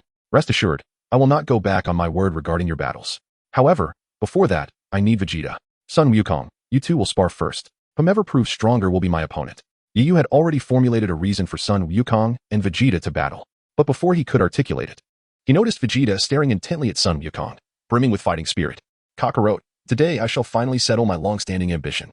Although somewhat reluctant, Sun Wukong agreed. All right then, Vegeta. From this exchange, Yayu thought to himself, it seems that the battle between Sun Wukong and Vegeta requires no further justification. Subsequently, under Yayu's guidance, Sun Wukong and Vegeta made their way to a desolate island not far from the spaceship. Curiosity piqued, Rap, Carter, and the other cosmic warriors flew over to witness the duel. Are they about to fight? That Kakarot fellow seems incredibly strong. He easily defeated all of us just moments ago. Can Vegeta truly contend with him? That's hard to say. After all, Vegeta was brought here by Lord Yayu, so his strength should not be underestimated. The cosmic warriors hovered in the sky, observing Sun Wukong and Vegeta facing each other on the desolate island, engaging in lively discussion. Rap, those two seem to be the Saiyans from Namek, right? Tors asked, having watched Sun Wukong and Vegeta closely for a while. Upon hearing Tors' remark, Rap recalled, indeed. For years ago on Namek, I saw both Sun Wukong and Vegeta. Back then, Vegeta was swiftly defeated by Frieza, while Sun Wukong transformed into a Super Saiyan and managed to defeat Frieza. Those are indeed the same two from that time. Lap gazed at the distant figures of Sun Wukong and Vegeta standing on the ground and uttered a remark. However, the individual known as Kakarot, much like Lord Yayu, possessed the ability to transform into a Super Saiyan. As Lap harbored concerns about Vegeta's inability to achieve this transformation and his potential disadvantage against Sun Wukong, a remarkable event unfolded on the battlefield. Almost simultaneously, both Sun Wukong and Vegeta underwent their transformations into Super Saiyans. Witnessing this spectacle, Lap and his fellow cosmic warriors, including Carter, stared wide-eyed in astonishment. Could that individual also transform into a Super Saiyan? Lap, observing the golden aura radiating from Vegeta, expressed his bewilderment. Just how formidable is a Super Saiyan? Lap had some understanding of this phenomenon. After all, during the events on Namek, he had personally witnessed Sun Wukong initially struggling against Frieza, only to ultimately defeat him after transforming into a Super Saiyan. When did it become possible for everyone to transform into a Super Saiyan? Lap pondered as he regarded Vegeta. Meanwhile, amidst the awe of Lap and his companions, Yayu in the sky experienced sheer elation upon witnessing both Sun Wukong and Vegeta transform into Super Saiyans. This development promised a significant enhancement in their combat prowess. At that moment, a sinister wind swept through, causing the sand and stones on the ground to roll. The air was thick with the pungent scent of gunpowder. Kakarot. Vegeta shouted at Son Goku before launching the first strike. With a swift motion, he left a deep indentation in the ground beneath him, propelling himself forward like an arrow released from its bow, charging directly at Son Goku. With a resounding crash, Vegeta unleashed a powerful punch, and Son Goku met it with equal fervor. Subsequently, the fists of Son Goku and Vegeta collided with tremendous force. At that moment, a resounding crash echoed from the heavens, causing the very air to tremble. The sound of fist striking resonated like a relentless barrage from a machine gun, as Vegeta unleashed a fierce offensive against Goku. In return, Goku employed his fists, arms, and knees to not only defend against Vegeta's onslaught, but also to counterattack. The intensity of their battle escalated with each exchange. Remarkable. These two are extraordinary.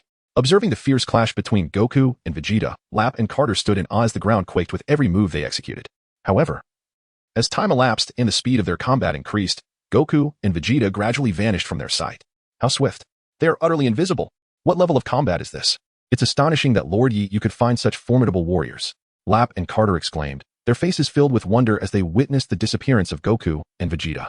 Meanwhile, within Yu's mind, the mechanical chimes of the system echoed incessantly. Ding. Congratulations, host, you have acquired a combat power attribute of 5 million. Ding. Congratulations, host. You have acquired a combat power attribute of 6 million.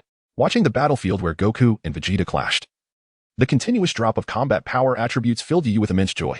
Chapter 91, The Combat Utility of Instantaneous Movement on a Desolate Island on Earth. A thunderous explosion suddenly erupted. Following the sound, one could see a violent blast erupting from the ground nearby, engulfing the area in a blazing inferno, reminiscent of a vast sea of flames. Just then, two shadowy figures darted out from the fiery chaos at an astonishing speed. Upon emerging from the flames, the two figures engaged in an extraordinarily fierce battle high above in the sky. In the midst of this fierce battle, the two combatants are none other than the transformed Super Saiyans, Son Goku and Vegeta. These two warriors are truly relentless, employing even the spirit bomb in their struggle. On the ground, Yu observes the intense clash between Goku and Vegeta, unable to refrain from exclaiming in astonishment. Initially, Goku and Vegeta engaged in a ferocious physical confrontation. But as time progressed, Vegeta began to unleash the spirit bomb against Goku. In response, Goku retaliated with his own energy wave. The sky above this desolate island was filled with the resounding echoes of explosive detonations. At that moment, Vegeta extended his palms, aiming them directly at Goku. In the blink of an eye, spherical energy blasts, each resembling a fist, began to erupt from between Vegeta's hands. Observing this, Goku's expression shifted dramatically, prompting him to dart erratically through the sky. Although he managed to evade some of the energy blasts, Vegeta immediately unleashed a new barrage in pursuit. In an instant, Goku was seen flitting about, while Vegeta's hands fired off energy blasts with the relentless precision of a machine gun. Congratulations, host, you have acquired the explosive attribute. As Vegeta continued to launch his energy blasts, a mechanical notification resonated in Yu's mind. However, upon hearing the system's announcement, Yu did not exhibit any signs of joy. Despite the intensifying clash between Goku and Vegeta, with each move echoing with earth-shattering force, this was not the outcome Yu desired. What he truly sought was for Goku and Vegeta to engage in close-quarters combat. After all, the competition of energy blast would only yield more energy blasts from the system, not the combat power he craved. Yu already possessed an ample supply of energy blasts in his system inventory and had no need for additional acquisitions. Moreover, the exchange of energy blasts would only expedite the depletion of both Vegeta's and Goku's stamina. Consequently, the duration of their battle would be significantly shortened, and the combat attributes dropped by the two would be considerably diminished, given that both Goku and Vegeta's combat powers exceeded billions. The combat power attributes they dropped during battle were in the tens of millions. Even a mere second less of combat meant a loss of nearly 10 million in combat power for Yu. That was a staggering figure. As Yu's anxiety mounted, the system chimed in once more. Would the host like to collect the explosive attribute? Collect. Although he might never utilize the explosive attribute in the future, Yu was not one to refuse a gift from the system. Since it had already been dropped, he would readily accept it. As soon as Yu's words fell, the explosive attribute beneath Vegeta's feet gathered like golden tadpoles, converging toward Yu's body. Just as Yu absorbed the explosive combat attribute, a multitude of energy blasts had amassed before Goku. Vegeta fired yet another energy blast, triggering a chain reaction among the clustered blasts. While the explosion of a single energy blast might not be particularly formidable, the simultaneous detonation of dozens would yield destructive power comparable to that of a single colossal blast. With a thunderous roar, the sky reverberated with an astonishing explosion as the numerous energy blasts detonated. Accompanying this explosive sound was a powerful shockwave, sweeping outward from the epicenter like a tempest. Truly, the ferocity of their battle was unparalleled. At that moment, amidst the tumultuous waves of energy, Rap and Carter, along with a host of cosmic warriors, gazed at the distant inferno of explosions, each feeling a chill run down their spines as they spoke. Initially, when their combat power surged to over 100,000, they believed themselves to be formidable, having surpassed even the strongest of Friesia's henchmen, the Ginyu Force. However, to their utter astonishment, Nightwing returned with a woman who effortlessly subdued them. Shortly thereafter, he brought forth a figure known as Goku, who likewise dispatched them with remarkable ease. Presently, the fierce intensity of the battle between the two warriors, Vegeta and Goku, whom Nightwing had summoned, was so profound that even from a distance, it left Rapp and Carter in a state of trepidation. For nearly half a minute, the energy waves raged, and when they finally dissipated, several hills that had once been visible were now reduced to mere flat ground. That Kakarot, no matter how strong he may be, has endured the explosions of numerous bombs. Vegeta murmured as he gazed down at the sea of flames below. Yet, before he could finish his thought, he sensed, through his key perception, that Goku's figure had suddenly materialized behind him. Vegeta turned to look, and indeed, he found Goku hovering in the air not far behind him. Had he evaded it? How was that possible? At this moment, Lapp and Carter, along with a group of cosmic warriors, looked on in disbelief as they witnessed Sun Wukong deftly evade Vegeta's barrage of explosive attacks. They were utterly baffled, having not seen how Sun Wukong had emerged unscathed from the devastation. Not only did Lapp and Carter miss it, but even Yu, who was nearby, had also failed to catch the moment. Suddenly, it dawned on him, was it instantaneous movement? A subtle smile graced Yu's lips as he realized that Sun Wukong had utilized this technique to reposition himself behind Vegeta at the very instant the explosion occurred, thus escaping the violent blast. Instantaneous movement can not only serve for long-distance travel but is equally applicable in combat, as demonstrated by Sun Wukong. Vegeta, too, seemed to grasp that Sun Wukong had evaded his attack through instantaneous movement. With a reluctant grunt, he unleashed a surge of golden energy and charged once more at Sun Wukong. Chapter 92, Battle Power Surpasses 1 Billion Ding. Congratulations, host. You have acquired a battle power attribute of 10 million. Ding. Congratulations, host. You have acquired a battle power attribute of 8 million. As Sun Wukong and Vegeta clashed once again high in the sky, the mechanical prompt of the system echoed continuously in Yu's mind. Beneath their feet, battle power attributes cascaded down like golden tadpoles, forming a river of scripture that converged towards Yu's location. As these attributes flowed into his body, the battle power data displayed on the virtual screen before him soared dramatically. Before the battle between Sun Wukong and Vegeta escalated to Super Saiyan transformations, Yu's base battle power was a mere 400 million. However, after witnessing their transformation and the ensuing conflict, it had skyrocketed to over 700 million. This was only the beginning. With the constant influx of battle power attributes, Yu's strength reached an impressive 800 million, twice his previous level. If he were to transform into a Super Saiyan, his battle power would soar to 4 billion. Indeed, with Sun Wukong and Vegeta engaged in such a fierce duel, it seemed entirely plausible for Yu's battle power to surpass the 1 billion mark. Watching the ever-increasing battle power data on the screen ignited a fervor within him. 820 million, 830 million, 900 million. In just a few short breaths, as battle power attributes continued to merge with Yu's essence, his strength ascended from 800 million to an astonishing 900 million. Yet, at the moment he contemplated surpassing the 1 billion threshold, the intensity of the struggle between Vegeta and Sun Wukong began to wane. The system's once enthusiastic prompts had lost their fervor. Ding. Congratulations, host. You have acquired a battle power attribute of 8 million. Ding. Congratulations, host. You have acquired a battle power attribute of 7 million. Exhausted and wounded, Sun Wukong and Vegeta's battle was far less fierce than before, and the battle power attributes dropped continuously with the passage of time. From a peak of over 10 million, it swiftly dwindled to just over 7 million, and still, it continued to decline. Come on, my 1 billion battle power, don't fail me now, Yu exclaimed anxiously, observing the weary forms of Sun Wukong and Vegeta. Soon enough, they appeared utterly spent, pausing to catch their breath. As they took a moment to rest, the last remaining fragment of battle power attributes converged within Yu, bringing him to a remarkable 970 million, just 30 million shy of the coveted 1 billion mark. Though the difference of 30 million might not significantly impact his overall strength, the psychological weight of not reaching that 1 billion threshold left Yu feeling uneasy. He ascended slowly into the air, landing on the battlefield of Sun Wukong and Vegeta.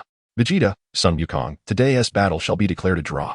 Before Yu could finish his sentence, Vegeta, seemingly incited by his words, erupted in a dazzling golden aura. What nonsense! I refuse to leave without a definitive victor. Seeing Vegeta's renewed fervor, Sun Wukong, unwilling to be outdone, summoned his remaining strength and unleashed his own aura. Thus, the two exhausted warriors plunged back into battle once more. Meanwhile, the mechanical prompt of the system reverberated in Yu's mind. Ding. Congratulations, host. You have acquired a battle power attribute of 8 million. A smile crept across Yu's face upon hearing the system's announcement. As Sun Wukong and Vegeta clashed once again, battle power attributes cascaded down in abundance. After collecting these attributes, within just a few breaths, Yu's battle power surged from 970 million to an impressive 1 billion. At last, he had reached 1 billion. The delight in Yiyu's heart was immeasurable as he beheld the system screen display his battle power at 1 billion, with a foundation of 1 billion. Should he transform into a Super Saiyan, his battle power would leap to an astonishing 5 billion. Although this figure may still fall short against formidable foes like Jiren and Hit, it would provide him with a means of self-preservation in other universes. Moreover, with abilities such as instantaneous movement, time pause, and King S fist at his disposal, even if he encountered an overwhelming opponent, he could likely escape unharmed. Thus, armed with newfound confidence and the means to traverse other universes, Yiyu clenched his fist, feeling the surge of power within him. If given the chance to face Cell again, he was certain he could vanquish him in an instant. This was the confidence bestowed upon him by the monumental battle power of 5 billion. As Yiyu contemplated these thoughts, he noticed that both Vegeta and Sun Wukong, utterly spent, had collapsed to the ground. Realizing this, he quickly refocused his attention on the fallen warriors. Who would have imagined that Vegeta could hold his own against Sun Wukong? After casting a glance at the two individuals sprawled on the ground, Yiyu murmured to himself. It is worth noting that during the Cell games, there was a significant disparity between Vegeta and Son Goku. However, after sustaining severe injuries from Cell and subsequently recovering with a Senzu Bean, Vegeta's combat power surged dramatically. Yet, it appeared that Son Goku was indeed the superior one. Soon, Yiyu discerned that Son Goku, lying on the ground, still possessed some residual strength, while Vegeta was utterly exhausted. This signified that Son Goku had won the battle, albeit without exerting his full power. Nevertheless, Yiyu understood that should Vegeta pose a threat to Earth, Son Goku would unleash that final vestige of strength to defeat him. Yet, it seemed unnecessary at the moment, and Son Goku appeared content with the outcome. Observing both warriors for a considerable time, Yiyu smiled faintly. You too. Bring them aboard the spaceship for treatment. Following Yiyu's command, the cosmic warriors, including Lap and Cat, swiftly approached. Chapter 93. The duel among the three Super Saiyans on a deserted island. The healed Son Goku and Vegeta were engaged in a game of rock, paper, scissors. Their aim was to determine who would face Yiyu first. After extending their hands simultaneously, both warriors revealed rocks. With no victor in the first round, they proceeded to the next. After 3 rounds of identical gestures, the 4th round finally yielded a winner. Son Goku revealed scissors while Vegeta presented a fist. Kakarot. It seems I shall take the lead. Vegeta remarked with a self-satisfied smirk, eyeing Son Goku's scissors. Vegeta, you cunningly kept showing fists. Son Goku expressed his dissatisfaction at losing. Humph, you were simply too foolish. Vegeta retorted coldly. As they spoke, Vegeta had already stepped forward, standing before Yiyu. Buzz. Upon transforming into a Super Saiyan, Vegeta urged Yiyu, let's begin. Do you intend to take turns? I advise you to join forces for a better chance. Yiyu, arms crossed, offered a well-meaning suggestion to Vegeta. Had this been in the past, Vegeta would have been enraged by such words, interpreting them as a slight against his prowess. However, after the Cell games, he recognized the vast chasm in strength between himself and Yiyu, though he felt a surge of discontent and unwillingness. The reality was undeniable. Even the perfect Cell had been vanquished by Yiyu. No amount of resentment would change that fact. Furthermore, Vegeta understood that Yiyu's statement was not a derision of his abilities. Rather, it was merely a strong warrior's advice. I concur with Yiyu's suggestion, Vegeta. Son Goku chimed in before Vegeta could voice his thoughts, readily accepting Yiyu's proposal. After all, facing Yiyu alongside Vegeta was preferable to merely watching the latter battle alone. I refuse. Vegeta interjected fiercely, cutting off Son Goku's words. I will not join forces with you. With a haughty snort directed at Son Goku, he sprang forward like an arrow loosed from a bow, launching an attack on Yiyu. Very well then, I have no choice. Seeing Vegeta charge, Yiyu sighed in resignation. He then lowered his arms and, with a mental command, transformed into a Super Saiyan, ready to engage Vegeta. In an instant, Yiyu and Vegeta stood face to face. Vegeta, allow me to lend you my strength. Although Vegeta had turned down Son Goku's offer, Goku was not the type to remain idle after rejection. Shortly after the battle between Yiyu and Vegeta commenced, Son Goku too transformed into a Super Saiyan and launched an assault on Yiyu. Kakarot. Vegeta was naturally infuriated by Son Goku's involvement. If we join forces, we might just defeat Yiyu. Son Goku explained to Vegeta before delivering a punch towards Yiyu. Yiyu, however, effortlessly blocked the strike with his arm, initially hesitant about teaming up with Son Goku. Vegeta's resolve began to waver upon hearing Goku's assertion that they could potentially defeat Yiyu. As Son Goku and Yiyu exchanged blows, the battle escalated, and Vegeta, feeling the need to assert his dominance, rushed in to attack Yiyu as well. Thus, a fierce clash unfolded in the skies above, showcasing the prowess of 3 Super Saiyans. From the perspective of Lap, Cat, and the other cosmic warriors, it appeared as though Yiyu was single-handedly facing off against 2 opponents. Yet, Yiyu was acutely aware that while he battled against Son Goku and Vegeta, the two were also secretly competing against each other. For instance, if Son Goku landed a hit on Yiyu, Vegeta felt compelled to strike twice to regain his balance. In essence, Vegeta was determined to outdo Son Goku in their attacks against Yiyu. Unfortunately for Yiyu, he bore the brunt of their competitive spirit. Were it not for his combat power soaring to an astounding 50 billion, far exceeding that of both Son Goku and Vegeta, he would have found the situation quite challenging. As both warriors were formidable foes. How impressive, Lord Yu. He can withstand the combined assaults of both warriors. At this moment, as Lap and Carter, along with a group of cosmic warriors, observed the fierce battle before them, they could not help but exclaim in astonishment. Though they were unaware of the true extent of the powers possessed by Sun Wukong and Vegeta, they were certain that both were capable of defeating Frieza. In the eyes of Lap and Carter, if Yu could withstand the combined assault of Vegeta and Sun Wukong, then his combat prowess must be equivalent to twice that of Frieza. However, what Lap and Carter did not realize was that the fighting abilities of Sun Wukong and Vegeta surpassed Frieza by a considerable margin, while Yu's strength was not merely double that of Frieza, but several hundred times greater.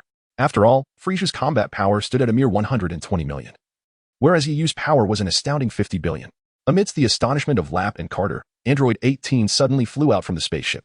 Upon witnessing the battle, a look of surprise crossed her delicate features. Lord Yu is fighting those two Saiyans, she murmured to herself. Upon hearing her words, Lap promptly responded. In that instant, it seemed the battle in the sky had reached a conclusion. Yu first sent Vegeta flying with a powerful punch, and then easily dispatched Sun Wukong as well.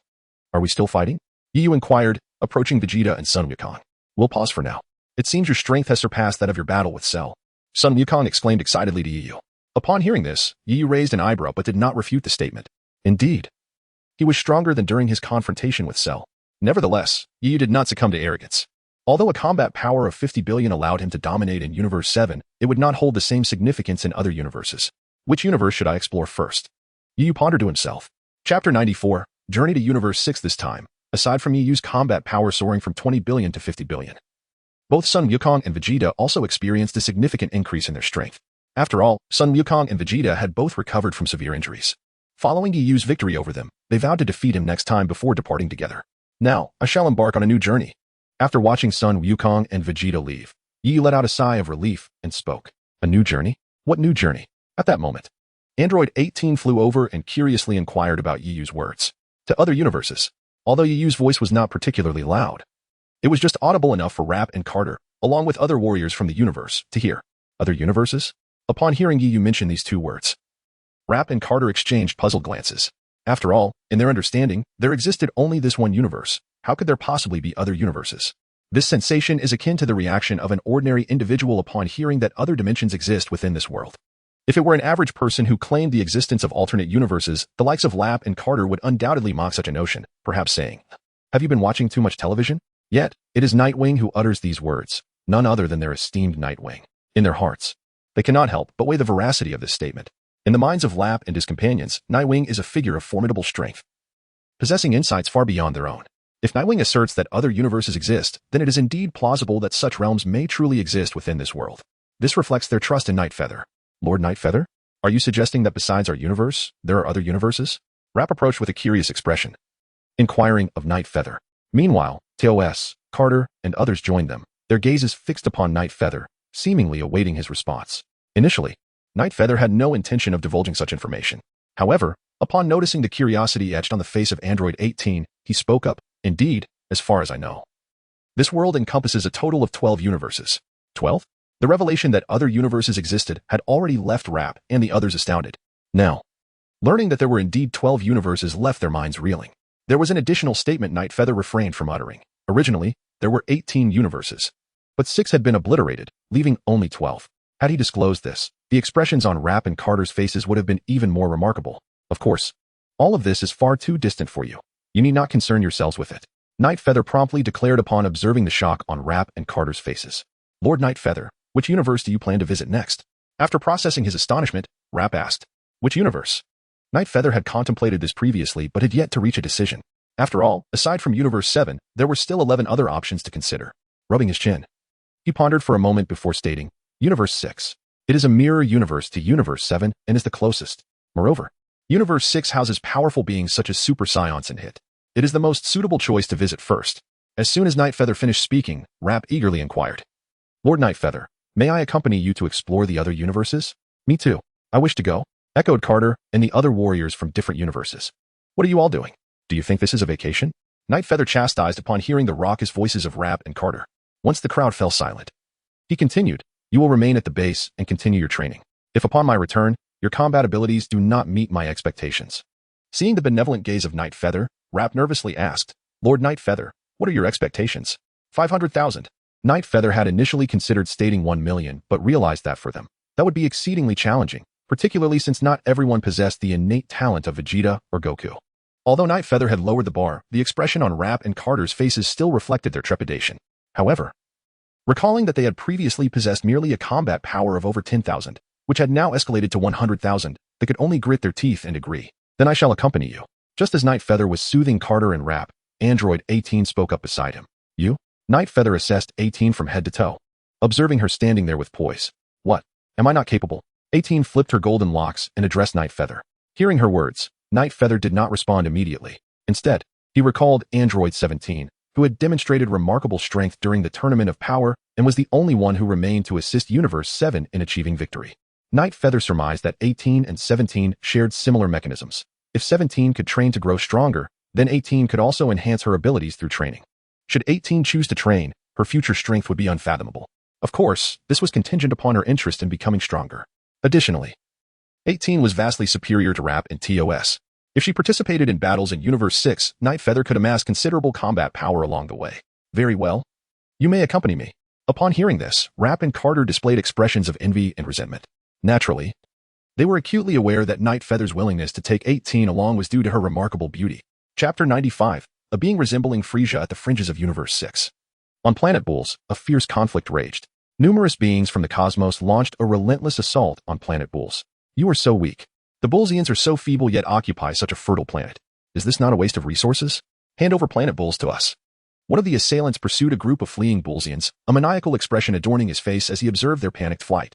As he spoke, he pointed his finger towards the fleeing Bullsians below. Whoosh! A violet beam, akin to a laser, shot forth, striking the terrified Bullsians. Boom! In the next moment, a tremendous explosion engulfed the fleeing Bullsians. Simultaneously, within a control room of a central hub on planet Bulls, a technician's expression shifted dramatically upon witnessing the sudden disappearance of multiple red dots from the screen. Captain Gabra, Squad B has been completely annihilated. The technician promptly reported the situation to a robust middle-aged Bulls star being clad in battle armor. How infuriating. Even Team B has fallen. Upon hearing the report, the individual named Gabra slammed his fist onto the table, his face etched with fury. Has the peacekeeping force not arrived yet? Captain Gabra. We contacted the peacekeeping force several hours ago. They should be arriving soon. A team member quickly reported. Relay the message. We must defend our planet until the peacekeeping force arrives. With that, Gabra seized a weapon from the table and strode purposefully out of the control room. As he and his entourage emerged, they beheld the city below, engulfed in flames and thick smoke. Witnessing the devastation wrought upon his planet by extraterrestrial invaders tightened Gabra's fists. His expression a complex tapestry of rage and sorrow for his fallen brethren. Before the peacekeeping force arrives, we shall protect our world, he declared to his guards, leading them boldly from the central hub into the fray against the invaders. Meanwhile, a massive spaceship hovered outside Bullstar, emblazoned with a prominent emblem. Had Gabra been present, he would have instantly recognized it as the insignia of the 6th Universe Peacekeeping Force. Curiously, the vessel remained suspended in space, showing no inclination to descend upon Bullstar. The scene shifted to the interior of the spaceship, where a grand control room was filled with warriors clad in uniform battle armor, the members of the Peacekeeping Force. At the forefront stood a diminutive extraterrestrial, adorned in armor, complete with 2 horns and a tail. If Vegeta were here, he would undoubtedly be astonished by this being's resemblance to Frisia. However, this individual was not Frisia. He was Frost, a denizen of the 6th Universe, merely sharing a striking likeness to the notorious tyrant. Lord Frost, we have received communication from the Bulls people, stating they are on the brink of collapse. Shall we mobilize for support? One of the extraterrestrials approached Frost with a report. On the brink, you say? Frost stood with his hands clasped behind his back, a smile gracing his lips. Of course we must provide assistance. After all, we are the peacekeeping force. With that, Frost turned and exited the control room, continuing. While the Bulls people may not be worth much, allowing them to perish entirely would tarnish my reputation. Subsequently, Frost led his fellow peacekeepers down towards Bullstar. As Frost and his team descended, the Bulls people, akin to witnessing their savior, erupted in excitement. The peacekeeping force has arrived. We are saved. However, amidst the chaos, an extraterrestrial pursuing the Bulls people scowled at the sight of the peacekeepers, their expressions filled with resentment. What now? What can we do? We must retreat. Confronting the peacekeeping force over a mere Bullstar would be unwise. With a wry smile, the extraterrestrial muttered to himself, now that Lord Frost has arrived, our mission is complete. With that, the invaders withdrew like a receding tide. No one could have anticipated that the attackers of Bullstar were, in fact, agents of the Peacekeeper Frost. Ostensibly a guardian of cosmic harmony, Frost secretly instigated wars only to quell them himself. profiting handsomely from the desolation left in the wake of conflict. Currently, Bull's star lay in his sights as a lucrative target. Unbeknownst to the Bull's populace, they perceived Frost as their savior. This planet is quite appealing. It could fetch a handsome price. Frost mused, surveying a city on Bull's star from his lofty vantage point. Suddenly, two figures appeared behind Frost without warning. Noticing their presence, Frost turned to examine the newcomers, one male and one female. The man was tall and muscular, with sharp facial features, while the woman sported shoulder-length golden hair, fair skin, and exquisite features. Not Bull's beings? Who are you? Frost inquired. His tone measured as he scrutinized the unexpected pair. Frisia? No, not Frisia. It seems I am indeed in the 6th universe. The man did not respond to Frost's inquiry. Instead, after gazing upon Frost's countenance, a look of astonishment crossed his face, which was soon replaced by delight. The pair that stood before Frost was none other than Yiyu and number 18. Upon recognizing Frost's identity, Yiyu immediately identified this place as the 6th universe. For Frost hailed from there. Chapter 96. Frost and Frisia initially. Yiyu had presumed that possessing the instantaneous movement ability akin to Sun Wukong would allow for effortless transit from the 7th universe to the 6th. After all, instantaneous movement transcends distance, enabling one to traverse space in the blink of an eye. However, the reality proved to be far more challenging than Yiyu had anticipated. The distance between the 7th and 6th universes was exceedingly vast, even when Yiyu reached the periphery of the 7th universe. He could not sense the energy emanating from the distant 6th universe. Although Yiyu possessed the ability of instantaneous movement, without a source of energy to provide coordinates, he was unable to activate it. 5 years elapsed, yet Yiyu remained incapable of perceiving any energy from the 6th universe. Just as he was about to resign himself to despair, he finally sensed a faint energy. Utilizing this meager perception, he activated his instantaneous movement and arrived at the outskirts of the 6th universe. It was only upon encountering Frost that Yiyu realized the energy he had detected at the edge of the 7th universe belonged to Frost himself. Despite the proximity of the edges of the 6th and 7th universes, a considerable distance still lay between them, rendering it impossible for an ordinary person's energy to traverse such expanses. Yet Frost was no ordinary individual. He was immensely more powerful. Thus, when Frost arrived at the outskirts of the 6th universe on Planet Bulls, his energy happened to be sensed by Yiyu. Where is this? Number 18 inquired, glancing around with a puzzled expression. Compared to 5 years ago, number 18 had lost some of her youthful vibrancy, gaining instead an air of mature allure. It was a transformation, a metamorphosis from girlhood into womanhood. The reasons behind number 18's change were known only to her and Yiyu, as they had spent the past 5 years living together in solitude. What transpired between them remains a mystery known only to the two. Although some time has elapsed, we have finally arrived at the 6th universe. In response to Android 18's inquiry, Yiyu spoke up. While Yiyu and Android 18 were conversing, Frost, who had been maintaining a courteous demeanor, suddenly exhibited a flicker of anger upon his forehead. Are you deaf? Our esteemed Lord Frost is inquiring about your identities. A member of the peacekeeping force behind Frost brandished his weapon and sternly admonished Yiyu and Android 18. Upon hearing this rebuke, Android 18's brows furrowed slightly, and a chilling gaze was directed at the peacekeeping member. Under the piercing glare of Android 18, the peacekeeper initially flinched in surprise, however, bolstered by Frost's presence. He gathered his courage and declared, "This planet has been attacked by nefarious criminals. If you do not disclose your identities, we will treat you as lawless offenders and dispense justice on the spot." Lawless offenders? Yiyu raised an eyebrow at the peacekeeper's words. He then turned his gaze to Frost and, with a hint of profundity, remarked, "You are the true lawless offenders seeking to seize this planet, are you not?" While others may be oblivious to Frost's true nature, Yiyu was all too aware. Although he appeared to be a paragon of justice, he was no different from Frisia, if not more treacherous. At least Frisia did not resort to despicable tactics such as poison needles, and his attempts to conquer other planets were direct and overt. As he used words lingered in the air, Frost clenched his hands behind his back. Nevertheless, he maintained his gentlemanly smile, refraining from an immediate outburst. It was the peacekeeping member who seemed to be struck where it hurt by Yiyu's words. He erupted in fury. What nonsense are you spouting? We are the peacekeeping force that upholds harmony in this universe. How dare you slander us as lawless offenders? I shall administer justice upon you this very moment. With that, the peacekeeper thrust his palm outward towards Yiyu. Was whoosh. In an instant, a violet energy beam was unleashed from his hand, hurtling towards Yiyu. As he fired the beam, a smirk of derision formed at the corner of his mouth. However, just when he believed Yiyu was about to meet his demise, Android 18 suddenly darted in front of him, her alabaster hand effortlessly swiping to deflect the energy beam away. Nanny? Witnessing the scene, the mockery on the peacekeeper's face vanished, replaced by an expression of disbelief. Simultaneously, the ever-smiling Frost displayed a look of unexpected surprise. Boom. In the midst of the peacekeeper's shock, the energy beam deflected by Android 18 struck a building in the city below. The very next moment, amidst a thunderous explosion, the structure was obliterated. At this moment, the jubilant Gabra and the other inhabitants of Bull Star were startled by a sudden and violent explosion in the distance, causing their gazes to shift towards the source of the commotion. Upon witnessing the immense blast, their expressions shifted dramatically. What was happening? Hadn't those extraterrestrial beings retreated? Why was there a resurgence of combat? Let us investigate. Under Gabra's command, a group of Bull Star warriors flew towards the site of the explosion. Simultaneously, members of the peacekeeping forces dispatched to expel the invaders from Bull Star, upon hearing the resounding explosion, utilized their communicators to relay messages. What was that explosion about? Could it be that there were still individuals unaware of our true identities?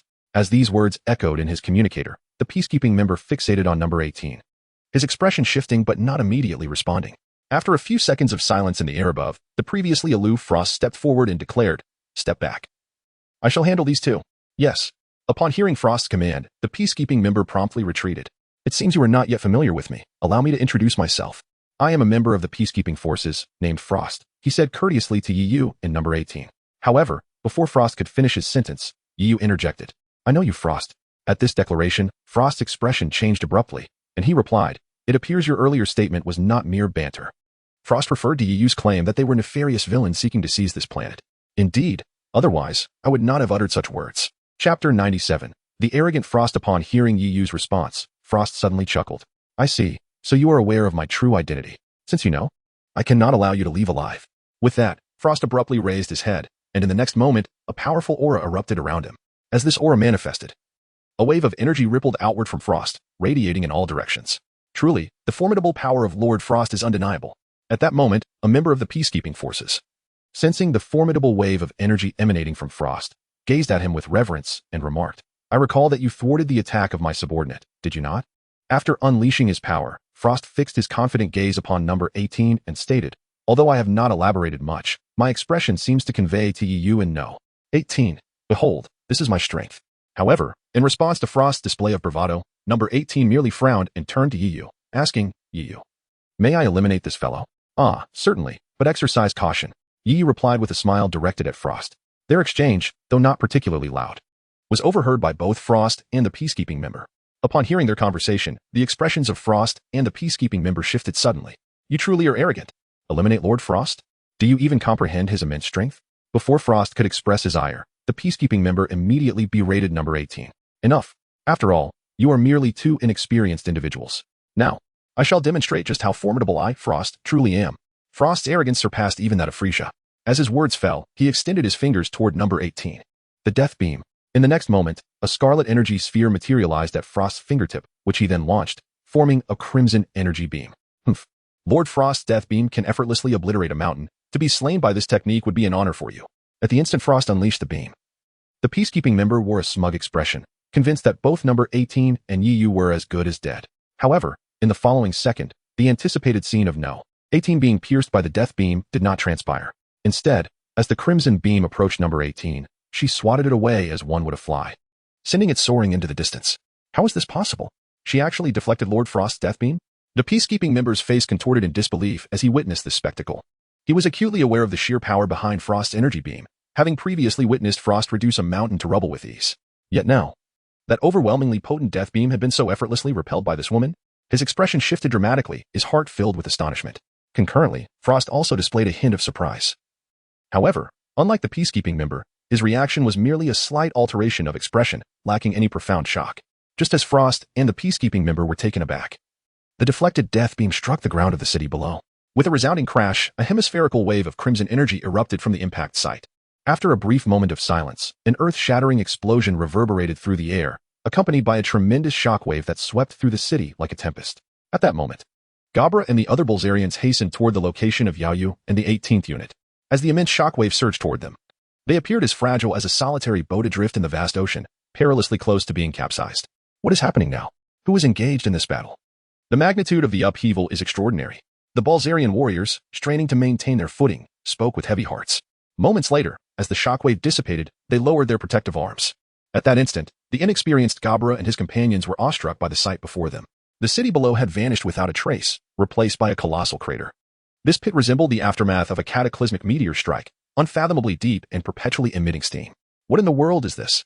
Even Gabra, the commander of the Bulzarians, felt tumultuous waves of emotion swell within him at the unfolding scene. An explosion, and an entire city has been obliterated? What incredible power is this? Look. There are 4 individuals. As Gabra stood in awe at the scene before him, a Burz warrior pointed toward the 4 figures suspended in the air and exclaimed loudly, Upon hearing this, Gabra and the other warriors turned their gazes forward, and indeed, for silhouettes loomed in the sky above the city. Those figures were clad in the attire of the peacekeeping forces. They were members of the peacekeeping unit. One Bur's warrior recognized their garb and promptly voiced his realization. So, the members of the peacekeeping forces are engaged in battle against the invaders. Captain Gabra, shall we proceed? A Bur's warrior inquired of Gabra. No.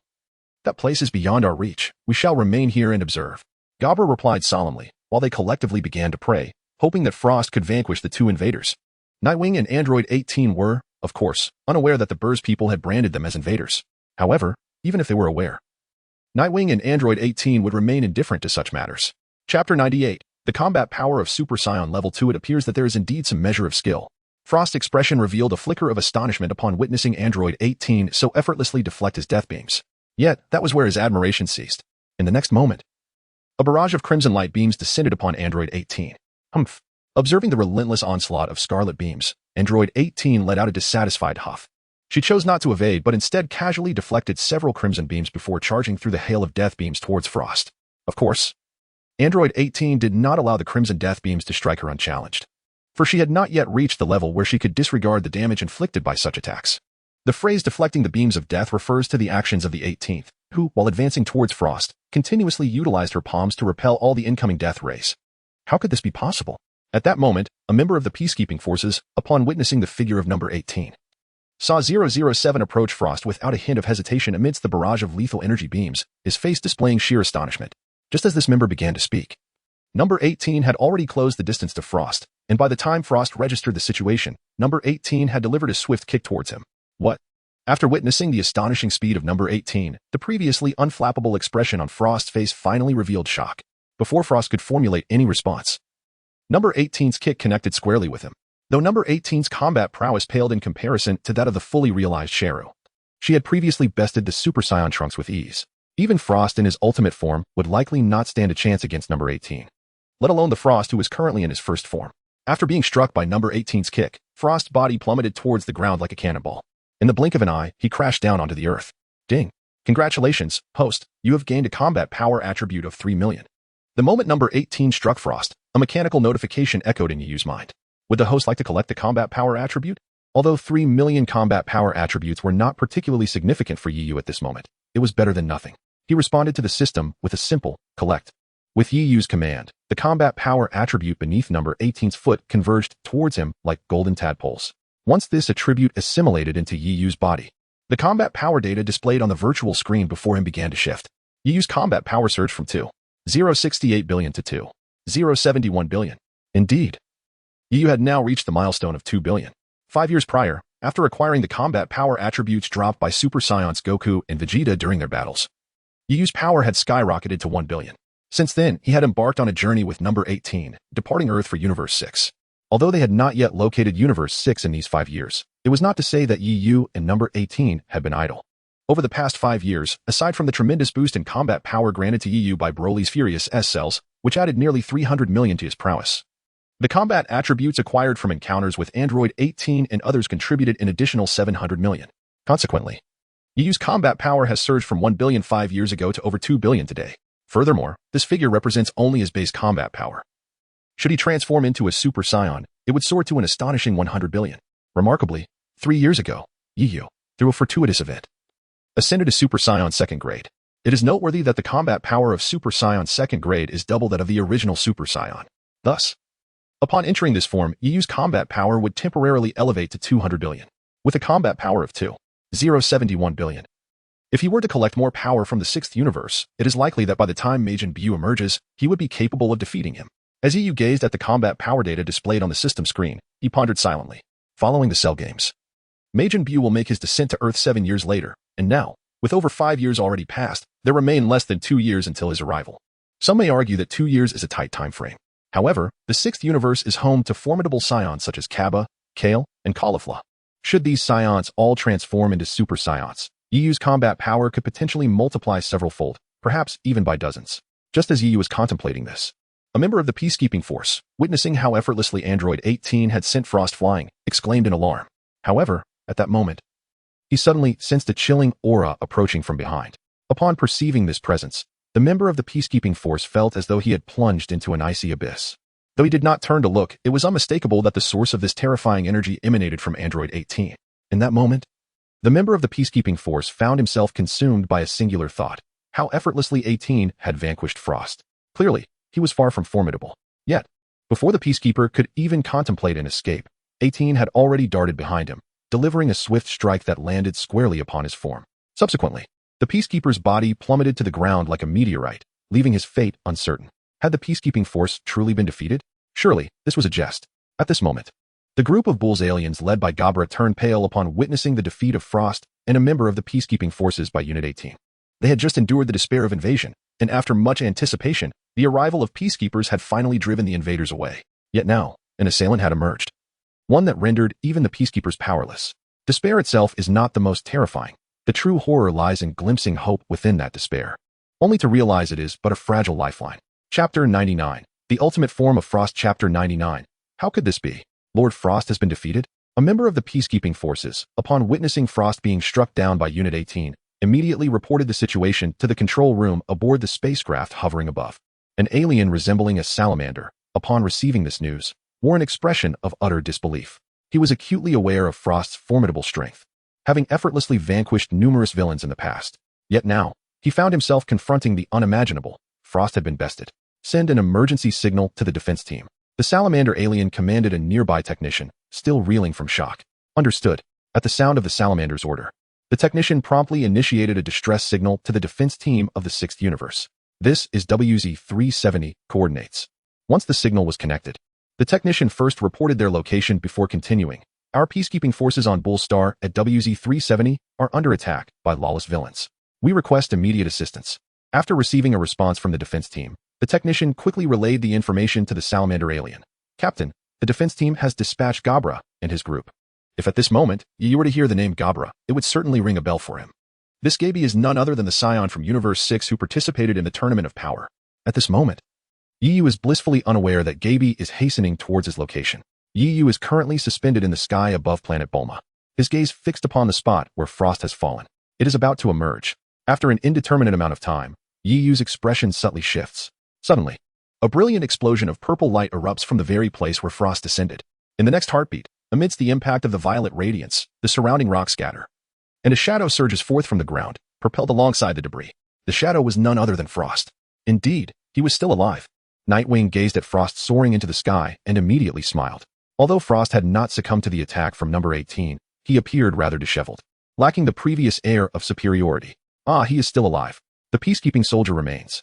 In the distance, Gabra and the other warriors from the planet Burrs beamed with joy upon witnessing Frost emerge from the ground. As long as he was alive, there was hope. TCH.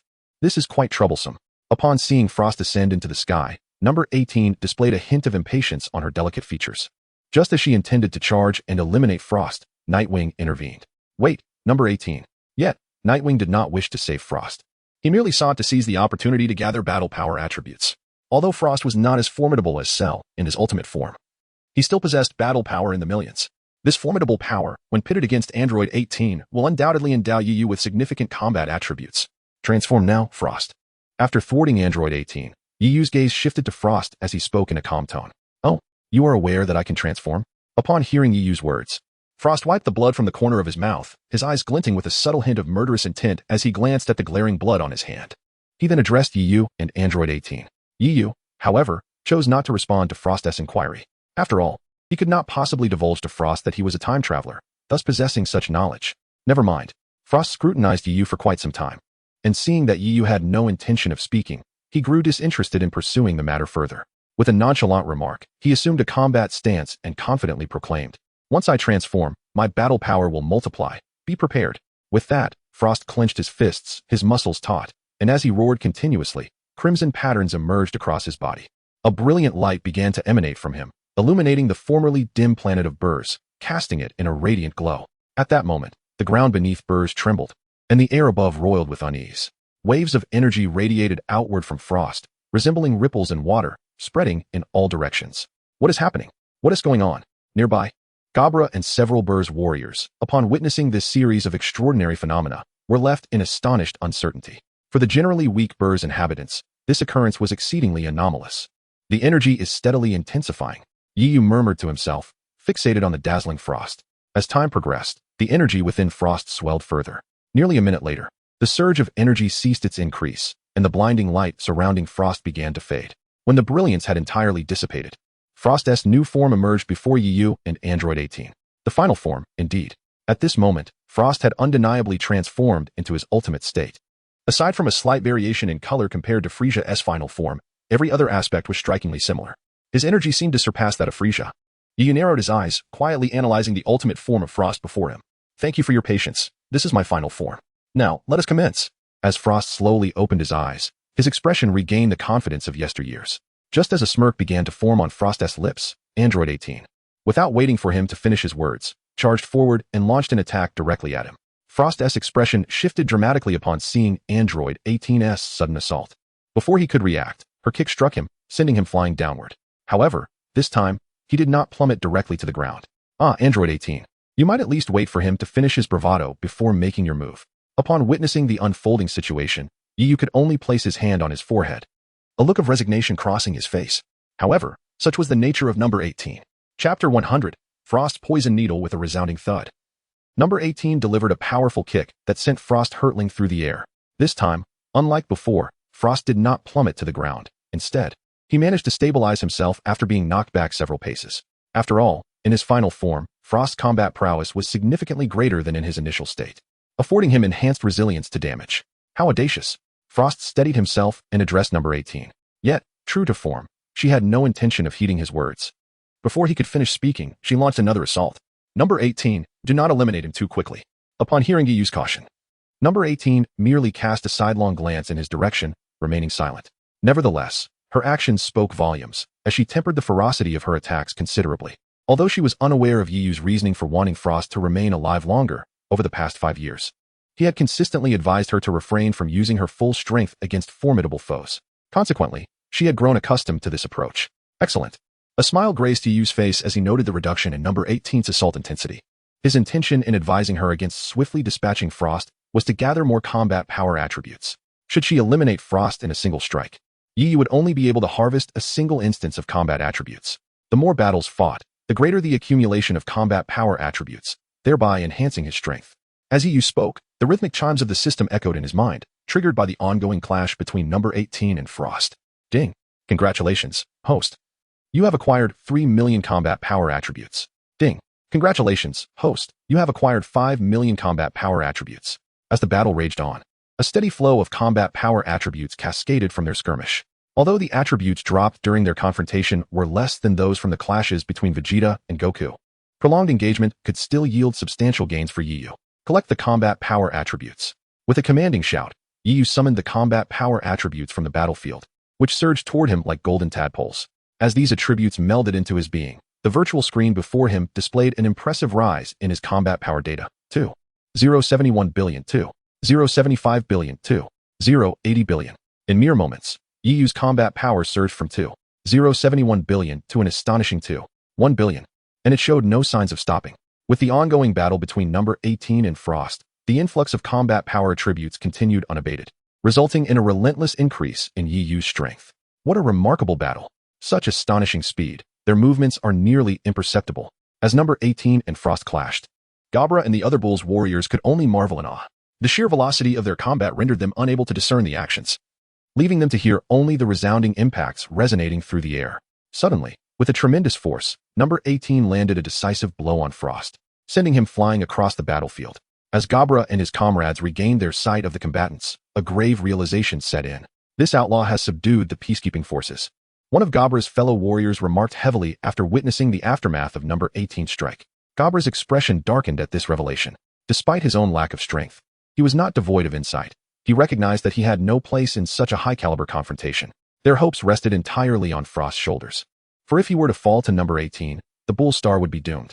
As they prayed for Frost's victory, he and number 18 engaged in battle once more. Who was that woman? How does she possess such formidable power? At this rate, our Bull Star is finished. The warriors of Bull Star exchanged anxious glances, their eyes shifting to Yu. They felt fortunate that he had not intervened. Had he done so, the Peacekeeper would have been defeated far more swiftly. Curse it! Who was this woman? While Gabra and his comrades fervently wished for Frost's triumph, Frost himself was seething with frustration. Throughout their confrontation, he had found himself consistently on the defensive against number 18. Every attack he launched was effortlessly countered, and he could not withstand her onslaught. I have no choice but to resort to that technique, Frost thought to himself, a flicker of malice glimmering in his eyes. Although this fleeting look of animosity was barely perceptible, Yu caught it nonetheless. Noticing the venomous glare in Frost's eyes, Yu furrowed his brow. In the next moment, he observed Frost deliberately distancing himself from number 18 amidst their struggle. With a slight motion of his hand, a slender silver needle manifested on his arm. What is that? The instant Yu laid eyes on the needle, a heavy weight settled in his heart. This is not a mere silver needle, rather. It is a venomous dart imbued with lethal toxins. Even individuals with combat prowess exceeding 100 million would find themselves in considerable peril if struck by this poison needle. As Frost unleashed the toxic dart, he swiftly directed a palm strike towards number 18. Unbeknownst to her, number 18 reflexively retaliated with a punch aimed at Frost's hand. Just as Frost's poison needle was poised to make contact, Yu's figure inexplicably appeared before Frost, executing a swift hand strike that severed Frost's entire arm. Chapter 101. The tragic fate of Frost. In the very moment Frost launched his poisoned hand towards number 18, Yu instantaneously activated his teleportation, vanishing from sight. The next second, he reappeared amidst the clash between number 18 and Frost. With a decisive hand strike, he cleanly severed the arm Frost had aimed at number 18. The entire sequence of events, from Yu's teleportation to his emergence before number 18, culminating in the severing of Frost's arm, transpired in the blink of an eye. Due to the abruptness of this occurrence, not only did Gabra and the other Bolzonians fail to grasp what had transpired, but even number 18 and Frost were equally bewildered. By the time number 18 regained her composure, she found Yu inexplicably before her, while Frost's severed arm soared through the air. As number 18 marveled at Yu's sudden appearance, Frost's expression morphed into one of sheer horror. So swift. He had completely failed to perceive the movements of this individual. When had he? At that moment, Frost, momentarily disregarding his severed arm, gazed at Yu with a look of astonishment, instinctively retreating to create distance between them. In Frost's mind, if Yu could sever his arm without his awareness, he could just as easily extract his brain without him noticing. Realizing this sent a chill down Frost's spine, causing beads of cold sweat to break out on his back. Simultaneously, he felt a sense of relief that Yu had only severed his arm.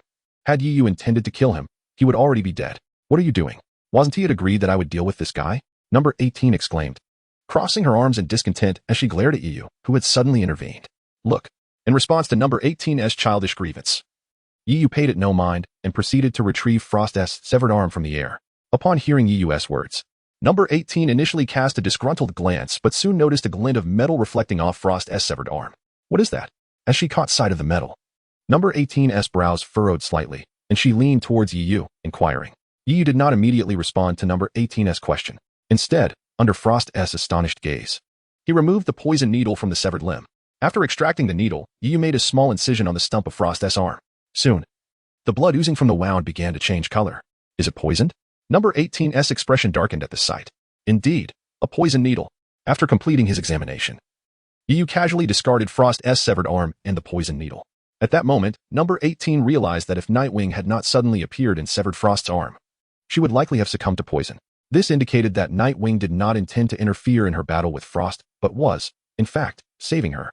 Contemplating this, number 18 discreetly cast a glance at Nightwing, feeling a stir of emotions, and shyly murmured, "Thank you." Did you say something? Nightwing feigned ignorance, although he had heard her gratitude. "Thank you," number 18 said, brushing her golden locks from her forehead, her cheeks slightly flushed with embarrassment. "Speak louder. I can't hear you." "Go to hell." With that, number 18 charged directly at Frost, leaving Nightwing standing there, speechless. This woman, observing number 18's retreating figure, Nightwing's facial muscles twitched in exasperation. Little did he know that for a person with a proud disposition, uttering polite words like thank you was quite a challenge. At that moment, number 18's expression of gratitude was indeed a rarity. Following Nightwing's teasing, number 18 became irate, and her anger was directed at Frost.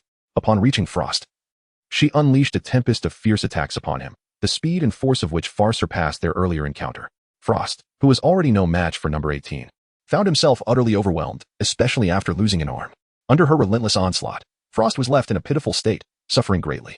Witnessing this, Nightwing's expression darkened. How terrifying. This woman changes her demeanor in an instant. It seems prudent to avoid provoking her in the future. As these thoughts coursed through his mind, the mechanical chime of the system echoed in his head. Ding. Congratulations, host. You have gained a combat power attribute of 6 million. Ding. Congratulations, host. You have gained a combat power attribute of 1 million. Meanwhile, Gabra and the other Bolzians watched in dismay as Frost was rendered powerless against number 18. They had pinned their hopes on Frost, believing that if this righteous member of the peacekeeping force were to fall, Nightwing and number 18, the unlawful invaders, would surely seek their demise. What do we do? That woman is far too strong. The peacekeeping member is no match for her. If this continues, the Bullsian warriors murmured amongst themselves, their faces etched with concern. Gabra's expression was equally grim, his fist clenched tightly, veins bulging on his forehead. Then, under the watchful eyes of Gabra and the others, number 18 sent Frost soaring into the sky with a kick, swiftly appearing above him as if playing a game, and delivered a powerful strike to his body. As Frost was struck, he coughed up a mouthful of blood, and his body shot downwards like a cannonball. Boom. In the blink of an eye, Frost crashed to the ground like a meteor, creating a massive crater in the barren earth. Chapter 102, The Saiyans of the 6th Universe Host. Do you wish to collect the combat power attributes? After number 18 had sent Frost flying, their battle momentarily came to a halt, and Nightwing's mind was filled with the system's mechanical prompt. Collect. With Nightwing's command, the combat power attributes from the battlefield gathered towards him. After absorbing all the combat power attributes, the data displayed before Nightwing rose to 237 billion. This meant that since arriving on the Bull Star in the 6th universe, Nightwing's combat power had increased by nearly 200 million. Although the pace of the rise was not exceedingly swift, it was by no means slow. Yu found himself rather content.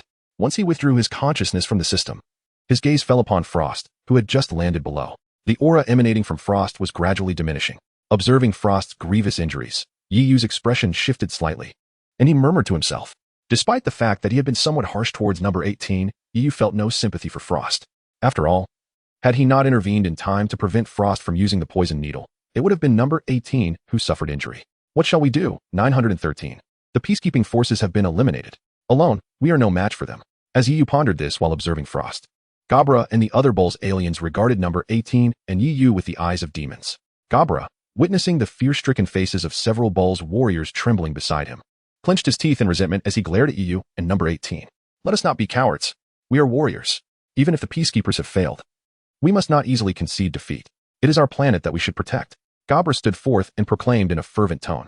Upon hearing Gabra's words, the Bull's warriors behind him began to show a flicker of resolve, their eyes igniting with fervor. Indeed, it is our duty to safeguard the Bull's planet. As these Bull's warriors declared this like an oath, number 18 suddenly turned her gaze towards them. In that instant, the Bull's warriors appeared as though they had seen a ghost. The spark of determination that had just arisen in their hearts was extinguished in an instant. What nonsense is this? That woman is terrifyingly powerful. To engage her would be tantamount to seeking death. Before Gabra could voice his thoughts, the warriors began to flee in disarray. Gabra, witnessing the retreat of his comrades, was filled with both fury and indignation. As he contemplated his next move, Yu and number 18 remained entirely indifferent to him. Gabra was left bewildered by the scene. What is happening? Are they not invaders? Or do they simply not see me? Yu and number 18 were, of course, oblivious to Gabra's thoughts. At that moment, Yu was focused on the imperative of departing this planet to seek out the formidable warriors of the 6th universe. After all, the warriors of Bulls were far too weak. Remaining here was merely a waste of time. Let us go. Yu called to number 18. After a brief hesitation, she slowly floated to his side. Still upset about earlier? Noticing the expression on number 18's face, Yu furrowed his brow. However, he paid little mind to it. Placing his left hand on her shoulder while raising his right hand to his brow, preparing to sense powerful auras for instantaneous movement. Just then, Yu detected a powerful energy. Upon recognizing this energy, his brow arched in intrigue, and he confirmed once more, there is no mistake. It is the energy of a Saiyan, and it is approaching this planet. A smile crept upon Yu's lips as he lowered his hand from his brow. What is it? Number 18 inquired as she noticed Yu had not executed the instantaneous movement. Someone is coming. For now, we shall wait on this planet for their arrival. Yu informed her. Originally, Yu's purpose in coming to the 6th universe was to induce the Saiyans there to transform into Super Saiyans and engage in battle, thereby acquiring their combat attributes. The 6th universe differs somewhat from the 7th universe. In the 7th universe, where Son Goku resides, the Saiyans were nearly annihilated due to Frieza's destruction of planet Vegeta. However, such a catastrophe did not befall the 6th universe. Yu was aware that the 6th universe housed Saiyans such as Kaba, Kale, and Caulifla, among others. If these Saiyans could all transform into Super Saiyans and engage in battle, Yu's own combat strength would soar dramatically in a short time. Now that the Saiyans of the 6th universe were practically presenting themselves, Yu would not need to seek them out on Planet Salad. Let us descend. Yu looked up at the sky, a smile gracing his lips as he spoke to number 18 before descending toward the ground below. Although number 18 was unaware of who was approaching, she followed Yu down. What do these two intend to do? A Bull's warrior asked, observing Yu and number 18 as they descended. I don't know, but it can't be anything good. Should I attempt to ambush them while they are off guard? Another Bull's warrior suggested, raising his energy weapon. I advise against such an action. At this moment, Gabra leaned in and spoke in a low voice, "Captain." Upon seeing Gabra, several warriors of the Bulls tribe bowed respectfully. These formidable individuals possessed considerable strength. Even if energy beams were to strike them, it was unlikely they would sustain damage. If we cannot eliminate them, we would merely provoke them, and then our planet, Bull Star, would truly be doomed. Gabra furrowed his brow as he observed the already landed number 18, and Yu, stating solemnly, "What shall we do now?" A Bull's warrior inquired. "Let us wait and see." After an indeterminate period, Yu, who had been feigning sleep with closed eyes, suddenly opened them and gazed skyward, exclaiming, "They are coming." Chapter 103. The Super Saiyans of the 6th universe. Not far from Bull Star, several white orbs of light, akin to shooting stars, were hurtling toward this location. As they drew closer, it became evident that these luminous spheres were spherical spaceships. Upon nearing Bull Star, the spaceships plummeted to the surface like meteors, creating deep craters upon impact. Boom. 5 spaceships sequentially landed on Bull Star, crashing into the ground with tremendous force. When the doors of the 5 spaceships opened, 5 Saiyans of varied statures, clad in battle armor, emerged gracefully from the craters. "At last, we have arrived," proclaimed the first Saiyan to descend, a tall and robust figure. After stretching his arms, he surveyed his surroundings and remarked, "Is this Bull Star? Bardo, we did not come here for leisure. Our mission is to support the peacekeeping force." A petite Saiyan responded to the towering figure's statements. Had Yu been present, he would have instantly recognized this small Saiyan as Gabe, the representative of the 6th universe at the power tournament. "My apologies, Captain Gabe." Upon hearing Gabe's reminder, the large Saiyan named Bardo scratched his head, displaying a sheepish expression. Gabe and Bardo bore a striking resemblance to the former Vegeta and Nappa, yet the Saiyans of the 6th universe were notably gentle and peace-loving. "It is astonishing. I never imagined the peacekeeping force would require assistance one day. Is not Captain Frost exceptionally powerful?" A tall female Saiyan stepped forward, speaking in a languid tone. "Do not be so dismissive, Fis. Captain Frost is indeed formidable. Perhaps he is facing an adversary even he finds troublesome." Gabe replied. Just then, a bearded Saiyan, with a curious smile, interjected, "An enemy that even Frost finds challenging? How intriguing. I am eager to witness this." With that, Gabe and his 4 companions ascended into the sky. Found it. Energy response. Bardo, the large Saiyan, detected an energy signal through his scanner while in flight. "What is its intensity and location?" Gabe inquired immediately. "It is strong, with a battle power exceeding 100,000, approximately 30,000 kilometers away." Bardo's expression shifted to one of surprise. "Over 100,000? That is indeed rare. However, such a level of power should not pose a challenge for Frost, right?" Fisk queried. "Perhaps the opponent is concealing their true strength, similar to Frost, who possesses transformation abilities," Gabe remarked. As he finished speaking, a powerful aura erupted around them, and they sped toward the detected energy source at astonishing velocity. The energy response detected by Gabe and his companions was, in fact, emanating from Yu. As Gabe articulated, Yu had indeed concealed his true power and possessed the ability to transform into a Super Saiyan. Unbeknownst to Gabe, the battle power he sensed was merely a result of Yu suppressing his energy to its lowest level. Moments later, Gabe and his 4 Saiyan companions finally came into view of Yu. "Is that Gabe?" Upon seeing Gabe, Yu immediately recognized him. As Yu scrutinized Gabe and his companions, they too examined him in return. "That is him," Bardo pointed at Yu, addressing Gabe and the others. "Is this the individual Frost finds troublesome? Yet, where is Frost?" Gabe's companions inquired. Hearing this, a look of confusion crossed Gabe's face as he began to scan the vicinity for Frost's presence. However, despite searching for a considerable time, no sign of Frost could be found. "Captain Gabe, something feels amiss." The bearded Scion observed their surroundings before turning to Gabe. "What seems to be the issue?" Gabe asked. "Firstly, Frost's absence is peculiar, and secondly, those individuals appear to be Bull's inhabitants." The bearded giant pointed towards Gabra and the others nearby. "We are on Bull Star. It is not strange for the inhabitants to be present," Fist retorted dismissively. "What I find odd is that these two are not intruders. Why are the Bull's inhabitants operating right under their noses without any reaction?" Following this reminder from the bearded Scion, Gabe and his companions began to sense the oddity of the situation. "Indeed, it is somewhat suspicious. You should descend and inquire with those Bull's inhabitants, while I will greet the intruders," Gabe declared, then proceeded to split from the group, heading directly toward Yu and number 18. Meanwhile, Fis and the others descended towards Gabra and the other Bull's inhabitants. "You are the intruders, are you not?" Gabe asked, his eyes lowered and his demeanor noticeably cold as he addressed Yu and number 18. Unlike his usual self, Gabe appeared far more indifferent, for in his eyes, Yu and number 18 were indeed intruders. "Do not act hastily." Upon hearing the interrogative tone of Gabe, number 18's delicate face shifted slightly. Just as she was about to unleash her frustration, Yu swiftly intervened, positioning himself in front of her. After assessing Gabe from head to toe, he stepped forward, preparing to articulate his thoughts. However, at that moment, Fis and the others rushed over, their faces etched with panic, exclaiming to Gabe, "Captain Frost has been slain by these two. The moment Fist uttered those words, Gabe's countenance underwent a dramatic transformation. While Yi may have perceived Frost as a nefarious and cunning individual, to Gabe, Frost was a champion of peace and his most esteemed comrade. The news of Frost's demise at the hands of Yu and number 18 ignited a furious wrath within Gabe. You dare to murder Frost? I shall never forgive you. In the presence of Fist and the others, who were utterly taken aback, Gabe transformed into a Super Saiyan. Yu, witnessing this, chuckled softly. Is that all it takes to transform? How rather casual. Chapter 104. Two mighty Super Saiyans. Although Yu jested, he understood the gravity of the situation. The Saiyans of Universe 6 differ significantly from those of Universe 7. In Universe 7, achieving the Super Saiyan transformation is a formidable challenge, akin to the struggles faced by Goku and Vegeta. Conversely, the Saiyans of Universe 6 possess a naturally gentle disposition and a penchant for peace. A mere provocation is sufficient to incite their transformation into Super Saiyans. In the original narrative, Vegeta only needed to slightly provoke Gabe for him to ascend to the Super Saiyan form. Now, upon learning of Frost's demise at the hands of number 18 and Yu, Gabe was instantly triggered, resulting in his transformation. It appears that even the effort of provoking him was unnecessary. As Yu observed Gabe, now enveloped in a radiant golden aura with hair transformed to a striking gold, he murmured in a voice only he could hear. Meanwhile, Fizz and Bardock, along with a host of other Saiyans who had rushed to Gabe's side, were left in utter astonishment at the sight of Gabe's transformation. What is happening? What has occurred to the captain? Why has he changed so dramatically? It feels as though he is transformed, Fizz exclaimed, bewildered by Gabe's metamorphosis. Bang! At that moment, Bardo's detector also exploded in an instant. Not only had its appearance changed, but its energy had also significantly intensified, resulting in the detonation of the device itself. Bardo gazed incredulously at Gabe, and then at the remnants of the detector in his hand. Vegeta was aware of the legend of the Super Saiyan. Yet Gabe and his companions from Universe 6 had never heard of it. Thus, they remained oblivious to the transformation occurring within Gabe and were unaware of what a Super Saiyan truly was. I will never forgive you.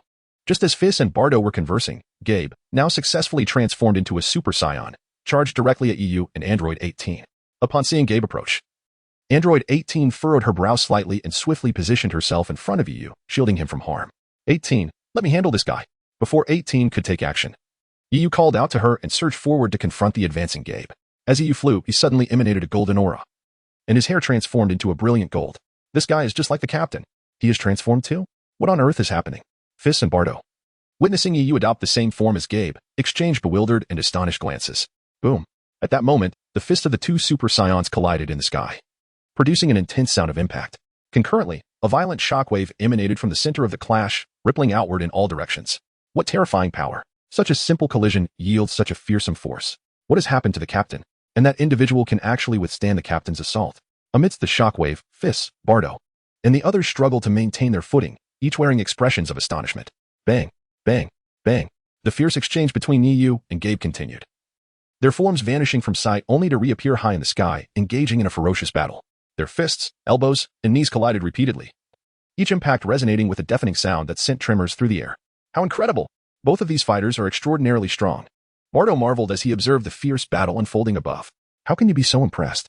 Now is not the time for praise. Let's not forget that we have another intruder before us. As Bardo and his companions were captivated by the aerial duel, Fizz, the female Saiyan, voiced her dissatisfaction. With Fizz's reminder, the trio's attention swiftly shifted from Yu and gave back to Android 18 standing before them. Leave this to me, after all. She is also a woman. Fizz confidently tossed her explosive black hair and proclaimed, do not underestimate her. That Berzian just mentioned that Frost was defeated by this woman. Upon hearing Bardo's words, Fizz impatiently retorted, you're annoying. Do I really need you to remind me? With that, Fizz propelled herself forward, leaving a deep indentation in the ground as she dashed toward Android 18 like an arrow released from a bow. Fizz's speed had increased significantly, and at this rate, it would be long before she surpassed the captain. Observing Fizz's astonishing velocity, the burly Saiyan commented. Just as the bearded Saiyan spoke, Fizz had already reached Android 18. Her face adorned with a smile as she prepared to strike with a powerful punch. However, before her fist could connect with Android 18, the latter effortlessly countered with a swift motion, landing a blow on Fizz. Bang! Subsequently, Fizz's figure was sent flying like a struck baseball, skidding across the ground and leaving a long trail before finally coming to a halt. At that moment, the expressions of several Saiyans from Bado suddenly changed dramatically. Surely this must be a jest. How could Fizz be vanquished with but a single blow? Moreover, they had not even discerned her movements. With great difficulty, the trio shifted their gaze from the fallen Fizz to the formidable figure of Android 18. Gone was the calm demeanor they had previously exhibited, replaced now by sheer astonishment. They were acutely aware of Fizz's combat prowess, which had surpassed 2 million. How could it be that this woman before them, with seemingly effortless ease, had defeated FaZe? Who possessed such extraordinary power? What is the prowess of this woman? Ding. Congratulations, host, you have acquired a combat power attribute of 3 million. Amidst the astonishment of Bardo and others, Night Feather, who was clashing with Gabe in the sky, heard the system's prompt resonating in his mind. So, they have begun to engage in battle as well? Night Feather mused upon seeing Fist lying on the ground. Chapter 105. Another transformation into a Super Saiyan. Chapter 105. Fist. How are you holding up? As Bardo and the other Saiyans regained their composure from their shock, they rushed to the location where Fist had fallen. After wiping the blood from the corner of her mouth, Fist glared at the distant android 18, her face etched with resentment. Damn it, this woman. With a forceful strike against the ground, she propelled herself into the air, and in the next moment, a powerful white aura erupted around her. She transformed into a streak of light, charging furiously towards android 18. Fist, you are no match for her. Do not act impulsively. Bardo called out, attempting to caution her. However, Fist, in her fervor, paid no heed to Bardo's warning and continued her reckless advance toward android 18. The outcome was as one might expect. Although Fist possessed a combat power exceeding 200,000, android 18 was capable of easily defeating even Super Saiyan Trunks. For someone with a mere 200,000 combat power, Fist would be utterly overwhelmed. Just like the previous encounter, before Fist could close the distance to android 18. She was swatted away with a casual wave of android 18's hand, akin to swatting a fly. Yet, Fist was undeterred. After sustaining serious injuries, she rose once more from the ground and launched herself at android 18, ready to strike again. Unable to bear the sight any longer, Bardo issued a command, prompting the 3 Saiyans to launch an assault on android 18 simultaneously. While 18 is not one to revel in killing, she is not one to exhibit excessive mercy either. Upon noticing the increased numbers, a hint of impatience flickered across her fair visage. With a dismissive scoff, she swiftly engaged the advancing trio. She deftly intercepted Bardo's punch with her arm and retaliated with a powerful kick, sending him sprawling backward, blood spilling from his lips. In a matter of mere seconds, she dispatched the burly man and another Saiyan with effortless ease. The entire exchange, from the moment 18 struck to the downfall of Bardo and his companions, transpired in the blink of an eye. How infuriating. At that moment, Fist, rising from the ground, beheld the grievously wounded Bardo and his companion sprawled upon the earth. Instantly, a surge of resentment and fury welled up within her. Suddenly, the energy emanating from Fist began to ascend ceaselessly. The dust and gravel beneath her feet seemed to be drawn by an unseen force, gradually lifting towards the heavens. At this moment, the air surrounding FaZe was imbued with a palpable sense of distortion. Below, Yu, engaged in battle with Jabe, suddenly sensed the surge of energy emanating from FaZe, which had unexpectedly intensified. With a flick of his hand, he sent Jabe flying, then turned to gaze at FaZe. Upon noticing the extraordinary transformation occurring within her, a look of joy blossomed on Yu's face. There could be no mistake. This woman was about to ascend into a Super Saiyan. Indeed. Scarcely had Yu's words faded when FaZe, her face contorted with ferocity, erupted in a radiant golden aura. Simultaneously, her ebony locks transformed into a resplendent mane of gold. Just like the captain, FaZe had undergone a metamorphosis as well? What could possibly explain this? Witnessing FaZe's transformation, the 3 Saiyans, Bardo and his companions, who had just risen from the ground, wore expressions of perplexity even more pronounced than before. This power is astonishing, far surpassing anything I had encountered previously. Clearly, FaZe herself was taken aback by this sudden transformation, as she felt the surge of energy coursing through her being. She clenched her fist, a confident smile gracing her features as she regarded android 18. With this newfound strength, victory was within reach. Firmly, FaZe declared to Bardo and the others, "Stay back. I can handle this alone." With that, her form vanished from sight, only to reappear before android 18 in the blink of an eye. How swift. At that moment, the 3 of them, Bardo, along with his companions, were taken aback by the remarkable speed of Fist, which had noticeably increased compared to before. If they were bewildered by Gabe's transformation, they now felt they had a semblance of understanding regarding Fist's metamorphosis. Though they were unaware that this transformation was termed Super Saiyan, they did comprehend that upon achieving golden hair, one's strength would surge significantly. As Bardo and his companions marveled at Fist's newfound power, Fist advanced towards android 18, raising his leg high and delivering a fierce kick aimed directly at her. While his speed was imperceptible to Bardo and the others, it was hardly impressive to android 18. Even though Fist had transformed into a Super Saiyan, his combat prowess had merely escalated from over 2 million to beyond 100 million, which still rendered him no match for android 18.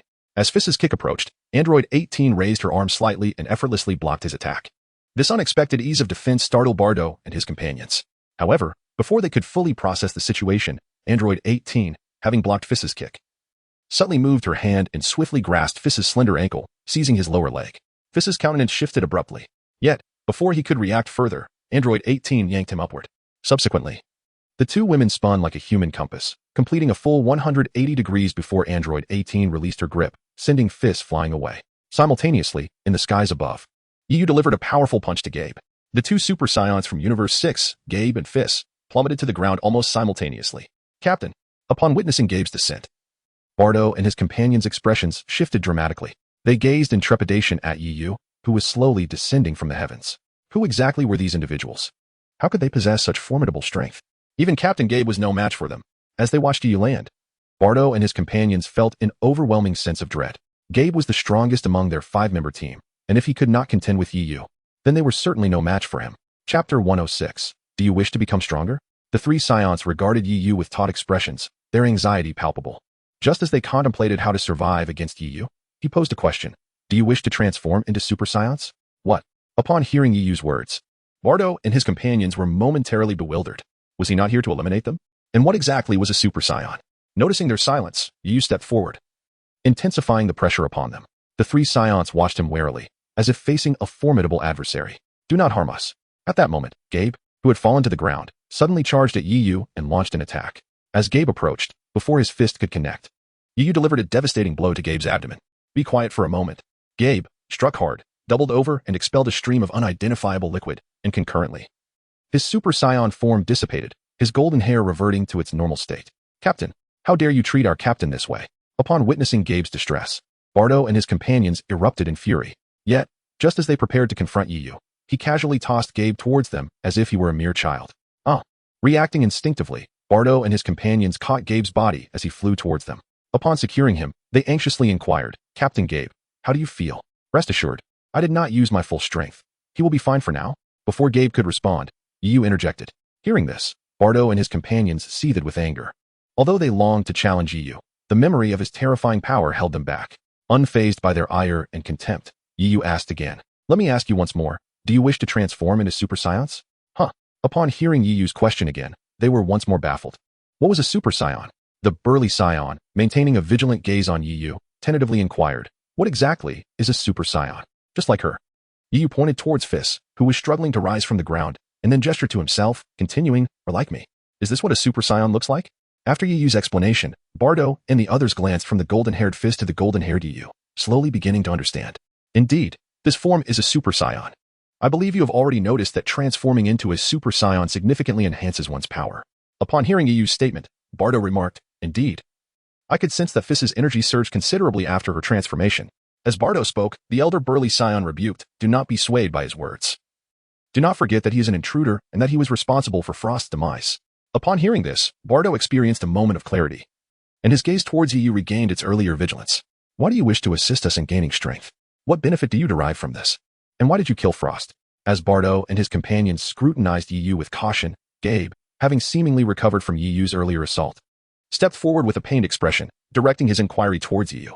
At this moment, Gabe had evidently regained his composure following the emotional turmoil surrounding Frost's death. Otherwise, he would not have been so calm in addressing Yu. Captain, not waiting for Yu to respond, the burly Saiyan interjected with a warning. Although he said little, Gabe understood that the burly Saiyan was cautioning him against engaging further with such a villain. No worries, this individual is different from previous intruders. He could easily have killed me, yet he refrained from doing so. Furthermore, the Brazonians over there are still alive, are they not? Upon hearing Gabe's words, Bardo and the others were immediately taken aback.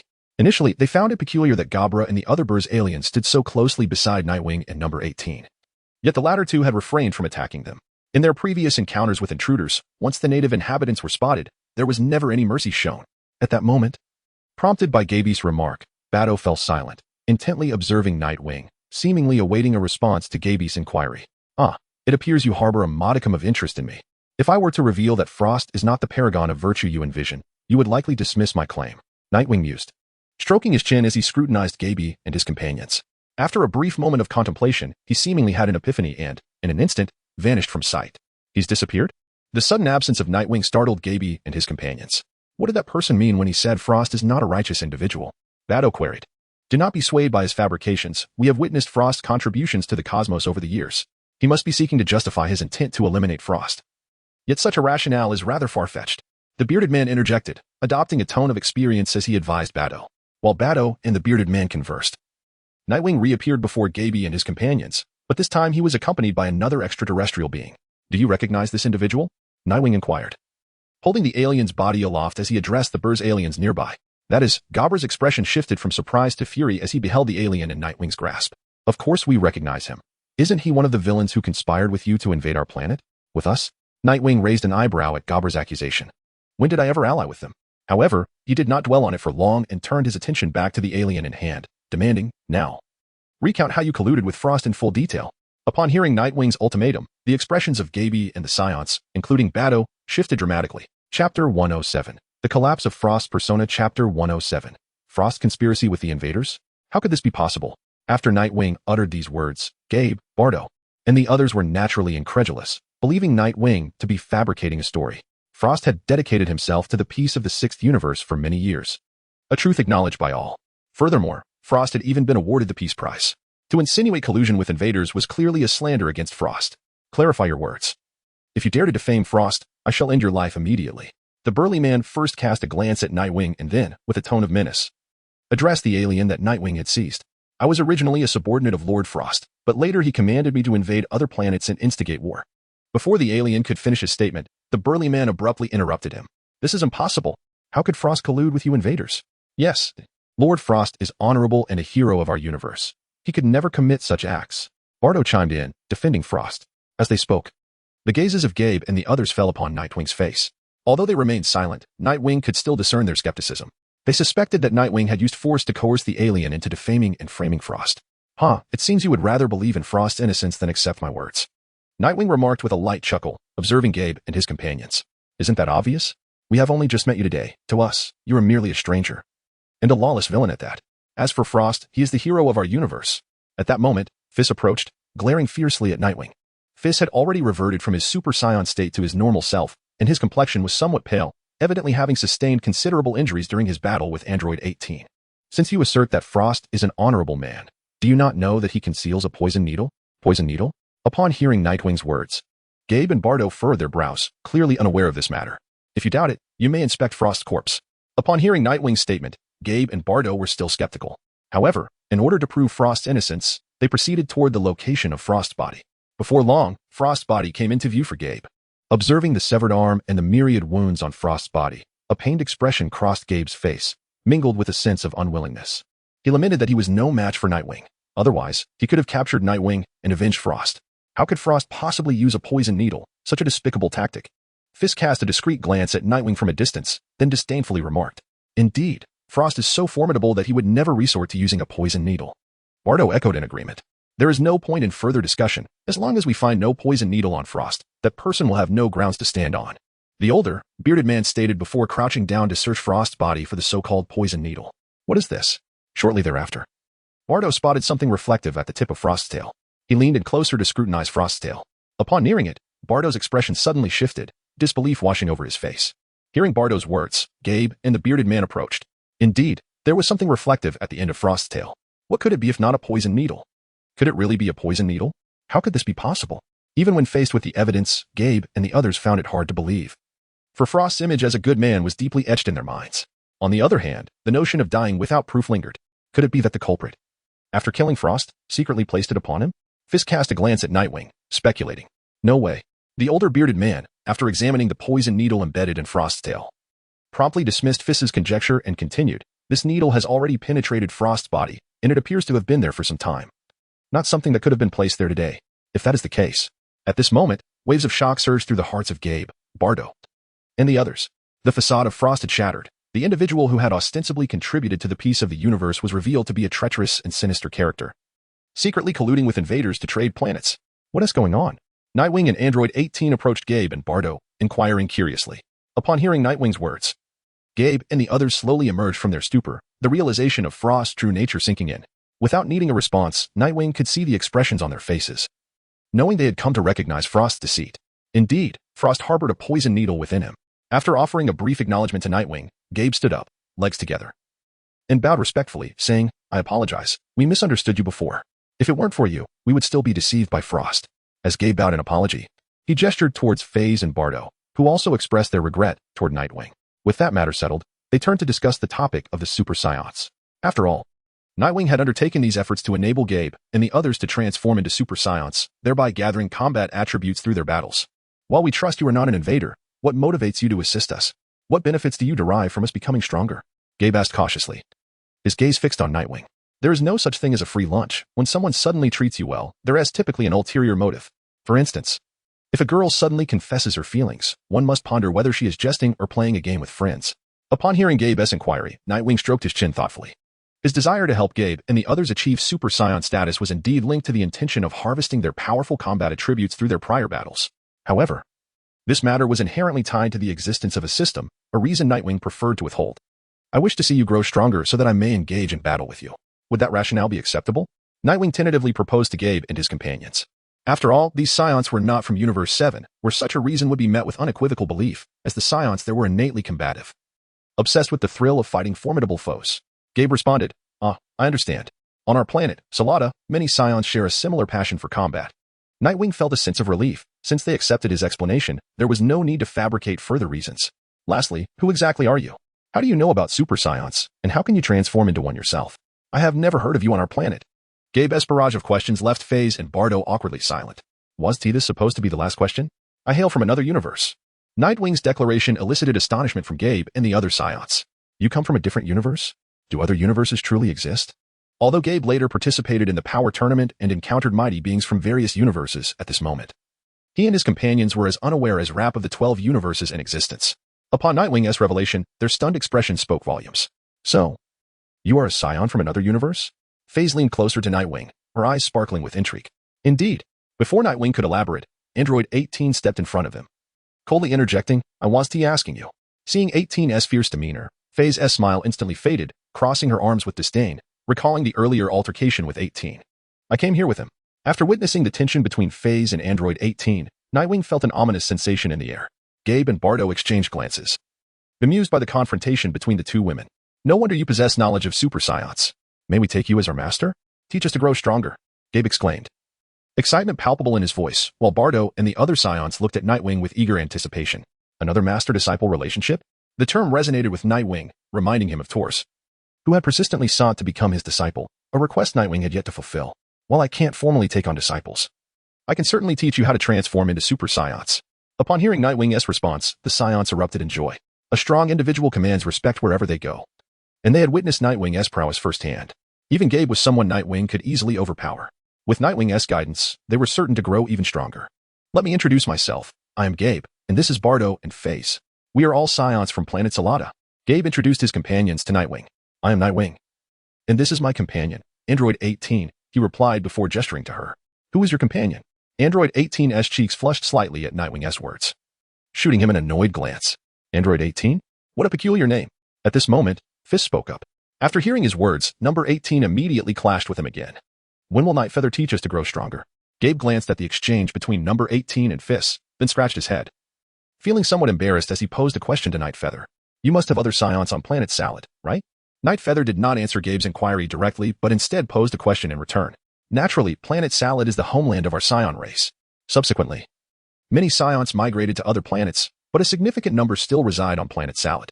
Upon hearing Gabe's response, Nightfeather felt a surge of joy within. If all the Saiyans on planet Salad who met the requirements for transforming into Super Saiyans could indeed achieve that transformation, and then engage in battles among themselves, the combat power attributes dropped by the system would be unimaginable. After all, even the weakest Super Saiyan possesses a battle power in the hundreds of millions, and the attributes dropped during their fights would likely be in the millions. With this thought, Nightfeather felt an intense fervor, almost yearning to rush to planet Salad immediately. However, outwardly, Nightfeather maintained a composed demeanor and remarked, since I have come to your universe this time, I shall take the opportunity to teach all qualifying Saiyans how to transform into Super Saiyans. Upon hearing this declaration, Gabe and the others exchanged glances filled with delight. We are immensely grateful. If it is not too much to ask, could you accompany us to planet Salad? Gabe inquired with a face full of gratitude. Of course. I wouldn't mind, Nightfeather replied. Subsequently, Gabe and the other Saiyans departed from Planet Bulls, heading towards planet Salad. As for Nightfeather and number 18, they too utilized instant transmission to leave Planet Bulls after Gabe and the others had departed. Chapter 109. The transmission of the 6th universe. Planet Salad is the homeland of the Saiyans in the 6th universe. When Nightfeather arrived on this planet via instant transmission with number 18, he sensed the presence of numerous Saiyan auras. Moreover, many of these auras were quite formidable. Of course, the term formidable here is relative to ordinary warriors. After all, in Nightfeather and number 18's eyes, even Super Saiyan Gabe could hardly be deemed strong. It seems that this time, many Super Saiyans could emerge, which would allow my battle power to soar significantly in a short period. After perceiving these auras, Nightfeather tightened his fist slightly and whispered in a tone only he could hear. Nightfeather's current base battle power stood at 2 billion. Should he transform into a Super Saiyan, it would reach 11 billion. Even in the second stage of Super Saiyan 3, it would only amount to 22 billion. A battle power of 22 billion could likely overpower even Bu. Furthermore, after Bu, the god of destruction Beerus would descend upon Earth. Nightfeather did not wish to tremble in fear like Vegeta when facing Beerus. Therefore, he aimed to rapidly enhance his battle power over the next 2 years. The method for this enhancement lay in the Super Saiyans of the 6th universe. According to Nightfeather's plan, if he could cultivate 10 Super Saiyans on Planet Salad, and then facilitate their battles to generate combat power attributes from the system, his own battle power would undoubtedly surge within 2 years. By that time, with various strategies at his disposal, even Beerus would not be invincible. To Nightfeather's surprise, upon his arrival on Planet Salad with number 18, Gabe and the other spaceship landed successfully shortly thereafter. It is certainly not surprising, for Yu employs instantaneous movement. However, Yu chose not to elaborate further and directly inquired of Gabe, "Gabe, have you summoned all the Saiyans on this planet with a combat power exceeding 2 million? Initially, Yu intended to specify those with combat power above 3 million, considering that when Sun Wukong transformed into a Super Saiyan, his combat power stood at 3 million. Nevertheless, Yu wished to avoid any oversight and consequently relaxed the criteria, adjusting the standard to 2 million. After all, with a combat power of 2 million, transforming into a Super Saiyan would yield a staggering 100 million in combat power. This can be considered a valuable resource that must not be squandered. A combat power of 1 million, is it? Very well. After responding to Nightwing, Gabe turned to both Nightwing and Android 18, saying, "This planet, Saladera, is our homeland. Once we ensure your comfort, we shall venture out to seek others. No need for that. I shall accompany you." Nightwing promptly declined Gabe's kind offer. This does not imply that Yu distrusts Jabber. Rather, Yu believes that possessing the ability to sense chi allows him to distinctly perceive its magnitude and location, which significantly eases the search for individuals. After hearing Yu's words, Jabber hesitated for a moment before responding, "Very well then, Bardo, go and procure a new detector. There is no need for such inconvenience. Allow me to guide you." Upon hearing this from Yu, Jabber and his companions were left utterly bewildered. "Here lies the planet Salada, our homeland. You, a being from another universe, intend to take us with you?" After observing the puzzled expressions of Gabe and Fizz, Yu promptly elucidated, "I possess a skill called instant transmission, which allows me to effortlessly reach my destination." Upon hearing this, Gabe gazed at Yu with admiration, exclaiming, "Is there truly such an ability? Can you really arrive at a destination in an instant? Please, demonstrate it for us." Simultaneously, the female Scion Fizz eagerly squeezed closer. Her curiosity piqued. "Demonstrate?" Yu raised an eyebrow at Fizz's request. "I am not a performer." Gabe swiftly admonished Fizz, "What are you saying? Don't speak carelessly in front of Senior Yu." My apologies, I'm just used to it." Fizz scratched her head, smiling apologetically at Yu. "It's quite all right." Yu waved his hand dismissively. He then turned to Gabe and Fizz, saying, "Let us proceed together." Although Yu's instant transmission could transport many individuals simultaneously, the more people he carried, the greater the energy expenditure. Therefore, conserving energy was paramount. With that, Yu placed his hands on Gabe and Fizz's shoulders. He then glanced at Android 18 nearby. Humph. Android 18 cast a sidelong glance at Yu's hand resting on Fizz's shoulder, letting out a cold huff before slowly approaching, her hand gently pressing against Yu's back. Upon hearing Android 18 scoff, Yu was momentarily taken aback, utterly bewildered by her sudden anger. However, he did not dwell on it and swiftly activated instant transmission. Had they vanished? In an instant, Yu and Android 18, along with the others, disappeared right before the astonished eyes of the 3 Saiyans. They were utterly astounded, marveling at the spectacle. The next moment, when Yu and Android 18 reappeared, they found themselves in a different location on the planet Salada. Is this Pata's Mountain? Gabe scanned the surroundings and quickly recognized the famed landmark. Incredible! We must have traveled over 10,000 kilometers in an instant. This is indeed the technique of instant transmission. It's truly remarkable, Fizz exclaimed, her hands clasped in delight as she gazed at Yu with sparkling eyes. Who goes there? As Gabe and Fizz conversed, a melodious voice suddenly echoed from the depths of the canyon.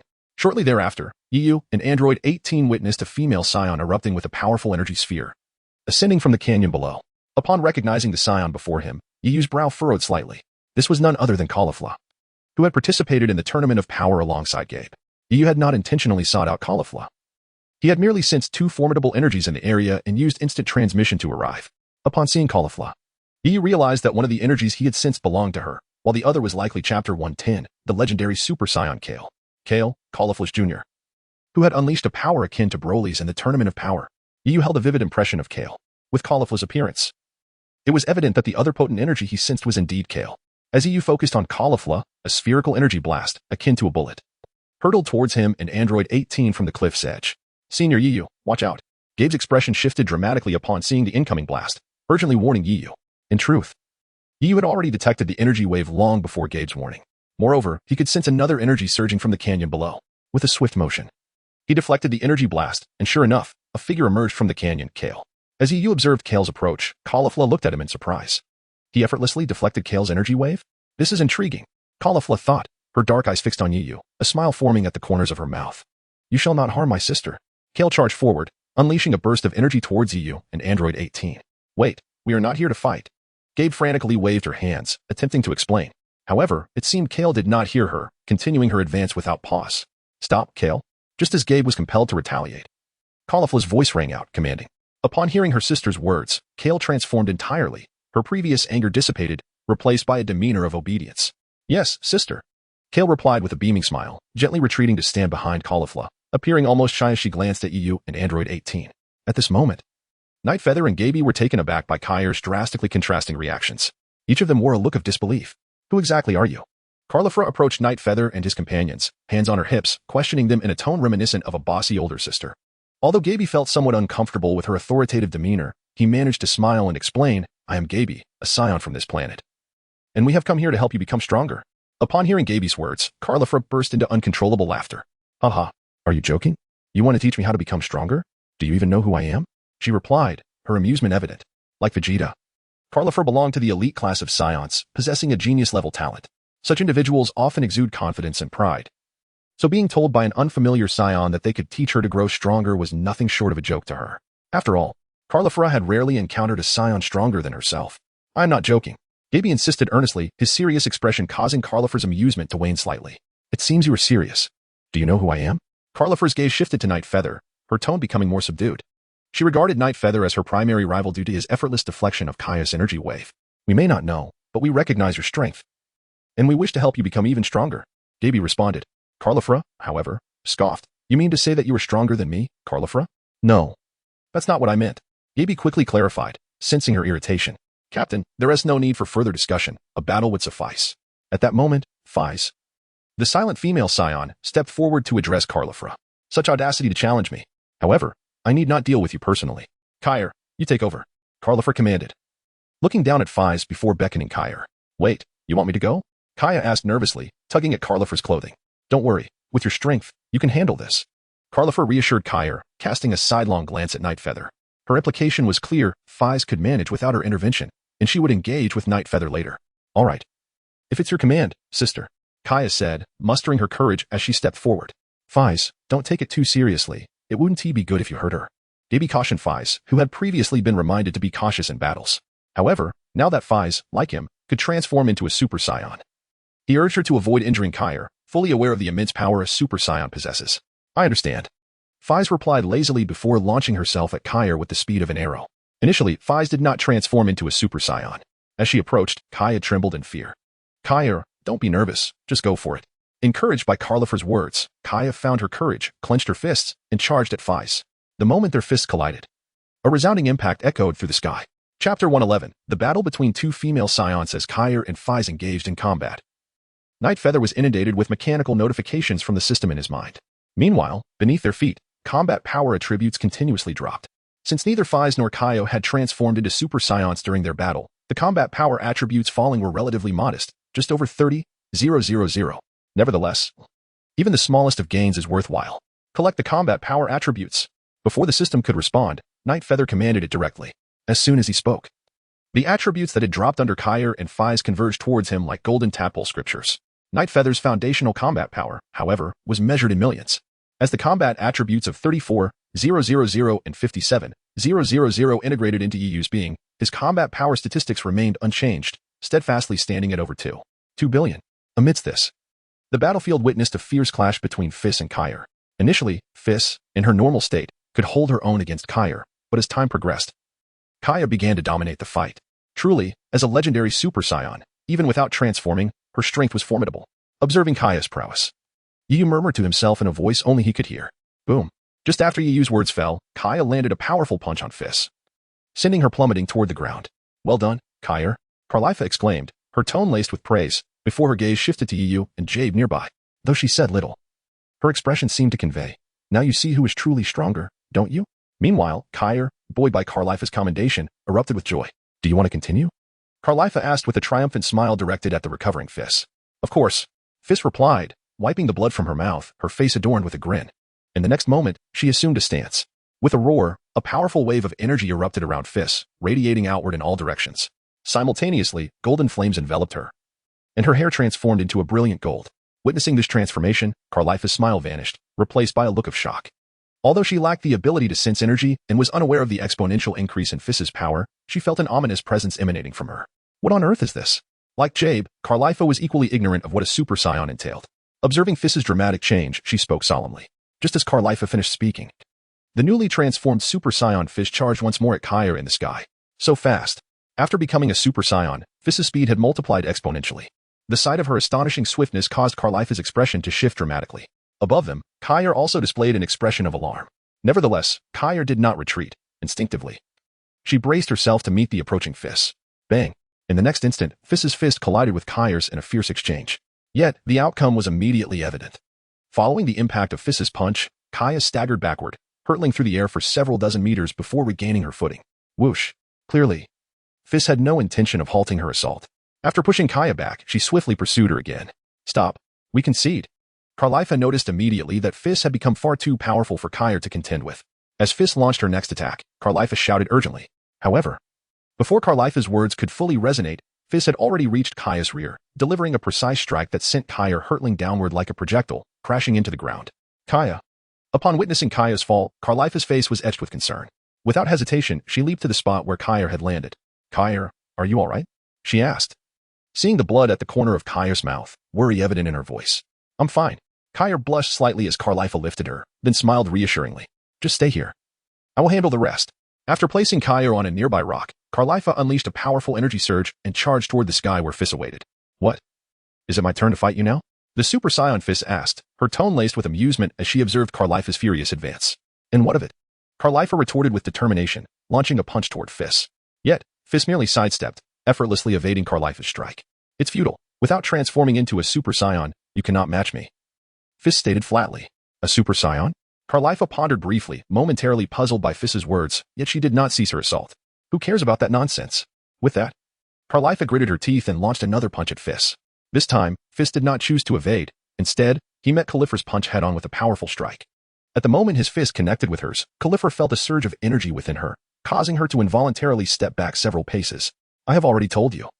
Without transforming into a Super Saiyan, you cannot defeat me. Give up. Chapter 112. Mass-produced Super Saiyans. Although Caulifla felt a deep sense of resentment, her brief encounter with Fis made her acutely aware of the considerable gap in their power.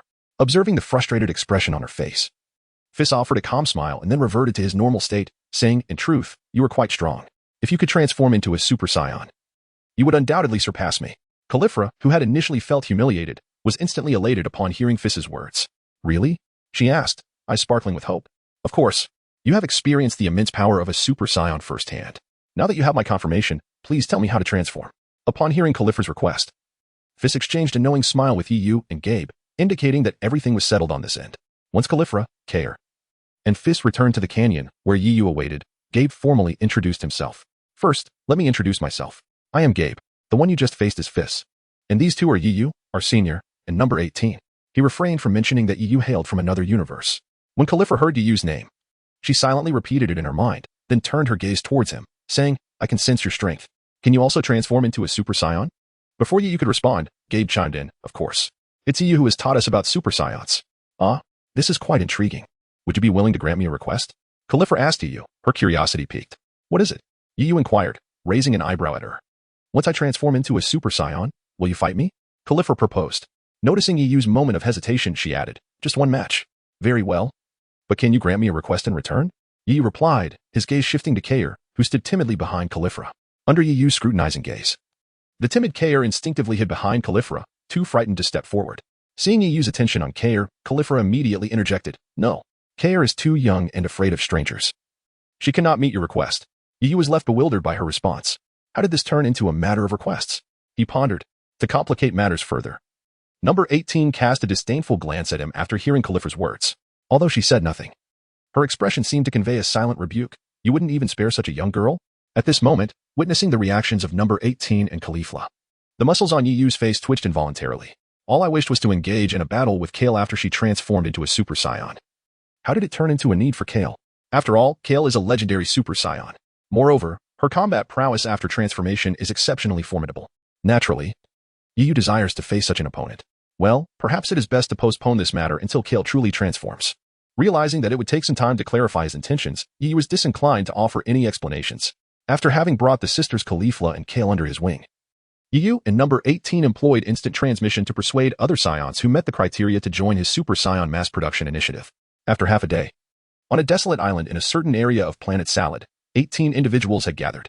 The 18 individuals, including the previously mentioned Kale and Caulifla, were all Saiyans with power levels exceeding 2 million. Here at Senior Yu's location, nearly every Saiyan on Planet Salad had achieved this remarkable strength. Of course, there were a few others who chose not to participate. Gazing at the assembled Saiyans, Gabe spoke to Yu, declaring that this was sufficient. Initially, Yu's plan was to transform 10 Saiyans into Super Saiyans, but now, with 18 present, this had surpassed his expectations. When can we transform into Super Saiyans? In the midst of Yu and Gabe's conversation, the eager Caulifla interjected, her anticipation palpable. Soon, Yu replied with a gentle smile, beckoning to Gabe. Understanding the cue, Gabe immediately assumed a stance, and before the astonished and envious gazes of the gathered Saiyans, he transformed into a Super Saiyan. After all, their purpose for being here was the same as Caulifla's, to grow stronger and attain the Super Saiyan form. This is what it means to be a Super Saiyan, Gabe proclaimed after his transformation. As for the principles behind it, I must admit I do not fully comprehend. However, I know that transforming into a Super Saiyan significantly enhances combat power. Question. As soon as Gabe finished speaking, Caulifla raised her hand. What are the conditions for transforming into a Super Saiyan? Upon hearing her inquiry, Gabe exchanged a rueful glance with Yu before responding, rest assured. Everyone present has already met the requirements for transformation. There is but one thing left to do. What is it? A Saiyan inquired. Anger. Gabe relayed Yu's words. Anger? Caulifla and the others looked on in confusion. I'm not entirely certain of the reasoning, but as long as you feel anger, the stronger the better, it will suffice. Both Fizz and I transformed due to our rage. As Gabe explained, Fizz readily transformed into a Super Saiyan as well. Observing the two Super Saiyans, their bodies radiating golden energy, Caulifla and her fellow Saiyans were filled with exhilaration. If they could become Super Saiyans, so could they. Chapter 113, 20 Super Saiyans. Gabe had already informed Caulifla and the others that anger was the condition for transformation into a Super Saiyan. Now, Yu awaited their transformations. The Saiyans of Universe 6 were notably more amiable than those of Universe 7, alleviating any concerns. As long as their combat power met the requirements and they were provided with an appropriate stimulus of anger, they could transform into Super Saiyans. Previously, Fizz and Gabe had served as the finest examples. Anger. What to do about anger? I simply cannot muster it. One Saiyan feigned anger, yet despite his expression, his heart remained unmoved, ultimately leading to his failure. Senior Yu, it seems without external provocation, it is challenging for them to become enraged. Gabe observed the others and, seeing a similar situation, turned to Yu with a hint of helplessness. Then let's provoke them. Upon hearing Yu's suggestion, Gabe looked at him in confusion. How do we provoke them? With a sudden motion, Yu vanished from his spot, only to reappear in front of a nearby Saiyan. Before the Saiyan could react, Yu delivered a powerful kick, sending him flying. Senior Yu, what are you doing? Gabe asked, perplexed and slightly disgruntled by Yu's actions. However, Yu did not respond. Instead, he landed before the Saiyan he had just struck, a mocking expression on his face. What is the matter? Are the Saiyans of Planet Salad this week? What are you saying? Aren't you here to teach us how to transform into Super Saiyans? The Saiyan, having wiped the blood from his mouth, managed a strained smile while addressing Yu. Teach you to transform into Super Saiyans? Don't be foolish. What benefit would that bring me? Yu replied bluntly. To be honest, I intentionally gathered all the elite Saiyans from Planet Salad here so I could eliminate you all at once. Once you are gone, this planet will be mine. At Yu's declaration, the Saiyan's expression changed dramatically. What did you say? After I dispose of you, your brother will be next. Yu continued. The Saiyan's fury surged in response. Shut your mouth. By the way, your brother is only 7 years old, right? Did you not hear me telling you to shut your mouth? The Saiyan roared, unleashing a powerful wave of energy that enveloped him. His aura shimmering gold as his hair transformed to the same hue. At that moment, Gabe, Fizz, and the other Saiyans, upon witnessing the remarkable transformation of one among them, directed their astonished gazes towards the scene. They were taken aback by the rapid success of this transformation. It seemed that I, too, must exert greater effort. The determination within Caulifla and her companions surged even more fervently after witnessing the first Saiyan successfully transform. Success. We have succeeded, Senior Yu. Simultaneously, Gabe stood in stunned admiration, joyously exclaiming at the sight of the Saiyan who had transformed into a Super Saiyan. At this moment, Gabe realized that EU's previous remarks were intended to provoke the Scion, deliberately inciting his anger. Ah, Senior EU. You should have informed me before making your move. Moreover, your words just now truly startled me. I genuinely believed you were here to invade our planet, Gabe said, patting his chest, a look of lingering fear upon his face. The tone of EU's speech had been so convincing that not only the Scion, but even Gabe had been led to believe it. Wait, were your words just now false? Upon hearing Gabe's statement, the Scion who had successfully transformed into a Super Saiyan looked bewilderedly at both EU and Gabe. Of course, Senior EU merely aimed to provoke you. Look, you have successfully transformed into a Super Saiyan now, haven't you? Gabe replied with a smile directed at the Scion, whose body was now enveloped in golden energy. Wonderful. At that moment, the Scion finally comprehended that he had indeed transformed into a Super Saiyan. Overjoyed, he immediately apologized to EU, saying, I am truly sorry for misunderstanding you. I thought you were genuinely hostile. Do not dwell on it. Before the Scion could finish his sentence, EU waved his hand to interrupt, then continued. Now that you have successfully transformed into a Super Saiyan, you should attempt to assist others by following my method. Following your method? Upon hearing EU's words, both the Scion and Gabe exchanged glances, an expression of difficulty upon their faces. We lack your theatrical prowess. What you said sounded utterly genuine. Moreover, is it truly acceptable to utter such provocative statements? What Gabe did not realize was that EU had been rather mild in his approach. In the Dragon Ball series, Goku had employed various tactics to incite anger in Up, the reincarnation of Majin Buu. Is there a problem? Noticing the troubled expression on Gabe's face, EU inquired. And no. Gabe swiftly shook his head and then, accompanied by Fist and the Scion who had just transformed, hurried towards the location of the other Scions. Once Gabe departed, EU turned his attention to Android 18. There she sat upon a rock, her elbows resting on her knees, her hands supporting her chin. Her bright eyes fixed intently on EU. How was my performance? EU approached Android 18 and asked her. Fool. Android 18 softly scolded. Although it seemed she was reprimanding EU, her tone carried a hint of playful affection. With the first transformation successfully initiated, the subsequent period saw the second and third Scions successfully transform into Super Saiyans as well. After a little over half a day, apart from Kale, all others had achieved the transformation into Super Saiyans. Such an outcome was greatly beyond Yu's expectations. As for Caulifla, Yu paid her no mind. After all, she was a legendary Super Saiyan, akin to Broly, and it was only a matter of time before she transformed.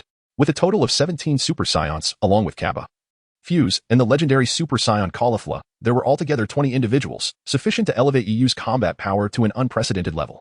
Chapter 114. The terrifying strength of number 18. Initially, the Scions of Universe 6 harbored some resistance towards EU. After all, they were the elite warriors of planet Sadala. However, once they all transformed into Super Saiyan and their combat power surged, their resistance faded entirely, replaced by profound respect for EU. Although EU did not take on disciples, in their hearts, they had already regarded him as their master, the one who enabled their transformation into Super Saiyans. Early the next morning, EU organized special training for the 19 Super Saiyans of Universe 6. Although termed as special training, it essentially involved pairs of similarly strong Super Saiyans battling each other. Had EU suggested this the previous day, they would have undoubtedly refused, questioning why they should heed his command. Yet today, as soon as EU's instruction was given, each Scion eagerly prepared, itching to showcase their Super Saiyan forms. Why is it that I have no opponent? Once the pairings were complete, Caulifla and Kale approached, hands on their hips, leaning forward with a tone of dissatisfaction. Originally, there were 20 Scions, but since Kale had yet to successfully transform into a Super Saiyan, only 19 were capable of transformation. This meant that one individual would be left without an opponent, and that individual happened to be Caulifla. Upon hearing Caulifla's complaints, EU first cast a glance at Kale, who in her normal state was certainly no match for Caulifla. Then, EU's gaze shifted to Android 18. You will be her opponent. As soon as EU's words left his lips, Caulifla turned her attention to Android 18, sizing her up with an incredulous expression. Are you joking? She is to be my opponent? Let me tell you, I am not like these others. Caulifla pointed at the Scions behind her and continued. You should come and face me yourself. Before EU could respond to Caulifla's dismissive words, Android 18 interjected with an angry expression. Leave her to me. EU. You are not to intervene. I must say, it seems you have not quite grasped. Caulifla began, intending to argue that 18 was not her equal. However, before she could finish, Android 18's form vanished in an instant. The next moment, she reappeared behind Caulifla and delivered a powerful kick aimed directly at her body. Caught off guard by Android 18's sudden attack, Caulifla instinctively raised her arms in defense. Bang! Android 18's kick connected forcefully with Caulifla's arms. At that moment, a deafening crash reverberated through the air. The woman, Caulifla, felt as if her bones were shattering under the impact of being struck by number 18. Simultaneously, her body was propelled backward with immense force, akin to a cannonball. Sister, Kira exclaimed in concern as she witnessed Caulifla being sent flying. Meanwhile, Caulifla landed heavily on the ground, her feet leaving long marks as she came to a halt. I'm fine, Kira. After regaining her balance, Khalifa responded, straightening up with a smile directed at number 18. I take back what I said earlier. I underestimated you. After their brief encounter, Khalifa recognized that no. 18 was no ordinary woman, but rather an extraordinarily powerful and stunningly beautiful one. Well then, I shall not hold back. As soon as the words left her lips, a formidable aura erupted around her, and her hair transformed into a brilliant golden hue. Let us commence. With her transformation into a Super Saiyan complete, Khalifa dashed toward No. 18 like an arrow released from a bow. Unlike other Saiyans, Khalifa's Super Saiyan energy surpassed that of her peers, even exceeding that of Gable. Upon sensing the immense power radiating from Khalifa, Yi mused that it was at least as potent as Goku's energy during his battle with Cell 5 years prior. Shortly after emerging from the hyperbolic time chamber. However, this level of power still fell short against number 18. 5 years ago, No. 18's strength had certainly surpassed that of Goku after his time in the chamber. Nonetheless, during these 5 years, as Yi had been acquiring battle power attributes, No.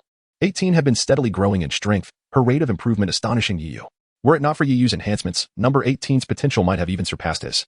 After 5 years of growth, it could be asserted that even the complete form of Cell from years past would not stand a chance against her. As Yi contemplated number 18's capabilities, Khalifa had already closed the distance, launching a powerful punch at her. Number 18 merely raised her arm, effortlessly blocking Khalifa's strike. Ding. Congratulations, host, you have acquired battle power attribute of 8 million. As their fists collided, Yi's mind was filled with the mechanical chime of the system notification. Boom, boom, boom. With a grin, Khalifa unleashed a flurry of attacks upon number 18, yet despite the ferocity of her onslaught, number 18 deftly countered each blow. While Khalifa and No. 18 engaged in their fierce battle, the system notifications continued to echo in Yi's mind, and the ground beneath them was littered with battle power attributes. Each exceeding 8 million, some even surpassing 10 million. The intensity of their confrontation rivaled that of the battle between the complete Cell and Goku 5 years ago. Incredible! These two are remarkable. At that moment, Gable, Fist, and the other Saiyans stood transfixed, their faces awash with awe as they observed the clash in the sky. What are you all doing? Get back to training. Don't you wish to be as strong as they are? Yi called out to Gable and the others. Chapter 115. Surge in battle power yes. As soon as Yi's words echoed, Gable, Fist, and the rest of the Saiyans shifted their gaze from the fierce battle above, each transforming into Super Saiyans. A breathtaking sight emerged as a dozen Super Saiyans glimmered with golden light, their auras flickering like radiant flames. If it were night, the brilliance emanating from these Super Saiyans would illuminate the island as brightly as day. In the original narrative, Goku had used his Super Saiyan form to light up the area during his battle with the monster Yakon. Once all the Super Saiyans had transformed, they stood together, and the air was filled with the sound of intense clashes. Concurrently, Yi's mind was bombarded with the system's mechanical notifications. Ding. Congratulations, host. You have acquired a battle power attribute of 1 million. Ding. Congratulations, host. You have acquired a battle power attribute of 10 million. As these notifications rang in his ears, Yi beheld the battle power attributes cascading from the sky like a waterfall, ranging from 1 million to 10 million. After all, there existed a disparity in strength among Super Saiyans. Those with a battle power of only 2 million would see their strength barely exceed 1 billion upon transformation. In contrast, warriors like Khalifa, with a high base battle power, would see their strength soar into the tens of billions upon transforming into a Super Saiyan. Collect the battle power attributes. Yi commanded the system, his heart brimming with excitement at the sight of the cascading power. Following his command, the falling battle power attributes converged like golden tadpoles into a flowing river of energy directed towards him. As the power assimilated into his being, the battle power displayed on his virtual screen surged exponentially. 2 billion, 3 billion, 5 billion, 4 billion. It was noteworthy that Yi's battle power was measured in billions, yet the figures were fluctuating almost twice every second. In just a matter of breaths, his battle power had skyrocketed to 4 billion, nearly double its previous value. And this was merely the beginning. As the battle raged on between number 18, Khalifa, and the other Saiyans, the battle power attributes continued to pour down incessantly. You truly are cunning, finding yet another means to augment your battle power attributes. As Nightwing gazed fervently at the rapid augmentation of his combat prowess, a voice unexpectedly resonated within his mind. The voice belonged to none other than the system itself. After dedicating 5 years to reach the 6th universe, I believe I deserve some compensation. Despite the disdainful tone of the system, Yi remained unperturbed and responded promptly. After all, he had previously conveyed to the system that he was merely exploiting its advantages and had committed no transgression. Suddenly, amidst their conversation, a violent explosion reverberated from the sky. If you wish to grow stronger, refrain from using ki blasts, Yi admonished, pointing at one of the Super Saiyans. Understood. The Super Saiyan replied apologetically upon hearing Yi's voice, while the others who had intended to engage in battle using ki blasts also abandoned the notion. They acknowledged Yi's words as wisdom. Only through direct confrontation could one truly grow stronger. What they failed to realize was that Yi's prohibition against using ki blasts stemmed from the fact that engaging in such combat would yield no drops in battle power attributes. only in Ki Blast attributes. Yu already possessed an ample supply of Ki Blast attributes and had no need for more. What he truly required were battle power attributes. Had Gabe and the other Saiyans been privy to Yu's thoughts, they might have banded together to eliminate him, exclaiming, "How dare you treat our efforts as mere tools for your enhancement?" Just as Yu reveled in the continuous drops of battle power attributes, a somewhat bashful female voice suddenly interrupted. Upon hearing the voice, Yu turned to see Kale approaching shyly. "What troubles you?" Despite Kale's timid demeanor, Yu did not underestimate her. After all, she was a legendary Super Saiyan, akin to Broly, and her transformation brought forth immense power. "May I ask how I can become stronger?" Kale inquired, feeling disheartened as she observed both Caulifla and the other Saiyans growing increasingly powerful while she remained stagnant. She yearned to strengthen herself and keep pace with Caulifla. Upon hearing Kale's question, Yu